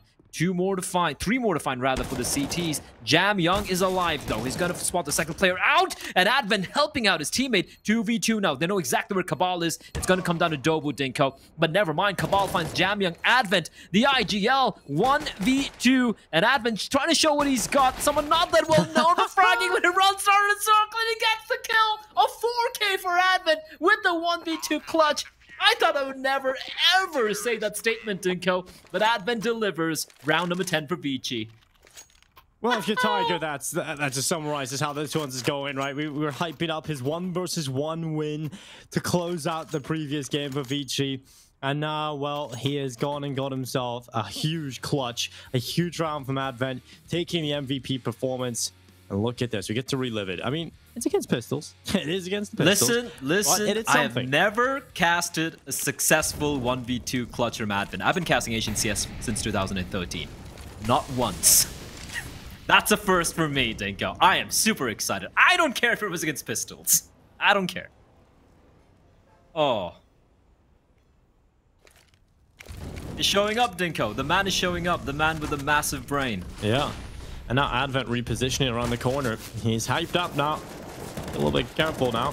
It's going to be a play from Jam Young. Oh my god, he's so sick at this game. What is that ace? That's that was an ace? 5. He just killed everyone in like a few seconds. What is that from Jam Young? It comes out of nowhere. Yeah. You're not even ready for it because you just don't expect it. I know why. It was tied in frags with Advent. Like, get me out of here. He had 8 kills. Advent had 8 kills. He's like, I'm sorry, do I have a negative KD? Look at this. We get to relive it because I didn't see it the first time. First, the second, the third. Then the Deagle lines up the final 2. A little bit of luck playing into it, but still. Jam Young makes it look easy. 11-4 on the board. God damn it. Vici are so good right now. Tiger getting absolutely toyed with as he head into the second half. The Chinese side looking to steamroll the Tiger roster. Well, let's see what they do here. Oh, it's just chat saying that it's actually pronounced joking, not zoking. Actually, no, it is pronounced zoking. Kaze told me, so I'm going to believe the teammate rather than Twitch. I'm not saying you guys are wrong. Twitch chat's usually super smart. Very smart, Dinko. Aren't they? Oh, yeah. 100%. This map pick hasn't gone right for Tiger. It was looking promising, though, Dinko. It was looking pretty promising. It was 11-4. Sorry, it was what? 4-3 or 3-3 for Tiger earlier. And then it just kind of went wrong. And it's an MTB bomb site. Retake's going to be coming in, but Jam Young's presence, Dinko, gets spotted out, and it's a duel, but Cabal not able to get the kill. In fact, he comes off worse for wear, 5 HP. And now the retake is on. and they know where Jamyang is, and the door, they're even closing in their own faces. It's looking so discombobulated, Dinko. Well, Advent trying to hold on, but all the kills in this retake have started to come in for Tiger. Or a single frag into the pistol round for Vici. That's disappointing, but Tiger will win the pistol. A desperately needed one as well, and they got it. That is the sort of round you need to win. And I like the way they won that so convincingly, but also the crossfire from Vici kind of fell apart there completely. Firstly, I'm not too sure where Almond's facing there. He gets taken down. Is that a jumping shot? Can we rewind that, PGL, please? If that's a jumping headshot, I'm done. Did he get a jumping headshot, Dobu? Come on. That's BS. I love PGL. I love him for this. All right, let's see. Was it before he jumped? I don't know. The headshot and then he jumped. And he jumped. All right. Fair. Oh, I'm gonna show it again. It was like, it was like it comes down to, he jumped. It's almost like it's in the same movement, right? He's like same frame, yeah. Shot, and as he shoots, he jumps. Good old scroll wheel. Where do you have attack was? Oh, here we go. Super. It's too fast to make out. Like, oh, it's too fast to make out. I'm sure they can do super slow-mo replay later on, but we'll get back to it later on. I like just pushing PGL's buttons and see how far they can go, how far I can push them before they're like, you know, shut up, Blair, shut up, we're done with your BS. Stop requesting everything. Bomb planted, Dinka, so we're going to be seeing the rifles coming out. I'm a little surprised not to see an AK, but they didn't get a single kill, so yeah, the Galils are the smart buy here. 3 Galils. Why does Jamyang not have a Galil? No one will know. Oh, that's because it's the simple conundrum. He's so good that he just needs a deagle. Again, shout out to Assassin, our replay guy from PGL. He always he goes above and beyond to make all this possible. So he's a great guy. Although Vici, a little bit of posturing towards B. They've kept 4 people. They actually have 1 on balcony. And 9's alone towards his A-bomb site. However, as I say that, we have the rotation coming in. It is going to be good old Dobu. The mass in hand. They still have a bit of utility to expend. And it is in hands of Dobu. Haven't spotted anyone yet, though. Tiger is slowly swarming. I feel very nervous when this happens, Dinko. Like, when you allow the pistol to get up close, that's when they start swarming in. But this push from NCL, that's giving them a lot of information.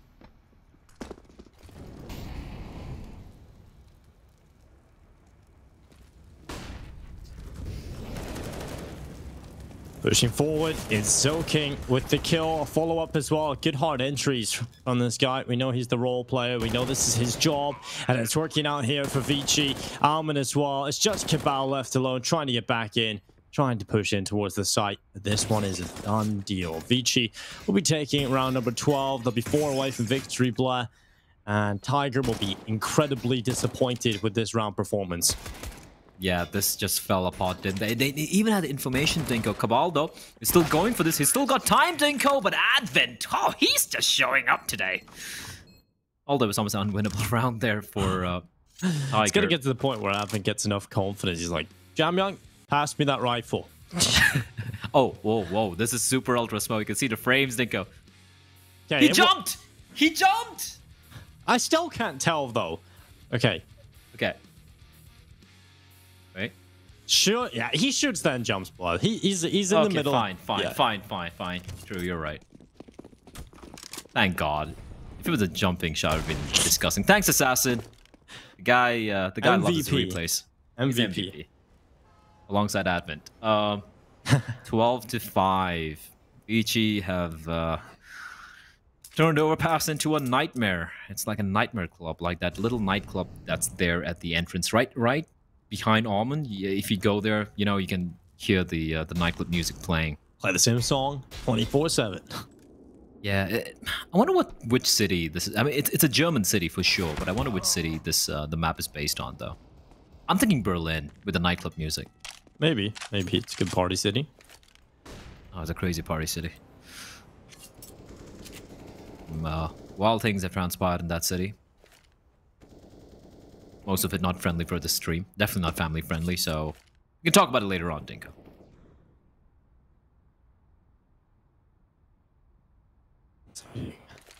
Yeah, so I just confirmed it is set in Berlin.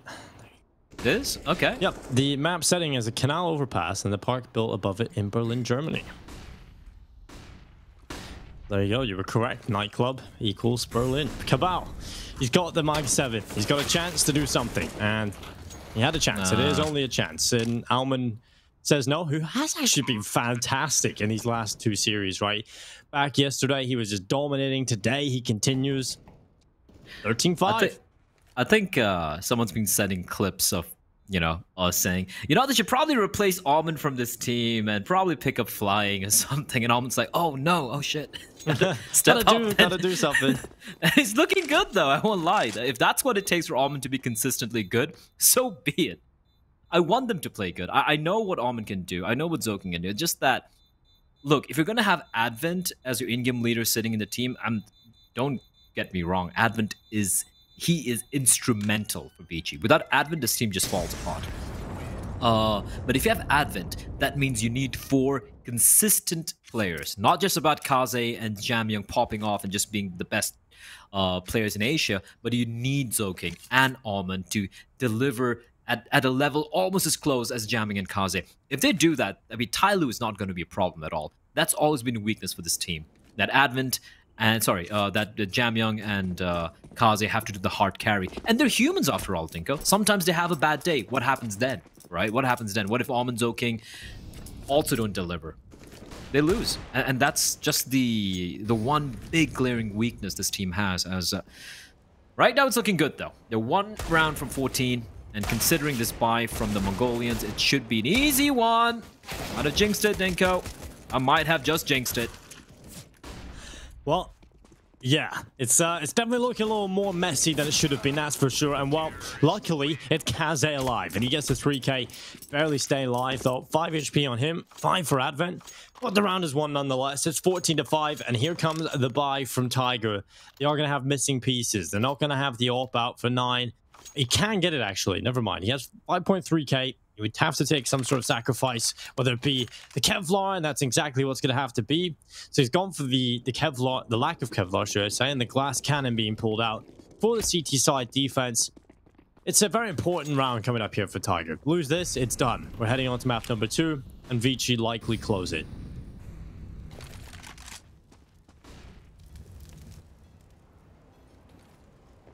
Well, Vici no have dropped forever. What? 7 rounds in the previous series, 5 rounds in this. Oh my god. We'll get back to that. It's a quick play from Zoking right in, but Cabal, he's going to get a double. Urcast delivered it as well. Vici tried to just try and break their backs. And yeah, Team Flash, not exactly the best way to get your entry fragger into the bomb site. And just a bad round from Vici. Not a bad idea, per se, because you know, you're going up against a lower tier buy. You know, you've had them on the ropes for such a long time. They're going to have a weakness in terms of the utility. Not going to have the Molotovs to hold you off. So what's wrong with a quick play to the B bomb site? I like the idea. It's just poorly executed. Yeah, and the thing is, like, did you see how deep he went? He had pushed past short. He was already behind the pillar, and the player playing behind Monster should have been dead to rights. But just that Team Flash not working out. 37 seconds, they can still do something. It's a fake being sold by Kaze. He is the dispensable player here for Vici. He's on 6 points of health. He's gonna be creeping up. It's all about timing, Dinko. Still 1 player towards A. I don't think 9's gonna budge. He's got a good tiny narrow angle, but at least if a bomb gets planted 20 seconds. Kaze, you gotta find something. He finds nothing. This is huge. 14 seconds, NCL gets the kill. And that's an opportunity for Almond to strike, but Almond has no idea. 9 still holding the line, and he's gonna get the bomb down here, surely. 5 seconds. There's no time! There's no time, Almond! But at least it dies before the time, so that's good. That's just one of those brain fart rounds. I mean, she just went, rush B. And then they just rushed B, and it didn't work out, so... Oh, so what do we do now? We have no idea. And they just completely fall flat. Well, I mean, that's a round for Tiger. That's the 13th round across 3 maps that Vici have lost in today and yesterday. Yeah, so yesterday, they lost 7 rounds in total across the entire best of 3 series. albeit 2 maps. And so far, 14-6. They've lost 6 here today.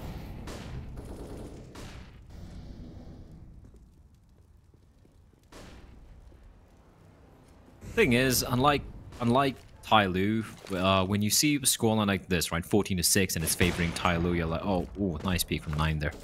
When you look at a scoreline like this, you're like, oh, you don't know if Tyloo's gonna win it. You don't know if Tyloo's just gonna keep just throwing rounds, running in headlessly, and then when it's like 14-13, you realize, oh shit, guys, you know, we kind of crap that one away, the lead away, and then you wake up for map number 3. Unlike that, when VG get to 14 rounds, it's very rare, especially in Asian CS, that it becomes close. 14 rounds, like 14-5, 14-6 scoreline like this. Yeah, sure, a couple of rounds might still go the way of their opponents, but they usually close it out before their opponents even get to double digits, and that is usually the case here for VG. Although, that being said, 9 is being a thorn. He's found 2 kills already. VG yet to get the opening, and this slow poking, it's not working out, and 9 is being maybe a little too adventurous for my liking, but the timing is perfection, and 9 with the 4K! The man's wheeling the op like a shotgun, like a big stick, and he unfortunately doesn't get the ace, but my, oh my, what a round from Mr. 9. Just dispels Vici single-handedly, stops them from being able to get anywhere near that A-bomb site. That's what I love to see from 9. That's the kind of rounds we know he's capable of pulling off. But just inconsistent, but nonetheless, it's a big round for them. And Tiger, perhaps this is where they make a match out of this. About the good kill, dropping Almond at the end as well. 14-7, nothing carried over from Vici. The money's in the bin on pretty much everybody apart from Kaze, which is actually not too bad considering they've got so many rounds to play with, and luckily Kaze is going to have enough for the AWP. And he has enough already, so you're going to be feeling pretty comfortable if you're Kaze in terms of knowing you're going to get that AWP out quite often. But he's gone for a little bit of a drop. It seems like he's dropped a few players in his team. He's got some Kevlar as well. Decent round here for Vici in terms of the pistols they've been able to upgrade to, but it should be a Tiger round. It should be 14-8 on the board. And that's when we maybe start to believe Tiger can make this close. So it's all ours, Dinko. Vici double the rounds that Tiger have, and they just need 2 more. Pistols in hand, Tech 9s, a couple of P250s, 2 flashbangs. Not much utility. They're going to try and explode onto this A-bomb site. Rotation is taking place, though. They have an inkling it's going to be hit towards this A-bomb site, and they're going to be falling back to safer angles. They've used up everything they had, and it's going to be the flash from Almond. Great flash as 9 trying desperately to get the kill, but the pistols, they're going to get 2 quick frags, and suddenly, Dinko, it's happening again. It's a 2v3. Bomb's been planted. Almond's got an AWP, Kaze has an AK, they have Kevlar, Advent can just be the bait with the Tech 9 of his, and Cabal and NCL, they have a huge retake ahead of them. Well, Cabal starting to move forward. He's going to be shut down by Kaze, and now it's just NCL left alone to stop map point from happening. What did they bring into this, Blair? Absolutely nothing of value. This was a round they were saving into the next one. They had a couple of pistols. And now NCL looks to save the day for the team. He moves forward. He's caught out one, but this is going to be so difficult. 2 players swing him, and it's going to be Almond with his 22nd kill. It's 15-7. It's map point here on Overpass, and this was the map pick of Tiger.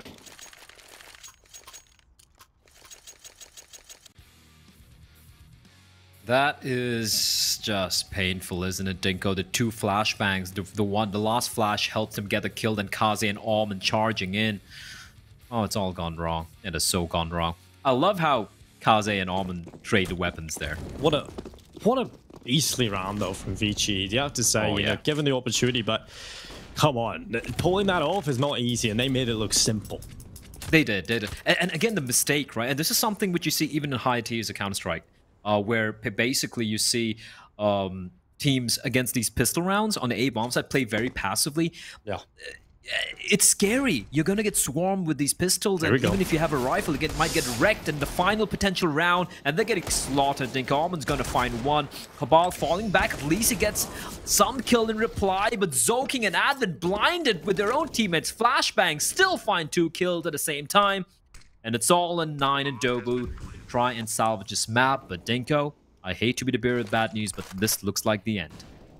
Yeah, it's certainly the end here unless Nine can pull off something ridiculous. There's no kit alive, so they're going to need these kills immediately, and he's going for the shots. They're not really doing anything, and finally, he gets his reward. Okay, 2 versus 2. Time is certainly a limiting factor right now. They need to be very quick moving their way back in here. No scope. Nine is a beast, and now looking for one more. Just one more player, and Nine goes for it. He's won the round. It's not done yet. Oh my God. Nine saves the day, and it's Tiger with an 8th round. Vici, they offer themselves up, but Nine delivers. He was really desperately looking for that kill around the corner. He looks for those kills, and there we go. Tiger not done yet. Vici didn't even peek, Dinko. Advin's barrel showed. It showed. Yeah, I mean, fair. The but last still. player is the only player that actually had to move position because he was in the middle of an aim duel at short, right? This barrel showed. He was trying time and time again. He knew he checked his position. That's just a 6 shot. This final one. Kaze's out of position because he had to take the aim duel. That's the only reason.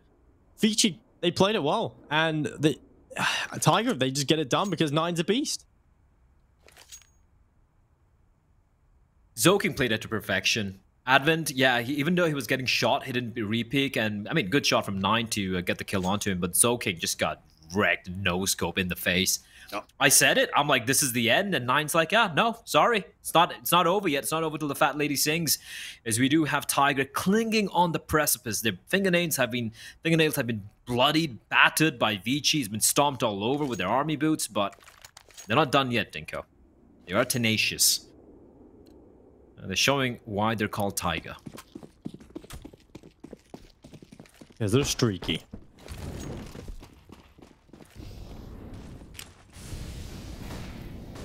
Urkas heads towards the connector. Molotov running the bottom of the stairs. Vici, what is the call? Is it the straight up B hit again? Seems like they want to go through water this time, at least try and split this bomb site. I mean, to get onto the site there, it's just, you know, a big step up from Nine. 9 times out of 10. Pun intended. That was Pun not so intended. bad. Well, yeah, well, let's see. Vici trying to close it up. Try and get rid of that, move on from that point. And Cabal and Urkas getting 2 kills between them. Starting to trade back, though. Alman has done a good bit of work. It's Kaze on the AK-47 that we're looking to, but Alman, he has done so much already. He crosses to the site. He goes to the bomb site here. Yeah, that was a sitter. He wins the shots. He wins the round off some incredible shots in the previous round and misses the jumping player with the bomb. This might just cost him here. Tiger have to go for another immense retake. There's no kit alive yet again. They have got a little bit of utility in Dobu. He snuck his way into the bomb site. He needs to kill quickly. And Kaze, he's going to get one before he goes down. So it's all on Dobu. And he's jumped over the top of the water, clearing as many positions as he can. But I think it's one too many. Vici yet again take the site. He's going to go and stick the defuse. The spray starting to come through and he's shut down. Vici walk away with overpass. 16-8. It was the map pick of Tiger. They don't get double figures. And, you know, a pretty good game overall, I have to say, from Vici. A couple of rounds there from Tiger, but for the most part, they were dominated. Yeah, let's get Mitch and Tom on board. That was a map which is looking very back and forth initially, gentlemen, but Vici, once the train got going, it was even Advent showing up, Tom. Like, what is this reality we're living in right now? It's a bit of a weird one because I think the scoreline actually comes across a little bit harsh to Tiger, even though I don't feel like Vici really lost too much control. Like, even if you just look at the frags, like you're looking at, say, Vici, I think this obviously is a round delay, but like 24-12. And then on the other side, 19-12. Like, they're still putting up numbers. They're still getting openers. They're still finding picks. But in the clutches, they were losing so many of them. And weirdly, it was Advent that was actually winning a lot of those clutches, which I don't know. I wasn't going to say that at the beginning of the day. Like, some of the things he was able to pull off was a little bit ridiculous. But, you know, if your in-game leader steps up, has a good match, you're always going to be happy about that one. And Mitch, like, talking about individuals for the side of Vici, everyone seemed to be having a fun day. Like, Zoking wasn't even playing bad, but he was just getting, like, you know, just outshadowed, right? Shadowed rather by everyone else. Obviously, Kaze and Alman really stepping up. And even though we saw Jamyang getting kills, he didn't really have too many opportunities to shine. Everyone was looking very good. And for the side of Tiger, the question here is, this map pick from Overpass, I did have that thing in the back of my mind. I'm like, is this a smart idea, guys? Doesn't look like it was, Mitch. Yeah, I think they got tempted by the fact that obviously they beat Vici last time they played a little over 3 months ago. Then the only recent results Vici have on this map are versus Tyloo, which are losses. And as we were saying in the pre-show, you know, that looks bad if you just take a glance at the win rate and go 0%, 3 plays. Okay, cool. Even if you take into consideration it's Tyloo. But I think the fact that they got smashed 16-3, then like 16-8, then 16-14. They have been practicing this map. This is something they've actively sought to improve in their map pool. And I think Tiger fell straight into the trap of thinking this was going to be a repeat of what they played previously. We've seen Vici develop massively from the previous PAL. These guys are putting the work in, and right here they're reaping the rewards. They are indeed, and there you have it. I mean, it's a little disappointing, I won't lie. I felt like Tiger would be more prepared. You know, if you're going to be going for a pick like this, trying to catch Vici off guard, Dinko, you probably should be a little bit more prepared here, especially on a CT side. Like, T side, fair. You're able to get, what, 4 rounds? Not the best, but okay, we can understand considering how close some of these rounds were.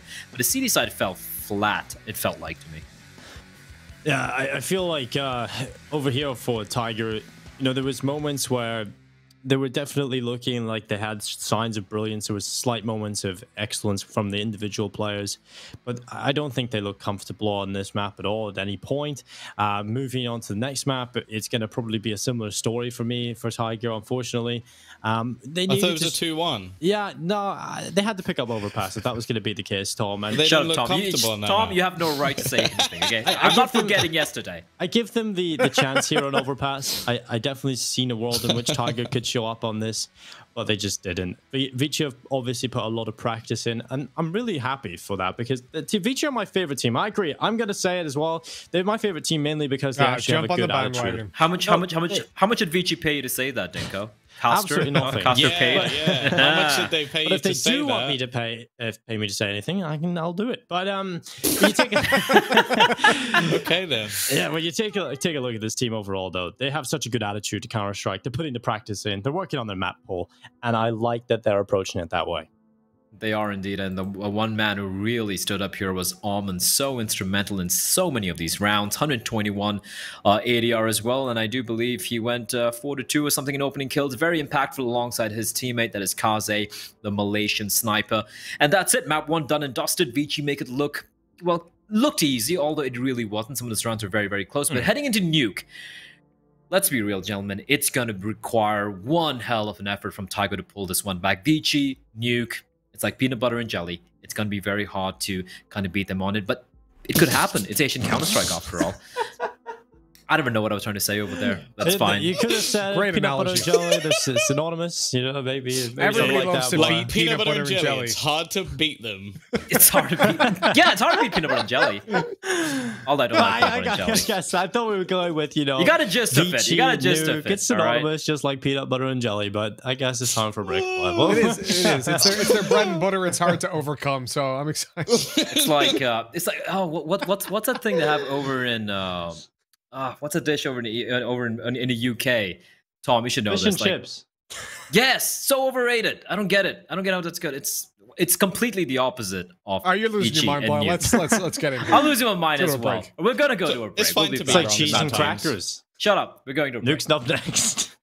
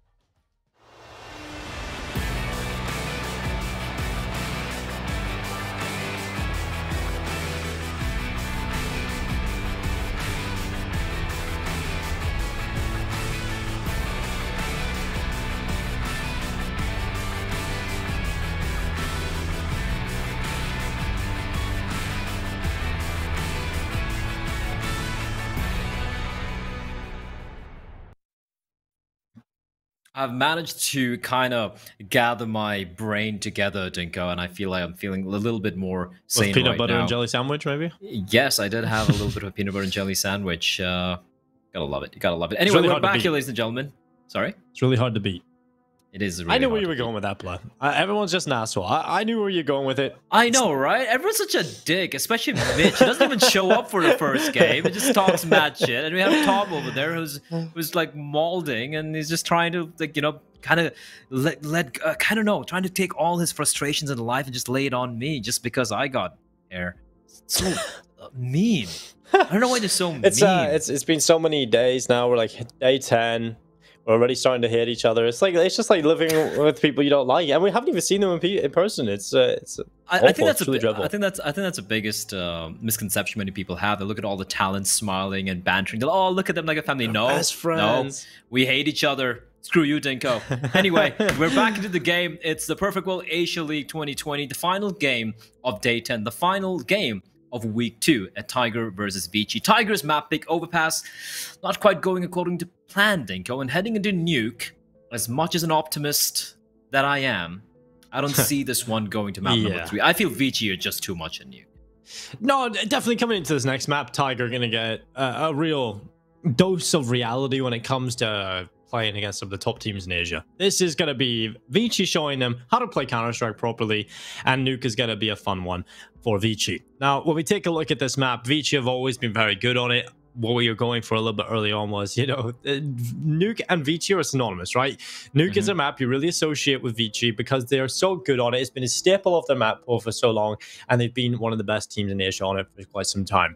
The only team that's been able to rival them in recent past and take them off in PAL was actually Beyond, who have completely fallen off. Who do like playing a lot of Nuke Exactly. Well. So it's another Nuke team in Asia, and they finally get a win off it. It was not a very easy win either. Forced to overtime, and Kaze was underperforming. Kaze is not underperforming in this tournament at all, and he's also got Jam Young stepping up. You couple that, or you triple that, should I say, with Advent winning clutches, and you've got a nice little package of death. Package of death is what we might be witnessing here. I'm looking at the stats for Tiger. They've played Nuke 6 times in the past 3 months. They've won 2. It was against New Happy. Yes. Team I've never heard top of. tier, premier team, gold tier roster. The players in New Happy include Kelele, which is Michael Lele's latter half. There's Starblank, there's Navy Go, and Daniel. Honestly, listen, Daniel, some my people call favorite me some people call me the Asian expert, Dinko, but honestly, I don't have any idea, not a clue who these guys are. And they've also beaten Mazalai in the previous RMR. Apart from that, they've lost to Beyond, they've lost to D13, they've lost to Vici, and they've lost to Divine Vendetta. They're not a good team in this map. No, not at all. Their map pool's pretty weak, actually. We talk about teams having deceptively deep map pools. Tiger have a deceptively deep map pool, but it's the other way around, right? You think it's a deep map pool, but it's hella weak. There's a couple of maps they can play, but not even very well. You know, they like to play Mirage. They're willing to play that map, but it's a little bit of a 50-50 coin toss for me when I see them on it, even against some of the weaker teams. Inferno is probably one of the maps I actually think I like them the most on, and even then it isn't fantastic. So Tiger kind of in a weird spot, I think. I don't think they need a little bit more practice. They need to work on a map pool a bit more, and you're just so happen that you're going up against a team in the region with the deepest map pool. So this isn't going to be an easy match at all for Tiger. This should be a dominant affair if everything goes right for Vici. If Tiger could get off to a good start in the CT half, if they can win the pistol and win the first gun round and go on a little bit of a tear, then maybe they can get themselves enough to at least make it competitive for a while. But Vici, in the end, should close things out. Well, we're going to be seeing Tiger starting on the more favored side here, CT side. They get to pick the side because, obviously, it is a pick from Vici. Yeah. Well, Dobu, he's going to catch himself a headshot. Zoking going down. Alman with a follow-up headshot. And now it's a 4 versus 4. They're onto the bomb site. And Nate goes up in towards heaven. NCL is taking a sprinkle from that. He's got the kit and he's got the smoke here. Jam Young looking to be the nuisance, but he's being flanked in 9. Okay, this is not going to be a favorable fight. 9 just had a little bit of cover to play with, and Jam Young goes down. This is a 3 versus 4. Man advantage in play for Tiger into this retake. And it comes down to Vici to see if they can hold in this triad. Can they pull anything off? They start to go forward, and it's Urcast with the opening headshot. Kaze trying his best, but Vici are not winning any of these battles. They go down completely. The defuse being stuck as well around the corner. And it's Tiger that win the pistol round.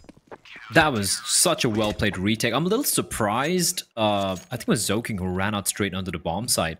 I feel like the timing was off. He ran out there, and Almond came in a second later. Yes, they got the trade, but I feel like there was an unnecessary first kill. Yeah, this is the play, right? Zoking just runs out into the site. That was so strange. And Jamyang gets caught out trying to be sneaky towards Secret.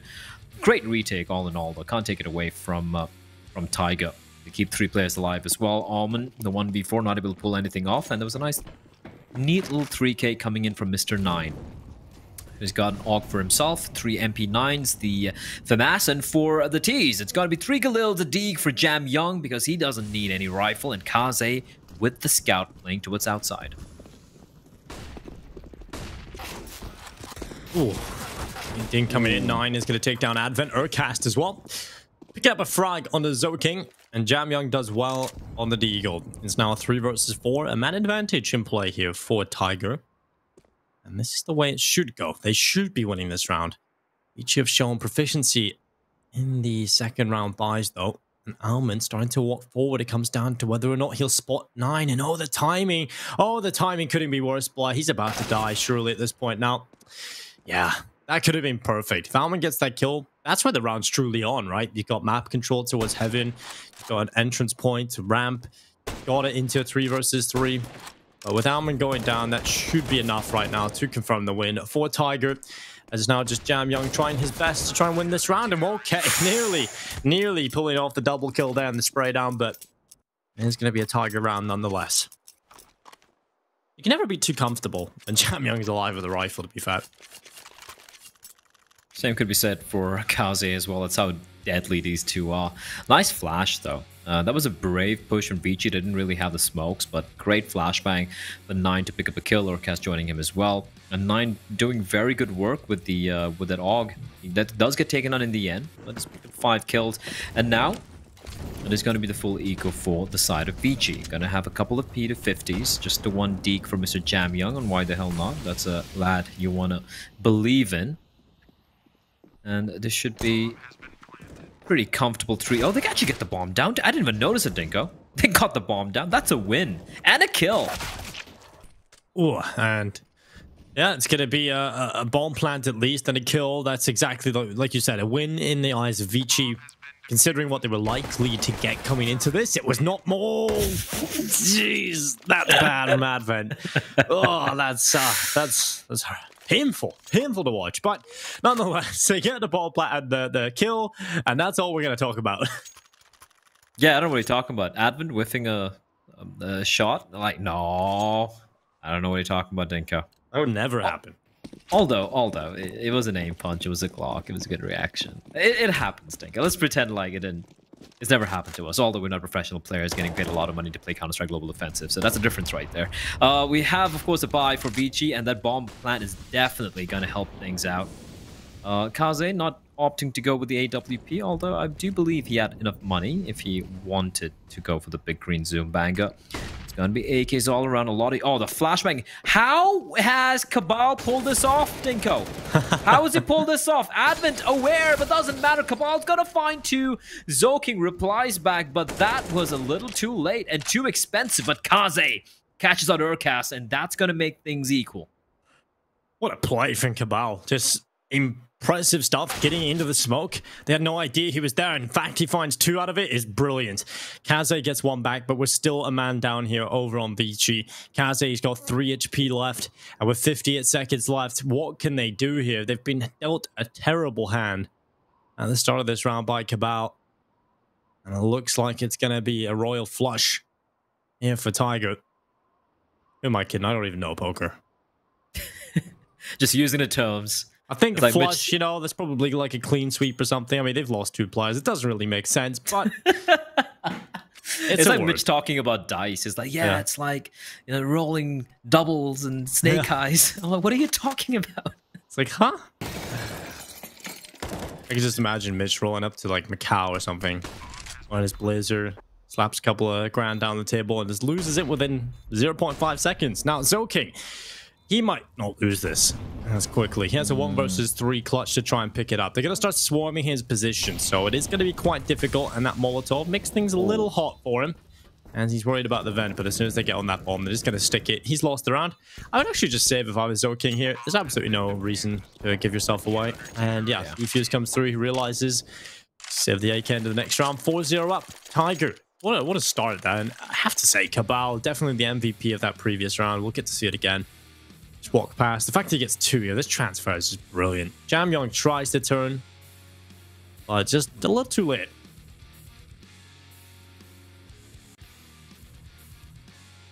That's why I'm not a fan of walking through smokes in ramp. I just feel like aggression is something that is quite common in the ramp room, especially if there's a smoke down, right? I'm not a big fan of just walking through those ramp smokes. I think they have plenty of time. You know, just wait it out a little bit. It is, yeah, not a big fan either. And the thing is for Vici, you know, they again get the bomb down, right? And they still have money. It's just kind of crazy. Like, they're losing 4-0. They have the buy, and they still have money remaining for, like, let's say Zoking is at 4,900. Although, yes, he saved the rifle, so... And after the bomb getting planted, so that's definitely going to make things more interesting. But look at this from Jamyong, Dingle. Look at the speed. Look at the pace. Smoke, Molotov. They know ramp is in control with the CTs. And Jamyong, all eyes on him. He's being backed up by Zoking as well. They can hear another player running in from hell. 3 CTs, a 3-pronged attack coming in from ramp, while they have a player that's NCL floating around. Probably coming in from vent. Smoke will dissipate, and the retake is going to be on. Flashbang's going to be ineffectual. Jamming's going to peek. 1, 2. The third kill won't happen. Cabal's going to get the frag, but Zoking's ready to trade. 3 versus 2. A man advantage in play for Vici holding on. As Cabal and NCL tuck up tail and realize the round is already done. They've conceded it. They let it slide. It's the first on the board for Vici. They'll be happy with the performance. Getting it done. And Advent, the round MVP, for planting the bomb. Listen, man, that's... He'll take it. He'll take it. You take those, yeah. Like, sometimes I'm in a game, like a matchmaking game, and I'm not doing much. My teammates are getting all the kills, but I'm like, it's fine. I got the MVPs. He planted the bomb. That's what Mitch does. He goes, look, who's at the top of the scoreboard? Yeah, Mitch, you got 3 kills. Like, come on.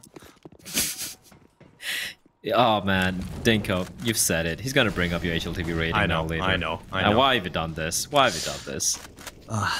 Don't worry, he's not watching the game. It's not like he knows. Probably Oh, what? Omen gets 2 kills? That's so sick. What the hell? Omen's been so sick so far in this series. And that's enough, right? That's enough of a punch in the throat to force Tiger away. Round's done. They have 2 AWPs. They're not going to retake with 2 ops. It's too expensive, and if Nine's not careful, Omen's going to find a third. I need a replay of that. That was so quick from Omen. And if you go back, you know, roll back a couple of months ago, Dinko, if you remember how Omen was just running around, getting kills at will towards outside on Nuke. I forget who it was against. I think it was one of the Thai teams. I think it was against Lucid Dream or something, right? Yes, Lucid Dream are looking very, very lackluster on Nuke, but still, impressive stuff from Omen. And he's a player you're going to have to keep an eye on here in the T side. Somehow he finds himself, like, just behind you, and it's like, Omewa Shunderu or whatever, you know, the anime thing, just appearing from behind. Look at this. Look at the pace from him. Oh, this is just filth. 4-2. Speed and aggression. Yeah, Vici will be extremely happy with the start that they just got in that previous round, and it's not even close, right? They're slapping Tiger out of these rounds now, and if they can keep that up, well, that's when I start to fear the Mongolian roster. I'll need to rally the rest. Checkmate need to get here. Mazalai, get the Horde.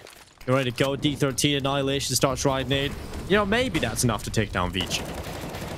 Oh, no! They missed the vent. Oh, why? Advent just walks in as well.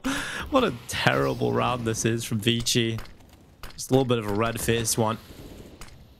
Oh, Omen's still alive. And so is Kaze. Never mind. Kaze's still alive, Dinko. He is 45 HP though, and somebody players defined, and he's gone down 5-2. What is that? NCL's just gonna take those every day. Oh, all right then. They missed a vent. I think the flashbang just completely wrecked them. Let's take a look. Yeah, they were very blind. The bomb. Look, Jamyoung dying is fine, but Zhouking missing the vent is terrible. Advent comes out. It's like, guys, you're supposed to get down here with me with the bomb. And then, of course, a shot through the smoke. I don't even think he saw Almond there. Did 9, but we take those if you're Tiger. And then maintain the double op setup again. Vici Gaming. Like the idea. The execution, though, that was atrocious.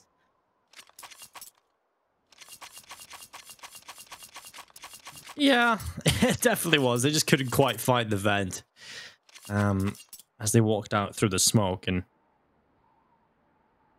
well, they do have a chance to recover. This is something Vici actually did quite well over and overpass, was whenever they made a problem for themselves or when they had like an issue, they pretty much fixed it immediately, right? They came into the next round and they were able to resolve the problem. They use attack timeouts, Dinko. They actually use tactical timeouts. I know. It's incredible. It's beautiful. It's amazing. Like, they're the only team that's kind of figured out that that's a feature. Like, wait, what? We can pause the game?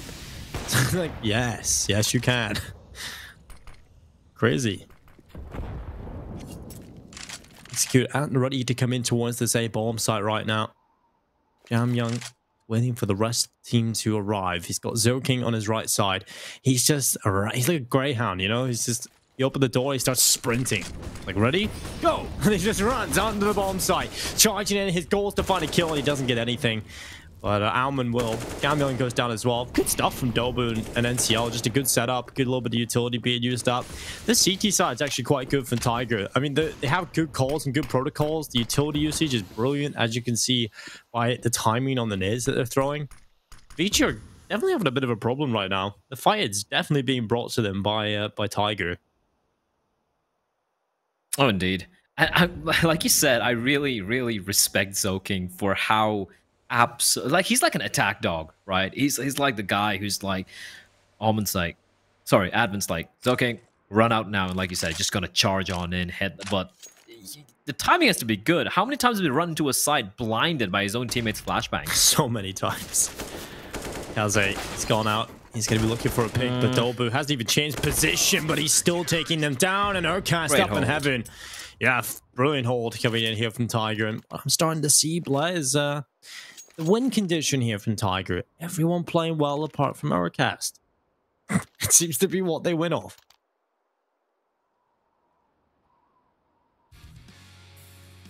Oh, this is...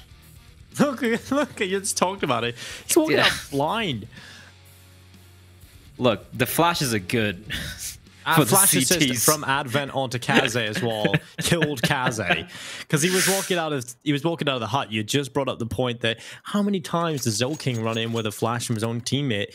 As you said that, Kaze walks into the A bomb site, flashed by his own teammate. Oh, it's just funny. They obviously know how to play this map, Dinko. We can't take that away. The T-side's always been good, but for some reason, the timing is just off today. I don't know what it is. The comms or like someone not saying, someone's flashing. It's just weird. But eventually, that's like you mentioned earlier. Vici are a team who are able to fix the small little mistakes and adapt on the fly. And I think that's why they are one of the best teams in the region. In fact, I'd say the best team right now. Yes, they lost to Tyloo last Sunday, but it was still a very, very close affair. And apart from that, they have looked absolutely brilliant so far. Well, they have looked brilliant across the last 2 days here, Vici. But this map has been a bit of a different story, honestly. This has been a pretty slow starter. Slow burner, not really many opportunities for them to pick up rounds just yet. Maybe this is the approach that they need, a bit of a slower approach, a bit of a quieter start to the round where they get into better positions. They methodically think about what they want to do moving forward and See if this is going to work out. Utility being used up, 9 under the pressure. Now the push comes through for the T side as Vici starts to run it down. Advent looking for these kills, but all 3 come in from Vici really quickly. It's Kaze and Alman alongside Jamyang taking 3 kills. And now it's Cabal and Urcast having to save into the next. The 2 rounds that Vici have been able to pick up, if you remember back, were enough just to sucker punch Tiger in the face, right? Force them out of the round. The rounds that they've been able to win have been convincing, but there's only been 2 of them. Now, adding 3 to the collection in a similar fashion. There's no way he's going to escape this. Okay, maybe he'll like Advent again flashes his teammate. Kaze was blinded. Stop it. It's like I don't think it's his fault. I feel like something's off, right? He's throwing the flashbacks, but his teammate's just looking into it. Yeah, it's like I suppose there'll be a lot more flash assists. 4. And we're going to look Advent at to Tiger. I know, we're going to look at the stats. Oh, Advent had... Mitch is going to lose. Advent had 6 flash assists, guys. I'm like, yeah, for his opponents. Yet to get a kill as well, of course. Very quiet start from him, but not really needed if Vici can show up in the next few here. Urcast, ooh, a little bit of a gap here to play with, and Kaze knows that. He's so ready. He takes down Urcast. Gap in the smoke for the cross, though, and that's going to allow 9 to take down Jamyang. Oh, no. That's not good for Vici. They've just lost such a pivotal player. But they go down into the lower site. Doors open wide. Cabal, he's repositioned himself to the B-bomb site, and he's in the rafters. He can find a couple of kills, but he's been spotted. Doesn't matter. ZoKing takes him down at 9. He's trying to help out, but he can't see anything. He saw him, Dinko, for a second there, but instantly it is going to be Advent. He's just hitting some shots right now, Dinko. He's denied the 007. He's got his first kill on board, and 9 on 25 HP. NCL with an MP9, the money in the bin. Tiger's going to get the hell out of there, and they need to save these 2 guns. NCL might not even survive. You can see a player already on the hunt. It's all about timing. Gets spotted out, and he knows he can't run out. He has to stick around towards hell. NCL, he should be able to survive as long as he doesn't get pushed here. It's an MP9. But there you have it. Vici, they win another round. Oh! Alman comes in the last second. But, 2 rounds back-to-back, convincing wins for Vici, Dinko. One was the upper bomb side, now it was a lower bomb side directly straight into the vents. And like we said earlier, you know, they might fail initially, but they're able to adapt so quickly, which is why they're such a hard team to play against if you're an Asian, if you're another Asian team.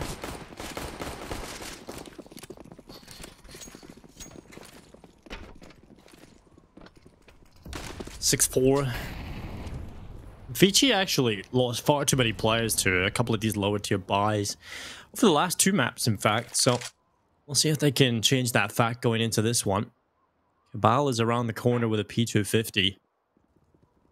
Hiding by waiting on the ramp. And here comes the push. He's got such a good angle, but he's going to be checked by Advent.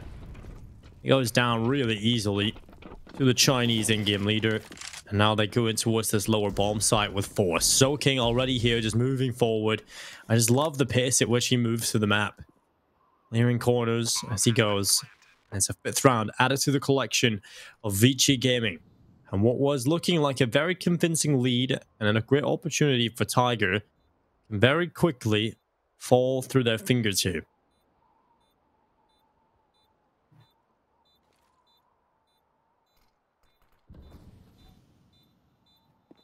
Oh. This is when it starts to get a little worrying, isn't it?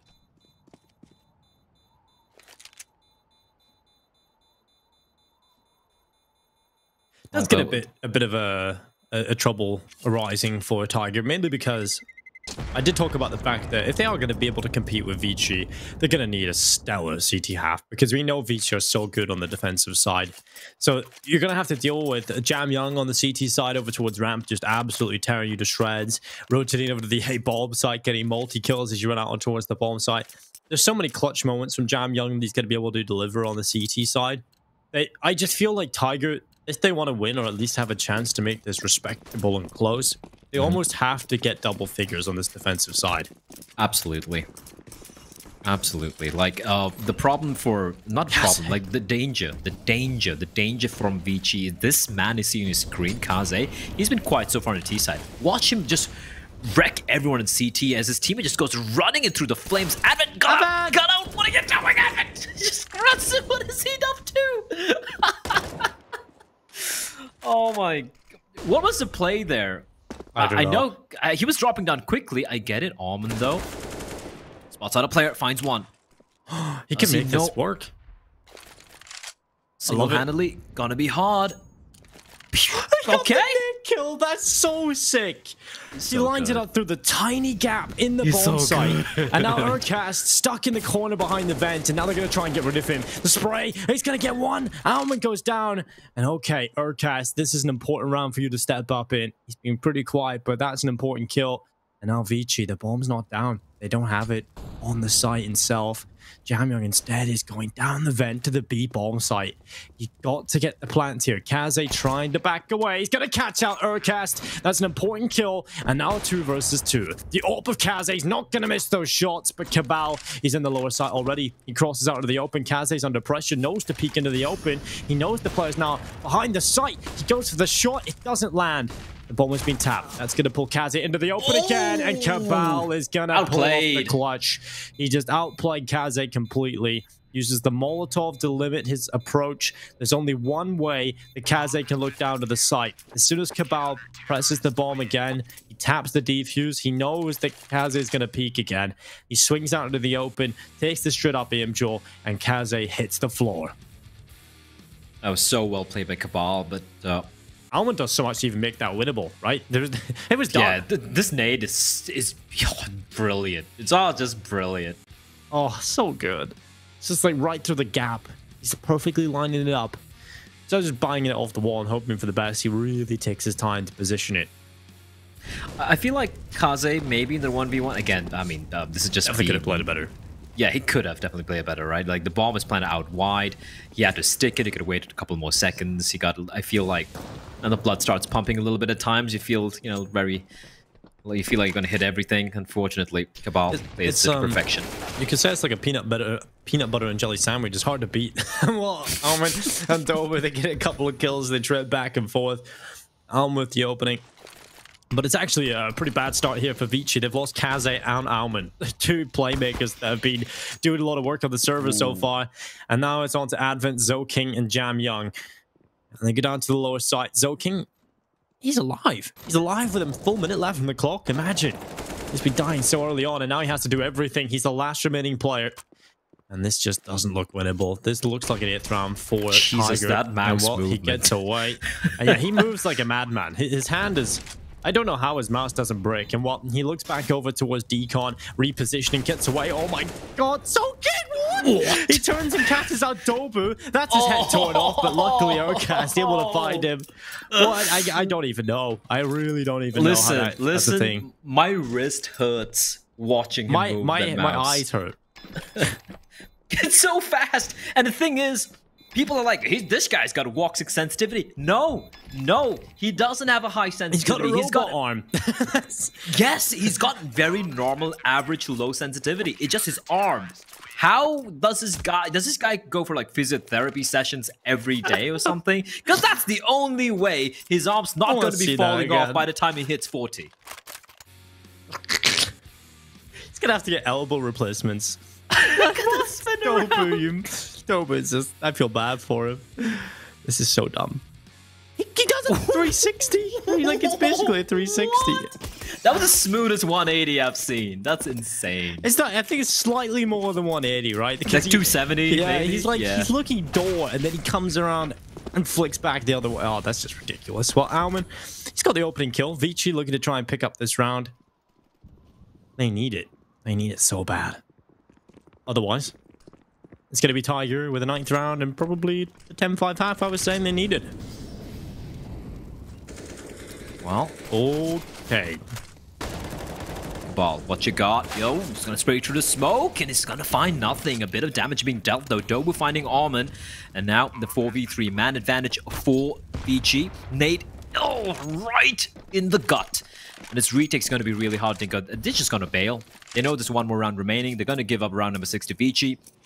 And it's going to be a very close half here. Vici, if they make it a 7 rounds, Dinko, I feel like, you know what? I feel they've done enough even by now. You mentioned earlier, Tiger need at least 10 rounds to potentially close out this map and take it to map number 3. And I 100% agree with you.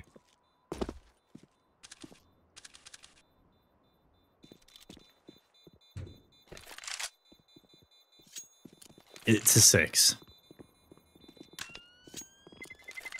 It just feels like, you know those the feelings you get when you're watching Tyloo, not recently, but before, where Tyloo are losing, and you're just like, it's fine. Just waiting for that moment where they just kind of decide, okay, enough's enough. Here we go. Let's close it. It kind of feels like that. That's what I'm feeling right now for Vici. It feels like we're gonna get to a certain point. Okay, Tiger, they're making it close, they're making it uncomfortable at times for Vici here in this first half. But let me get over to that defensive side. I just feel like that's just gonna be too much to handle for Tiger. I just don't see them being able to pull it off. I think Vici are just so good on this map on the defensive side of things. And it's gonna be difficult for any team in Asia to take them down. And with the way Vici are playing right now, maybe not in this first half because yeah, true. But the way it's been in this first half for Vici, it hasn't exactly been the clean and clinical performance of the previous map and the day before. But I just feel like that's going to happen on the CT side. We're going to see that team return. I feel that could be the case here, especially because Jam Young's going to get opened up, and he has been he's got 7 kills, right? But he's been a bit of a non-factor, I feel, in this first half. I say Kaze. I feel like Kaze's AWP is going to be so hard to contend against towards outer, and Jam Young's just going to be roaming around getting kills at will. So here we go, ladies and gentlemen. It's going to be the final round of the first half, and Nine's going to open it up with a nice headshot onto Kaze. And immediately repositioning himself, playing all the way towards the hell position. That was a free kill for Zoking. That was a free frag for him. And NCL, lucky to stay alive, but he does. And now this upper bomb site, going to be dropping it straight into the vents, Dinko. They haven't spotted out, but Almond's positioning. We've seen him get so many kills time and time again on this lurk position towards outer. Can he do more is the question, as Advent's going to get the bomb down. Or rather, Jam Young.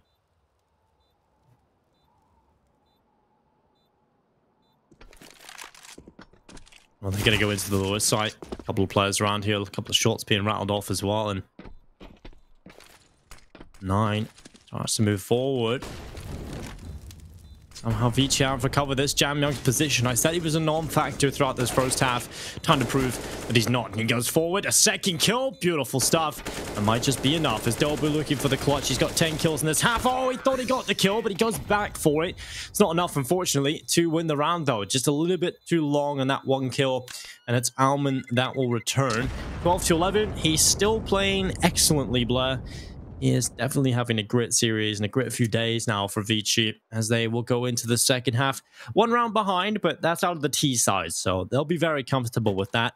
And with the pistol pickup, they'll be feeling even better. This is all on Tiger now. They need to get off to a good start in this second half. They need to get momentum build up, and they need to get control of that economy game early on.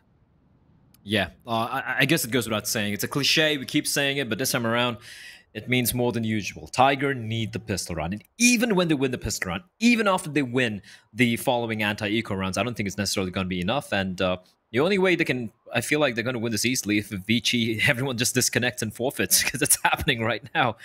Zoking has dropped out alongside, who's the other guy?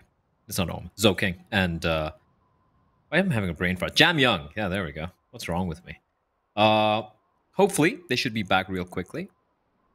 Also, I remember our observer was like, there is no hidden farm underneath Nuke. I remember. There is a farm, wasn't it? I told you. Hold on, Blood. I hope it's there. I'm going to be so embarrassed. Here we go. Anytime now. If it's not there, I blame the observer. He's just not holding double. He's just gone inside. See? He's lying. Maybe it's the wrong spot. Maybe it's over there. Because I remember saying this in that new game we casted, and our observer couldn't find it. And I'm like, what? Hey. There it is. I told you. The hidden farm. Most players would probably know about this, but if you don't, there you go. There's a little hidden farm. And if you no-clip into it, these are like tiny models. You can literally just walk around like a giant and kind of live your Godzilla fantasies. It's good to be right once in a while, Dinka, because trust me, I'm wrong all the time. So Blood, this is what it feels like to be a normal size movie. Listen, you say that to Mitch, okay? You say that to Mitch. Yeah, definitely. It's like a hobbit feel. Is there anything inside a house? It's a face. I see a face in the window. That was creepy as hell. Yeah, that was creepy. Yeah. That looks like a face. That? Listen, you see that? Man. It's like a woman in black just staring out at you from inside. Yeah, it's a face. I don't know. We just have vivid imaginations. Well, Listen, that's all. It's been 9 hours, 8 hours of Asian Counter-Strike, Dinko. We're starting to see things. That's what's happening. I sit at night. I just lie awake at night and think of somebody walking through smokes, and I just and you wake up screaming. Yeah, I wake up sweating. I drink 2 liters of water. I roll in bed again. And I realize. Don't worry, it's just a dream. No, it's not. It's not. I see Dave came through today, Blair. We see him walking through smokes, and they're just about to close Inferno. At least I didn't have to cast that. Yeah, Mitch had to go through that. I'm happy. He deserves it. He deserves all of those games. He deserves everything. Yeah. Well, don't worry. He's going to be covering quite a few matches next week. In the first couple of days we've got so. Day 11 and Day 12, Mitch and Tom will be bringing you the action across 2 series a day. Well, and I'll be taking a short and low break, I guess. We'll be doing the 1 game. Yeah, we're just mentally prepping for the playoffs. Yeah, we're just getting ready. I'm actually really excited for the playoffs. And it's kind of crazy. We're at the end of week 2. We have 5 more days of group games remaining. And then, oh no, they're dropping out again, Dinko. They're dropping out again. Oh no. Makes me sad. Don't worry, we're only going into the second half. This is map number 2, approaching 3 p.m. in Central European time. It's been a longer day, but it's been a good one. We've mostly had good Counter-Strike. Can't complain too much, except for the second map from Tyloo. Yeah. I gotta put that out of my head. We've forgotten about it. In the in the old version of Nuke, I could be wrong here, but I remember. There used to be a dead body near T-spawn. Like there used to be like a toll booth, like to check the cars and everything. And there used to be a body inside the toll, but you could no clip and check it out. But I feel like they changed it with the new version of Nuke. But I do hear a voice in my ear saying that the Vici players, a couple of them, still facing some technical issues. They're going to sort it out, and in the meantime, we're going to be going to a very quick break, and we'll be back very, very soon.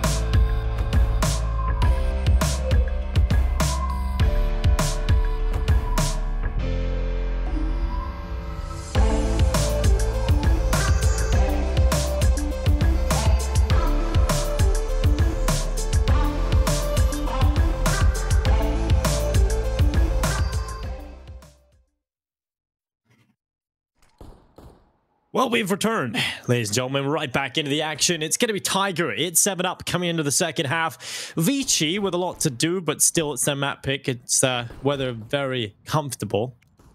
And well, Kaze started to walk around the backside. The door swings wide open, and Almin, well, he's going to be that. Cabal going down. NCL able to find another, but Kaze has caught out one on the roof. It's Urcast going down. The star player of Tiger being picked off, and now they run down into the lower side. It's Jam Young with the double kill. He'll stop them. He was there, available, And now the B attack completely faltered as Dobu left alone into a 1 versus 4. And this just isn't the clutch. I see young Dobu winning here. He's going to try his best. The first on the Jamyang, fair enough, but anything else is going to be a wonder. And while he's going to get an opportunity thanks to Kaze presenting himself, he could have double peaked with his teammate. He could have ended the round here and now. Dobu is now given an opportunity. They run him down, and somehow he will get it down to the 1 versus 1, but ZoKing runs out with his teammate. It was just a little too difficult to get the line up, but that was way too close for comfort.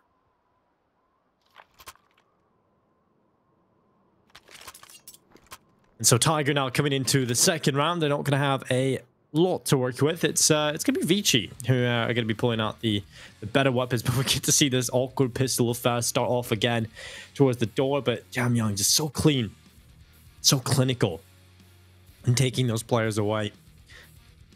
And a couple of mistakes, yes, being made across the board for towards the end from Vici, but nonetheless, it's a quicker play into the A bomb site. The Glocks try to come through, but it's Alman with a double on the MP9, and Advent follows up as well. But a bomb plant, oh, it's going to be denied. It's going to be a grit near from Jamyang towards the back of the site. Oh. And they thought they had the money, Blair, but they don't. Yeah, I do apologize for that. A little bit of issues on my side, but we're back in Dobu. Yeah, there's nothing he can do. It was a fast approach from... well, he does at least get a constellation kill, but Vici steal the lead away, Dinko. They're leading, and that's a start which Tiger did not want to have, right? They needed that. They needed to win the pistol round. They needed to win those anti-ecos and the 4 spikes from Vici. They could have made it to round number 11 to Vici 7, but... unfortunately, that's not the way it pans out. For Tiger, though, the buy is going to be coming in. It's going to be AKs all around. And for Vici, it's rifles. Scout for Kaze. Here's the thing, though. The Scout in the hands of Kaze. He doesn't miss. Still so dead. He doesn't miss, yes. It's ridiculous. He's always good for at least 70 damage, right? That's the thing.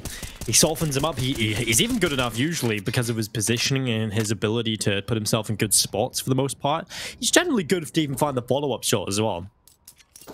Oh, he's really good with this weapon. His econ rating is probably quite high.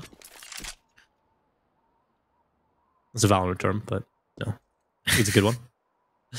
I'll take it, Dinka. I usually have great econ rating in Valorant, even though I'm like bottom of the board. Oh, I have a terrible one. I just buy and rush and buy and rush. It's okay. But I just in that game, I just stay alive. I just want to play fast. I don't know why. I know. Especially doesn't work out when I'm playing as an Omen. Although I've seen some players, you know, play aggressive Omens, and I have nothing but the highest respect for them. But when you're like Reyna or your Phoenix is sitting in spawn, it doesn't really work out. Let's get back to Counter-Strike. Okay, that was sick. Yep, Urcast Blood just doming 2 players. It's going to be Jamyang somehow getting a double, and we're right back into a winnable position for Vici. Jamyang is the hero. We talk about it time and time again. He can be the impact player for the team on the CT side, and he goes down. Dobu with the headshot. Alman looking to line up the smoke. He's too smart for his own good. You didn't get the memo. Asian Counter-Strike, they don't use those things. They just take headshots. Can we just have a replay of the 1 tap from Urcast, the second kill? That was absolute filth. Kaze, he couldn't do anything there. All right, here we go. Opening kill. He was low. ZoKing was low. Poof! Deleted. Absolutely beautiful. That's just sick stuff from Urcast, and we need to see more from him. He has been comparatively kind of quiet in the series. Let's see if he's got more in the tank. They managed to win the buy, and they forced Vici to go for, well, just the force. Jamyang has an M4, Kaze has a Scout. Apart from that, it's just 5.7s and P250s. They do have a bit of utility, though, for Vici to work with. As Tiger, they slow things down. The thing with Tiger is they know how to play Nuke. I've seen them play Nuke in the past. It's not the cleanest approach. They know how to play it, and how does that not connect? How in the name of Gaben does that not even connect? Anyway, Kaze repositions himself. Gonna re-peek out. Oh, they're gonna be crossing out. What? No smokes used, Dinko. That is so risky. And Kaze lands a tag. Fortunately, it's on NCL, who just has the Mac 10. Still, that could have gone very wrong for the side of Tiger, but they do get control of Secret. Oh, nice shot. Urcast getting rid of Kaze. Going to be a 4 versus 5 with a man advantage in play here for the Tiger roster. And we'll be looking for 10. Now I gotta send a couple of players towards outer yard. Aircast now looking for the kill. Jam Young going down. A nice kill from Aircast. And he goes up the top of the ladder. 25 seconds now in play, and they did overrun the site. Aircast be checking for the rest of his team. Vici not pulling off any antics with the pistols just yet. And 10-9. Tiger. Double figures reached already on Nuke. This is actually kind of impressive and a bit worrying for Vici. I'm not too worried though, Dinko, because again, like if you break down the rounds, right? It was 8-7. It was a 1-round lead for Tiger, right? Vici win the pistol, they win the anti-eco, the anti-force rather, and then they lose the first buy round. And then they're forced to go for an eco. So it's nothing too crazy, but yeah, they're not going to save anything here. It's going to be full eco coming out next as they just charge it. Oh, Cabal. Just the one casualty for Tiger, though. Win 2 back-to-back. In the previous round, they keep all 4 alive. They're going to be feeling very happy. And for Vici, it's going to be an eco. So yeah, they lose 1 buy round. They lose the force buy. And now they should be losing this full eco. So it looks bad number-wise, but I'm not too worried yet. When I'm going to be worried is when they lose 2 more gun rounds. That's when I'm going to be like, okay, this is getting a little too messy for Vici.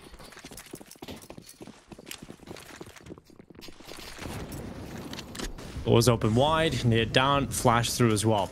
Tiger getting a good chance here in this T side to start getting a few rounds to build up this economy, really bring the fight to Vici.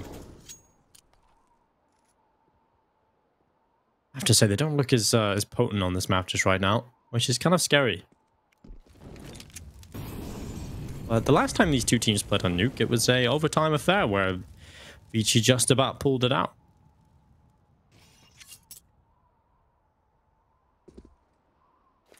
So they're no strangers to close games on Nuke together. True. But it's been usually the slightly older Vici, right? And if you've looked at how they've played so far in Perfect World in the Fall Edition, they've just been so clean. I mean, look at the way they've been beating so many teams. Look at the previous map. Look at Overpass. They just dismantled Tiger.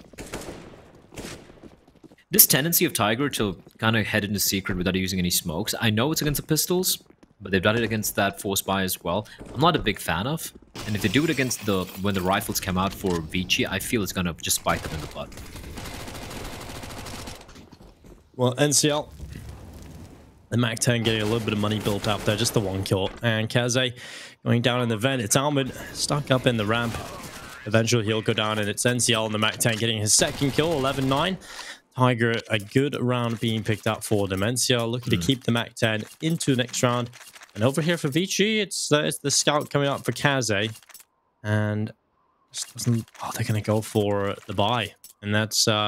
it's not exactly the best buy, that's for sure, coming out from Vici here. I'd rather they have gone for another light investment. Definitely. Put that op in Kaze's hand. Put that AWP in Kaze's hand. You have all the utility you need. You don't have to deal with... Considering how many wall bangs tend to happen in Nuke, especially with an upper bomb side, through the doors or whatever, that little bit of aim flinch to that helmet, to the lack of helmet, could just flinch your aim, and that could be you getting taken down, right? It's still dangerous. I know you're facing off against AK-47s, but look at that one MAC-10. That one MAC-10 could come in, just punch you in the face, and there's nothing you can do about it. So I would rather they have ecoed another round. That's a massive gap in the smoke. I assume it's because of the CT's Molotov towards outside red. And yeah. But it is Vici, Tinko. They've made it work with much lesser buys. Let's see if they do it here as well.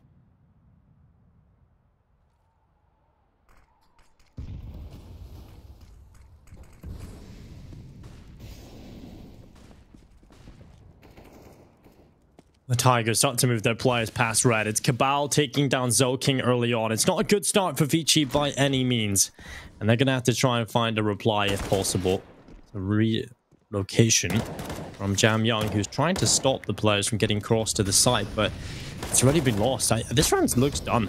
This round immediately looks done here for Vici. Oh yeah, that's 100% done. Aircast on the hunt. How is he allowed into hell like this? This is so weird from Vici. The way they're playing. Usually they have kind of like an iron chokehold towards an outer area, not allowing their opponents to really make any headway. And now they're just giving so much freedom for Tiger to work with.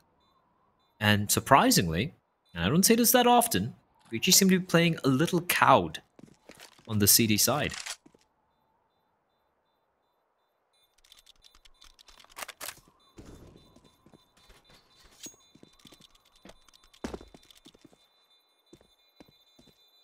They don't have a gun of choice in the hands of Kaze. Put the AWP in his hands. Like you said, Black, if you're going to be playing the CT side and you have Kaze on your team and you're going to hinder yourself by buying and not getting an AWP into his hands, you're asking to lose. Why? You're shooting yourself in the foot completely. Absolutely. They're just basically hamstringing themselves, but let's see. Let's see. I mean, it's going to get to the point now, Black, where it's going to be 13-9, right? That's the most likely outcome, considering the buy here from Vici. Still a chance to obviously win the round, but their buy is definitely worse than that of Tigers. And the money is really good on this T side. So this is rough. This is really rough for Vici. Luckily, Zoking's got the opening kill, burning away NCL, but Alman goes down to Cabal, and we've got ourselves a pretty good start from Tiger, all things considered. Where is Kaze and Zoking? And I wonder if they can retrieve that rifle of almonds. Molotov. Where's Vents? Zoking's making a lot of noise. Yeah, there we go. He's retrieved that M4A1. A 9 on the float here. This is what I'm talking about, right? There are no eyes towards outside. This is so uncharacteristic of how Vici like to play Nuke. They're just playing crossfires in the inner bomb site. Although Advent's going to be good enough to find 9. So far it's working out, but I just fear. Urcast has dropped onto its vent. That's a sound cue. Zoking's going to be conveying that to his teammates. And what do the CTs do? Jam Young, waiting, lying in wait in the lower bomb site. There's a player slowly wrapping around from ramp as well. And Jam Young's going to be in a little bit of a tight spot. Because I don't see anyone, at least in a minimap, it doesn't show anyone towards ramp. So he's going to be kind of alone and open to multiple angles if Tiger opt to head towards his lower bomb site.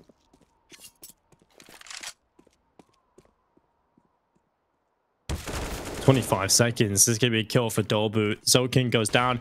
A man advantage in play here for Tiger yet again. And that Advent has to be the Iron. He turns away. He looks at Heaven. And Jam Young over on the ramp. He is alone. He's got no kit, no utility. There's not much money in the buying here for Vici. This 1 versus 3 retake at the A bomb site. It is possible because Dolby and Urcast are low.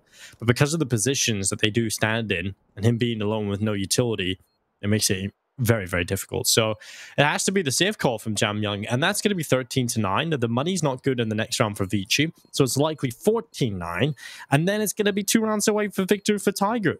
How has this happened?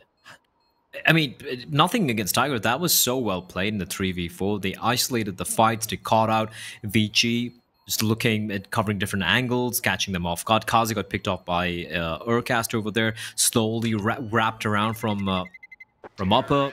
Took down Advent, who's looking, he had to cover again 3 directions. It's just Vici looking trepid and playing a reactive CD side, which is something I won't lie, think I've rarely seen that.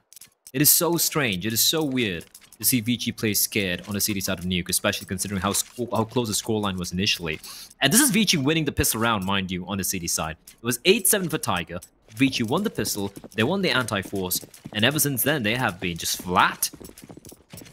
They finally, though, have the AWP in the hands of Mr. Kaze. And that does make me happy. Oh, Kaze with the kill. It's 9 going down, and Alman is there for the headshot. Cabal hitting the deck, but Dolbu does reply. Keeps it within touching distance for the Tiger team.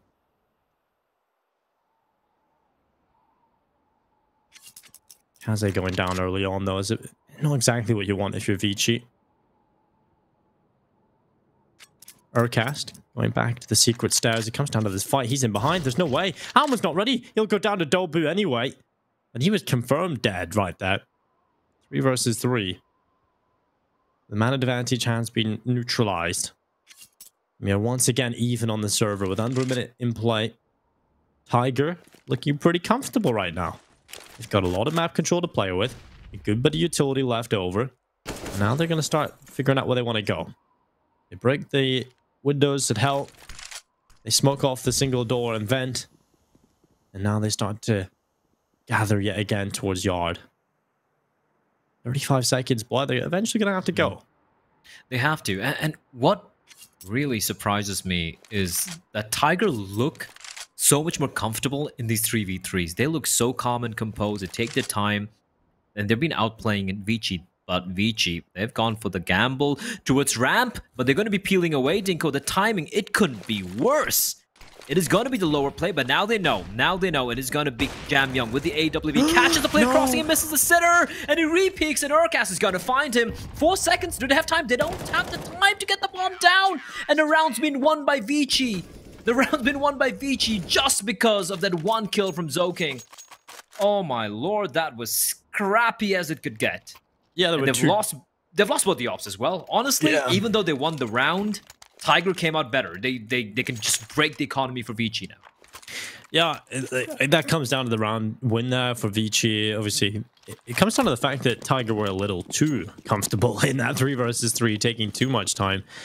And Vici, obviously, just the one kill from Zoking is enough to win the round. But yeah, like you said, pretty scrappy fight coming into this again. They lose the ops. They don't have them in play at all. Jam Young missing a pretty easy shot, I have to say, but a quick response. Dobu towards outside. There's no smokes down. It's just going to be a simple execute towards outside with just guns. No one using utility, but it's worked out for Tiger. They've got the man advantage. Thanks to Dobu. What's the comms for Vici like there? Like you see Omen just rattling off every bullet he has towards the squeaky, and he's getting shot from players coming out outside. You have 2 players there. What's Kaze doing? Where is he aiming at? Where's I think the other player was Advent there. Where was he looking at? It's just so discombobulated from Vici. It has to be one of the weirdest and probably one of the worst CD sides I've seen from Vici in a long time. And Tiger are abusing it. And why shouldn't they? They're looking good. They're looking calm. They're looking composed. And they're not, like, they're mentally looking very strong, which is so impressive for me. And they're a team we've seen lose to Checkmate of all teams. You know, they're the counterparts from Mongolia, their own countrymen, in a spectacular fashion. And this time they've shown to play. They've come up to play here. At least on Nuke. And just Zoking, 14 points of health. Kaze is still alive, but he only has a scout. Jam Young is going to be the linchpin. As 25 seconds, they're going to be heading on up. Kaze is going to find 9, and Jam Young is lying in wait. No one's checking. No one's checking Jam Young. He said he needed to step up, Dinko, and he will indeed. 15 seconds remaining. Kabal comes running on up. He is so low. 10 points of health, and Kaze is going to shut him down, and AK will be retrieved. And another round being won by Vici. Scrappy or not, Dinko, they're trying to claw their way back into this map. Yeah, I always... Okay, that's a good round. You know, Jam Young being able to deliver, that's what we seen against Invictus, right? When Vici were looking down and out, it was Jam Young who was the player that had these moments and kept them alive, no matter how close they were to falling. We know they are no stranger to the comeback here on Nuke. But getting to this point, it comes back to what I said a little bit earlier, Blair. And it's the trust issues with Tiger. They come into map number 1 and they completely drop the ball, right? They're terrible. They lose the map. Maybe Urcas shows up and drops 30, but they still lose. That's the case over on Overpass, right? They got banged out. There was a couple of rounds here and there where they probably could have won a few more. They kept it close in a few, but 16-8 still not exactly the best performance. They go into map number 2, which is completely favoring Vici, and they start to show up. They grow into the series. They start off poorly, but they really grow into the series and make it close in the end. They do. And honestly, Tiger have been a better team on this map. So they have, 100%. Which is crazy. Vici have looked terrible, honestly. The first half, I was never a fan of it. I was kind of hoping it would be redeemed going into the second. Oh, the city's worse. But let's be real. The second half has been utterly terrible because of their decision-making when it comes to the economy. And not just the economy, right? You look at the economy, you look at the comms, you look at how there's no outside control. They're playing like, well, they're playing like kittens. And they're facing off with a team called Tiger. Oh, did it just go for the nade stack there? Didn't find anyone, though. I like that. I like that. Maybe we can get a replay of it later on. Tiger. Trying a few things. 9 with the AWP. Jam Young, a very dangerous player to get rid of. If you can find this pick, it could be massive. But 9, not being shown anything. Oh, was getting very, very close. And Jam Young doing the dance macabre. He will finally be found out. 9, patience pays off. That's ramp control gained by Tiger. And more importantly, if you ask me, Dinko, a very dangerous player taken out of the equation.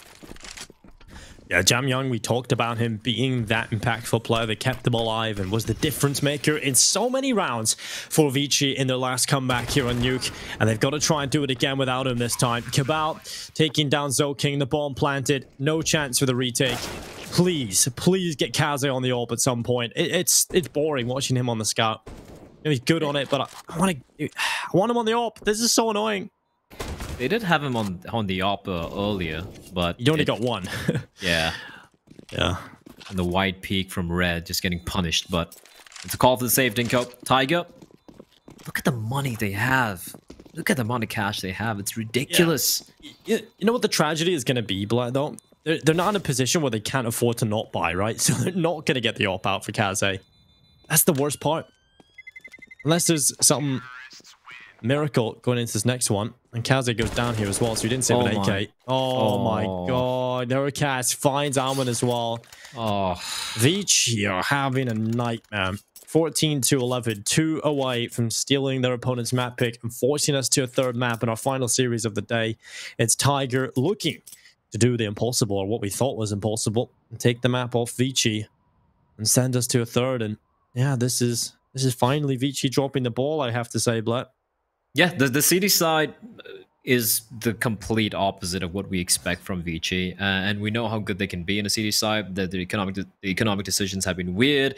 Kaze having the AWP just the one round, but even apart from that, here's the thing: you don't need Kaze to be in the AWP. They still have enough variations on the CD side to make it work with a scout, with a rifle, with anything for that matter. It's just that outside control has been non-existent from Vici. They're losing duels. There was a 4v3 where Tiger just like walk around, isolate the players from Vici and take them down. It shouldn't be happening. Not at this level. I know it's Asian CS and everyone's like, oh, Omega lol, Asian CS low level, but Vici actually play good Counter-Strike, man. They actually approach, they have a good map pool. They approach the game with the right idea. They have 2 of the best players in the region right now on this team, and this has just been a nightmare as 9 catches Alman as soon as the smoke blooms. At least the rifle will be retrieved. That's a soul rifle in the hands of ZoKing now. Yeah. Gonna go through the smoke. Oh no. Oh, did that smoke hit him? Did I hit off his body? I didn't quite hear the sound, but Cabal gets away nonetheless. He has the information to have pushed through lobby. So now what do Tiger decide to do? It's Dobu up on top of Min, and he's going to be looking for an aggressive peek, but none coming his way. I feel like Vici are just going to have to cower here.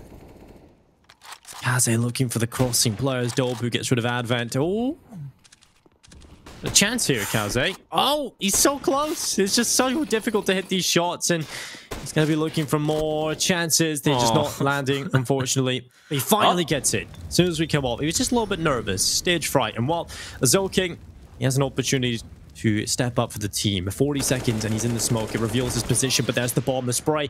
Oh, he tried for the second, but it's 9 who's able to reply. And that's the one rifle gone. It's on Jam Young, and they're going to avoid him completely. They're going to go into the A bomb site. And Jam Young, he has the decision. Do I want the AK? Or do I want to just go up to this A bomb site and try and win this round? And Molotov comes in and makes his decision for him. He'll go back and recover that AK-47 and try and reapproach this round. No kit, so it's going to be the AK Civ over into the next round. 14-12. Quickly mid-15 as Tiger reach map point. Vici have to be flawless going into this next one. They're going to get the AWP in the hands of Kaze. 15-11, Dinko. I did not see this coming, I won't lie. I felt like Vici had done enough, and we even said, Tiger 8 rounds, and they lost the pistol round as well, and the following force buy. And yet, Vici have looked beyond flat on his CD side. It has been one of the flattest CD sides I've seen from Vici Gaming. And nothing's saved. Nothing is saved. I really like how Cabal immediately turned around the moment he knew Jam Young was there. Didn't want to risk the AWP. Nothing safe for Vici, and this is it, Dinko. It's the final, potentially the final round of regulation. Vici Gaming facing the reality of having to play another map and losing Nuke to Tiger. Their home ground, their map pick, a map that they have looked indomitable for so very long. Tiger one run away from taking it. At least we have an op in the hands of Kaze, so that's nice. We do. And, you know, it's the last hurrah, really. You know, they pull out the last possible second. We'll see if it's going to be enough or will it be underwhelming and fizzle out just like Vici on Nuke. And, well, he's under pressure. A lot of damage being done to Urcast, but they're not really chasing him just yet. He gets into a better position. But Urcast, in the meantime, is taking down Jam Young. It's Advent now in his place trying to step up for the team. He's taking away Urcast's life, and they're still alive here, Vici. They're still afloat here on Nuke.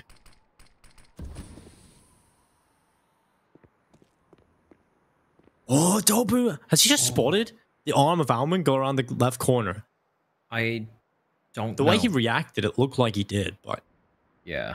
The following moves don't really suggest that he's too sure about that. This is where I've been so impressed with Tiger. The way they slow things down, and they're so calm and composed when it comes to these mid-rounds. It's been spectacular, I won't lie. They just make Vici overthink things.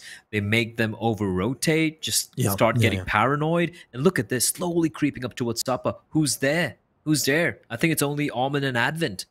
I mean, that Advent, he had a good round so far. He's got one. Let's see if we can get a little bit more than that. Advent's going to try. You're not the player you want to be in such a pivotal position in such a monumental moment of this game so far. And, well, he'll start spraying and panicking. And, well, he's got his teammate up here to try and help him out. Alman's going to get one kill, and Zokin goes down. Advent, not really known for his individual ability. He goes down to the Tech 9, and that might just be it over. It's just Alman left alone now. A 1 versus 3, map number 3, coming right up here. Alman will try his best, and Tiger, what a performance. They force us to the third most likely here, but when they give Alman his fair chance, he doesn't have the kit nor utility. He has been pretty fantastic though so far for Vici across these 2 days, but this is just too much of a tall task. It's going to be 16-2-11.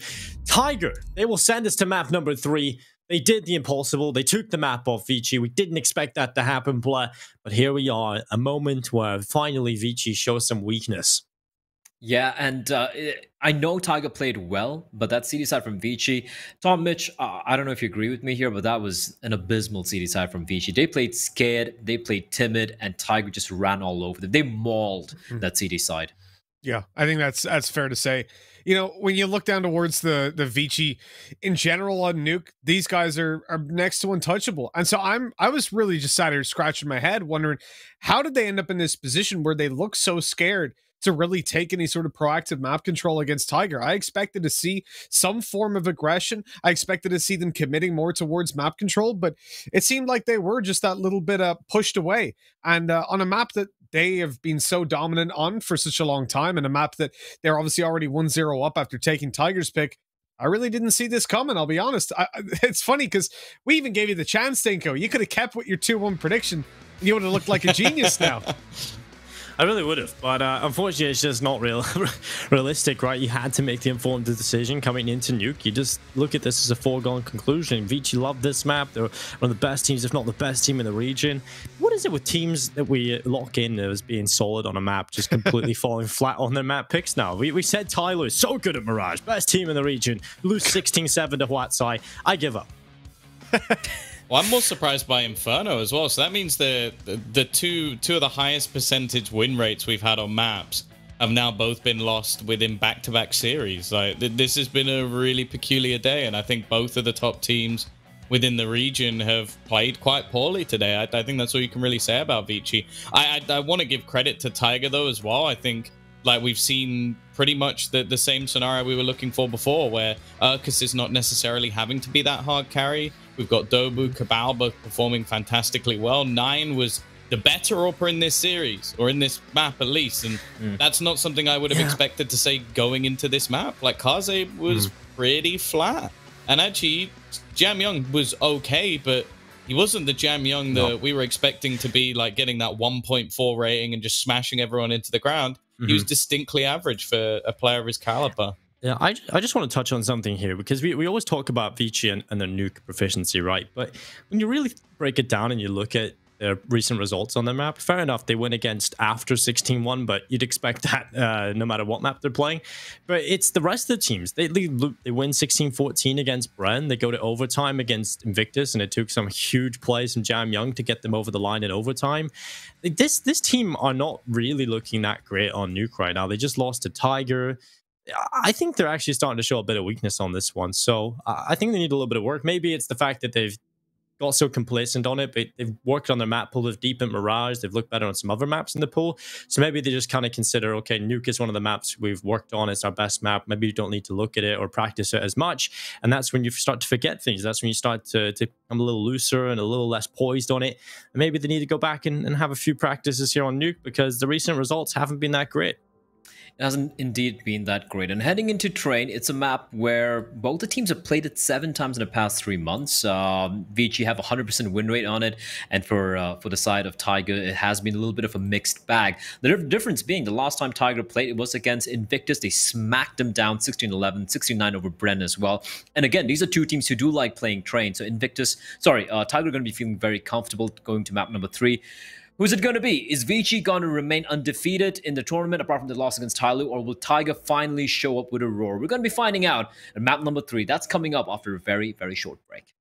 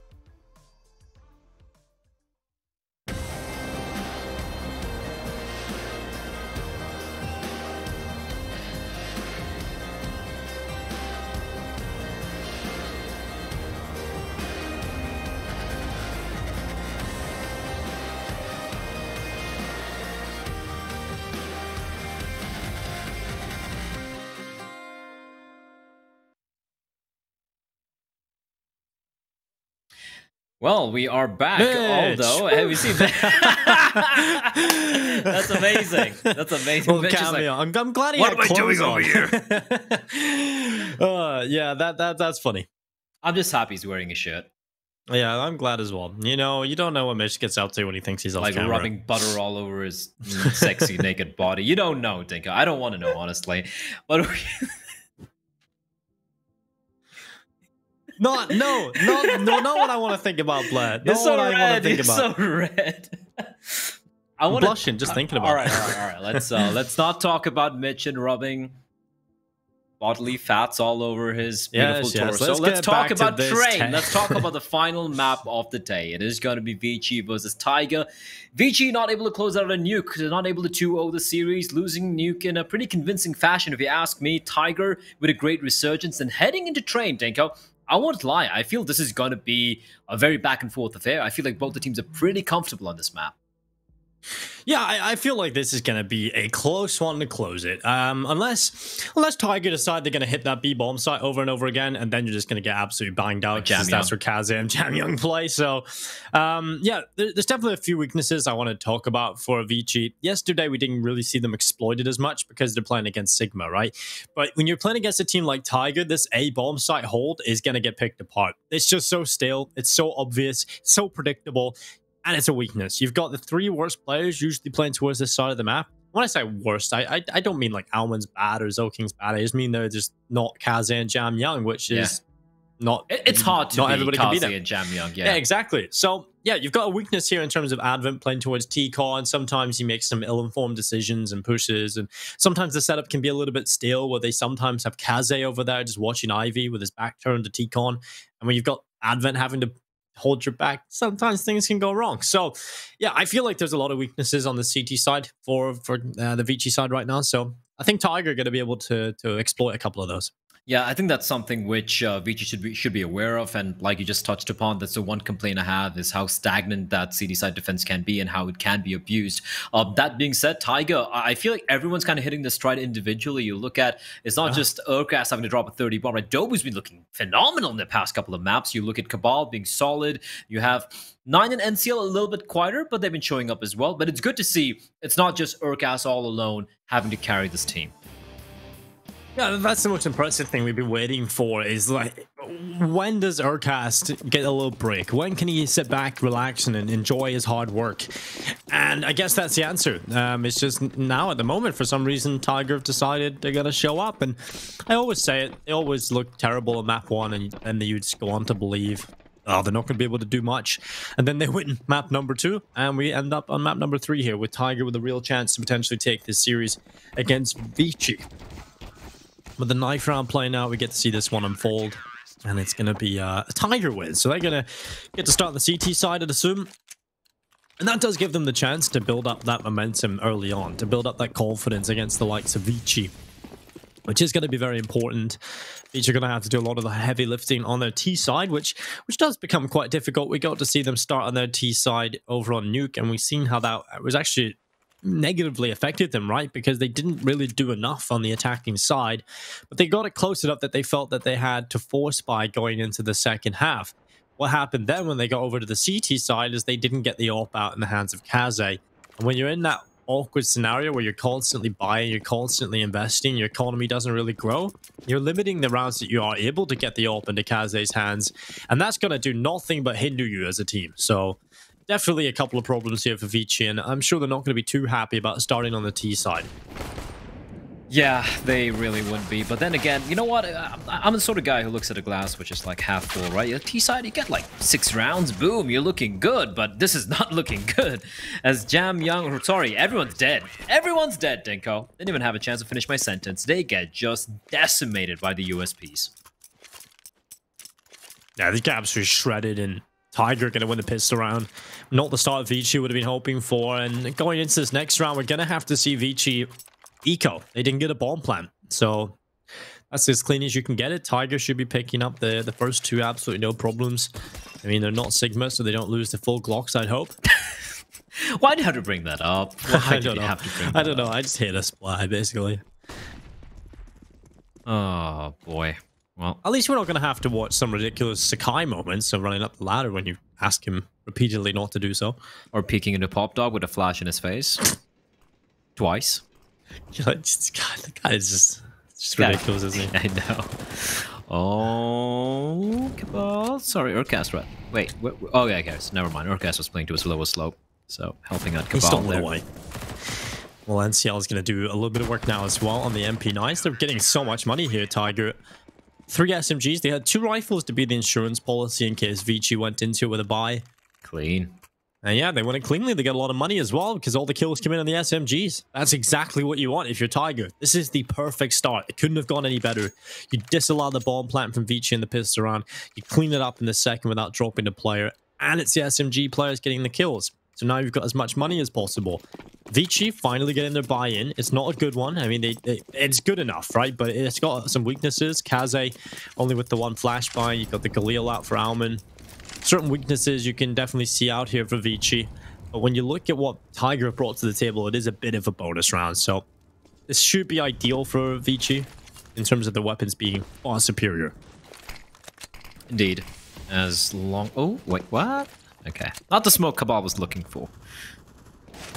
But, I'm done, although... Always scary, always risky. Those tracers from your bullets are very, very visible. It's easy to triangulate your position from that. Smoke's gonna dissipate. It's T-smoke from the left-hand side, but a second smoke coming in. A lot of pressure being exerted towards Ivy. That's gonna keep 2 players occupied there. And now, if Vici head towards inner, which looks like the plan, and look at the position of Urcast all the way to the back of the B-bomb side, that means they're gonna get the side, Dinko. And it's going to be retake. But Urcast now is going to be pushing up. He's got an incendiary. He can potentially prevent the initial phase, the initial attack from Vici. And for Vici, look at the utility they have. They have a few flashbangs, they have a smoke, that's about it. And they're going to have to push on in and Urcast spotted out. How long is he going to stay alive? Not for long is the answer from Jamyoung. And now it's a 4v4. Bomb will be planted, utility will be utilized, and the retake is far, far away, Dinko. This should be the round for Vici. Yeah, this is looking good, but still 4 versus 4, so I don't want to count Tiger out of this just yet. But Jamyoung is in a very good position right now. When he gets himself into these spots, he's very difficult to deal with. And check out to the left side, Dobu, the first victim to the rifler. It's going to be NCL that comes back in with the MP9, Kaze. Getting a double kill, and that's enough. Now Cabal is left alone, and he is... got nothing else to do but save this Galil into the next round and hope for an exit pick. That won't be coming his way. Vici will be winning their first round, and it's their first gun round. But again, Tiger was a bit of a bonus coming into this. They did have a couple of weaker weapons, so they're not going to be too worried about losing this round. It's on to this next one that they'll be putting the pressure. Clean round. Coming out from Vici as well to keep 3 alive. Oh. But Tiger, though, it was a bonus round, Dinko. They have the AWP out now in the hands of 9, so this is going to be the real test for Vici. How many rounds do you think is going to be enough this time for Tiger on the CD side? Like, we said 10. It was the wrong answer, Dinko. They had only 8 rounds. They still won you convincingly. Yeah, that's weird. That's so weird. I know. I mean, he has 7 rounds T side. The scary thing is, when I prefaced this game, I was saying how Vici are not going to be happy getting a start on the T side because they didn't do enough over on Nuke. But they got 7 rounds. The fact that that's not enough is kind of ridiculous. What is ridiculous right now is Vici have used up almost all the smokes towards outer. And now they're just going to be going in. Yeah, this is so well done from Vici. I feel the timing was off there. Okay, I'm just going to break this down real quickly, right? They used up 4 smokes. 1 for pop. They used 3 for outer, and that forced out a rotation from Tiger. 4 players were waiting there, and the only play towards inner was Urcast, where he died at the back of that inner bomb site. Now, the smokes dissipate, and Tiger still keep 4 players outside. They haven't seen anyone, not a soul.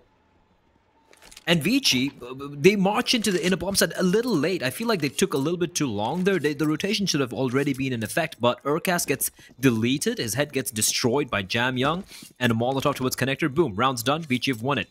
Clean and clinical. And that was a little strange from Tiger, if you ask me. A little weird, but good work from Vici. Timing not the best, but they take advantage of I feel like the lack of rotation from Tiger.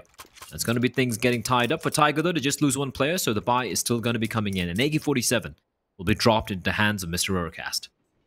Yeah, Urcast, he's got the AK out. I feel like he hasn't had to be that superstar player just yet for this team. He hasn't really had to carry them to any sort of victory. It's been a good team effort, I feel, from Tiger, and that's good to see. That's exactly what we want from this team. We criticize the fact that it's just Urcast a lot of the time. But it's not right now. It's a good team effort across the board, and that's what we want to see from Tiger. That's what we know they're capable of, and that's what happens when they play together. They get wins. We'll see if they can do it here against Vici. This would certainly be a confidence booster. It would elevate Tiger in my eyes in the standings, you know, in terms of how I would place them in this tournament. Expect a little bit more of them again. And of course, that would be naive and foolish because they'd obviously go on to lose the next one. But Almond, he's left alone 1 versus 5, and Urcast is going to take his head off. That's another good round coming in from Tiger. Vici just getting absolutely shredded. It's on to this round. They get the buyout.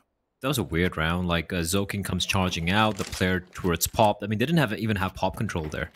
And it just got, like you said, just completely shredded. At least they have money. They're going to be going for a pretty comfortable buy here, will Vici. I'm not too convinced with this outside take. How does NCL get that kill? I don't. Okay, fine, ridiculous. A kill through this, 2 kills through the smoke, and a kill while completely blinded. Reasonable. Not sustainable. Not sustainable at all. But hey, you know what? They win it. They don't lose a single player, and they'll take it. 3 AK-47s as well for Tiger as we head into round number 6. Now for Vici, they have the AWP in the hands of Kaze. Always makes me happy, Dinko. Always warms my heart. Now, Advent has only $2,800, so he's probably deciding what to do here. And if I'm Advent, I'm just gonna probably purchase myself a Deagle. There we go. Kevlar and a lot of utility.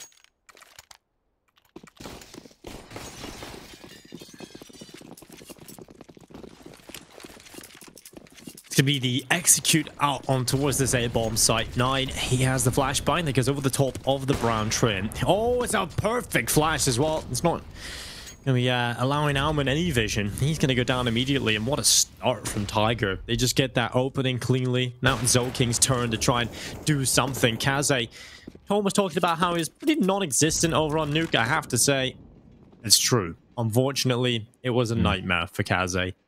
He didn't get the AWP in his hands nearly as much as he would have liked. He probably felt quite neutered because of that. And a 4 versus 4. Good kill coming back in from Zoking. I like that. I like how he approaches that. He's down a man. He realizes his teammates just died early into T-Con. He almost put the onus on himself, right? He just had to do everything. And he gets that kill and he stays alive. They have conceded map control, though. NCL's gone into T-Con. There's going to be a lot of information, and these 2 players are ready on the B-bomb side. Yeah, Urcast, is he going to get checked? No, he's not going to be checked. I guess Zoking thought the Molotov spread further than what it really did, as Urcast snaps onto Advent's head and just all on Jam Young Dinko. This is going to be nigh impossible. The smoke's going to dissipate at some point. He's going to find 1 kill, but 9 with the immediate insert trade. What a hole from Urcast. What a hole from him. And a big mistake from Zoking not checking that angle. Almond has been... He's had a terrible start to this game, Dinko. It's 4-2. He's 0-5 alongside his captain. And I'm gonna just say, NCL has been doing a fantastic job calling, at least in the past couple of maps. Like, in Nuke, we didn't really have much of a post-game segment to really break down what they did on the T side. But the way they were able to slow it down in those 3v3 scenarios and even 3v4s favoring Vici, and they're able to just pick apart that Vici defense. Just some great calling. And NCL, as endgame later, he's been just great so far. Yeah, he's been damn solid. And 9 has got another kill. Kaze going down this time. Zoking just rattling shots off for the Tech 9. He's now got an AWP in his hands, but he gets caught in transition of the weapons. And Cabal, he's going to get himself a double. A 3k in the round from Cabal, and that's going to be a 5th round for Tiger. Nice try from Zoking. He's just trying to make it a little bit scary for them. There's a little bit of sweat in the brow of Tiger, but nonetheless, it is a round for them. As Vici come right into this next one with a purchase up, they'll get the rifles out. They'll get the utility in play. But Cabal, I mean, that's just a hero play right there, Blood. That's just slapping it down on the table, letting them know who's boss. I've never seen Zoking with an AWP, mind you. No, that was weird. why He never seen himself. That's why he picks it up. He's like, what is this you? thing? An I don't know how to work AWP? this. Getting a Tech 9 every day of the week. You know what? One day, I want to grab a beer with Zoking and talk about Counter-Strike with him. You don't want to grab a beer with Zoking. That beer is going over you. He's just going to toss So it. I'll get it, Blood. No, don't touch it. Don't touch it. Flings across the bar, too. It'll be wild. Imagine like a one-on-one like beer drinking talk show or podcast. Arm wrestling competition. Boom, arm snapped off. He would snap my arm off with hinges. It is nuts. Like, I wish we had a player cam only for one player and one player only. Two players actually. Somebody and Zoking. Somebody just to see his face when he's walking through smoke. No, so this Coach, is a Tyler shutdown. Coach. Tyler Coach. When No, somebody that walks through would smoke. just be depressing, Dinko. That'd be something like out of Live League or something. 2v3, almost bringing this one back. Kaze left alone. He's got a smoke. Two players are very low, but 9 with a 3k shuts it down. And the winning ways of Tiger continue. They are continuing to roar, Dinko. And I don't know, so Nat Geo or whatever, is said Tigers are getting extinct. Not right now. Not right now. They are very strong. Yeah, they definitely are. And well, that's pretty crazy. That is so crazy to think that Vici have capitulated this much heading into the later stages of the series. Wouldn't have thought it would have began on Nuke. Wouldn't have thought they lost Nuke, but they did. And now we're here in the final map of the series, and Tiger off to a stellar start. 6-2 up. Vici haven't really been able to do much just yet. And talk about the potential weakness over on their CT side. Well, they're going to have to get a lot done on their CT side if this continues. Vici Gaming. I mean, the only teams they do lose to are Tiger, Invictus, and Tyloo. They don't lose to anybody else. I was looking through the results over the past 3 months, and they are the 3 teams that Vici have lost to. They don't drop maps, or they don't drop series to the likes of Lim Vision. They don't drop them series to lower tier teams, not even beyond. But it's these 3 teams. They just cannot seem to just dominate or overcome. So weird. Maybe because... Obviously, Tiger at the bottom of that list. Yeah, but maybe because those 3 teams are actually good. Decent. That's the thing, yeah. That's but true. it's good. It's really nice to see when, you know, you have a kind of like the big dogs of a region and they're able to defeat the lesser known teams convincingly. It kind of maintains a semblance of sanity in Asian CS where, okay, this at least this makes sense, right? It's not like everyone's beating everyone, which is just insanity. Like, even if you look at the NA region, what are the 2 big teams? It's Furia and EG, right? They're just beating everyone. Liquid's right there, almost. You know, they've been struggling a little bit lately, but they tend to beat almost all the other teams. There is a young upstart in the form of Chaos, but any other team would just get smacked by the teams I mentioned right here. It's going to be a Facet as Zoking once again with the Tech 9. He's getting a couple of kills. Well, Almond's going to chime in with one of his own as well, and now it's a 2v3. They have control at outer bomb site. And now Urcast and 9, everything to do. They find Almond at the very least. The boost works out. Bomb yet to be planted. Zoking's gonna punch in the numbers. But now it is the 1v1 9 versus Zoking. Zoking with the AK-47. 9's gonna come around the corner and it's gonna clutch it out. The AWP, 1 kill and 1 bullet, 1 shot, 1 kill for 9. And Tiger, it got a little hairy there. But they hold on and they survive.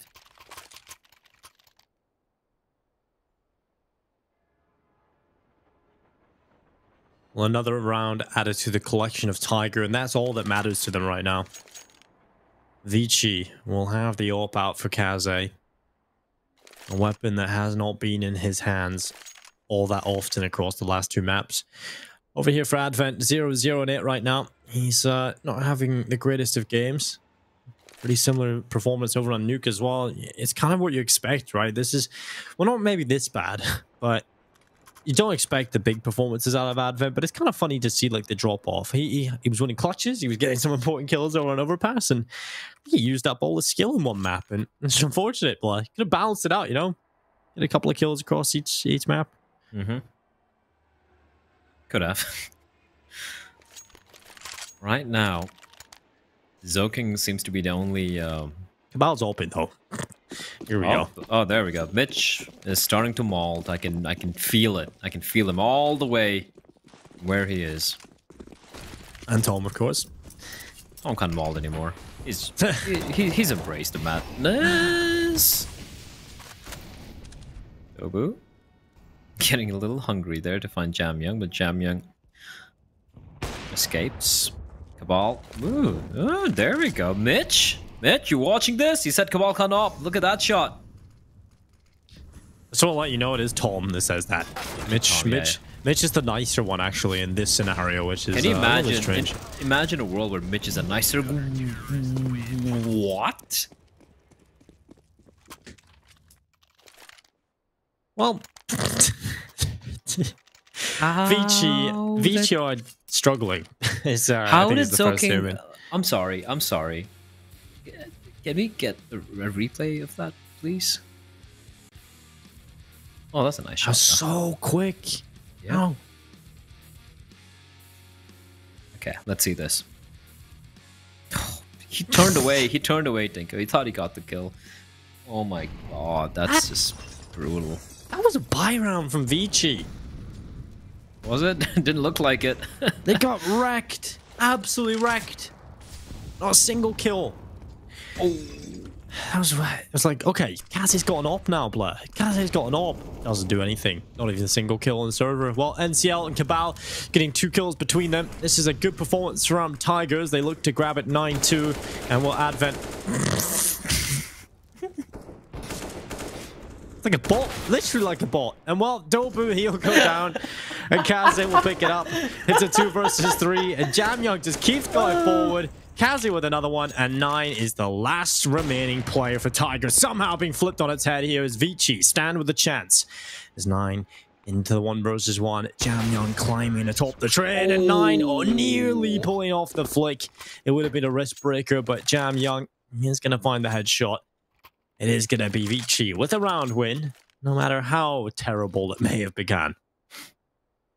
I don't even know. I was too busy laughing at Advent running there with the bomb in his back to even react to what happened. Somehow, Jam Young just brings it back. Advent has not got a single kill or an assist so far, Dinko. It's 11 rounds in. It's rough days for the captain. And even his calling's not really working out. They're getting manhandled. And they get to 3 rounds. It's still not enough. I still feel they need way more than this, looking at their CD side and nuke.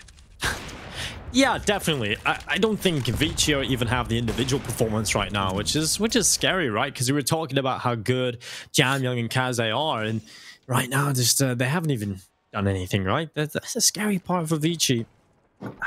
That's something I don't really understand about Asian Counter-Strike. There's a lot I don't understand, but about this region, but this is one of the more confusing things, is how they can go from looking so good on one map to terrible on the next. It just doesn't make sense. Tiger have the flip reverse where they look bad at the start and then look amazing towards the end. They just peak. And while Jam Young getting 1 onto 9, Soking going down through the smoke. Vici have taken the bomb site with what is basically nothing. Don't peek, Advent. Patient play from Murky. He's shown himself, and Advent just teasing him. Gets a tag on. It's a 4v4. A couple of players kind of low on both the side. Kaze gets tagged on 25, but Jam Young, Dinko, is right beneath. Are they going to check him? Yes, they are. Urcast, just no fooling the man. 2nd kill. He actually pre-fires Kaze. Another kill for Urcast and Almonds. Now, guys, what's going on? How is everyone dead? And Almond is going to go for the hero play. I think they've heard him. And he's going to come running out, but Cabal, he's going to hold it down with the AWP Urcast. Take a bow. That was fantastic from him. So well done. Yeah, that's just one of those individual moments that Urcast can pull off, saving the team in what was a bit of a nightmare scenario, really. Vici probably shouldn't have been able to do that, but now we go into another tactical pause. You can see Vici have used a lot of them up. There's only 1 remaining, and we're only in round number 13, Blair. Damn, that's a scary thought, isn't it? Vici already using up most of their tactical pauses, and we're just going into round number 13. 9-3 on train right now. Vici Gaming It was prime for them. The first 2 maps looked perfect. You know, Overpass is the map I thought Tiger would take in the series, but it's actually ended up being Nuke. And now it looks like they're going to be able to do it on Train if they keep this up. I would like Tiger to win a few more on the CT side for me to be confident in them. Still not otherwise just yet, but certainly stepping in the right direction as we move on. Thing with Tiger, if you go back to the interview, which PGL showed earlier at the beginning of the tournament, they spoke about how, you know, the teams they're looking to beat are Vici and Tai-Lu, and yeah, they lost a checkmate. They've looked very rough so far. But maybe Dinko, they did manage to prep for Vici. Maybe they did manage to prep for Tiger. Maybe that's what's been working out for them. As NCL and Zoking, NCL has no idea.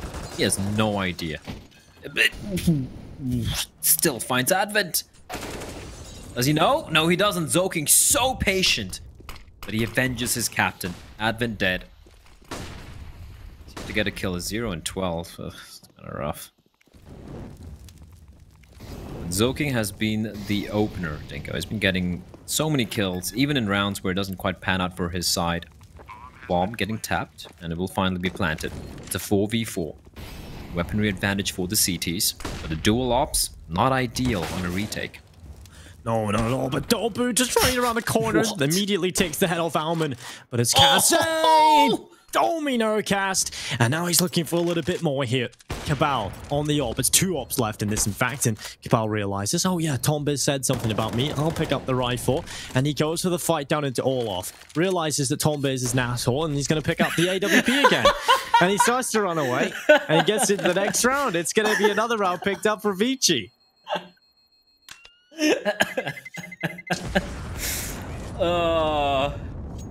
We're going full-fledged, like full throttle, aren't we? We love you, Tom. We do, obviously. I mean, I've gone through enough. I've gone through enough of this. That was true. Annoying me for the past few days. I think I'm allowed to have one little outburst. It's fine. I mean, I had my family show moment earlier. Kaze, man, like, off with his head. They're winning rounds based off the openings from Zoking and Kaze and Jamyoung just having individual moments. This T side from Vici honestly has looked so very flat. NCL, good reaction, but Jamyoung with the trade. Zoking falls, but still, ooh, an op shot out. Almond's gonna find Urcast. But look at the flank taking place, Dinko. Dobu, the long flank around from Team Main. Is Kaze going to be ready? Kaze's aware. He's aware, but he's only got a scout. The thing is, the moment he gets the kill, that's going to be the jig being up. 3v3, Jamyoung's there holding the line. Molotov's going to keep him at bay. Flashbangs avoided. Jamyoung turns away. That's the worst time for him to turn away. And now Advent and Norman. And Advent, he's yet to get a single kill, Dinko. Is this going to be the one? Is he finally going to get a frag? No, he's not. And it's all in Almond. They're sticking the bomb. They're sticking the bomb in the smoke, and they're gonna defuse it. Tiger have stolen it away. How has it all gone wrong for Vici? Almond at least survives with a gun, but my God, that was terrible. Oh, Vici, I don't know what they've done. I've no idea what they've done. They've just completely. They've completely fallen off. They've walked off the face of the earth. They're like lemmings, just following each other off the top of the cliff. They're following Tai-Lu. They're jumping off. Tai-Lu still win games, though. Vici look like they're going to lose this one. Dobu got 3 kills in their position. And 2 of them has been insane, right? That's the thing. He's been a player that we haven't really talked about in this tournament just yet. But what I said in the pregame was, when Dobu shows up, he can be the X factor for the team. And he hasn't done that yet in Pal Fall. And he's just done it here against Vici.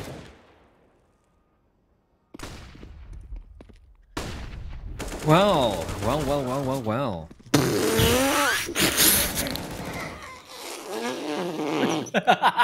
You okay? You're right.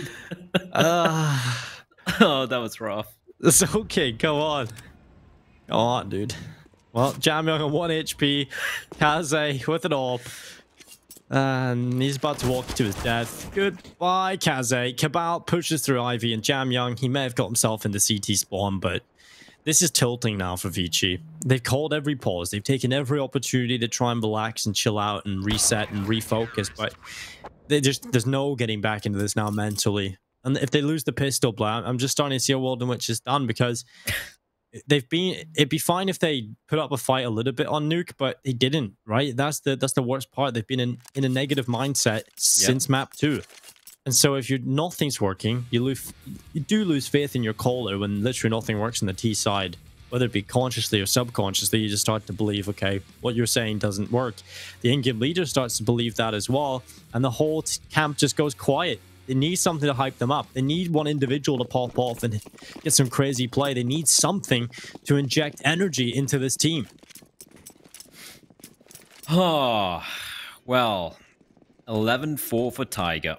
Gotta say, though, Tiger, if they can pull off this reverse sweep, kudos to them. They started off terribly in PAL, and they have managed to, well, right now, just 5 rounds away from taking on Vici, who have looked nigh unbeatable, apart from that very close loss to Tai Lu earlier last week.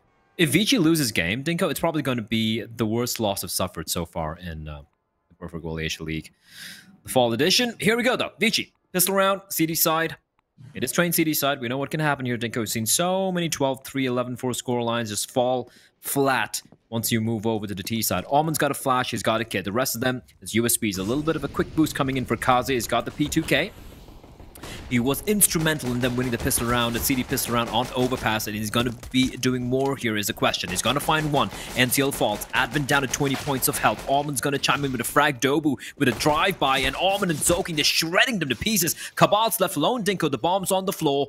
He's going to be able to pick it up. This one right above him, and Zoking not able to land a kill. Cabal, 1v3, Advent and 20, jamming an Almond to find, and they're giving him these 1v1s, which I'm personally not a very big fan of, and Cabal's going to try and make the most of it. Cabal trying his best, but yeah, 1 versus 3, 27 HP, and 20 seconds on this clock. It's a done deal. Vici will be winning the pistol round, and they needed that. They definitely need the pistol. It lost this. It's probably going to be a scenario in which Tiger go on to close out Train in a convincing fashion. And so Vici, they do pick it up. They deny the bomb plant as well. So there's no solid force buy coming into the second round here from Tiger. There should be a 6th round for Vici. Then we'll see the buy come out from the Mongolian side. We get to see the chops of Vici. Can they get it done here? Can they pull it back? If they do that, well, it'll get that over that mental hurdle. And I think the mentality is something that Vici struggle with, is just being sure of themselves, right? Because they go up against Tai Lu and they play differently. It's true. They play scared. They play a little bit differently up against Tai Lu. So if they manage to come back into this, if they come back and win this series, just imagine what that'll do for their mentality. Oh no. Yeah, the Zeus out. That could have been nice. It's an easy mop up here. Zoking just going to be farming that cash, looking for some money. Cabal picking up P250, trying to deal some damage, but Zoking with a nice 3k. A little bit of extra money in the bank and a kitty for him, as Tiger will now go for the buy. It's going to be Akis coming out, as I'm just taking a look at on HLTV to see what the stats are. Advent's got a kill! Advent got a kill, Dinko. I don't know when that happened, but he's got a kill. Was it in the pistol round? I can't remember. It was in a pistol round. It was in a pistol round. And he got an assist, which was a flash assist. And let's go. Let's go, Advent. Let's go, Advent. Hype him up. That's the play I was talking about, Blood. That's what reinvigorates this team. The 1 kill from Advent, it's enough. If he can do it, we all can. And what Zoking, he's pushed out through the ramp. He's got his teammate beside him. His Jamyong gets aggressive. There's 3 players in front of him. It's going to work out for Cabal, but Jamyong, he tries to flee. That's not a scenario you can run away from. No. That's just one you commit to. Advent now, he's tasted blood. And as we know, like a vampire, the moment or rather like a shark, the moment you taste blood, you're going in for the kill, and he's licking his chops. He's hungry, lying in wait in a bomb site. He doesn't need no backup. Kazi and Almond can hold to its outer. His Advent, the beast himself, waiting inside. Big brain Advent. He's got a utility to work with. He's got a smoke to delay the play. Maybe a little bit too preemptive, because the T's haven't used their utility yet, but here comes the smoke. It's going to be coming on out. Advent, flashbang poise, is going to be bouncing it off the bomb. Train doesn't find anyone, and he knows it's a ruse. Almond, mid-range duel with the MP9, finds Urkas. That was the look taken care of, and now it's a 3v3 Dinko, and it's going to be an outer hit. But Kaze, he's rotating off. He's rotating away towards inner. That is so strange. I mean, didn't he hear him? I don't know, but doesn't matter. Almond's still around, Dinko, and he is being wraithed in the smoke. And he's dead. Well, 2 versus 2. I mean, Kaze trying to wrap around the backside here. It's Kaze going down. NCL able to pick it up. But now Advent, he's the last remaining player trying to pull off a 1 versus 2, Tom. And he nearly makes it happen. But NCL, a deep breath, a sigh of relief. He can keep his pride as he wins the 1 versus 1 up against Advent. 12-6. I mean, that statement would have actually been better if they were called Lion. But Mad Lions kind of suck right now. I want to see Tiger qualify for an EU event where Mad Lions are playing, just for the memes. I wonder what Mad Lions are going to do right now, because obviously Innocent is just left. We all know the biggest mistake was Hunden. That ruined everything. Yeah. Well, like, why did you make him the coach? You know? Would have got banned if he yeah, didn't kick him. Yeah. I feel like that was the most shocking thing for me. I was like, Hunden? Really? Yeah, of all the people. I was like, yeah, there are going to be a lot of tier 2, tier 3 coaches are probably going to get caught, but Hunden, jeez. And that's a day after ESL 1 winning ESL 1 Cologne. I know. It's like, you didn't go a day. Oh. It was just such a grim scenario. Well, Kaze, he's going to be holding on. Jamyoung with a good double. Kaze gets 1. Jamyoung finally traded, but he's already got multi-kill, and that should be enough to deliver the round win here. 9 trying his best, but it should be 7 for Vici now. Unless Urcast and 9 can do something. Urcast has got an important kill. Vici starting to respect him a little bit more. 9 just stuck on the side. Oh, he's playing the bait. If he gets another kill, this could be big. He actually almost finds a frag onto Zoking. 4 HP, Zoking has a fade away. And while all of this is going on, the bomb's going to get planted. Now, Urcast has to play this one as a 1v3. But while all this is going on, Dinko, Almond's aware. Almond's like, yes, something's up. Something's up. Why can we only see one player? And Urcast, oh my god. Please turn around, Urcast. Please turn around. Oh, Urcast. Turn around. Oh. Nice try. Nice attempt. Yeah. Not bad try. That's for sure. I mean, Vici got off to such a good start. It was Jamyoung and Kaze delivering. And that's what I was talking about. That B-bomb site. As long as you avoid that, Tiger should be fine on this T side. Jamyoung's always good for 2 on this B-bomb site. It's unbelievable. He really is. And I like how he plays around it. He doesn't usually play positions where you just get 1 kill and you like kind of like in some of those one and done spots. He tries to ensure that either he stays alive and play for the retake, or if he's gonna get a spray down, he's gonna get at least 2 to 3 kills before he falls. And he's just so aware. It's just so impressive considering how new he is to like the high level, you know, to the high tier of Asian Counter-Strike. He wasn't really known like a year and a half ago. No one knew about him. When he got picked up by Vici, I was like, who the hell is this guy? But Advent has really shaped him. He's got the raw aim, and he's also got the brains. The comeback, Dinko. The comeback. It's happening.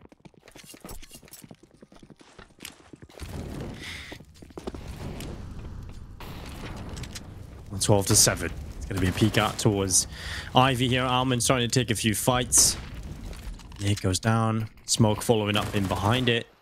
And oh, Almond! There we go.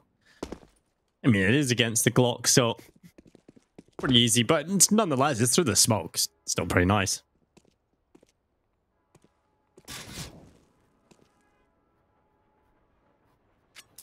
I'm actually looking back to see where Advent got his kill, because was it not in the pistol round? It wasn't in the pistol round. I think it was the last round of the first half. Oh, okay. Yeah. Tom made a nice tweet actually about the first half performance though. Oh yeah, go on. Sorry, about the first half. Yeah, so he finished with 0 kills in the first half. So I'm assuming he went on to the second with he went 0-14 throughout the first half. And while Zoking and Jamyoung going to be getting themselves 2 kills picked up, 9 and Cabal left alone now into 2 versus 4, and they have to figure out what they would want to do here. And it's all about doing as much damage as they possibly can. But Vici will be finding an 8th round here, and Almond just jumping around the corner, getting the money. 3 kills picked up. I have to say, Almond has had good moments throughout all 3 of these maps. Obviously, there's less available here on Train right now because Vici had a pretty terrible first half. but nonetheless, it's been impressive that he's been able to do anything here. He's still 13-14. All right, so Advent got his first kill in the second round of the second half in the anti-eco, which is where he got his first kill. Urcast. Nice.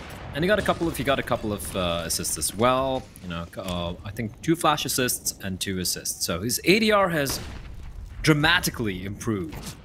It's now 24. Well, Kaze.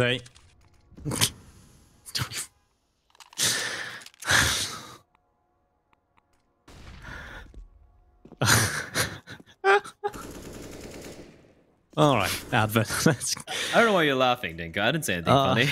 No, nothing at all. No, I don't know. I just have that thing the Joker has, right? And you just laugh. just like a laughing sickness, yeah. Yeah, that's it for sure.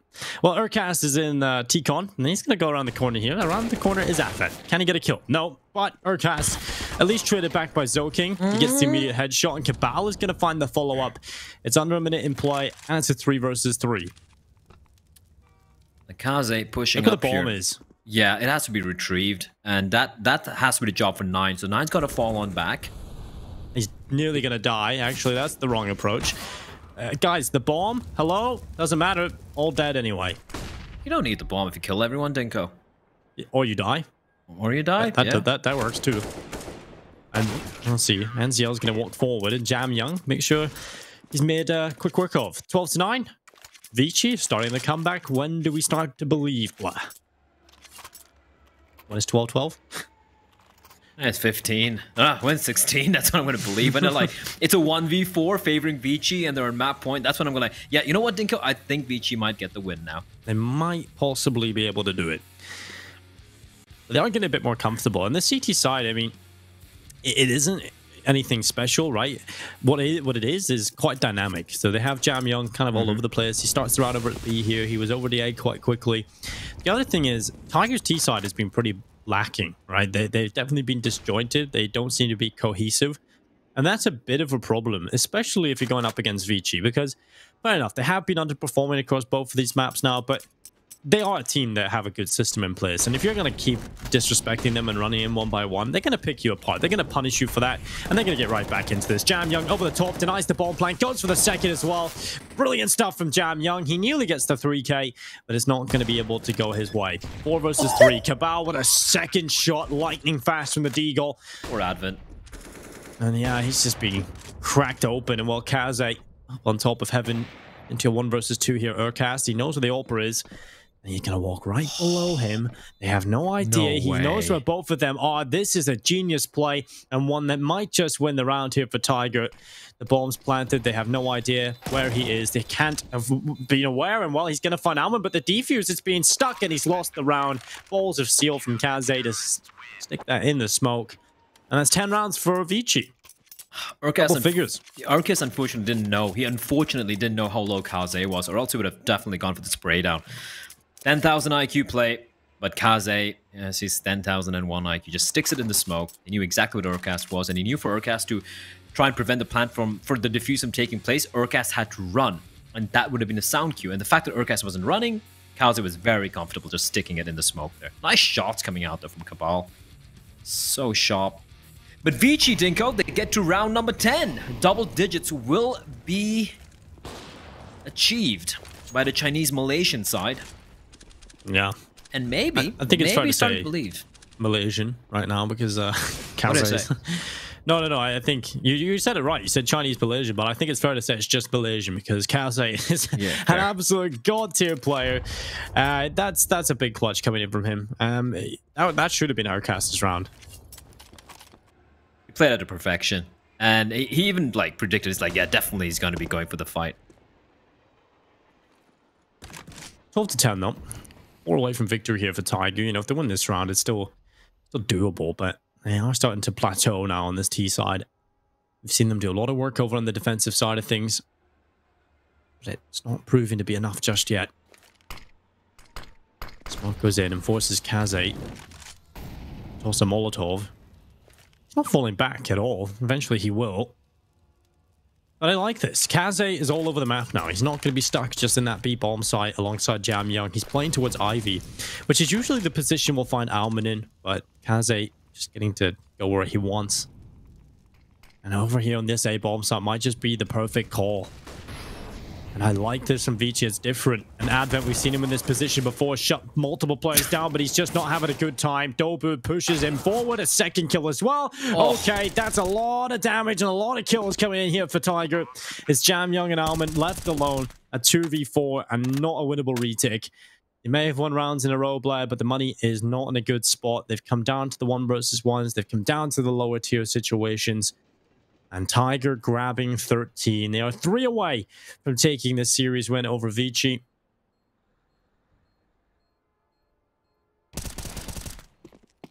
They have to save. They have to save these 2 rifles. Can they? Does he know? Does Jamyang know where Urkas is? Because Urkas is going to go pouncing. Almost finds Alman as well. And Alman, ooh, so lucky. So lucky to be alive. Please don't kill me, Bomb. Please. I've done so much. Oh, just the one rifle. Yeah. Look at the money for Tiger. It's in such a good spot. Just buy at this point. Just buy at this point. You can make it work. The good thing about Train is, depending on how his setup is, you can play with the SMGs, maybe even the Mag 7, right? Like have an auto shot. You have the Mag 7 towards Pop Dog or an MP9. Just make sure your main players have the rifles. And Kazi with the AWP. If he can be a little bit more aggressive, a little bit more proactive in how he approaches this round, he can still bring it back. And there we go. Urcast, Danger Man, taken out very, very early on. They don't have anyone towards Pop, though, so that's a problem. And Dobu's going to spot a couple of players out and immediately fall back, but Advent's going to find 9. That's a huge kill from Mr. Advent. NCL waiting. Ooh. 5 versus 3. Flash drops down in towards Pop Dog. Dobu drops with it. Now Kaze. He's got such a good position with his ult right now. The smoke is going to go down in front of Pop Dog. No push forward from Tiger just yet. They're going to need to reply quickly. If not, it's going to be Vici picking up 11. Absolutely no problem. And Advent, he's even doing work this time. The AWP connecting. That's 2 in the round for him. And Tiger, yeah, this is just back to what I was talking about before, Blair. It's just so disjointed, 1 by 1, no idea. When they lose early players, it seems like they have absolutely no idea what to do. They just seem completely lost in the mid-round. There seems to be no clear voice telling them what to do or figuring out what to do on the fly. And Train is one of those difficult maps where, on the T side, those mid-round calls can be really difficult to figure out what to do. Especially if you have a lack of map control, right? You don't have Ivy, you don't have the brown holes. Where can you go with it? So sometimes a lot of teams that are not trained teams can get a little bit quiet and just start trying to make individual plays, and generally that's not going to end well. It isn't going to end well, and at least the recovery from Vici, at least Vici's showing some fight. Here's a problem for me, Jinko. Going back to Nuke, I know it was a while ago now, but it was just Vici, I don't know how to describe it. It's like they had no more cojones left. It's like they just didn't know what to do. They looked lost. They looked scared. They were playing reactive Counter-Strike. They were losing duels. And it wasn't Tiger trying anything special. It was so strange. Jamyang, hold on. Flashbang avoided. He's going to find 1. He's going to find 2. He knows he doesn't have too many bullets in the gun. He's going to be doing the smart thing and falling on back to safety. He knows another player's crossed on Nova. Spots a player crossing. That is Dobu. He doesn't have the bomb, though. Bomb yet to make its way to the bomb site. Kaze's there. All the CTs just charging in.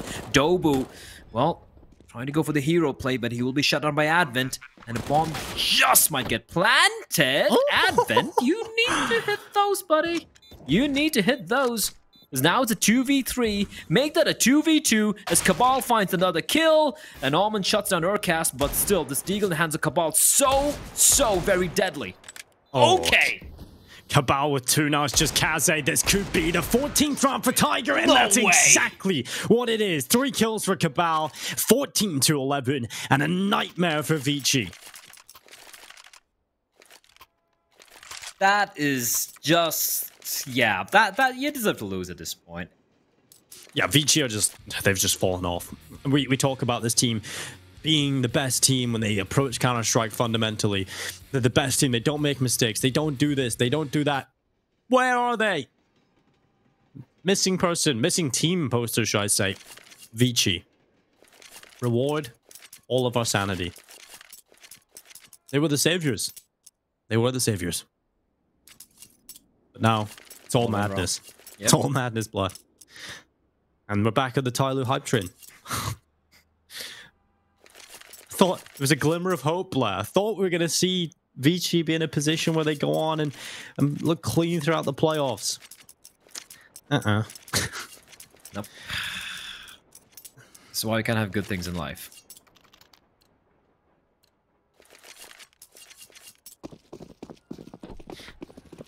I mean, it makes our jobs easier in terms of, like, overall, you can predict who's going to win, right? It's like, Tyloo are going to win the tournament, but we have no idea how they're going to get there. We know the outcome, we just don't know what's going to happen along the road. And well, Cabal is going to be under pressure at Zoking with the MP9. Just running at him, taking the kill. This could be the response that Vici need.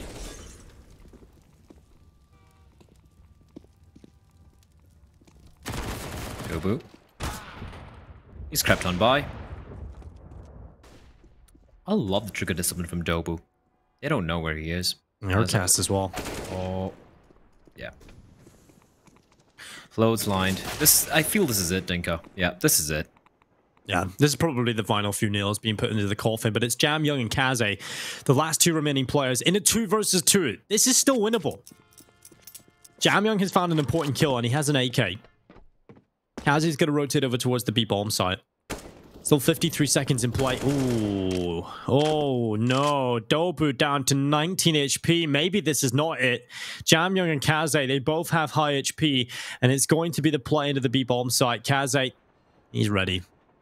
Completely ready. He's going to take this. He doesn't miss shots on the scout. They're going to offer themselves up like that. He'll take it, but I love it. Dobu doesn't go.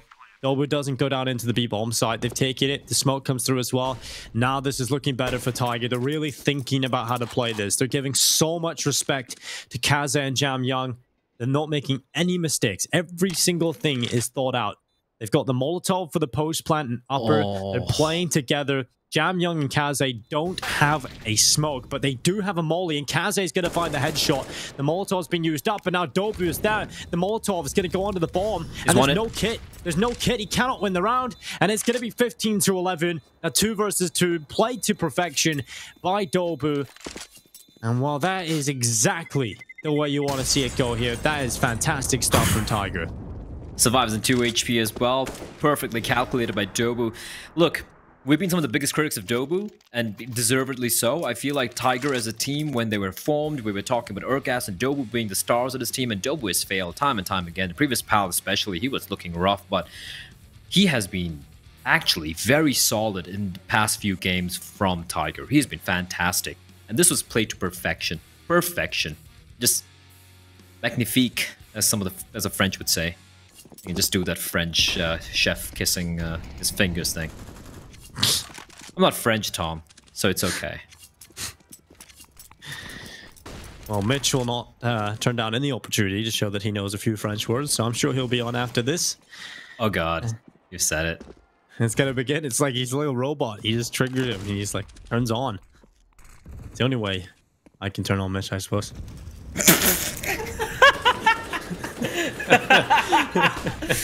Oh god, it's all gone wrong. Zoking completely blinded. He gets a dink on Urkas, doesn't get a kill though. And now Advent searching for some redemption, Dinko, some redemption. Can he do it? It's a 5v3, all the Urkas is bleeding out internally. And Tiger aren't really going for any play, they're just waiting for Vici to make the mistakes, to pick them apart, to get these 1v1s. And for Vici, the only good thing is Jamyoung and Kaze are still alive. Yeah, they are, and I suppose that does give hope to Vici. A small slither of hope. A tight grip onto the game, perhaps. As Tiger take their time, they have not been making mistakes in the last couple of rounds, even in that 2 versus 2. It was played to perfection. They want to close this. And Kaze, he's in the connector. He's not the first as Urcast goes down. A second delivered by Kaze. He's the star of the team and he looks to show up, but it's NCL and Dobu. It's now just Jam Young and he is out of there. Tiger pull off the reverse sweep. They lose map number 1, but they come swinging back on Nuke. They get it done on Train. And while Tiger walk away as the victors, Vici, they take another loss here at PAL. And they continue to lose to some of the better teams within Asia. And that's going to be a problem moving forward for Vici. Yeah, this is just messy from Vici, but fantastic from Tiger. Let's get Mitch and Tom into the desk, onto the desk over here. Tom, that was Train. Okay, look, Nuke was terrible to see this out from Vici, but this was fantastic from Tiger. This was, I don't know where this Tiger was all this while. All I'm going to say, Blair, is I have now learned that by proxy, Checkmate are the second best team in this tournament.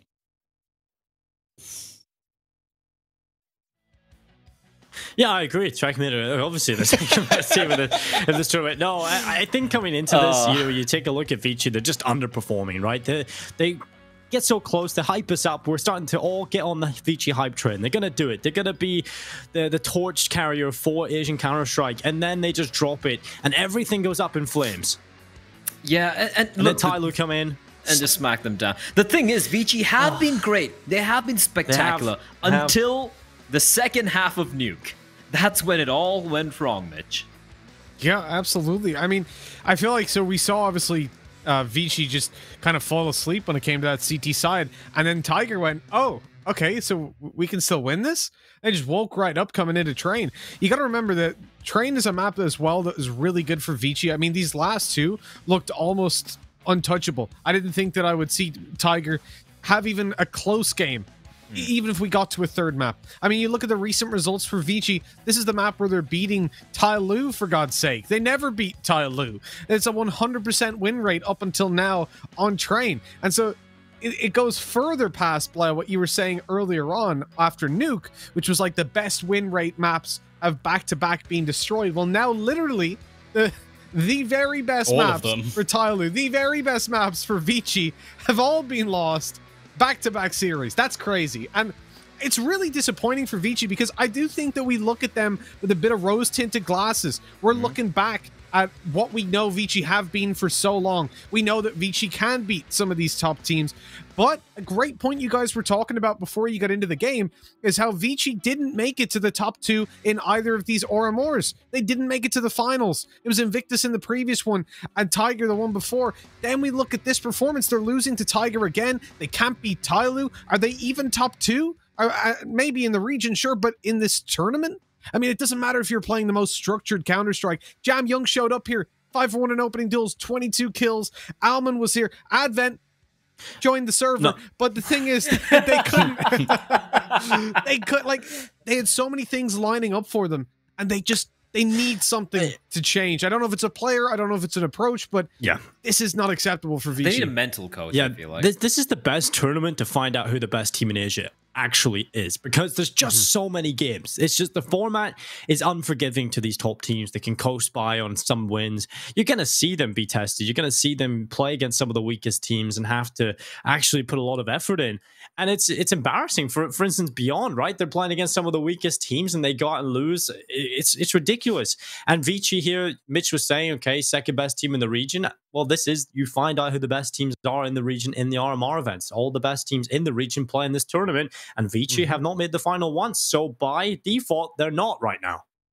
They indeed are not. Let's take a look at today's results, ladies and gentlemen. It has been a pretty long day of, again, some fantastic Counter-Strike here from the Asian region. We saw Beyond just dismantle Bren, a resurgence from that was today. Side. It was today. I know. It felt like it was a week ago, Dinko. It feels like a lifetime ago. We saw Tyloo almost lose to Checkmate. That first map, don't let that scoreline fool you. It was Tyloo winning both the pistol rounds and the anti-ecos, and yet they won only with 6 rounds. Checkmate could have maybe made it a 2-0, but Tyloo, as usual, as the story goes, they take map number 3 very convincingly. Then this series, we all favored Vici.